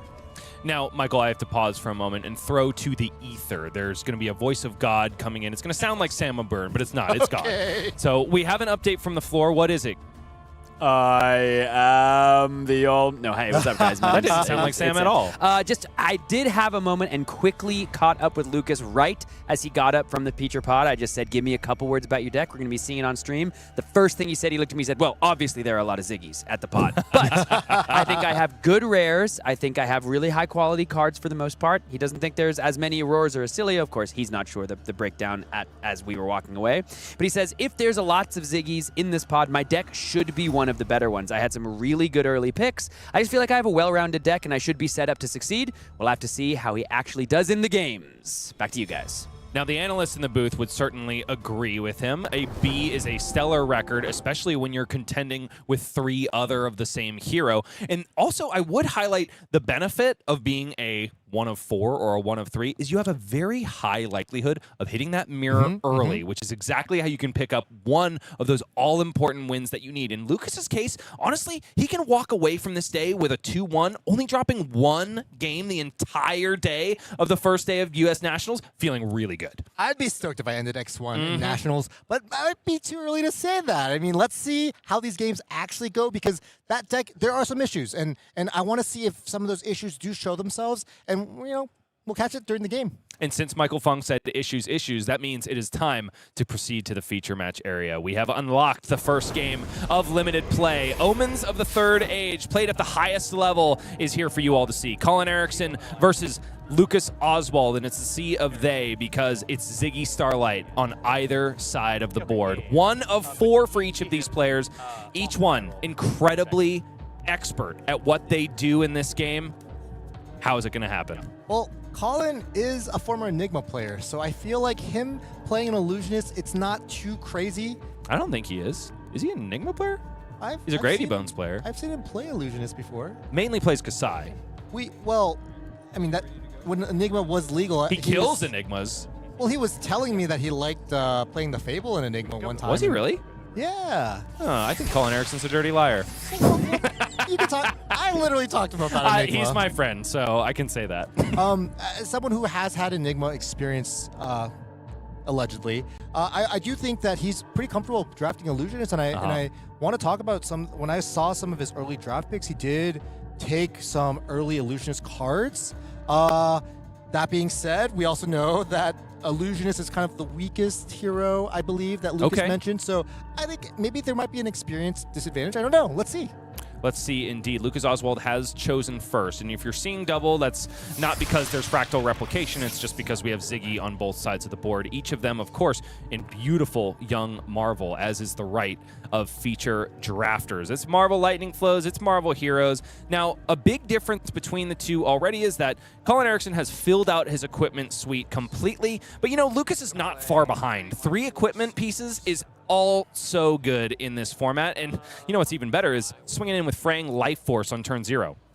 This is an excellent start, and I believe it's the reason why Lucas has decided to go first. He has a deck chock full of these 2-resource powerful rares that just say if you block, you're punished. But also, if you don't block, you're taking damage. And now in the hand of Colin Erickson is a few 3 blocks. Declaring no blocks, though, is Colin Erickson because he does have a Flittering Force Field, which will fragment this Fang Life Force all the way down to 5. Flittering Force Field only blocking 3 for now, but there is an instant in the hand for Colin Erickson, beefing up Flittering Force Field by 1 defense. So 1 damage currently going to leak through, but there's the matter of the floating resource, sunk immediately into Seeker's Mitts. Colin seems to be posturing, yes, a bottom of that card found on top. 4 or 5. Yep. No reactions. Notably not choosing to buff any attacks with that Auric Shards, understandably. Nourishing Glow comes out of the hand. Gains yet another life for Lucas Oswald, who now sits at 22. So no, there wasn't any bloodletting there, which is the most ideal situation, but a quick second is, of course, gaining life. Yeah, I think Lucas somewhat won that first opening turn 0. Colin was able to get this blue Auric Shards, which is nice. It's a nice reward, and able to keep it on board to be able to threaten again the activation of Zyggy and the Proteus on this following turn. Colin's hand, of course, there is one of those key problems with Zyggy potentially, not having a go-again source. And furthermore, it does seem like Colin has a Spellbane Sigil in the hand. Could tell that there just wasn't enough sideboard slots because being the 1 of 4, you just don't have that luxury. And so something that is typically Oscilio hate comes in for Zyggy. Still just going to have a clean turn here if Lucas blocks or not blocks. That Auric Charge is on board, ominous, looming. Block 3. Trigger Fragment. We'll gain a resource. It's a trigger of Fragment. Colin gains a resource. Doesn't have a sync for it, however, except for Stormwall, which will provide go again to Pulsing Cardia. And now, of course, Conflicting Thoughts can come in. It's an opt for Colin, which honestly is a huge boon for him, being that this deck is probably in its entirety a little bit subpar. So all of these opt effects are just going to allow Colin to get the threats where they need to be, in the hand as soon as possible. Blue Auric Shards, blue Pulsing Cardia, yellow Conflicting... these are not premium cards. These are the opposite of premium cards. At least Colin has that ability, the advantage of going second here, so he's the first one to really draw blood. But, I mean, this is the last attack he's feasibly going to be sending this turn, and Lucas has gained 2 more life than he started. So, not looking so great in terms of board state. And also, Colin has that Spellbane Sigil that he wasn't able to spend this turn, even if he wanted to. Is he going to put it in his arsenal? Maybe, maybe not. He can also activate Zyggy here on the Auric Shards. It won't buff any attack that makes any reasonable point of life swing, but it does let him swing an Aphrodisiac and not have to arsenal with Spellbane Sigil. And now, being that Colin was the second Zyggy in the line away from Lucas Oswald, we can probably assume that Colin didn't get his hands on either of those Shattering Flow Tides that came from Lucas. Oh, yeah. There were 2 other Zyggy players that got to see the pack in the way, and there's just really no way. I think Colin is on the unfortunate end of the Zyggy train. You know, it's symmetrical, right? A circle, but like he really got the worst end of it, I believe. Colin immediately tapping his hero and destroying the Helm of Astral Sanctuary to cover up 1 of that Aphrodisiac damage. Down to 21 goes Lucas Oswald after Ward does its work. Now it's back over to Lucas, who has he found yet another rare threat? He has. It's Clear Conscience. Yeah, Clear Conscience costs 3 resources. I believe Lucas probably would have preferred to send it, but sending a Cosmic Duality yellow here, it's still a threat. I'm going to block 3, trigger Fragment. It's a very low threat, right? Because Cosmic Duality, unlike a lot of Fragment cards, don't punish your opponent for blocking it all. It's all just raw value if you stick a card in front of it. play Electrolyze, pitching Auric Shards. Electrolyze, pitching a red Auric Shards is Colin Erickson. So even able to save that red variant for later on in the game. Lucas Oswald better be taking notes. And in the hand, I'm seeing a lot of non-blocks here, Michael, except for a red Flittering Spike, which is exactly what you want to be playing, not blocking with, unfortunately. Yeah, it's definitely less than ideal. This is the price of having these instants that help you, convert your hands and not have to rely on blocking. In this case, Colin's Electrolyze has lined up pretty well. I mean, it's probably going to draw blood at the end of this turn. Colin's probably not going to be lower life total. He's finally going to get Lucas back lower than Lucas's starting life total. Do want to mention, of course, that red Auric Shard is being pitched here. I don't know if Lucas has noticed it or caught wind of it, but Colin's only pitched one other card. It was that yellow Path, Glide to Path. Stellar Glide? Yes. I missed. No, yellow. The one resource. You know what? It was an attack action. Didn't have fragment. That's all I wanted to mention. Okay, got it. So it's not paired with a fragment card. Yes, which not is very yet, important. exactly. Yep. And a follow-up, conflicting thoughts. Looks like Colin was a lightning and generic gamer, and that is usually the way it goes when you are a 1 of 4 in a pod. Yeah, I mean, the red Electrolyze, definitely a high pick, but maybe not always for Zyggy. This red conflicting thoughts, I mean, Colin's making something out of nothing. These are not illusionist cards, but he's making it work. So it's a 3-card 8 for Colin Erickson, which is okay for limited numbers if it needs to be. Lucas posturing Crackle from afar for the pitch zone. No flow to be spoken of, and there's really not going to be that much flow this game, possibly from either of these players. Lace Lightning gets into the mix. Only blocking 1 of this 4 damage. Lucas Oswald now down to 14. All of a sudden, that life force that he gained from fraying life force is, of course, dwindling a little bit. Now usurped by Colin by 5 points of life. I do wonder how many of Colin's red threats did he just deploy? And oh no, it's not red threats I'm worried about for Colin. It's the cracked bauble in the hand. That's a straight up cracked bauble. So it's not only defunct cards that he has to run into this matchup, it's also ones that do nothing but pitch for 2 resources. Yeah, not what you want to see, but at least he does have a way to utilize it. He has that Flowing Storm Strike that could, receive 2 resources to be pitched. He does have, of course, the Starflow Robes and the Seeker's Leggings to pitch in order to, get some of these cards out of his hand. I'm and going what to he doesn't have is the ability to block out this Flittering Spike, which lets Lucas kind of get a max value Flittering Spike. He's able to create that lightning flow as well on hit. Ominous Excavation out of the hand.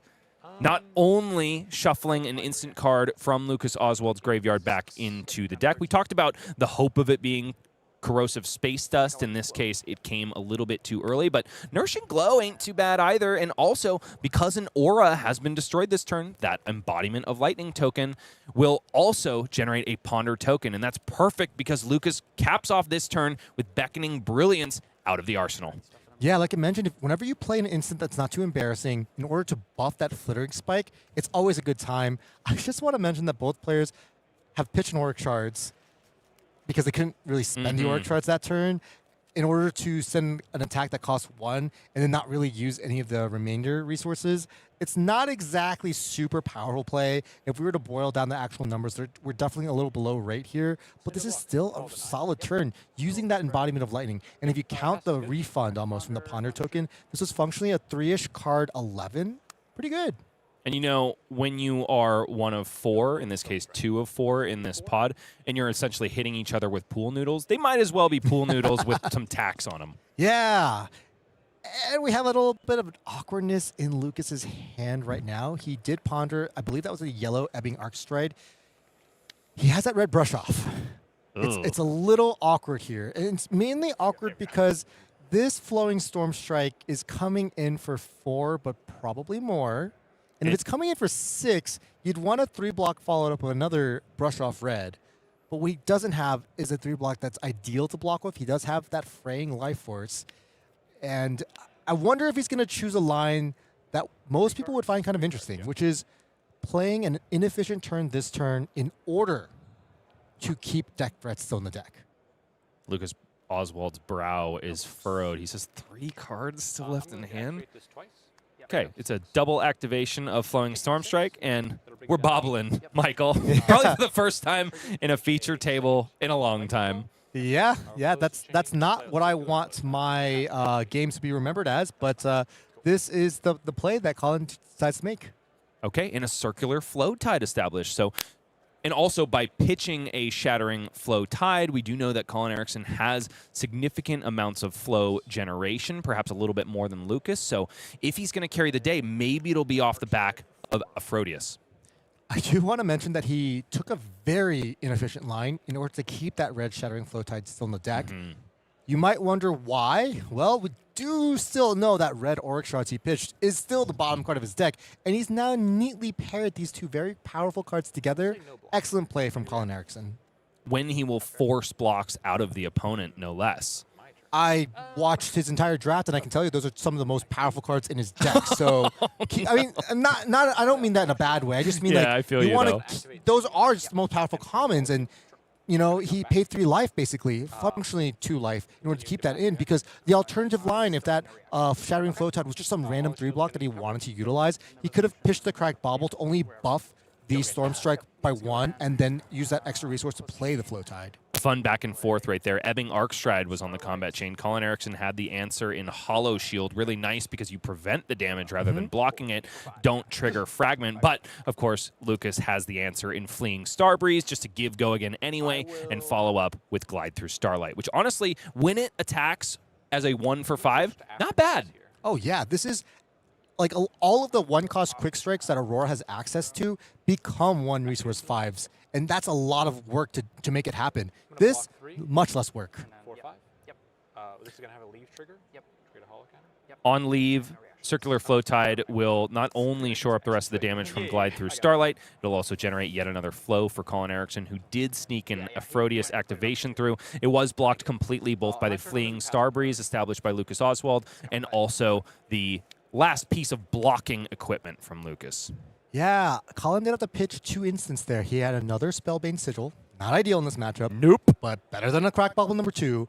And he pitched that Stormworld Warning in order to get the Aphrodis swing, because there was no other way to really utilize that card that turn. Pretty deck efficient, but an ominous sign of what the second cycle might look like. Frang Life Force once again, 4/7. Colin gives a chuckle because he says, "Oh, you got 2, huh? That's great." In a 4 Ziggy Pod, I'm glad you managed that. Yeah, I can tell you with a lot of confidence there are none in Colin's deck, so he knows where the good rares went in this draft. Okay. It's a block of Cosmic Duality, Frang Life Force, phrase down to 5, but not before giving its owner an extra beef of life. And might as well activate Fingers of Fragmentation. And that's what I really like about this equipment piece.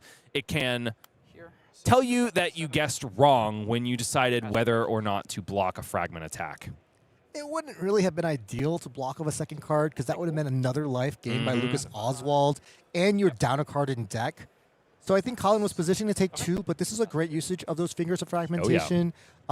Lucas, despite doing that, still has an extra card at the end of his turn, so still had an IP1 situation. Oh my goodness, and yet another Flittering Force Field in the deck of Colin Erickson, this one in the blue variety. Yeah, so the bottom of Colin's deck in order is that yellow Path to Starlight, Glide to Starlight, and then that red Auric Shards, then the Shattering Flow Tide, and then just 2 instants followed up by a blue Flittering Force Field. The total block value of all of those cards is 5. Starlight Road does get played before the end for Colin Erickson. Now he still has the Spellbane Sigil in the arsenal. Is it finally time to deploy it in the face of a Polaris Pulse Ray? This seems like an excellent turn to do so. He could even block with like multiple cards and then AB2 or AB1 twice. Because Colin, he's already kind of in the danger zone. He doesn't know what Lucas has. Lucas knows what he has. He has another duality in his deck and a Corrosive Space Dust, which both represent arcane damage that can get, finish off Colin. Colin does, he's at 5, but he does have 3 lightning flows, so he's at a virtual maybe 8 if arcane damage ever becomes a thing. But this turn, these cards like Polaris Pulse Ray, when I first saw them, I honestly was not that impressed. I didn't think they were. I wasn't either. Yeah. But in gameplay, I mean, this is a lower powered draft format than we're used to seeing. It's just, they're just so good. Colin cashes in one of his 3 lightning flows to cover up the on-fragment trigger. He has an extra blue in his hand, so this could be a turn you cash in both Seeker's Legging and the Starlight Robe to keep a critical block 3 blue in the deck. You talked about Astral Sanctuary being the equipment piece that you really want, but honestly, if you take something like a Starflow Robes or a Lace Lightning or a Constella Tiara, it's really nice to have a Seeker's piece paired with it so that you can maximize the value on your blue. Yeah, they do pair well together, and the Starflow Robe, honestly, once you're able to use its effect, kind of gives you an additional extra point. And so what you're really doing there is you're using a blue, get 2 points of prevention, but also get a lightning flow, and you're keeping that card still in the deck. 1 damage going to find home after Astral Assault, beefed up by the consumption of a lightning flow. Does connect with Lucas Oswald, but then it's Clear Conscience. One of, honestly, I think the most fearsome on-hits in Omens Limited. Would you agree? Yeah, this is a card that, as a former Enigma player, I wish I had access to. Right? It's just disruptive. This is kind of like Boulder Drop from the Guardian window, but it's an on-hit, and it really just demands cards. Whether you bottom them or whether you give them on defense is really the rub there. Really, at this point in the game, Lucas, he's just doing the same play turn every single turn. There's that blue Cosmic Duality I was talking about. It's that reach for the late game, additional flow. Right now, he just has 1 flow. Each flow, once you get to the late game, as the person who has the initiative, which I would say Lucas solidly has in this point, each flow represents an activation of Zyggy, which then can be an activation of Aphrodite. Ponder token generated. Card bottom for Colin Erickson. It's a Also red Ponder Polaris generated. Pulse Ray. And Colin forced to send a red Cosmic Duality. Now talk to me about exactly why you don't want to be playing this card so much. Well, it's the same stats and the same ability functionally as those more powerful rares, but no punish for your opponent blocking them and triggering Fragment. Now, to Colin's fortune, Lucas doesn't exactly have cards that block and trigger Fragment here. He only has this 1 blue Stellar Glide. So it's almost as if Colin had an on-hit here, right? Like, a lot of times Colin's been blocking for 3 block, taking 2 physical, and then an arcane damage from the Polaris Pulse Ray, or giving Lucas a life. And finally, Spellbane Sigil is out of the arsenal, ladies and gentlemen. Have text because there's a Polaris Pulse Ray coming from Lucas. This is now the second of the 2 he's played. He's also played both fraying life forces. Now it's just one thing to be drafting these powerful rares. Lucas is showing us what makes a Calling Limited champion happen. It's playing them. I tell you what, Colin wishes he was playing them, but instead he's got a Spellbane Sigil established. Now, Colin has gotten back to his pitch stack. We see the Cracked Bauble. We see the Shattering Flowtide. That makes me think that the card pondered was, of course, the red Auric Shards. Yeah. But he doesn't have the space in order to deploy it. Yeah, if he doesn't block here, he will not be surviving. But by blocking, he's almost also conceding. I mean, he didn't pitch that many cards. He has, I believe, 2 other cards that he pitched. So we're entering the world where there are no more threats left in his deck, and he's also at 1. Now, Stormworld Warning is deployed. I should point out that Colin, correct me if I'm wrong, but Colin can flicker that Spellbane Sigil in order to utilize Aphrodite, which he is right here. Of course, Spellbane Sigil is a lightning aura. But all he's doing really is helping Lucas out for the next turn cycle because Elliptical Conflux will cover up all of that damage and leave behind an embodiment of light. Trigger resolves. And then passing priority. Yeah, Lucas drew his yellow corrosive space dust, and this is all still in Colin's turn. We talked about space dust. We talked about its comparison to Flash Bolt. In this case, I think, Lucas has so much space. He can go for this corrosive space dust, activate Zyggy, and it would be exactly 3 arcane damage. He's not facing an attack, so he doesn't get that 4th ping of the corrosive space dust, leaving play again. So he's just thinking about some things here. He, of course, hasn't pitched too many actual fragment attacks, so this yellow Auric Shards might just never see value. But once again, we're taking a pause during Colin's turn.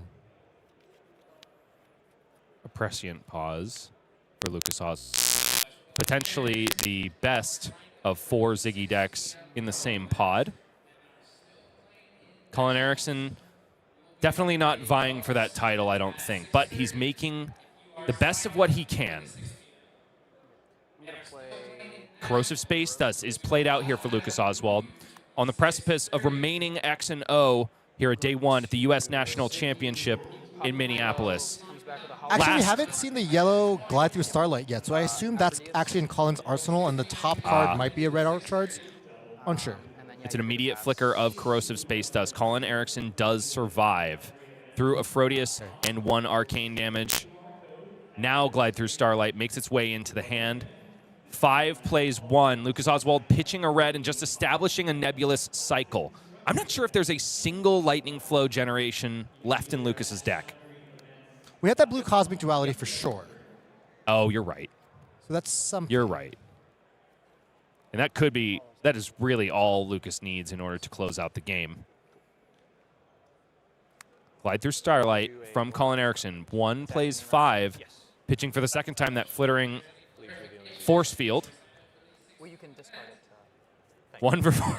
Lucas gives a big smile there, though, knowing that the rest of his opponent's deck is just not as scary as what he's got cooking.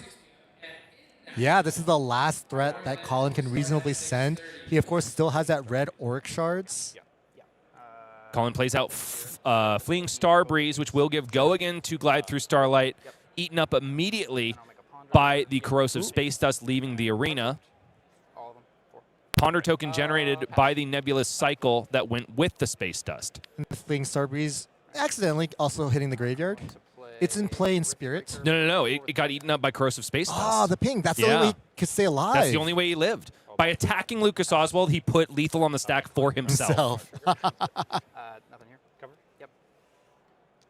Rift Breaker blocked out at least a little bit, and then it's nothing but non-blocks in the hand for Colin Erickson with a crack bobble, but still a smile on his face. He succumbs to Lucas Oswald in this first round of Omens of the Third Age limited play at the U.S. National Championship in Minneapolis. Lucas Oswald looking incredibly stalwart, even in the face of a pod breakdown that did not break his way. He was the first of the train, and Colin was the last, and that's just what happens. I mean, there were some low-quality cards Colin was forced to play, not talking about that cracked bobble, and Lucas just felt like every turn was just premium rare, premium rare, premium rare. Unsurprised by the result, but still, that's how, I'm glad that the good cards beat the bad cards. I think that's just something that, there's some justice in the world, right? And also, Lucas, what a champ. Nice drafting, nice ability to play those rares. And very rewarded in those pack one. The early picks in pretty much every single pack was when he found the juice to get this Zyggy deck across the line. So kudos to him for identifying those as potent threats and for putting together a deck that is at least a B in our eyes. We'll be back with more of that B quality deck and more Flesh and Blood after this. Don't go anywhere. Great.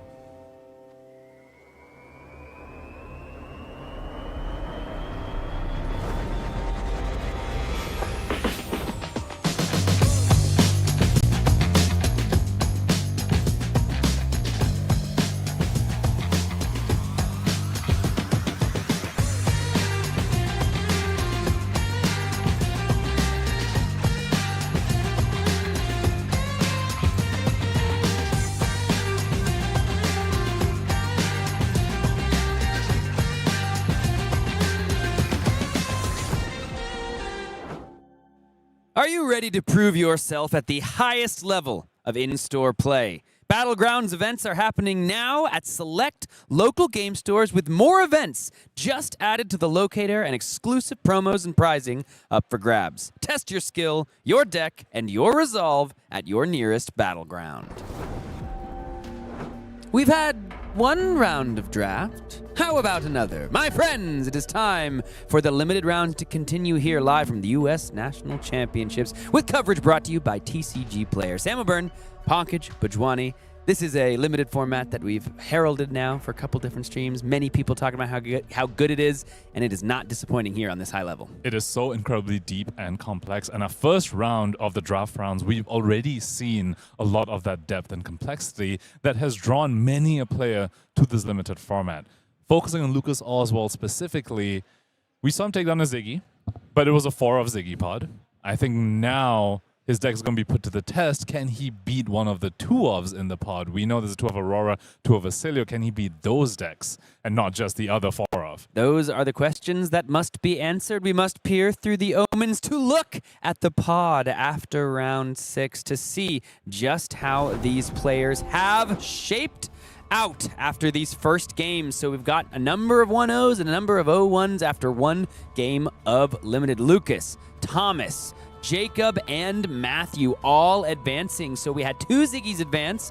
We had Thomas and Lucas, and then we had 1 Aurora, 1 Oscilio. Makes sense. It was all mirrors. Yeah, what was so interesting is that all 4 rounds, all 4 of the first rounds in this draft pod were mirrors. The Oscilios played against each other, the Auroras played against each other, and then 4 of the Ziggies went a little bit of a free-for-all amongst them as well.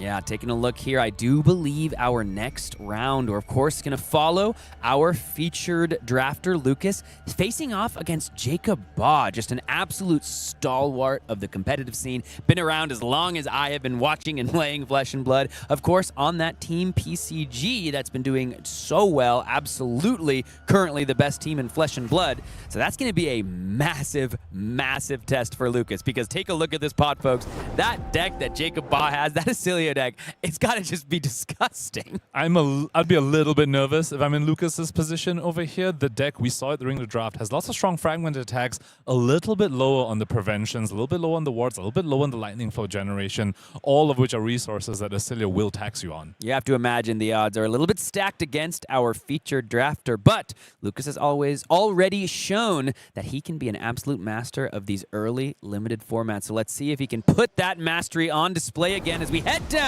through the clouds, peer through the omens, and decipher our next feature match. We've got Zyggy on the right side of your screen, facing off against Jacob Baugh and Oscilio. This is going to be a good one. Looking like Lucas Oswald did win the die roll here and is choosing to go first. Makes a lot of sense. You don't have to leak unnecessary damage in against the Oscilio, who is almost certainly packing a whole bunch of tall arcane spells. This is going to be a fantastic matchup, not the least of which because we have 2 fantastic players on both sides of the arena, but these decks in this specific pod, much has been said of Oscilio being the best deck in this format. Much has been described. It's the deck that can support the multiple, the 3, the 4 of Zyggy. It's been said is one of the decks the opposite. You don't want to be in the 4 of Zyggy slot, but if anyone can put on an impressive show, it might be Lucas, but we're about to see kind of multiple sides of the heuristics coin be actually put to the test. Some of the fragment cards that he has access to are definitely incredibly impressive. A couple of the Polaris Pulse Rays, freeing life force as well. The extra life gain could come in very handy in this format when against Oscilio it's very difficult for you to block some of the other damage that they're presenting. Have to point out that both these heroes have access to something that I've started calling scam damage, in the sense that they can just end the game out of nowhere once you hit those very, very low life thresholds. Well, we've set the stage. We've met our players. We know the matchup. Let us begin to see how it will all shake out. It's Lucas Oswald versus Jacob Baugh. Zyggy versus Oscilio. Round 7. We got 2 undefeated players fighting for 1 undefeated slot after this match. Let's get into it. Lucas Oswald here going first, hoping to have found some ward pieces, something to set up against Jacob Baugh, who's going to start the game with tempo, if not the first turn. And it's Polaris Pulse Ray to start off the game. 7 on Fragment, deal arcane damage, immediately threatening either pieces of equipment or the Spell Void on the Lightning Flow thanks to the Omens of Arcana. These Polaris Pulse Rays so far looking like all-stars of this limited deck from Lucas Oswald. Immediately forking Jacob Ball here. Wants to put 2 cards to not leak any damage turn 0, but then that means we'll have 2 triggers of Fragment going on the stack, which would represent 2 points of arcane damage coming his way. Wouldn't be surprised to see some equipment being used on Jacob Ball's side immediately here so that he can go into his turn without having taken any damage. Jacob Bob gonna go ahead and line up some blocking. Nebula Duality. Take a look at what else he's working with. It does have an Astral Assault, another Nebula Duality as well. You spoke about these Oscilio decks potentially being very, very strong. Multiple red Nebula Dualities. Yeah, he's not happy that he needs to block with those cards. It's going to be the Astral Assaults. 2 Fragment triggers now.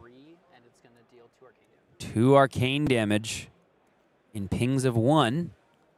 We're going to go ahead and tap the hero and utilize the Seeker's Gelée to leave the card on top. Tapping the hero, of course, for the Gloves of Astral Sanctuary. And 1 more resource going to Seeker's Gelée. And does go ahead and use the ability of the other Nebula Duality that he was left with. Sending 1 Arcane over at Lucas Oswald, creating a Lightning Flow as well. And Lucas, of course, has the option to perhaps tap his own hero and use his Helm of Astral Sanctuary, or maybe deploy a Ward Piece if he has it. Interesting pod 1. A lot of players certainly really valued equipment. I haven't seen a full loadout yet, but the Nebulous Cycle is also able to go ahead and throw down onto the arena here. Your hero's still tapped. Oh yeah, tapped. Wow, Lucas got away with a lot on that turn 0. Made Jacob Ball use 2 pieces of equipment and still got a Ward Piece out as well. Didn't leak a single point of damage on his own side and still has a Lightning Flow. Something interesting pointed out by our producer. There's no Constella waves on the side of Jacob Ball. We saw so many of the Oscilio arm piece going around the table in Lucas's draft POV. How did Jacob not get one?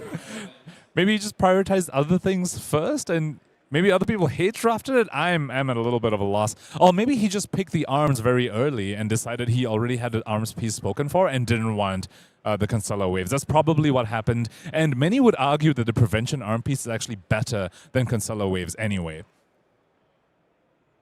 Here comes Comet Collision now. Constella Flow Slide just impresses in multiple formats, honestly. Powering up this Comet Collision to come in for 5 arcane damage. And creating Lightning Flow as well, which is effectively 1 more life for Jacob Ball, because Lucas Oswald will be sending Arcane. Also could be a 1 resource turned into a Ponder Sink as well. Jacob Ball not able to convert this hand fully, it seems like. Played an instant and then just send Comet Collision, holding back 2 cards here.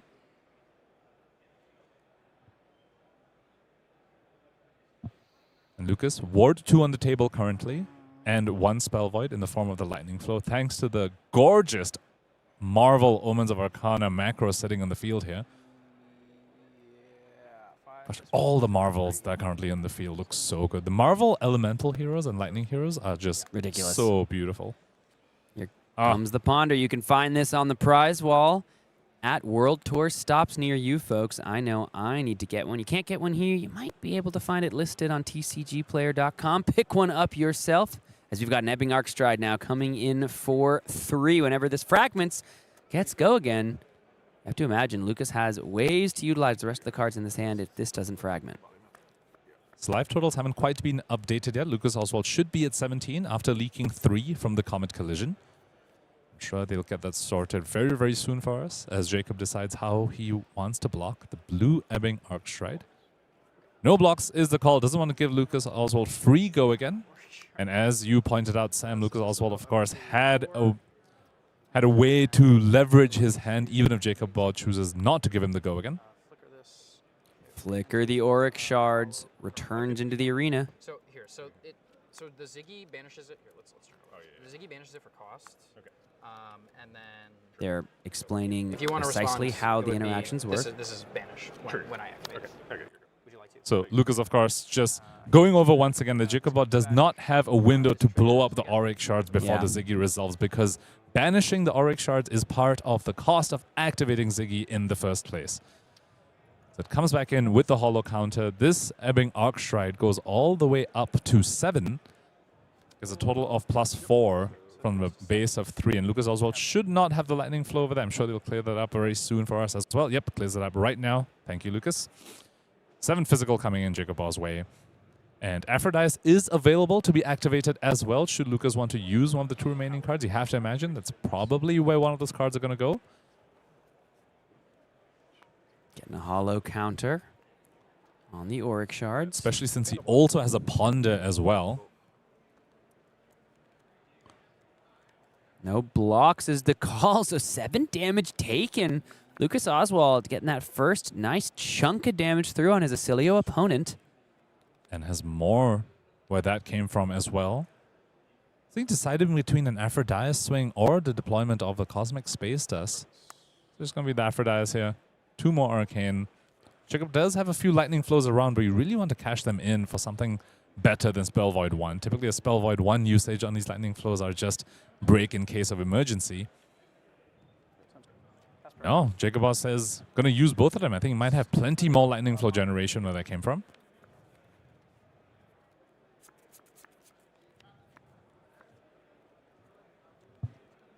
Not able to fully utilize the Ponder, but a good turn. I mean, anytime you can just get damage through, all of a sudden, other more annoying incremental effects get more and more effective at actually closing out this game. And the question is, can Jacob convert his hand fully over here? He's playing a blue core reaction. You know, he didn't want to give Lucas the go again, and so he ended up eating all that damage effectively. But if he's using his turn instead to play a blue core reaction, you have to wonder whether he would have preferred instead to just block the fragment attack. And that's a fork that Ebbing Arcstride can put you into. So this is a discard to Oscilio ability here to put the core reaction in the graveyard. It can now be played this turn. Ponder's been created.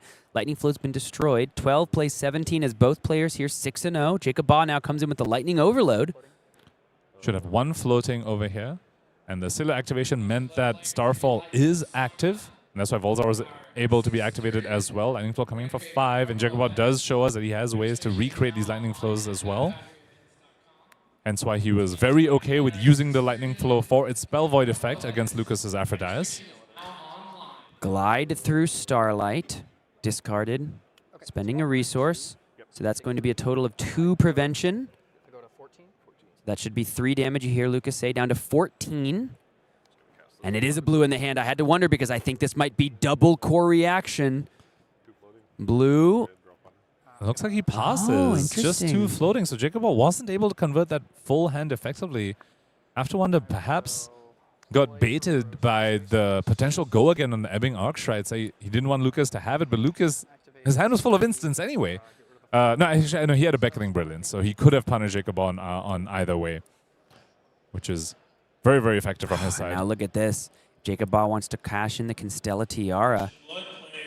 It's going to be hard to get full value. Constella Tiara is going to go ahead and I believe, make a second Ponder, and now 2 more Arcane. Jacob Baugh down to 10, leaving the Lightning Flow up. Both these Ponders going to look very sad as they trigger.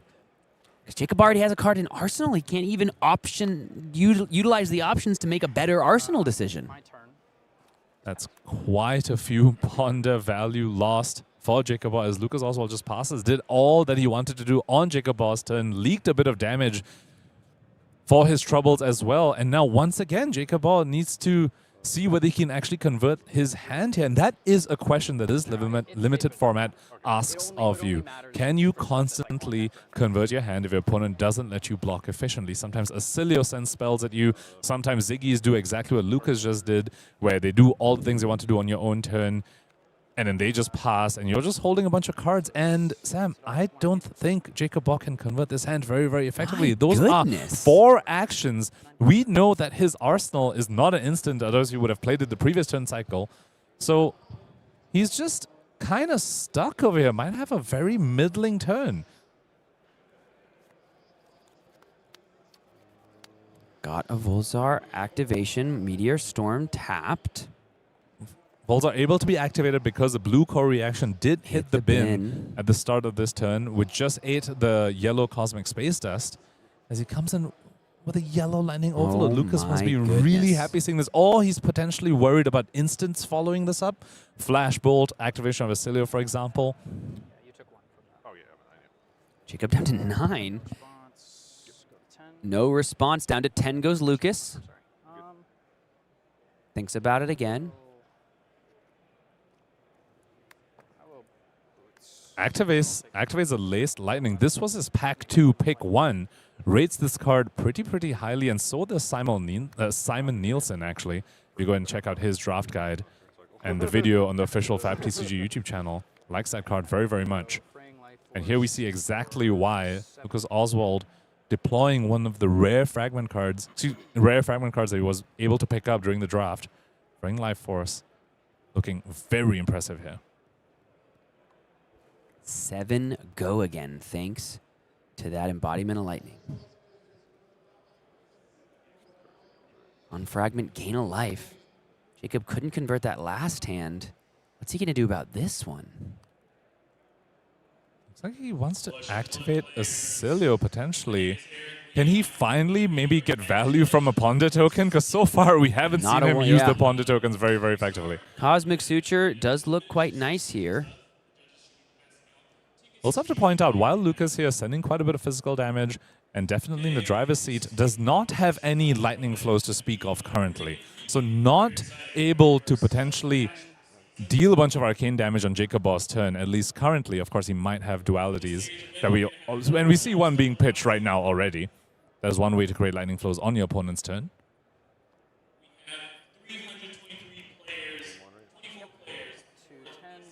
Let's see. Blocks 3. 5, yeah. Lucas gains 1 as well, and 4 damage prevention floating from the Cosmic Suture. So 2 remaining after damage is dealt, as Lucas pitches yet another Cosmic Duality. And it's unlikely that this game gets to that point, but if it does, that's a lot of scam damage right then, Lucas's pitch. So. No additional floating resource, so the Fingers of Fragmentation can't get into the party if Jacob does decide to block. Lucas would have loved if that other card in his hand was a blue. Fragments down to 5, but 1 Arcane. The Arcane will be eaten up by the Cosmic Suture. Jacob does have the option to cash in a Spell Void instead, but I think he'd prefer having Lightning Flow around. And then leaks 2 over from the Polaris Pulse Ray. And once again, Sam, I don't think he's going to be able to use the Ponder token here. That is remarkable. Oh, no. His arsenal could be a zero-cost action. Is it a zero-cost action? I thought it... Is it? Oh, it is. Okay, no, it is. Okay, he's fine. He's fine. Okay, good. All right. Very good. I thought I saw a red core reaction in the hand so long ago. Maybe it got pitched to the bottom of the deck and I just missed it. I thought that's the card that was hanging out in the arsenal. So 3 coming in. Oscilio Hero is already tapped, so will not create a lightning flow on damage, but Jacob does get to Arsenal the Ponder. Takes a moment to decide and does put it in the arsenal. 7 plays 7. Fraying Life Force comes in for 7 as both these players 6-0, looking to get to 7 wins. It's 7s all over the arena. 7 coming in, threatening Jacob's entire life total. Definitely very incentivized to put a card to block this, but that just pushes Lucas's life total further away from 0.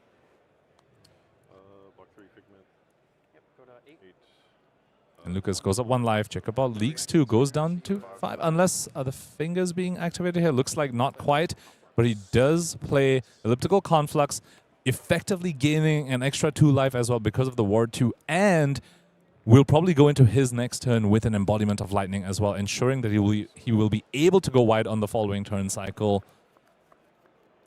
Lucas Oswald looking to be in a very, very strong position now as Jacob Ball activates his final Lightning Flow that he had available to him.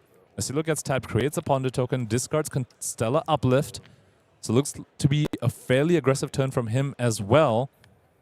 However, 2 damage soaked up by Elliptical Conflux, and I believe he might have been able to sequence that in a way so that the Conflux only gets used on a 1 arcane ping. If you activate Volzar and respond to the activation by playing Constella Uplift, the Starfall only pings for 1, but when Uplift resolves, your staff still untaps, and you can tap it again to amp this tap lessons passed by 2, and that would have allowed him to leak 1 more damage.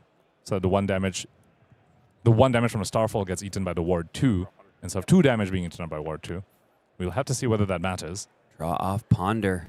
Once again, Jacob Baugh not able to find value out of what is one of the most key value pieces in the Oscilio deck.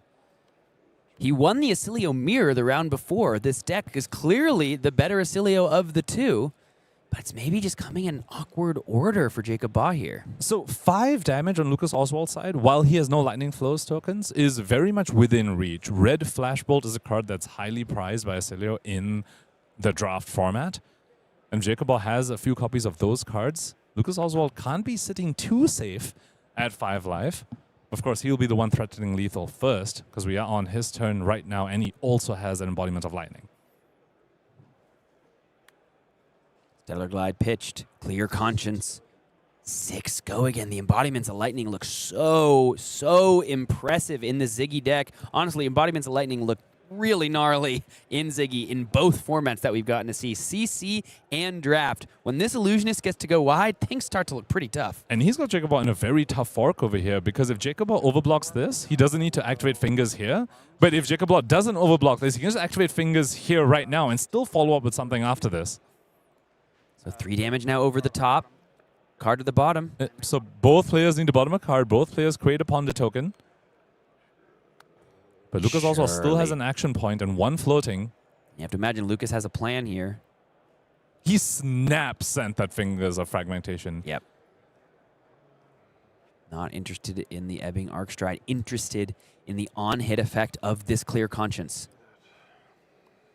Here, a bit of a sigh from Jacob Baugh. 5 plays 2 here. Both players want to move on to 7-0 here in round 7. It's a glide through Starlight, a perfect 1 resource play as the follow-up. That has to buy both cards from Jacob Baugh. And Lucas gets to ponder.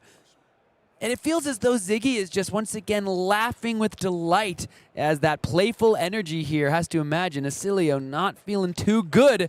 And once again, a ponder is going to look unimpressive on Jacob's side of the table. And Jacob Baugh now just passes on his turn. Lucas Oswald currently does not have any Lightning Flow tokens, but if he can generate one on Jacob Baugh's turn here, and Flicker and Aura, he could just send the Aphrodite right now and end the game. I don't think he has found a Lightning Flow generation in this hand, but still, he can still just go into his turn with full tempo. If you're in Jacob's seat, I wonder if you are just asking yourself, where did this all go wrong?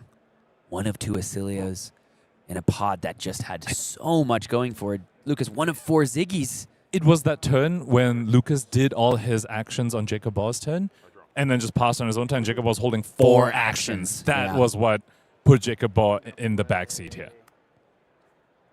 Nebulous Cycle? Nebulous Cycle. We're in Jake? So it's Lucas' We're in turn. Lucas' turn. He's playing Nebulous Cycle. He's asking Jacob whether there's any response over here, because cards like Flashbolt, for example, could potentially deal the full 5 damage against Lucas Oswald. And let's take a look what Jacob is working with. I think we did. It's a blue Flashbolt. Yellow tap Not lessons quite passed. enough. It's all action speed. If that was a red Flashbolt, that could potentially be some sequence of cards Jacob would play to reach the 5. But blue is simply not going to be strong enough as Lucas deploys another ward piece and passes himself. No action found for Lucas Oswald when he had full tempo. All he does is puts 3 life on the field. It was a calm veil of Volthaven. A little bit of a laugh from both of our players. And this can definitely happen in this limited format. We saw Jacob Baugh's deck not serve him very well on that turn when he was left with full tempo and just sent 5 arcane damage effectively. Lucas Oswald here showing us that Zyggy can sometimes brick as well. Just puts 3 ward on the table, passes right back. Volatile Fluxer. 0, if you can hear my air quotes, 0 with Go Again, but an instant card on the chain link would give it +3, and then the on-hit creates a lightning flow. The block 3 on this card, also a quite impressive part. But because of the natural Go Again, if you put the 3 block in front of it, you don't got to play the instant. You can just move on with your life. Volatile Fluxer does put the opponents in quite a bit of a bind. I love this. Jacob at 6-0 U.S. Nationals. Let me just take a look at this. Let me just make sure I know what this orb does. Just double check it. What this orb do? Sends Flashball for 1, which of course buffs the Volatile Fluxer to 3 as well. Lucas Oswald did declare no blocks. Interestingly, the Comveil of Volthaven can get into the picture. No, the 1 is just going to take care of the Crackle from afar, and then the Brush Off perfectly takes care of the Volatile Fluxer. Prevents the next 3 damage. We can't amp this 3 damage. This is physical. He could play a Starfall in response because the instant has hit the bin in the form of the Flashball, but Lucas still also has a Ward 2 around as well. So the 2 damage can just be soaked up by the Nebula cycle. Yeah. Creates him a Ponder token as well, and this Brush Off can just cover the Volatile Fluxer. You're for it from the 1. Oh, no, you forgot. Never mind. Untap the Volzar. Tap lessons passed. Retap the Volzar.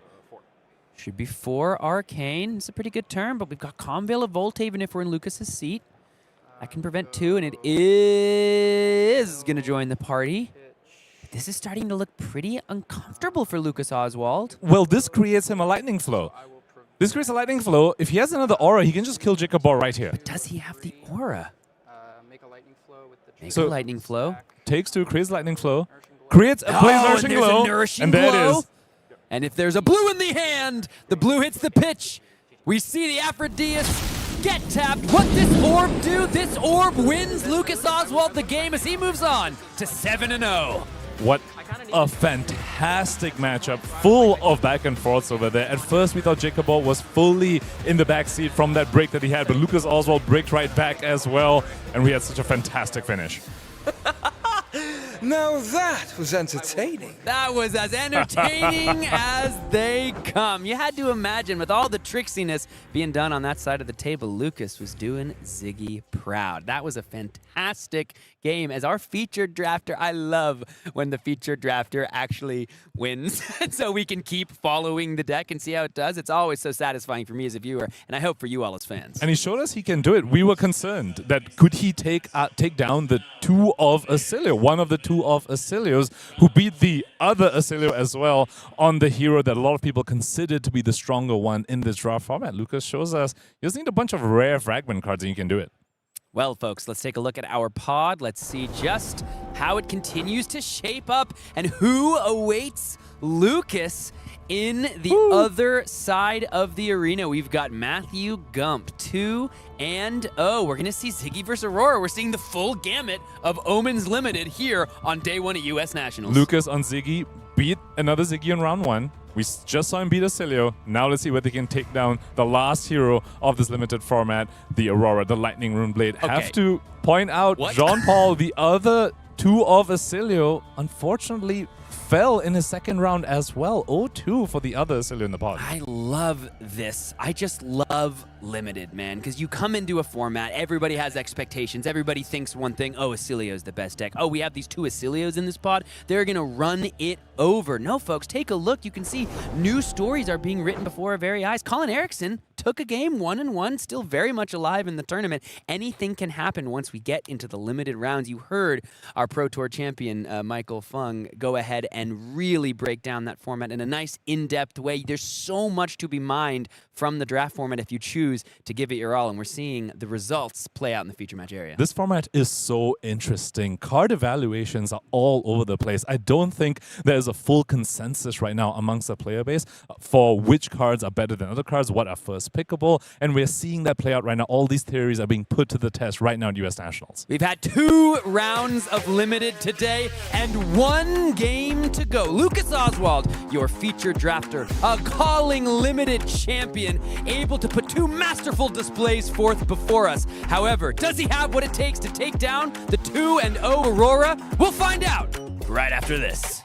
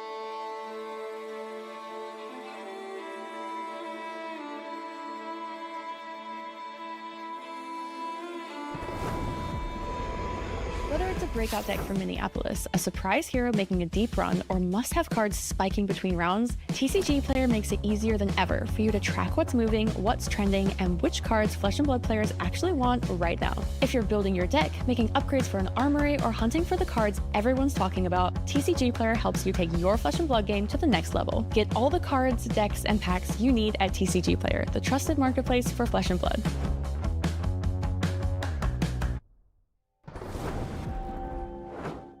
Ride the lightning and claim your power with Gem Pack 5, now available at your local armory events. Featuring exciting reprints and beautiful new treatments, these packs have something for everybody. Find your local armory on fabtcg.com/locator and crack open some Gem Pack 5 today. I'll just say it, folks. This has been one of my favorite days of Flesh and Blood competition I've ever had the privilege of being a part of, and it feels as though we are headed towards a shocking conclusion. Sam O'Byrne and Pankaj Bhojwani going to be bringing you this last round of limited action here from the U.S. National Championships in Minneapolis. Pankaj, feeling good? Oh, for sure. We have had some fantastic games on coverage today. A whole wide variety of heroes as well. And these limited games so far that we've had the pleasure of watching have been just so fun and so intricate. We also got to see Lucas draft the entire thing. I think something very interesting that happens when you get to watch coverage at this level is the different tendencies and different biases that these players have developed across their limited practice sessions. And Lucas Oswald showing off his ones and seems to be serving him really, really well. Yeah, absolutely. Let's take a look at our standings in the whole tournament, not just our pod, as we take a look at exactly where things are starting to shape up as we reach towards the end of our first day of competition. You take a look here at the 4-0s. There's something that I have to go ahead and point out. We have, because we don't want to be showing off the wrong limited draft heroes, of the CC heroes. We have the Omens of the Third Age logo as our placeholder as we're in the limited rounds, but I can see on my secret little knowledge bank. So sneaky. Take a look. Matthew Gump, 7-0. Ashlyn Slattery, 7-0. 1-4. Their CC deck? Fi. Wow. We have 2 Fis at 7-0 after 7 rounds of competition. Fi is the sauce. Apparently, everyone was talking about Cindra. It turns out there was a different Draconic ninja in town telling us he still has the sauce. Taking a look at all of these players. Of course, Lucas Oswald, our featured drafter. We're going to be following his match against Matthew in just a little bit. But Jacob Boss still 6-1. Tom Battaglia, 6-1. Tao Tao Chu, 6-1. Colin Erickson, 6-1. A lot of great names on this list. Jonathan Magnuson, 6-1. He continues to do well in these limited formats. It might not just be in limited that we get to see Zyggy, because Jonathan brought that Zyggy deck and he's finding success in CC. Damien Riggins as well, also 6-1, one of the few Jarl stands, so to speak, here on that Elemental Garden hero, also seeming to do very well in limited as well. Did end the CC rounds 4-1, currently 2-0 in his draft. Taking a look at our next page of X and 1s, Dan Rakowski, of course, Nationals top 8 competitor and World's top 4 in time gone past. Taking a look, Connor Bryant, recent calling champion. Jude Cornett, I spoke to him last night in the hotel as we passed by. I said, how you feeling? He was like, I'm feeling okay. I think there might be more Oscilio in the room than I was expecting. But looks like it still worked out nicely for Jude at 6-1. He was complaining a lot about the Oscilio matchup last time. He said, I have 30 defensive cards against physical damage. I can never beat the Lightning Wizard. Guy Cohen as well, 6-1 on Gravy Bones in the CC rounds. And Zach Miller, of course, the Kano stand. We saw him try to bring Kano to the promised land. Calling Seattle took down an epic match against Simon Nielsen's Prison, but of course fell to Chris Ayala. Taking a look at some of our X and 2s. Wyatt Schmidt, I remember Wyatt. Shout out to Wyatt Schmidt at 5-2. Bird Cabrera, of course, with that unbelievable match last year in Nationals against Majin Bay, and a number of other of our good old Americans here from the USA National Champion. Things are a little tough. A little tougher in the USA these days, but you can see these players just going ahead and bringing out the fire and proving why playing in the Flesh and Blood is just so damn good. Just to remind people at home, we have almost 550 players here in the hall today, all fighting for the chance to be the U.S. national champion. Yeah, let's see. Do we have any more X and 2s? We got plenty more X and 2s. My goodness. Chandler Toe, named Alexander Vore, Michael Dalton, Majin Anthony Bay. Pham, Majin Bay, still fighting. All these players, you keep winning in draft, you keep winning in CC, you might see them in a top 8 as we move ahead and move back towards our limited rounds. This is going to be a good one, folks. Of course, Lucas Oswald, our featured drafter, has the chance to do what is just got to feel so damn good. Be the featured drafter on a big stream. Get the trophy. Come on. He's on the precipice. We have to see if he can actually get it done. And it's after 5 rounds of Oscilio Constella intelligence in a build that not many people were expecting as well. This is the final test for our featured drafter. Can he take down the one of the 2 of Auroras in the pod?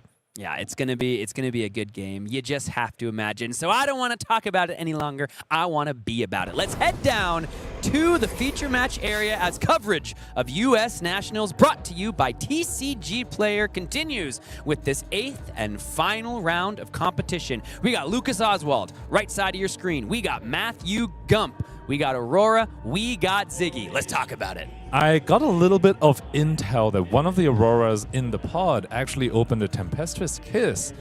And fun fact, it isn't Matthew Gump's Aurora, but he took down the Aurora that had Tempestuous Kiss. That makes me quite a little bit nervous for Lucas Oswald here if his opponent Aurora took down the mirror that had that bomb of a card. That's pretty impressive. Tempestuous Kiss, one of the most talked about cards coming in to the Omens of the Third Age season.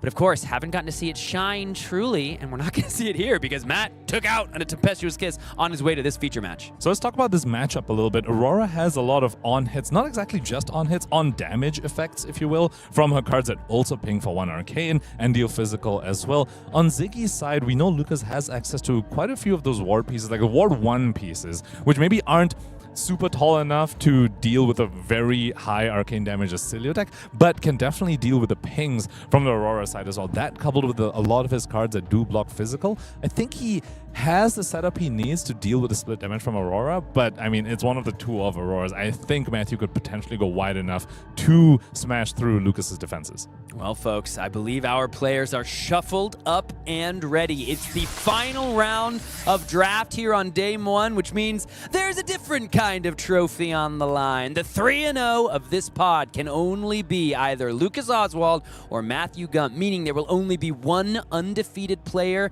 leaving this feature match area. It's Matt Gump on the play. Let's see how he wants to get it done. Another interesting thing about this format is the difference between going first and second and which heroes want to go first versus second. We saw that in Lucas's match against the Oscilio, when he won the die roll, he chose to go first. But in this matchup, he instead chose to go second because he doesn't want to allow the Aurora to go second because Aurora definitely thrives on starting the game with tempo. Matthew Gump, though, for his turn 0, goes ahead and activates the Aurora, uses his 1 lightning flow to turn it into an embodiment of lightning, and also deploys an Arcanic Reproach. He didn't get the Tempestuous Kiss, but he found a different Majestic in this set in the form of his Arcanic Reproach, which means that anytime he takes damage, the first time he takes damage on Lucas's turn, he can reveal a lightning card from his hand instead and deal 1 damage back to Lucas. Doesn't prevent anything, but it does deal 1 damage to Lucas. So effectively getting a bit of free damage is Matthew Gump on his turn 0. And of course, it will get blown up on his own turn unless he has a different aura to blow up. And for those of you who don't know, lightning flows do count as auras that you can blow up to the Arcanic Reproach effect, should you choose to do so. And Lucas Oswald goes ahead and deploys Nourishing Glow. This might be happening in response to the Arcanic Reproach. Might be doing all this in response to it. Nourishing Glow enter the field, gain him alive. He's also Ziggying it. Hollow counter. Both players using the lightning flow so aggressively here. And then here comes the Aphrodisias for 2. So if this is being done in response to the Arcanic Reproach, that means Matthew Gump won't be able to deal 1 damage to taking damage to it. Seeker's Leggings getting in the way of the Aphrodisias. So down to 19 goes Matthew and Aurora. Then the Arcanic Reproach comes in. We get to show the lightning card. I will discard Glide. Interesting. In response to the 1 ping, we're going to go ahead and just discard Glide through Starlight, make another lightning flow, and prevent the damage. By the way, everyone, this is Matthew Gump's turn 0. Yep. It can be a bit difficult to keep track of with all these instant speed shenanigans happening, but this is Matthew Gump's turn 0. did the reproach. Lucas Oswald prevented the ping from it by discarding Glide through Starlight, recreates his Lightning Flow token, keeps his Ward 1 around as well, and gains some life to boot. Dealt a point of damage to Matthew Gump as well. Lucas Oswald has been having some very, very impressive turn ones that we've seen so far throughout his draft rounds. And is drawn up into one of those rare fragment cards that he was picking very, very early on in his draft. Just sends the Fraying Life Force for 7. As Matthew Gump is decently well set up with Embodiment of Lightning. Currently no lightning flows to create more on his own turn, but you can fully expect cards like Quick Succession to be in his list, to be able to go wider on his own turn. As we take a look at what he's working with, see one Quick Strike card, Meteoric Rise, Path of Simmons, and Red Voltbound Duality as well. So definitely incentivized to potentially block with one of those cards.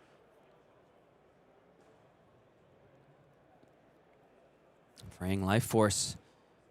Fraying Life Force, Polaris Pulse Ray. Those have been the absolute all-stars of Lucas Oswald's draft. Matthew Gump taking a look at this attack for 7. If you block it, Lucas gains life. He's already at 22. If you don't block it, you just took 7. And as we saw in the last game, when the player sitting across from Lucas Oswald just eats 7, that is when things start to get a little more hairy down the stretch. Lucas Oswald already has a life advantage, is 2 life above his starting life total. Matthew Gump, the more you block this, the further away Lucas Oswald's life total goes from the 0 that you are trying so hard to get him to. As he gains 1 life, goes up to 23. And that means that these 2 cards converted for 8 value. Pretty good in any format, and certainly 6 in this limit. I guess after the fragment. Once you count the fragment, After the fragment. Fine, I guess, fine. I got excited. And if damage is dealt here, Arcanic Reproach will trigger, and Matthew Gump will be able to ping Lucas Oswald 1. Looks like we're in reactions over here. And Lucas Oswald goes and activates Fingers of Fragmentation, gives this +2. So yes, you were right, Sam. It did convert to 8 damage fully once the fingers got involved. Never doubt me again. Reveals a lightning card to Arcanic Reproach. That will just eat the wards. Lucas Oswald continues to stay at his 23 life total. Looks like it's going to be Arsling and Ominous Excavation. No, yeah, he plays it right now. Shuffles back the Nourishing Glow over here. Creates a Ponder as well because his Nourishing Glow was destroyed on this turn. That turned out to be so efficient for our feature drafter. That is when Ominous Excavation just looks so, so impressive. Puts a card right back in and replaces itself. And Matthew Gump's side will need to start his turn by destroying an Aura. Probably just going to be the Arcanic Reproach. There's no way you destroy the Embodiment of Lightning at this point. And that is the one to go. Did get 2 pings off of it. 1 on his own turn, of course, and then 1 on Lucas's turn just now. So not too bad for a turn 0 play. Meteoric Rise. One of the more impressive cards in the limited format. Something we heard Michael talk about as good Lightning Pack 1 pick ones. Also, being able to increase the physical damage of a card in the reaction step or at instant speed is something that is incredibly valuable in this format because lightning flows can be converted to stop arcane damage that come in at instant speed, but there are not many cards that can help you deal with pumps of physical damage. So Storm Shard is a very, very coveted card in this limited format. And Meteoric Rise comes with that stapled right onto it. You have no idea whether Matthew Gump's going to use the 2 resources for something else or whether he's just going to pump the Meteoric Rise. And let's not forget the on-hit of Create a Lightning Flow token as well. While Matthew Gump is currently sitting on 0 of those very, very important resources, I think he really wants this on-hit to land. Bump into it once, so 6 go again. Any response from Lucas? Any further prevention? Could deploy a ward. Impressive to see him find 4 more damage prevention in this reaction step. That's hard to come by in this format. So 3 damage over the top. Creates a lightning flow, Matthew Gump. Beautiful Marvel Lightning Flow hits the arena. 1 floating can go into a path of same ends. 1 arcane, and that 1 floating means the path always leads to the same outcome for this Lightning Rune Blade. So Lucas is just going to take the Arcane. Down to 19 goes our featured drafter. Takes the full 3 from this card, takes Arcane, declares no blocks as well, and prevents the Scorpio physical damage via the Helm of Astral Sanctuary, so effectively preventing the Arcane on it as well. Lucas Oswald, as we head back over to his turn, still holding 3 cards in hand and the random card in Arsenal, which was the Ponder off the top. I'll attack you for 5. Attacking for 5 with the Glide through Starlight. So what is Lucas's plan for the rest of the cards in the hand? Well, given that he has pitched an instant ward piece, I'm gonna guess he has another one in his hand or in his arsenal that he wants to deploy. Potentially one that maybe creates Embodiment of Lightning or some sort of resource for his following turn cycle. Lucas has the life lead. 17 currently plays 15, 25 minutes remaining in this final round of our draft for this day 1 of competition here. Matthew Gump lining up a block here for what is effectively a critical strike coming his way, 1 for 5. And gonna go into his turn without an Embodiment of Lightning. 3. That's Rex. 13. Down to 13 goes Matthew Gump. And I will play Nebulous Cycle. And there's the Nebulous Cycle to go ahead and complete the prophecy from Pankaj Bhojwani. Creating a Ponder token on leave. Ward 2. These hands from Lucas just continue to look so impressive. Just here's blue 3 block, here's blue 3 block, here's a really good fragment card. Go ahead. Just blocks efficiently, sends efficient damage. These are hallmarks of a very, very strong draft deck. I remember seeing that Arcanic Cussing. Or Arcane Cussing? What is it? Arcanic Cussing. Cunning. I was like, I know that's not right because that's a different card. 5 go again. I remember seeing that whip around the table and thinking some Aurora is going to be pretty happy when that hits their pool. Quick Succession, giving it that +1. It's Arc Lightning at home. 13 plays 17. Flittering Spike gets in the way. Block 3. Any further reactions? Block 3 plus the Ward 2 makes a Ponder and stops all this damage. So Lucas Oswald still sitting pretty with the life lead. Activate Aurora here. Wants to get the extra +1 from the Quick Succession, which of course is yellow as well. Unfortunately, just going to be conferred onto a blue attack over here in this Singeing Flow Strike. Not ideal. Does threaten the creation of another Lightning Flow token, though. 2 and 1. Not the easiest for Lucas Oswald to deal with. Scorpio to follow it up. You have to imagine Matthew is just waiting. Oh, but yeah. The Quick Succession should bump this up to 3. Lucas Oswald actually pointing that out for Matthew. So he does have the option to pop his Lightning Flow to stop the Arcane damage and block 3 physical so that the opponent doesn't get a Lightning Flow token. Does do that. I think that's a very heads-up play from Lucas over here, recognizing that Aurora without Lightning Flow tokens can sometimes struggle to convert her hands very, very effectively, if at all, especially when they're so dense on these quick strike cards. So Lucas Oswald trading his Lightning Flow to deny Matthew Gump his own Lightning Flow, and comes in with what we've seen Lucas do time and time again in his draft rounds.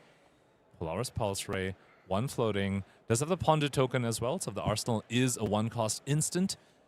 Going to be very incentivized to play that out, so they can refresh it right back with the Ponder token. As we take a look at what Matthew Gump is dealing with, has found a Quick Succession. This is a blue variety of that card, so is able to at least convert the hand somewhat decently and still end with the Scorpio. And speaking of ending on Scorpio, that's something Matt has done quite well, I'd say, in this game, and is something that, at least in my limited experience, is key to winning games with Aurora in this format. You want to be attacking with that weapon as often as possible. You want to be getting that Scorpio, and it's something Simon Nielsen talks about in his draft coverage that you should definitely check out on the Flesh and Blood website. You want to be swinging your weapons as often as possible in this format. Matt's done a good job so far, but he's taken some arcane damage for his trouble as he blocks out the Polaris Pulse Ray. Card that has just done so much for Lucas in this draft. That was a 7-point value Polaris Pulse Ray. Matthew Gump blocked 5 and still took 2 damage there. As he sends his own little bit of arcane damage plus physical damage, Path of Same Ends here, gonna unconditionally deal 1. Lucas Oswald can, of course, pop Lace Lightning over here to stop the go again on the Path of Same Ends, or force Matthew Gump to pitch a full card to give it go again. could also have some sort of ward piece. Looks like Lace Lightning going to be the call over here, preventing one, and creates embodiment of lightning. You could really see why some of the top drafters of this game are really like Lace Lightning. Oh, and interesting. If Lucas had decided to let that go, Matthew could have asked for the same question. Here's another path the same ends. If you let this one, then I get to come in with the Scorpio. But Scorpio gets to come in again, and I do think that is just about what you want to be doing in this Aurora deck. He's down 2 life. 11 now passes over to Lucas Oswald on 13. 20 minutes to go in this final game of draft. Ebbing Arcstride comes in. It already has go again, thanks to the embodiment of lightning. Blocking blue Ebbing Arcstride never feels good. It's a head jab, by the way. If you put a 3 block in front of it, you basically give them traded card for a card. And if you don't, you take 3 damage, which is them getting 3 value out of their card as well. This card has impressed me a lot in the draft format. And this whole time, Matthew Gump still no lightning flows, no embodiments of lightning either. He's in a very tricky spot right now. Looks like we might be giving this thing go again. We're blocking with a quick succession. Ebbing Arcstride joins the party, comes in for 4. Same question, though. This time the go again certainly not going to matter. Red quick succession blocked with by Matthew Gump. Red, perhaps one of the weaker of the colors, to be honest. Yellow and blue, I think, preferred by Aurora drafters. It's very difficult to actually go 3 wide in this limited format. Down to 7 goes Aurora. Matt Gump facing down our featured drafter. And Lucas at 13 with 2 life on the board as well. Has a ward piece sitting there. So Lucas also in the firm life lead right now.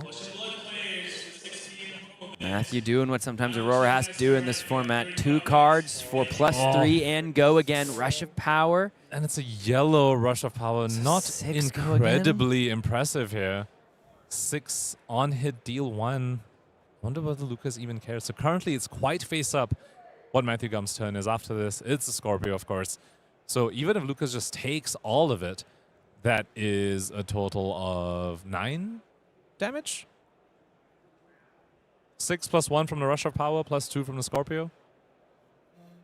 And he has 2 life, 2 ward currently.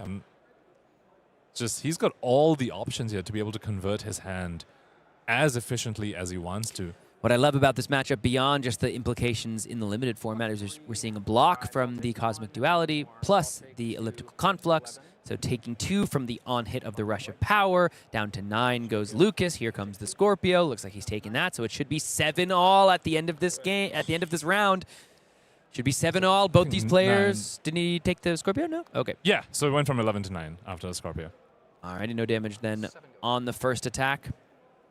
7 go again. Again, this Polaris Pulse Ray, Matthew Gump wondering how in a 4 of Zyggy pod that Lucas Oswald end up with 2 of this incredibly powerful rare. But as I was just saying, the limited implications may be large, but the CC implications, both these players playing such interesting decks. Lucas on that Kano cosplay Oscilio deck. Matthew Gump on 5. 7-0. If he takes this game down, he'll be undefeated going to next round, just needing a good draft to put Phi in the chance to hit the top 8 of the U.S. National Championship. Currently, though, back against the wall for Matthew Gump over here. Down to 2 cards, no lightning flow. Sends path the same ends. Very strong card when your opponent also doesn't have lightning flow, but the opponent is a Zyggy that has a lot of instant speed ward. Speaking of which, Lucas Oswald has drawn some of those pieces in this hand right now. Corrosive Space Dust, however, not very good when you don't have any lightning flows. Crackle from afar, though, can perhaps just be used as a ward 1 here, should he wish to. This is gone, right? Which isn't... No, this is from the... Which isn't very efficient if you just convert it for ward 1. Yes, this is gone. Sorry. Just cleaning up the board state. I'm surprised that Matthew Gump has thrown quite a few yellows. I'm not talking about the yellow rare quick strike cards. I'm talking about yellow commons, path of same ends, previous turn Rush of Power as well. Would not really expect the 2 of Aurora to have these many yellows that they're being forced to send. You have to wonder, I mean, sometimes the box breaks down that way. Sometimes the box can't even support that many Auroras. I will Fleeing Starbreeze. Fleeing Starbreeze is going to come in for Ward 1, take care of the arcane damage. And if Lucas Oswald was feeling generous, he could have used the Fleeing Starbreeze Enter the Battlefield effect to give the Path of Simmons go again if he really wanted to. Chooses not to, though, with that, which I think is quite a heads-up play by a feature drafter, to be honest. Yeah, that shows just that expert type of Flesh and Blood play that separates the best from the best. Exactly, not giving your opponent's cards go again. So good. I remember when I learned that. I remember when I learned that. I was giving all my opponent's cards go again. I was like, wow, why do I keep losing? Rookie mistake. Like, this game's really hard. It's tough. Flesh and Blood's hard. 4 damage on the combat chain in this Beckoning Brilliance. Interestingly, looks like Lucas Oswald has a 0-cost aura and that yellow Corrosive Space Dust. So he could play the Corrosive Space Dust here with that cost reduction.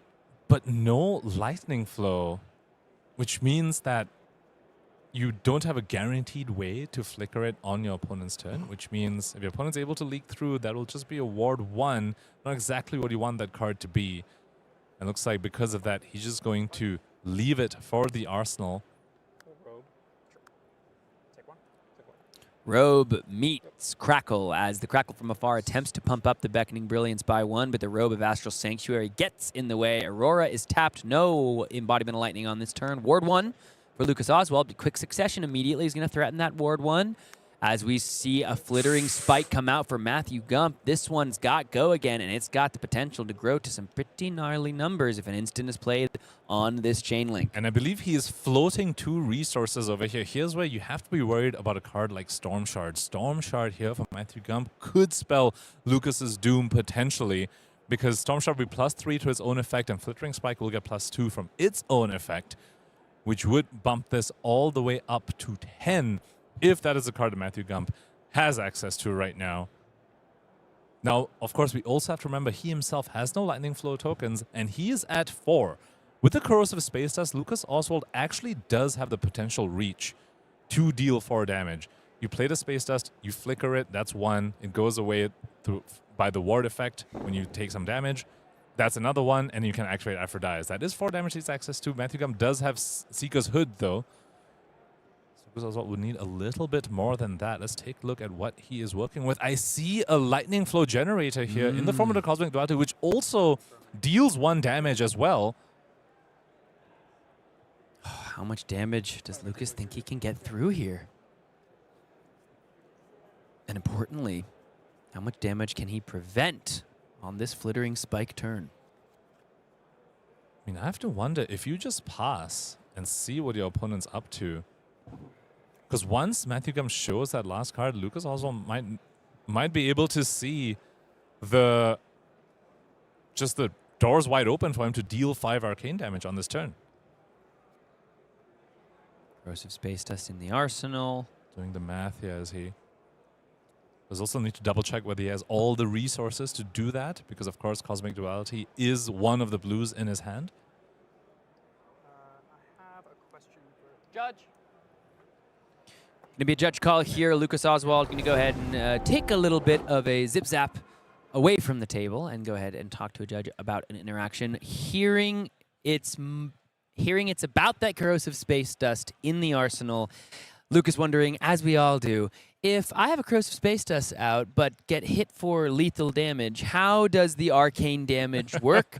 The technical ruling there is, you know, the on-hit of death and the on-defense of the ping damage go kind of on the stack at the same time, but turn player would get to decide the order. So I imagine turn player would decide, I think I'll stack it so you lose before the 1 arcane damage would come through. That's another one of those very high-level Flesh and Blood gameplay tips. Yes, absolutely. Sure. That's why you're all here, to learn from the best. Let's send it back down to the arena to see just how it continues. It is going to be a Storm Shard. But this means that Lucas Oswald knows he just needs to deal 5 damage, but he's playing out the Nourishing Glow instead.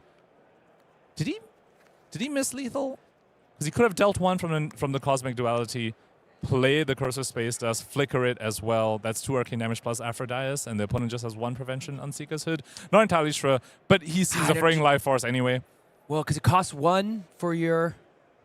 Oh, I think he chose to block on the Flittering Spike. I think he chose to play it safe and just chose to block on the Flittering Spike just in case. So didn't have enough That's resources. right, yeah. Once he did that, then he doesn't have the lethal line anymore. So sends Fraying Life Force, takes the safer line. And I mean, this is still so incredibly impressive. You force your opponent to block, you'll go further and further away from the 0 life total. So if he hadn't blocked, he'd be at 1 and could have just sent the lethal damage? He did have 5 damage there. Wow. I wonder what he was worried about. Because the Corrosive Space Dust would have just eaten up the Scorpio perfectly. We'll have to wait and see. Forced to give 2 cards away. Doesn't want to go down to 2. Well, but it costs 1 for the Cosmic Duality, right? So how do you He had do it 2 all? other blues. The 2 other blues? Yeah. Cards in deck? How many cards left in deck? 6. Ooh, I think Lucas Oswald's next card might be a yellow Cosmic Duality, in which case he can still just do the play on the following turn cycle. 1 Lightning Flow. I remember he pitched 2 Cosmic Dualities right next to each other. We spoke about it. When he comes back around to it, that could be that scam damage that's very, very prevalent in this format.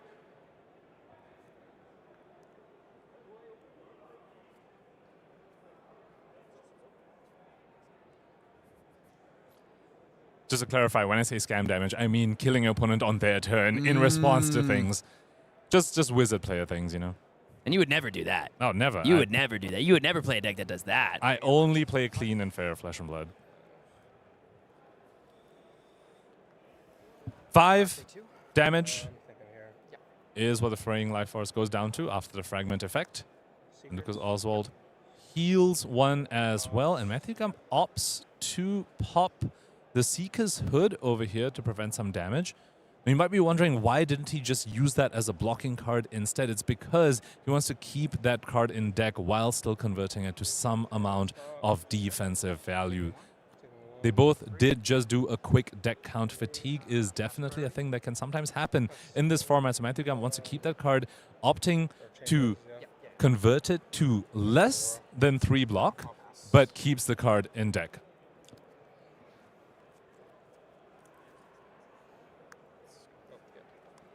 And of course gets to use the 2 floating as well to convert the lightning flow that he had into an embodiment of lightning. So it was more than just keeping the card in deck. He was also able to use the 2 floating to give this Voltaic Impact go again. Coming in for 6 go again.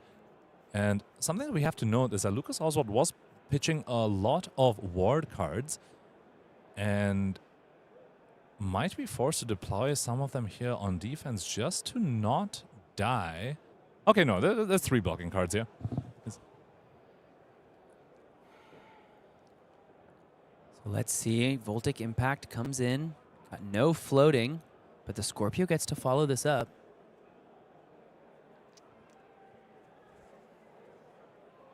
So Lucas once taking again, a look through the deck, taking a look through the graveyard. Once again, very, very face up here for Lucas Oswald. It's going to be 6 into 1, which has an on hit of another 1 as well. And Lucas Oswald has to be worried about fatigue here. Matthew Gump definitely, I think, just looking at the thickness of the decks here, I think a little bit ahead in that race, which can sometimes be a drawback of Zyggy in this limited format. Sure, you have some really good fragment cards, but you also have a whole bunch of cards that are just ward pieces and don't deal damage.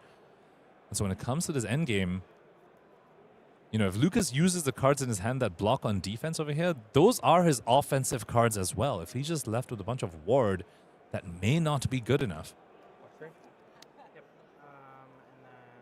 Blocking 3 on the Voltaic Impact. Flittering Force Field. Plays the Nebulous Cycle. Not having Lightning Flow here is definitely hurting Lucas Oswald. And that takes care of the Nebula Cycle, makes the Ponder. And that's 3 cards used on defense over there, whereas Matthew Gump only used 1 card on offense. That's why he's ahead in the fatigue race right now. Still has 2 full hands worth of cards for Matthew Gump, whereas Lucas Oswald has now just drawn his last hand here. Can he potentially close out? He is at 3. That is very much within lethal range.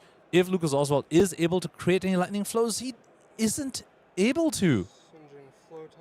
He's got the Cosmic Space Dust in Arsenal, but he has no way to flicker it. There. This Aphrodite is now textless. He has no cards in the deck that can put auras in play with a hollow counter.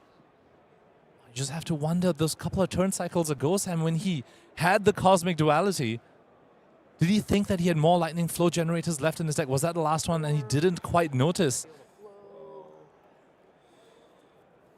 Down to 4. And From the arcane damage, that's a flow over on the side of Aurora. And that's a Spell Void, so Matthew Gump goes further and further away from lethal damage in the form of arcane.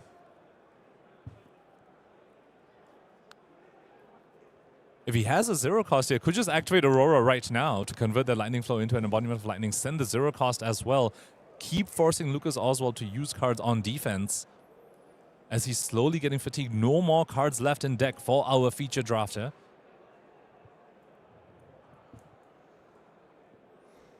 Matthew Gump stressing over, sends the Scorpio. Scorpio, this one Lucas is taking. He's got to try to find a way to actually get some damage over the top. I wonder whether Matthew Gump will even choose to Arsenal. He does choose to Arsenal over here, so he's going to draw his last 4 cards of the game. It's down to 2, has gone Lucas Oswald. We are at the very last hands. Who can actually get the damage over the top? Rift Breaker. Which destroys a flow on hit, but doesn't create one. So just the 4 damage. But does Matthew Gump have the damage in his deck to finish this thing out? There are cases in this format where sometimes you get to a stalemate, so to speak, when neither player can finish the game because all these weapons are conditional. I do think Matthew Gump does have the gas in his deck to close this out, though. Especially considering Lucas Oswald is currently pitching a no block.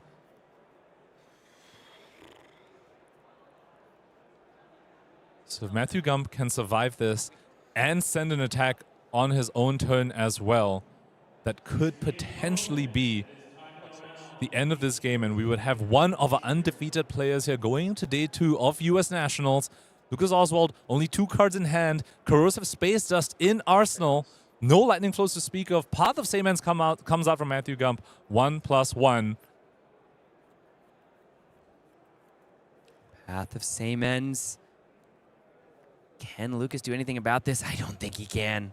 Matthew Gump is still holding cards. He can always just pitch to give this go again, even if Lucas Oswald is able to prevent the arcane. I think that wry smile coming out from a feature drafter, I think he sees the writing on the wall, plays the Corrosive Space Dust to prevent the arcane.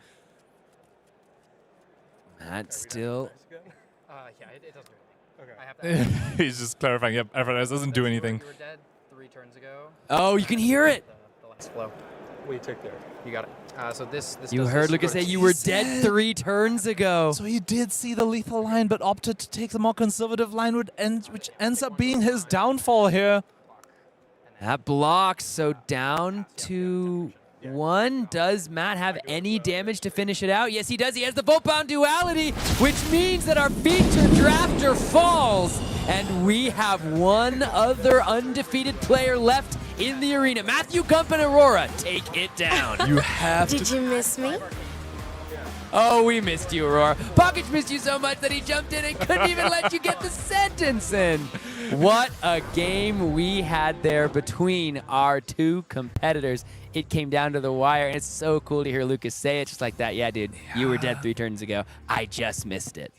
Oh, did he miss it? Or did he choose to take the conservative line? And you have to feel for him, if he chose to take that conservative line because he thought he had another Lightning Flow generator. Yeah. Like, I thought he had a yellow Cosmic Duality too. I think he must have blocked with it, and we all missed it apparently. But that was his last Lightning Flow generator. Yeah, you have to feel for a feature drafter. But 7-1, still a great record. And we have a 5 undefeated going to day 2 of US Nationals. Hell yeah, we do. That's pretty exciting stuff if I've heard anything. What a great set of matches we had in the limited feature today. We had that incredible run from Lucas of a 1 of 4 Zyggy deck, ending it with an Aurora. And when I was in Prague, Aurora was struggling in our feature matches in Prague, dog. It was just like, can we get a win for Aurora? And then blam, as players have developed their strategies, as players have learned from minds like Michael and Simon, it's been so fascinating to watch how the players have developed, how the strategies have developed, and you see a hero like Aurora ends up 3-0 here in US Nats. That was an incredible series of matches over there. I'm so glad we got to watch Lucas pilot the draft from the start and got to watch all 3 of his games. A bit unfortunate that he fell in the last round, but let's go ahead and take a look at how the others at his same table fared. Taking a look around the table, only 1 3-0. It is, of course, your Aurora player, Matthew Gump. And interestingly enough, the 2 1s, it's going to be 2 Zyggies of the 4s, and then the 1 Oscilio on the right side of your screen, and Jacob Baugh. A lot of the 2 of the players that had those mirror matches, and then were the 2 ofs, ended up 1 and 2.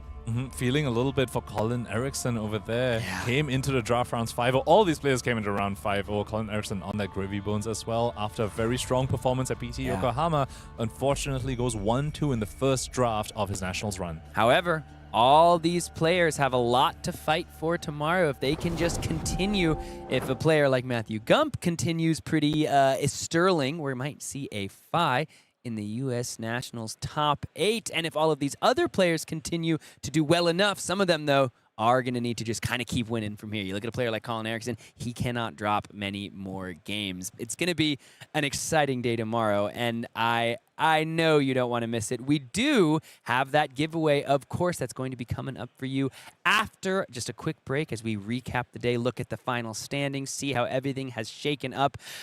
It's just been an incredible day of competition, folks. We've had 3 draft rounds in the books, as well as those 5 games of Classic Constructed. We're going to break it all down, recap the day in just a second, and of course, give away a drinking buddy right after this.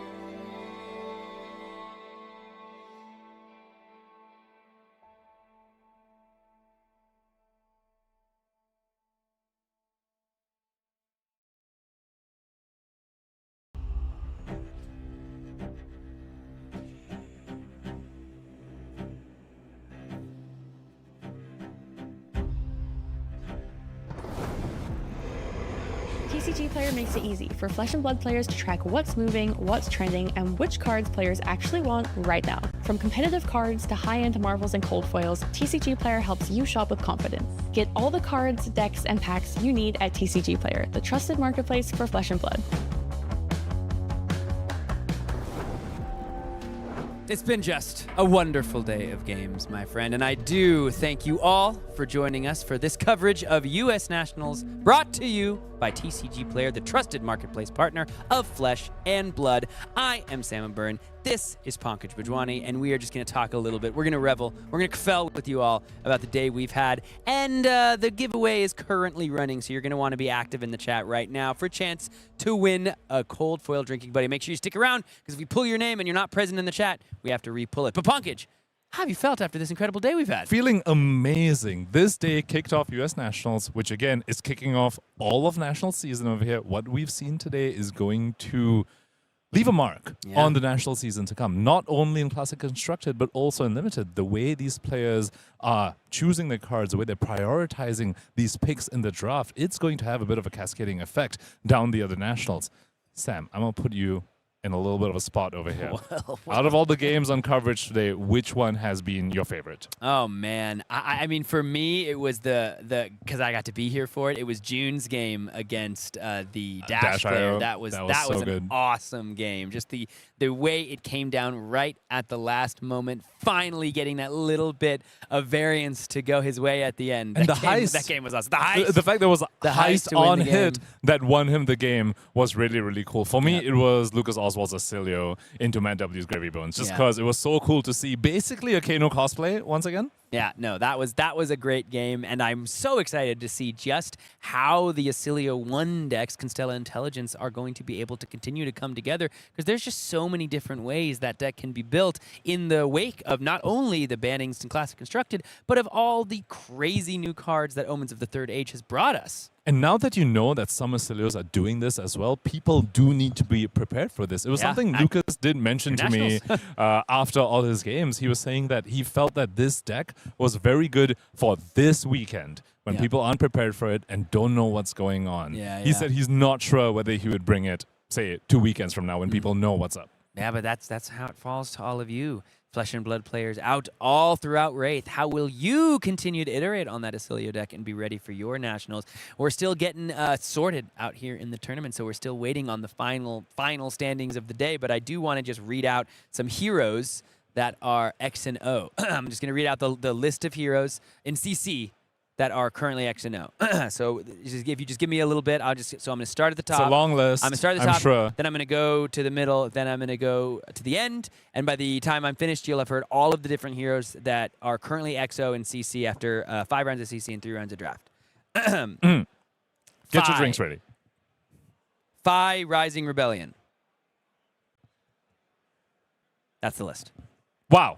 Two undefeated Phis. Both of our undefeated players at 8-0 are on Phi Rising Rebellion in CC in 2026 at the USA National Championship here in Minneapolis. That is mind-blowing. What is this These timeline? 5 players showing us that, Art of War, I think, quite a good card, actually. And also Draco Fire. We've been talking about how Cindra got an upgrade from Omens of the Third Age in the form of that card. Fang got an upgrade.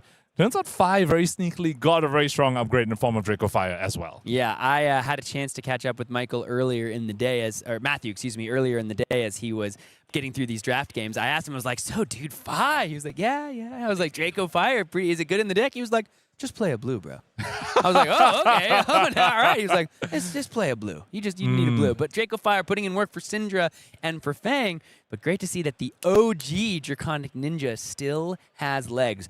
Both of our 8-0 players are on Phi Rising Rebellion, and they're bound to be in the same pod. We'll probably follow one of them for our featured draft tomorrow. They both went 3-0 in their respective drafts.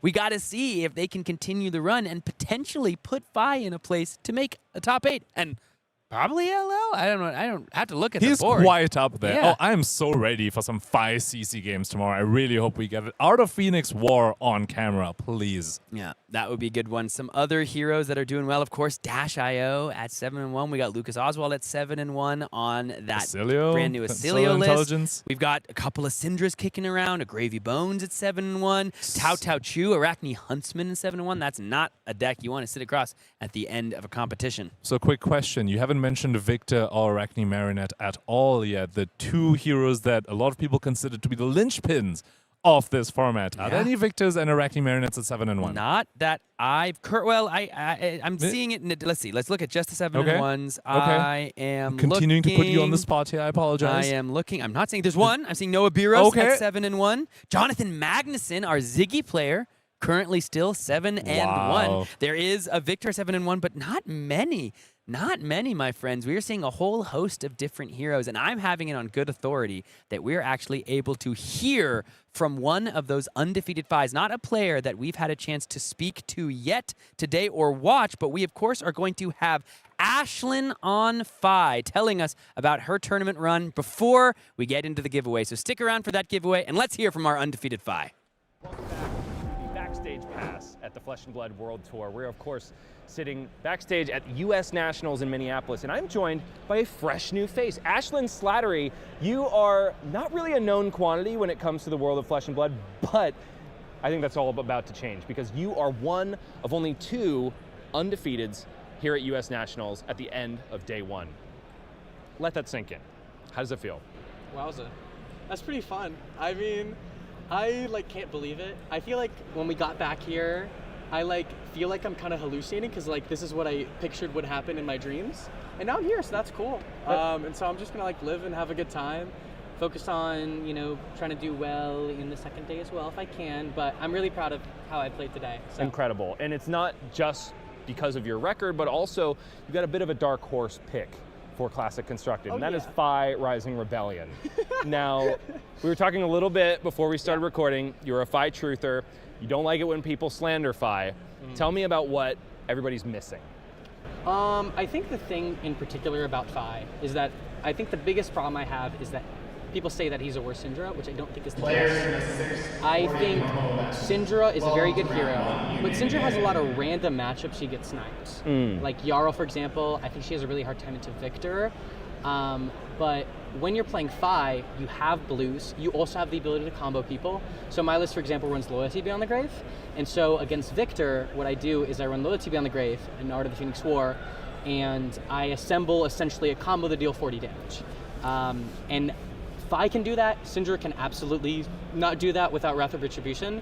So I find that Phi is like Cindra, but with a more even matchup spread. You kind of beat the matchup she loses to, and you are still very good into the matchup she's supposed to win. Well, you are clearly showing his stripes here, at least at day 1. Day 2 could spell a different story, but nevertheless, X and Zero, not just in Classic Constructed, also in Draft. Have you done a lot of Omens preparation for this event? Yeah, so the main thing was I did a lot of Draftomancer. Shouts to the Ranthaways. Did about 25 drafts, and what ended up happening every draft was I should stay open. I'll pick Zyggy. And so I drafted Zyggy 15 out of those 25-ish times. And then I sat down at my draft table and I opened up my first pack and I saw 3 bomb wizard cards. And I'm like, okay, I will put everyone to my left on wizard. And then I saw what was it? A Fraying Life Force and pick 5 coming to me. I'm like, oh, it's playing this hero. And so the 2 Ziggies got into the finals and we had our match. And I played, what's the card called? Blink of an Eye. I played that, turn card. 0, and then followed up with Hollow Shield. So I was like, okay, I think I just play normal and I can win this. Congratulations. I mean, what a blessed run. On the other side is our feature drafter, Lucas Oswald, who picked up similar signals, Fraying Life Force, a couple Polaris Pulse Rays, I think it was 2 Fraying Life Forces, ended up the 4th Zyggy in the pod. Still managed at least his way through 2 games, potentially a 3rd we haven't really found out yet. You finished off your Zyggy opponent a little quicker than Lucas did. Now, going into day 2, where is your mental at? Because obviously you've already performed really well.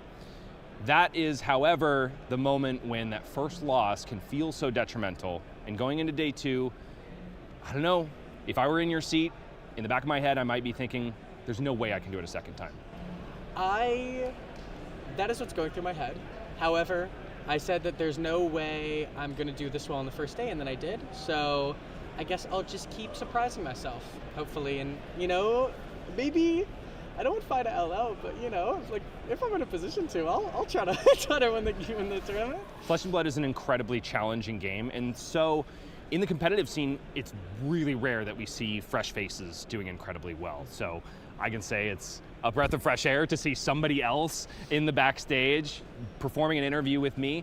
Now, we talked a little bit before recording about what card games mean and what do they provide to you ultimately. Can you speak to that real quick? Yeah, I think card games are like the one thing I do that just allows me to tune everything else out. My favorite feeling in the entire world is when I have one thing I can only focus on. As someone with like ADHD, that is really hard to achieve on a day-to-day basis. And so anytime I can get some kind of hobby or activity or schoolwork that just allows me to fully focus on one thing and do nothing else, I think that's like what my favorite thing to do in my life is. And so I try to chase that as much as possible, and I think Flesh and Blood is like the most fun way to do that, so I'm just gonna keep playing it. I think you're speaking directly to a lot of people at home, myself included. So I encourage you to tune out all of the noise and just show up and perform the way you did today. Congratulations once again for an incredible day 1. If the people in the Flesh and Blood universe want to see more of you, want to hear more of what you have to say, perhaps see any content that you might be producing, is there anywhere they can do that? I have a YouTube channel, Ashlyn V3. I make 5 videos. I sometimes upload. That's probably it. You should go subscribe to that channel. I'll probably put out a video like explaining every single card, and that'll be a fun time. And then also shout out to my team, the Rock Throwers. I forgot my jersey at home in Raleigh, so now I'm just wearing like this Midwestern cardigan. Exactly, probably why you're performing well. Yeah, on brand. Yeah, exactly. Now, okay, last question, I promise. Yep. It's Ashlyn V3. What was Ashlyn V1 and 2? Okay, so there's no V1 and V2. V3 is a play on a video game called Danganronpa V3. I can't believe I publicly admitted that I played this game to a lot of people. But that was where the original tag was from, and it was originally Slatty V3. But I like when people call me my first name, so I changed it to Ashlyn V3, and I didn't want to take out the V3. It's just kind of like a stain that just permeates. But I hope if I can find, I think Ashlyn V1 and V2 are the other 2 fives that are doing well. Okay, heck yeah. I'm the 3rd version at this point, I guess. I don't know. V3 and perhaps the best version, at least for now. Hopefully. So congratulations again, Ashlyn. I wish you all of the luck in the world tomorrow and continued success. Thank you so much. Back to you all in the booth. More Flesh and Blood from Ashlyn and perhaps Phi Rising Rebellion. All right, y'all. Thank you, Bryce. Ashlyn V3, always great when you see a new face break out onto the scene and a hero that has so many devoted soldiers like Phi. So happy for Ashlyn. We're going to be checking in with her tomorrow as well as seeing everyone else in the tournament and how they're doing. But you all have been patiently waiting for a giveaway. So I think we should go ahead and take another 10 to 15 minutes to talk about some other... No, I'm kidding. I'm kidding. Pull the giveaway. Gosh darn it. Let's get somebody a cold foil. Jennifer Hickman 5079 or something like that. Go ahead and check out this cold foil drinking buddy. But you have to type in the chat right now so that our producer, Jennifer Hickman, let us know that you're here so that we can get you your drinking buddy. Congratulations. Confirm with us. And yes, they are here. Congratulations, Awesome. Jennifer Hickman. You will be getting a cold foil EA hot stamped drinking buddy out to you from LSS HQ. And for all of you who've been hanging out with us, I have just the very best news. There's so much more Flesh and Blood coming all weekend long, and the stakes only get higher. We've seen Limited, we've seen CC, but tomorrow is where the intensity truly ratchets up. Pankaj, any predictions for tomorrow? I think we're going to see a Phi make top 8. Oh my It's not God. that bold of a prediction, to be honest. There's 2 undefeated. They're the only undefeated heroes, but Limited is the great equalizer, and they still got to make it through that killer's row that is the Day 2 CC field. Will a Phi make top 8? Will any of these other incredibly exciting decks that we've seen in the format so far. Be ready. Let's take a look at our standings and see just how things have broken down very briefly to see which players are currently 8-0 and 7-1. As you can see, Matthew Gump and Ashlyn Slattery, these are our two Thighs sitting at 8-0. And the X and 1 records keep getting smaller and smaller now. Only up to 17th place does our 7-1 record and better players go up until. Want to shout out Guy Cohen once again, 7-1 on that Gravy Bones here for this tournament. Yeah, this is an exciting 1 through 8 tomorrow. This is our top pod tomorrow. This is pod 1. So we'll be following along with pod 1 and seeing how long perhaps an undefeated player can continue in this tournament. A lot of big names here at 8-0, 7-1 at X and 2. But we'll have to wait till tomorrow to see just who can make it into the all-important top 8. Make sure you ring the bell, you like the stream, and you join us for day 2 tomorrow. We'll see you there.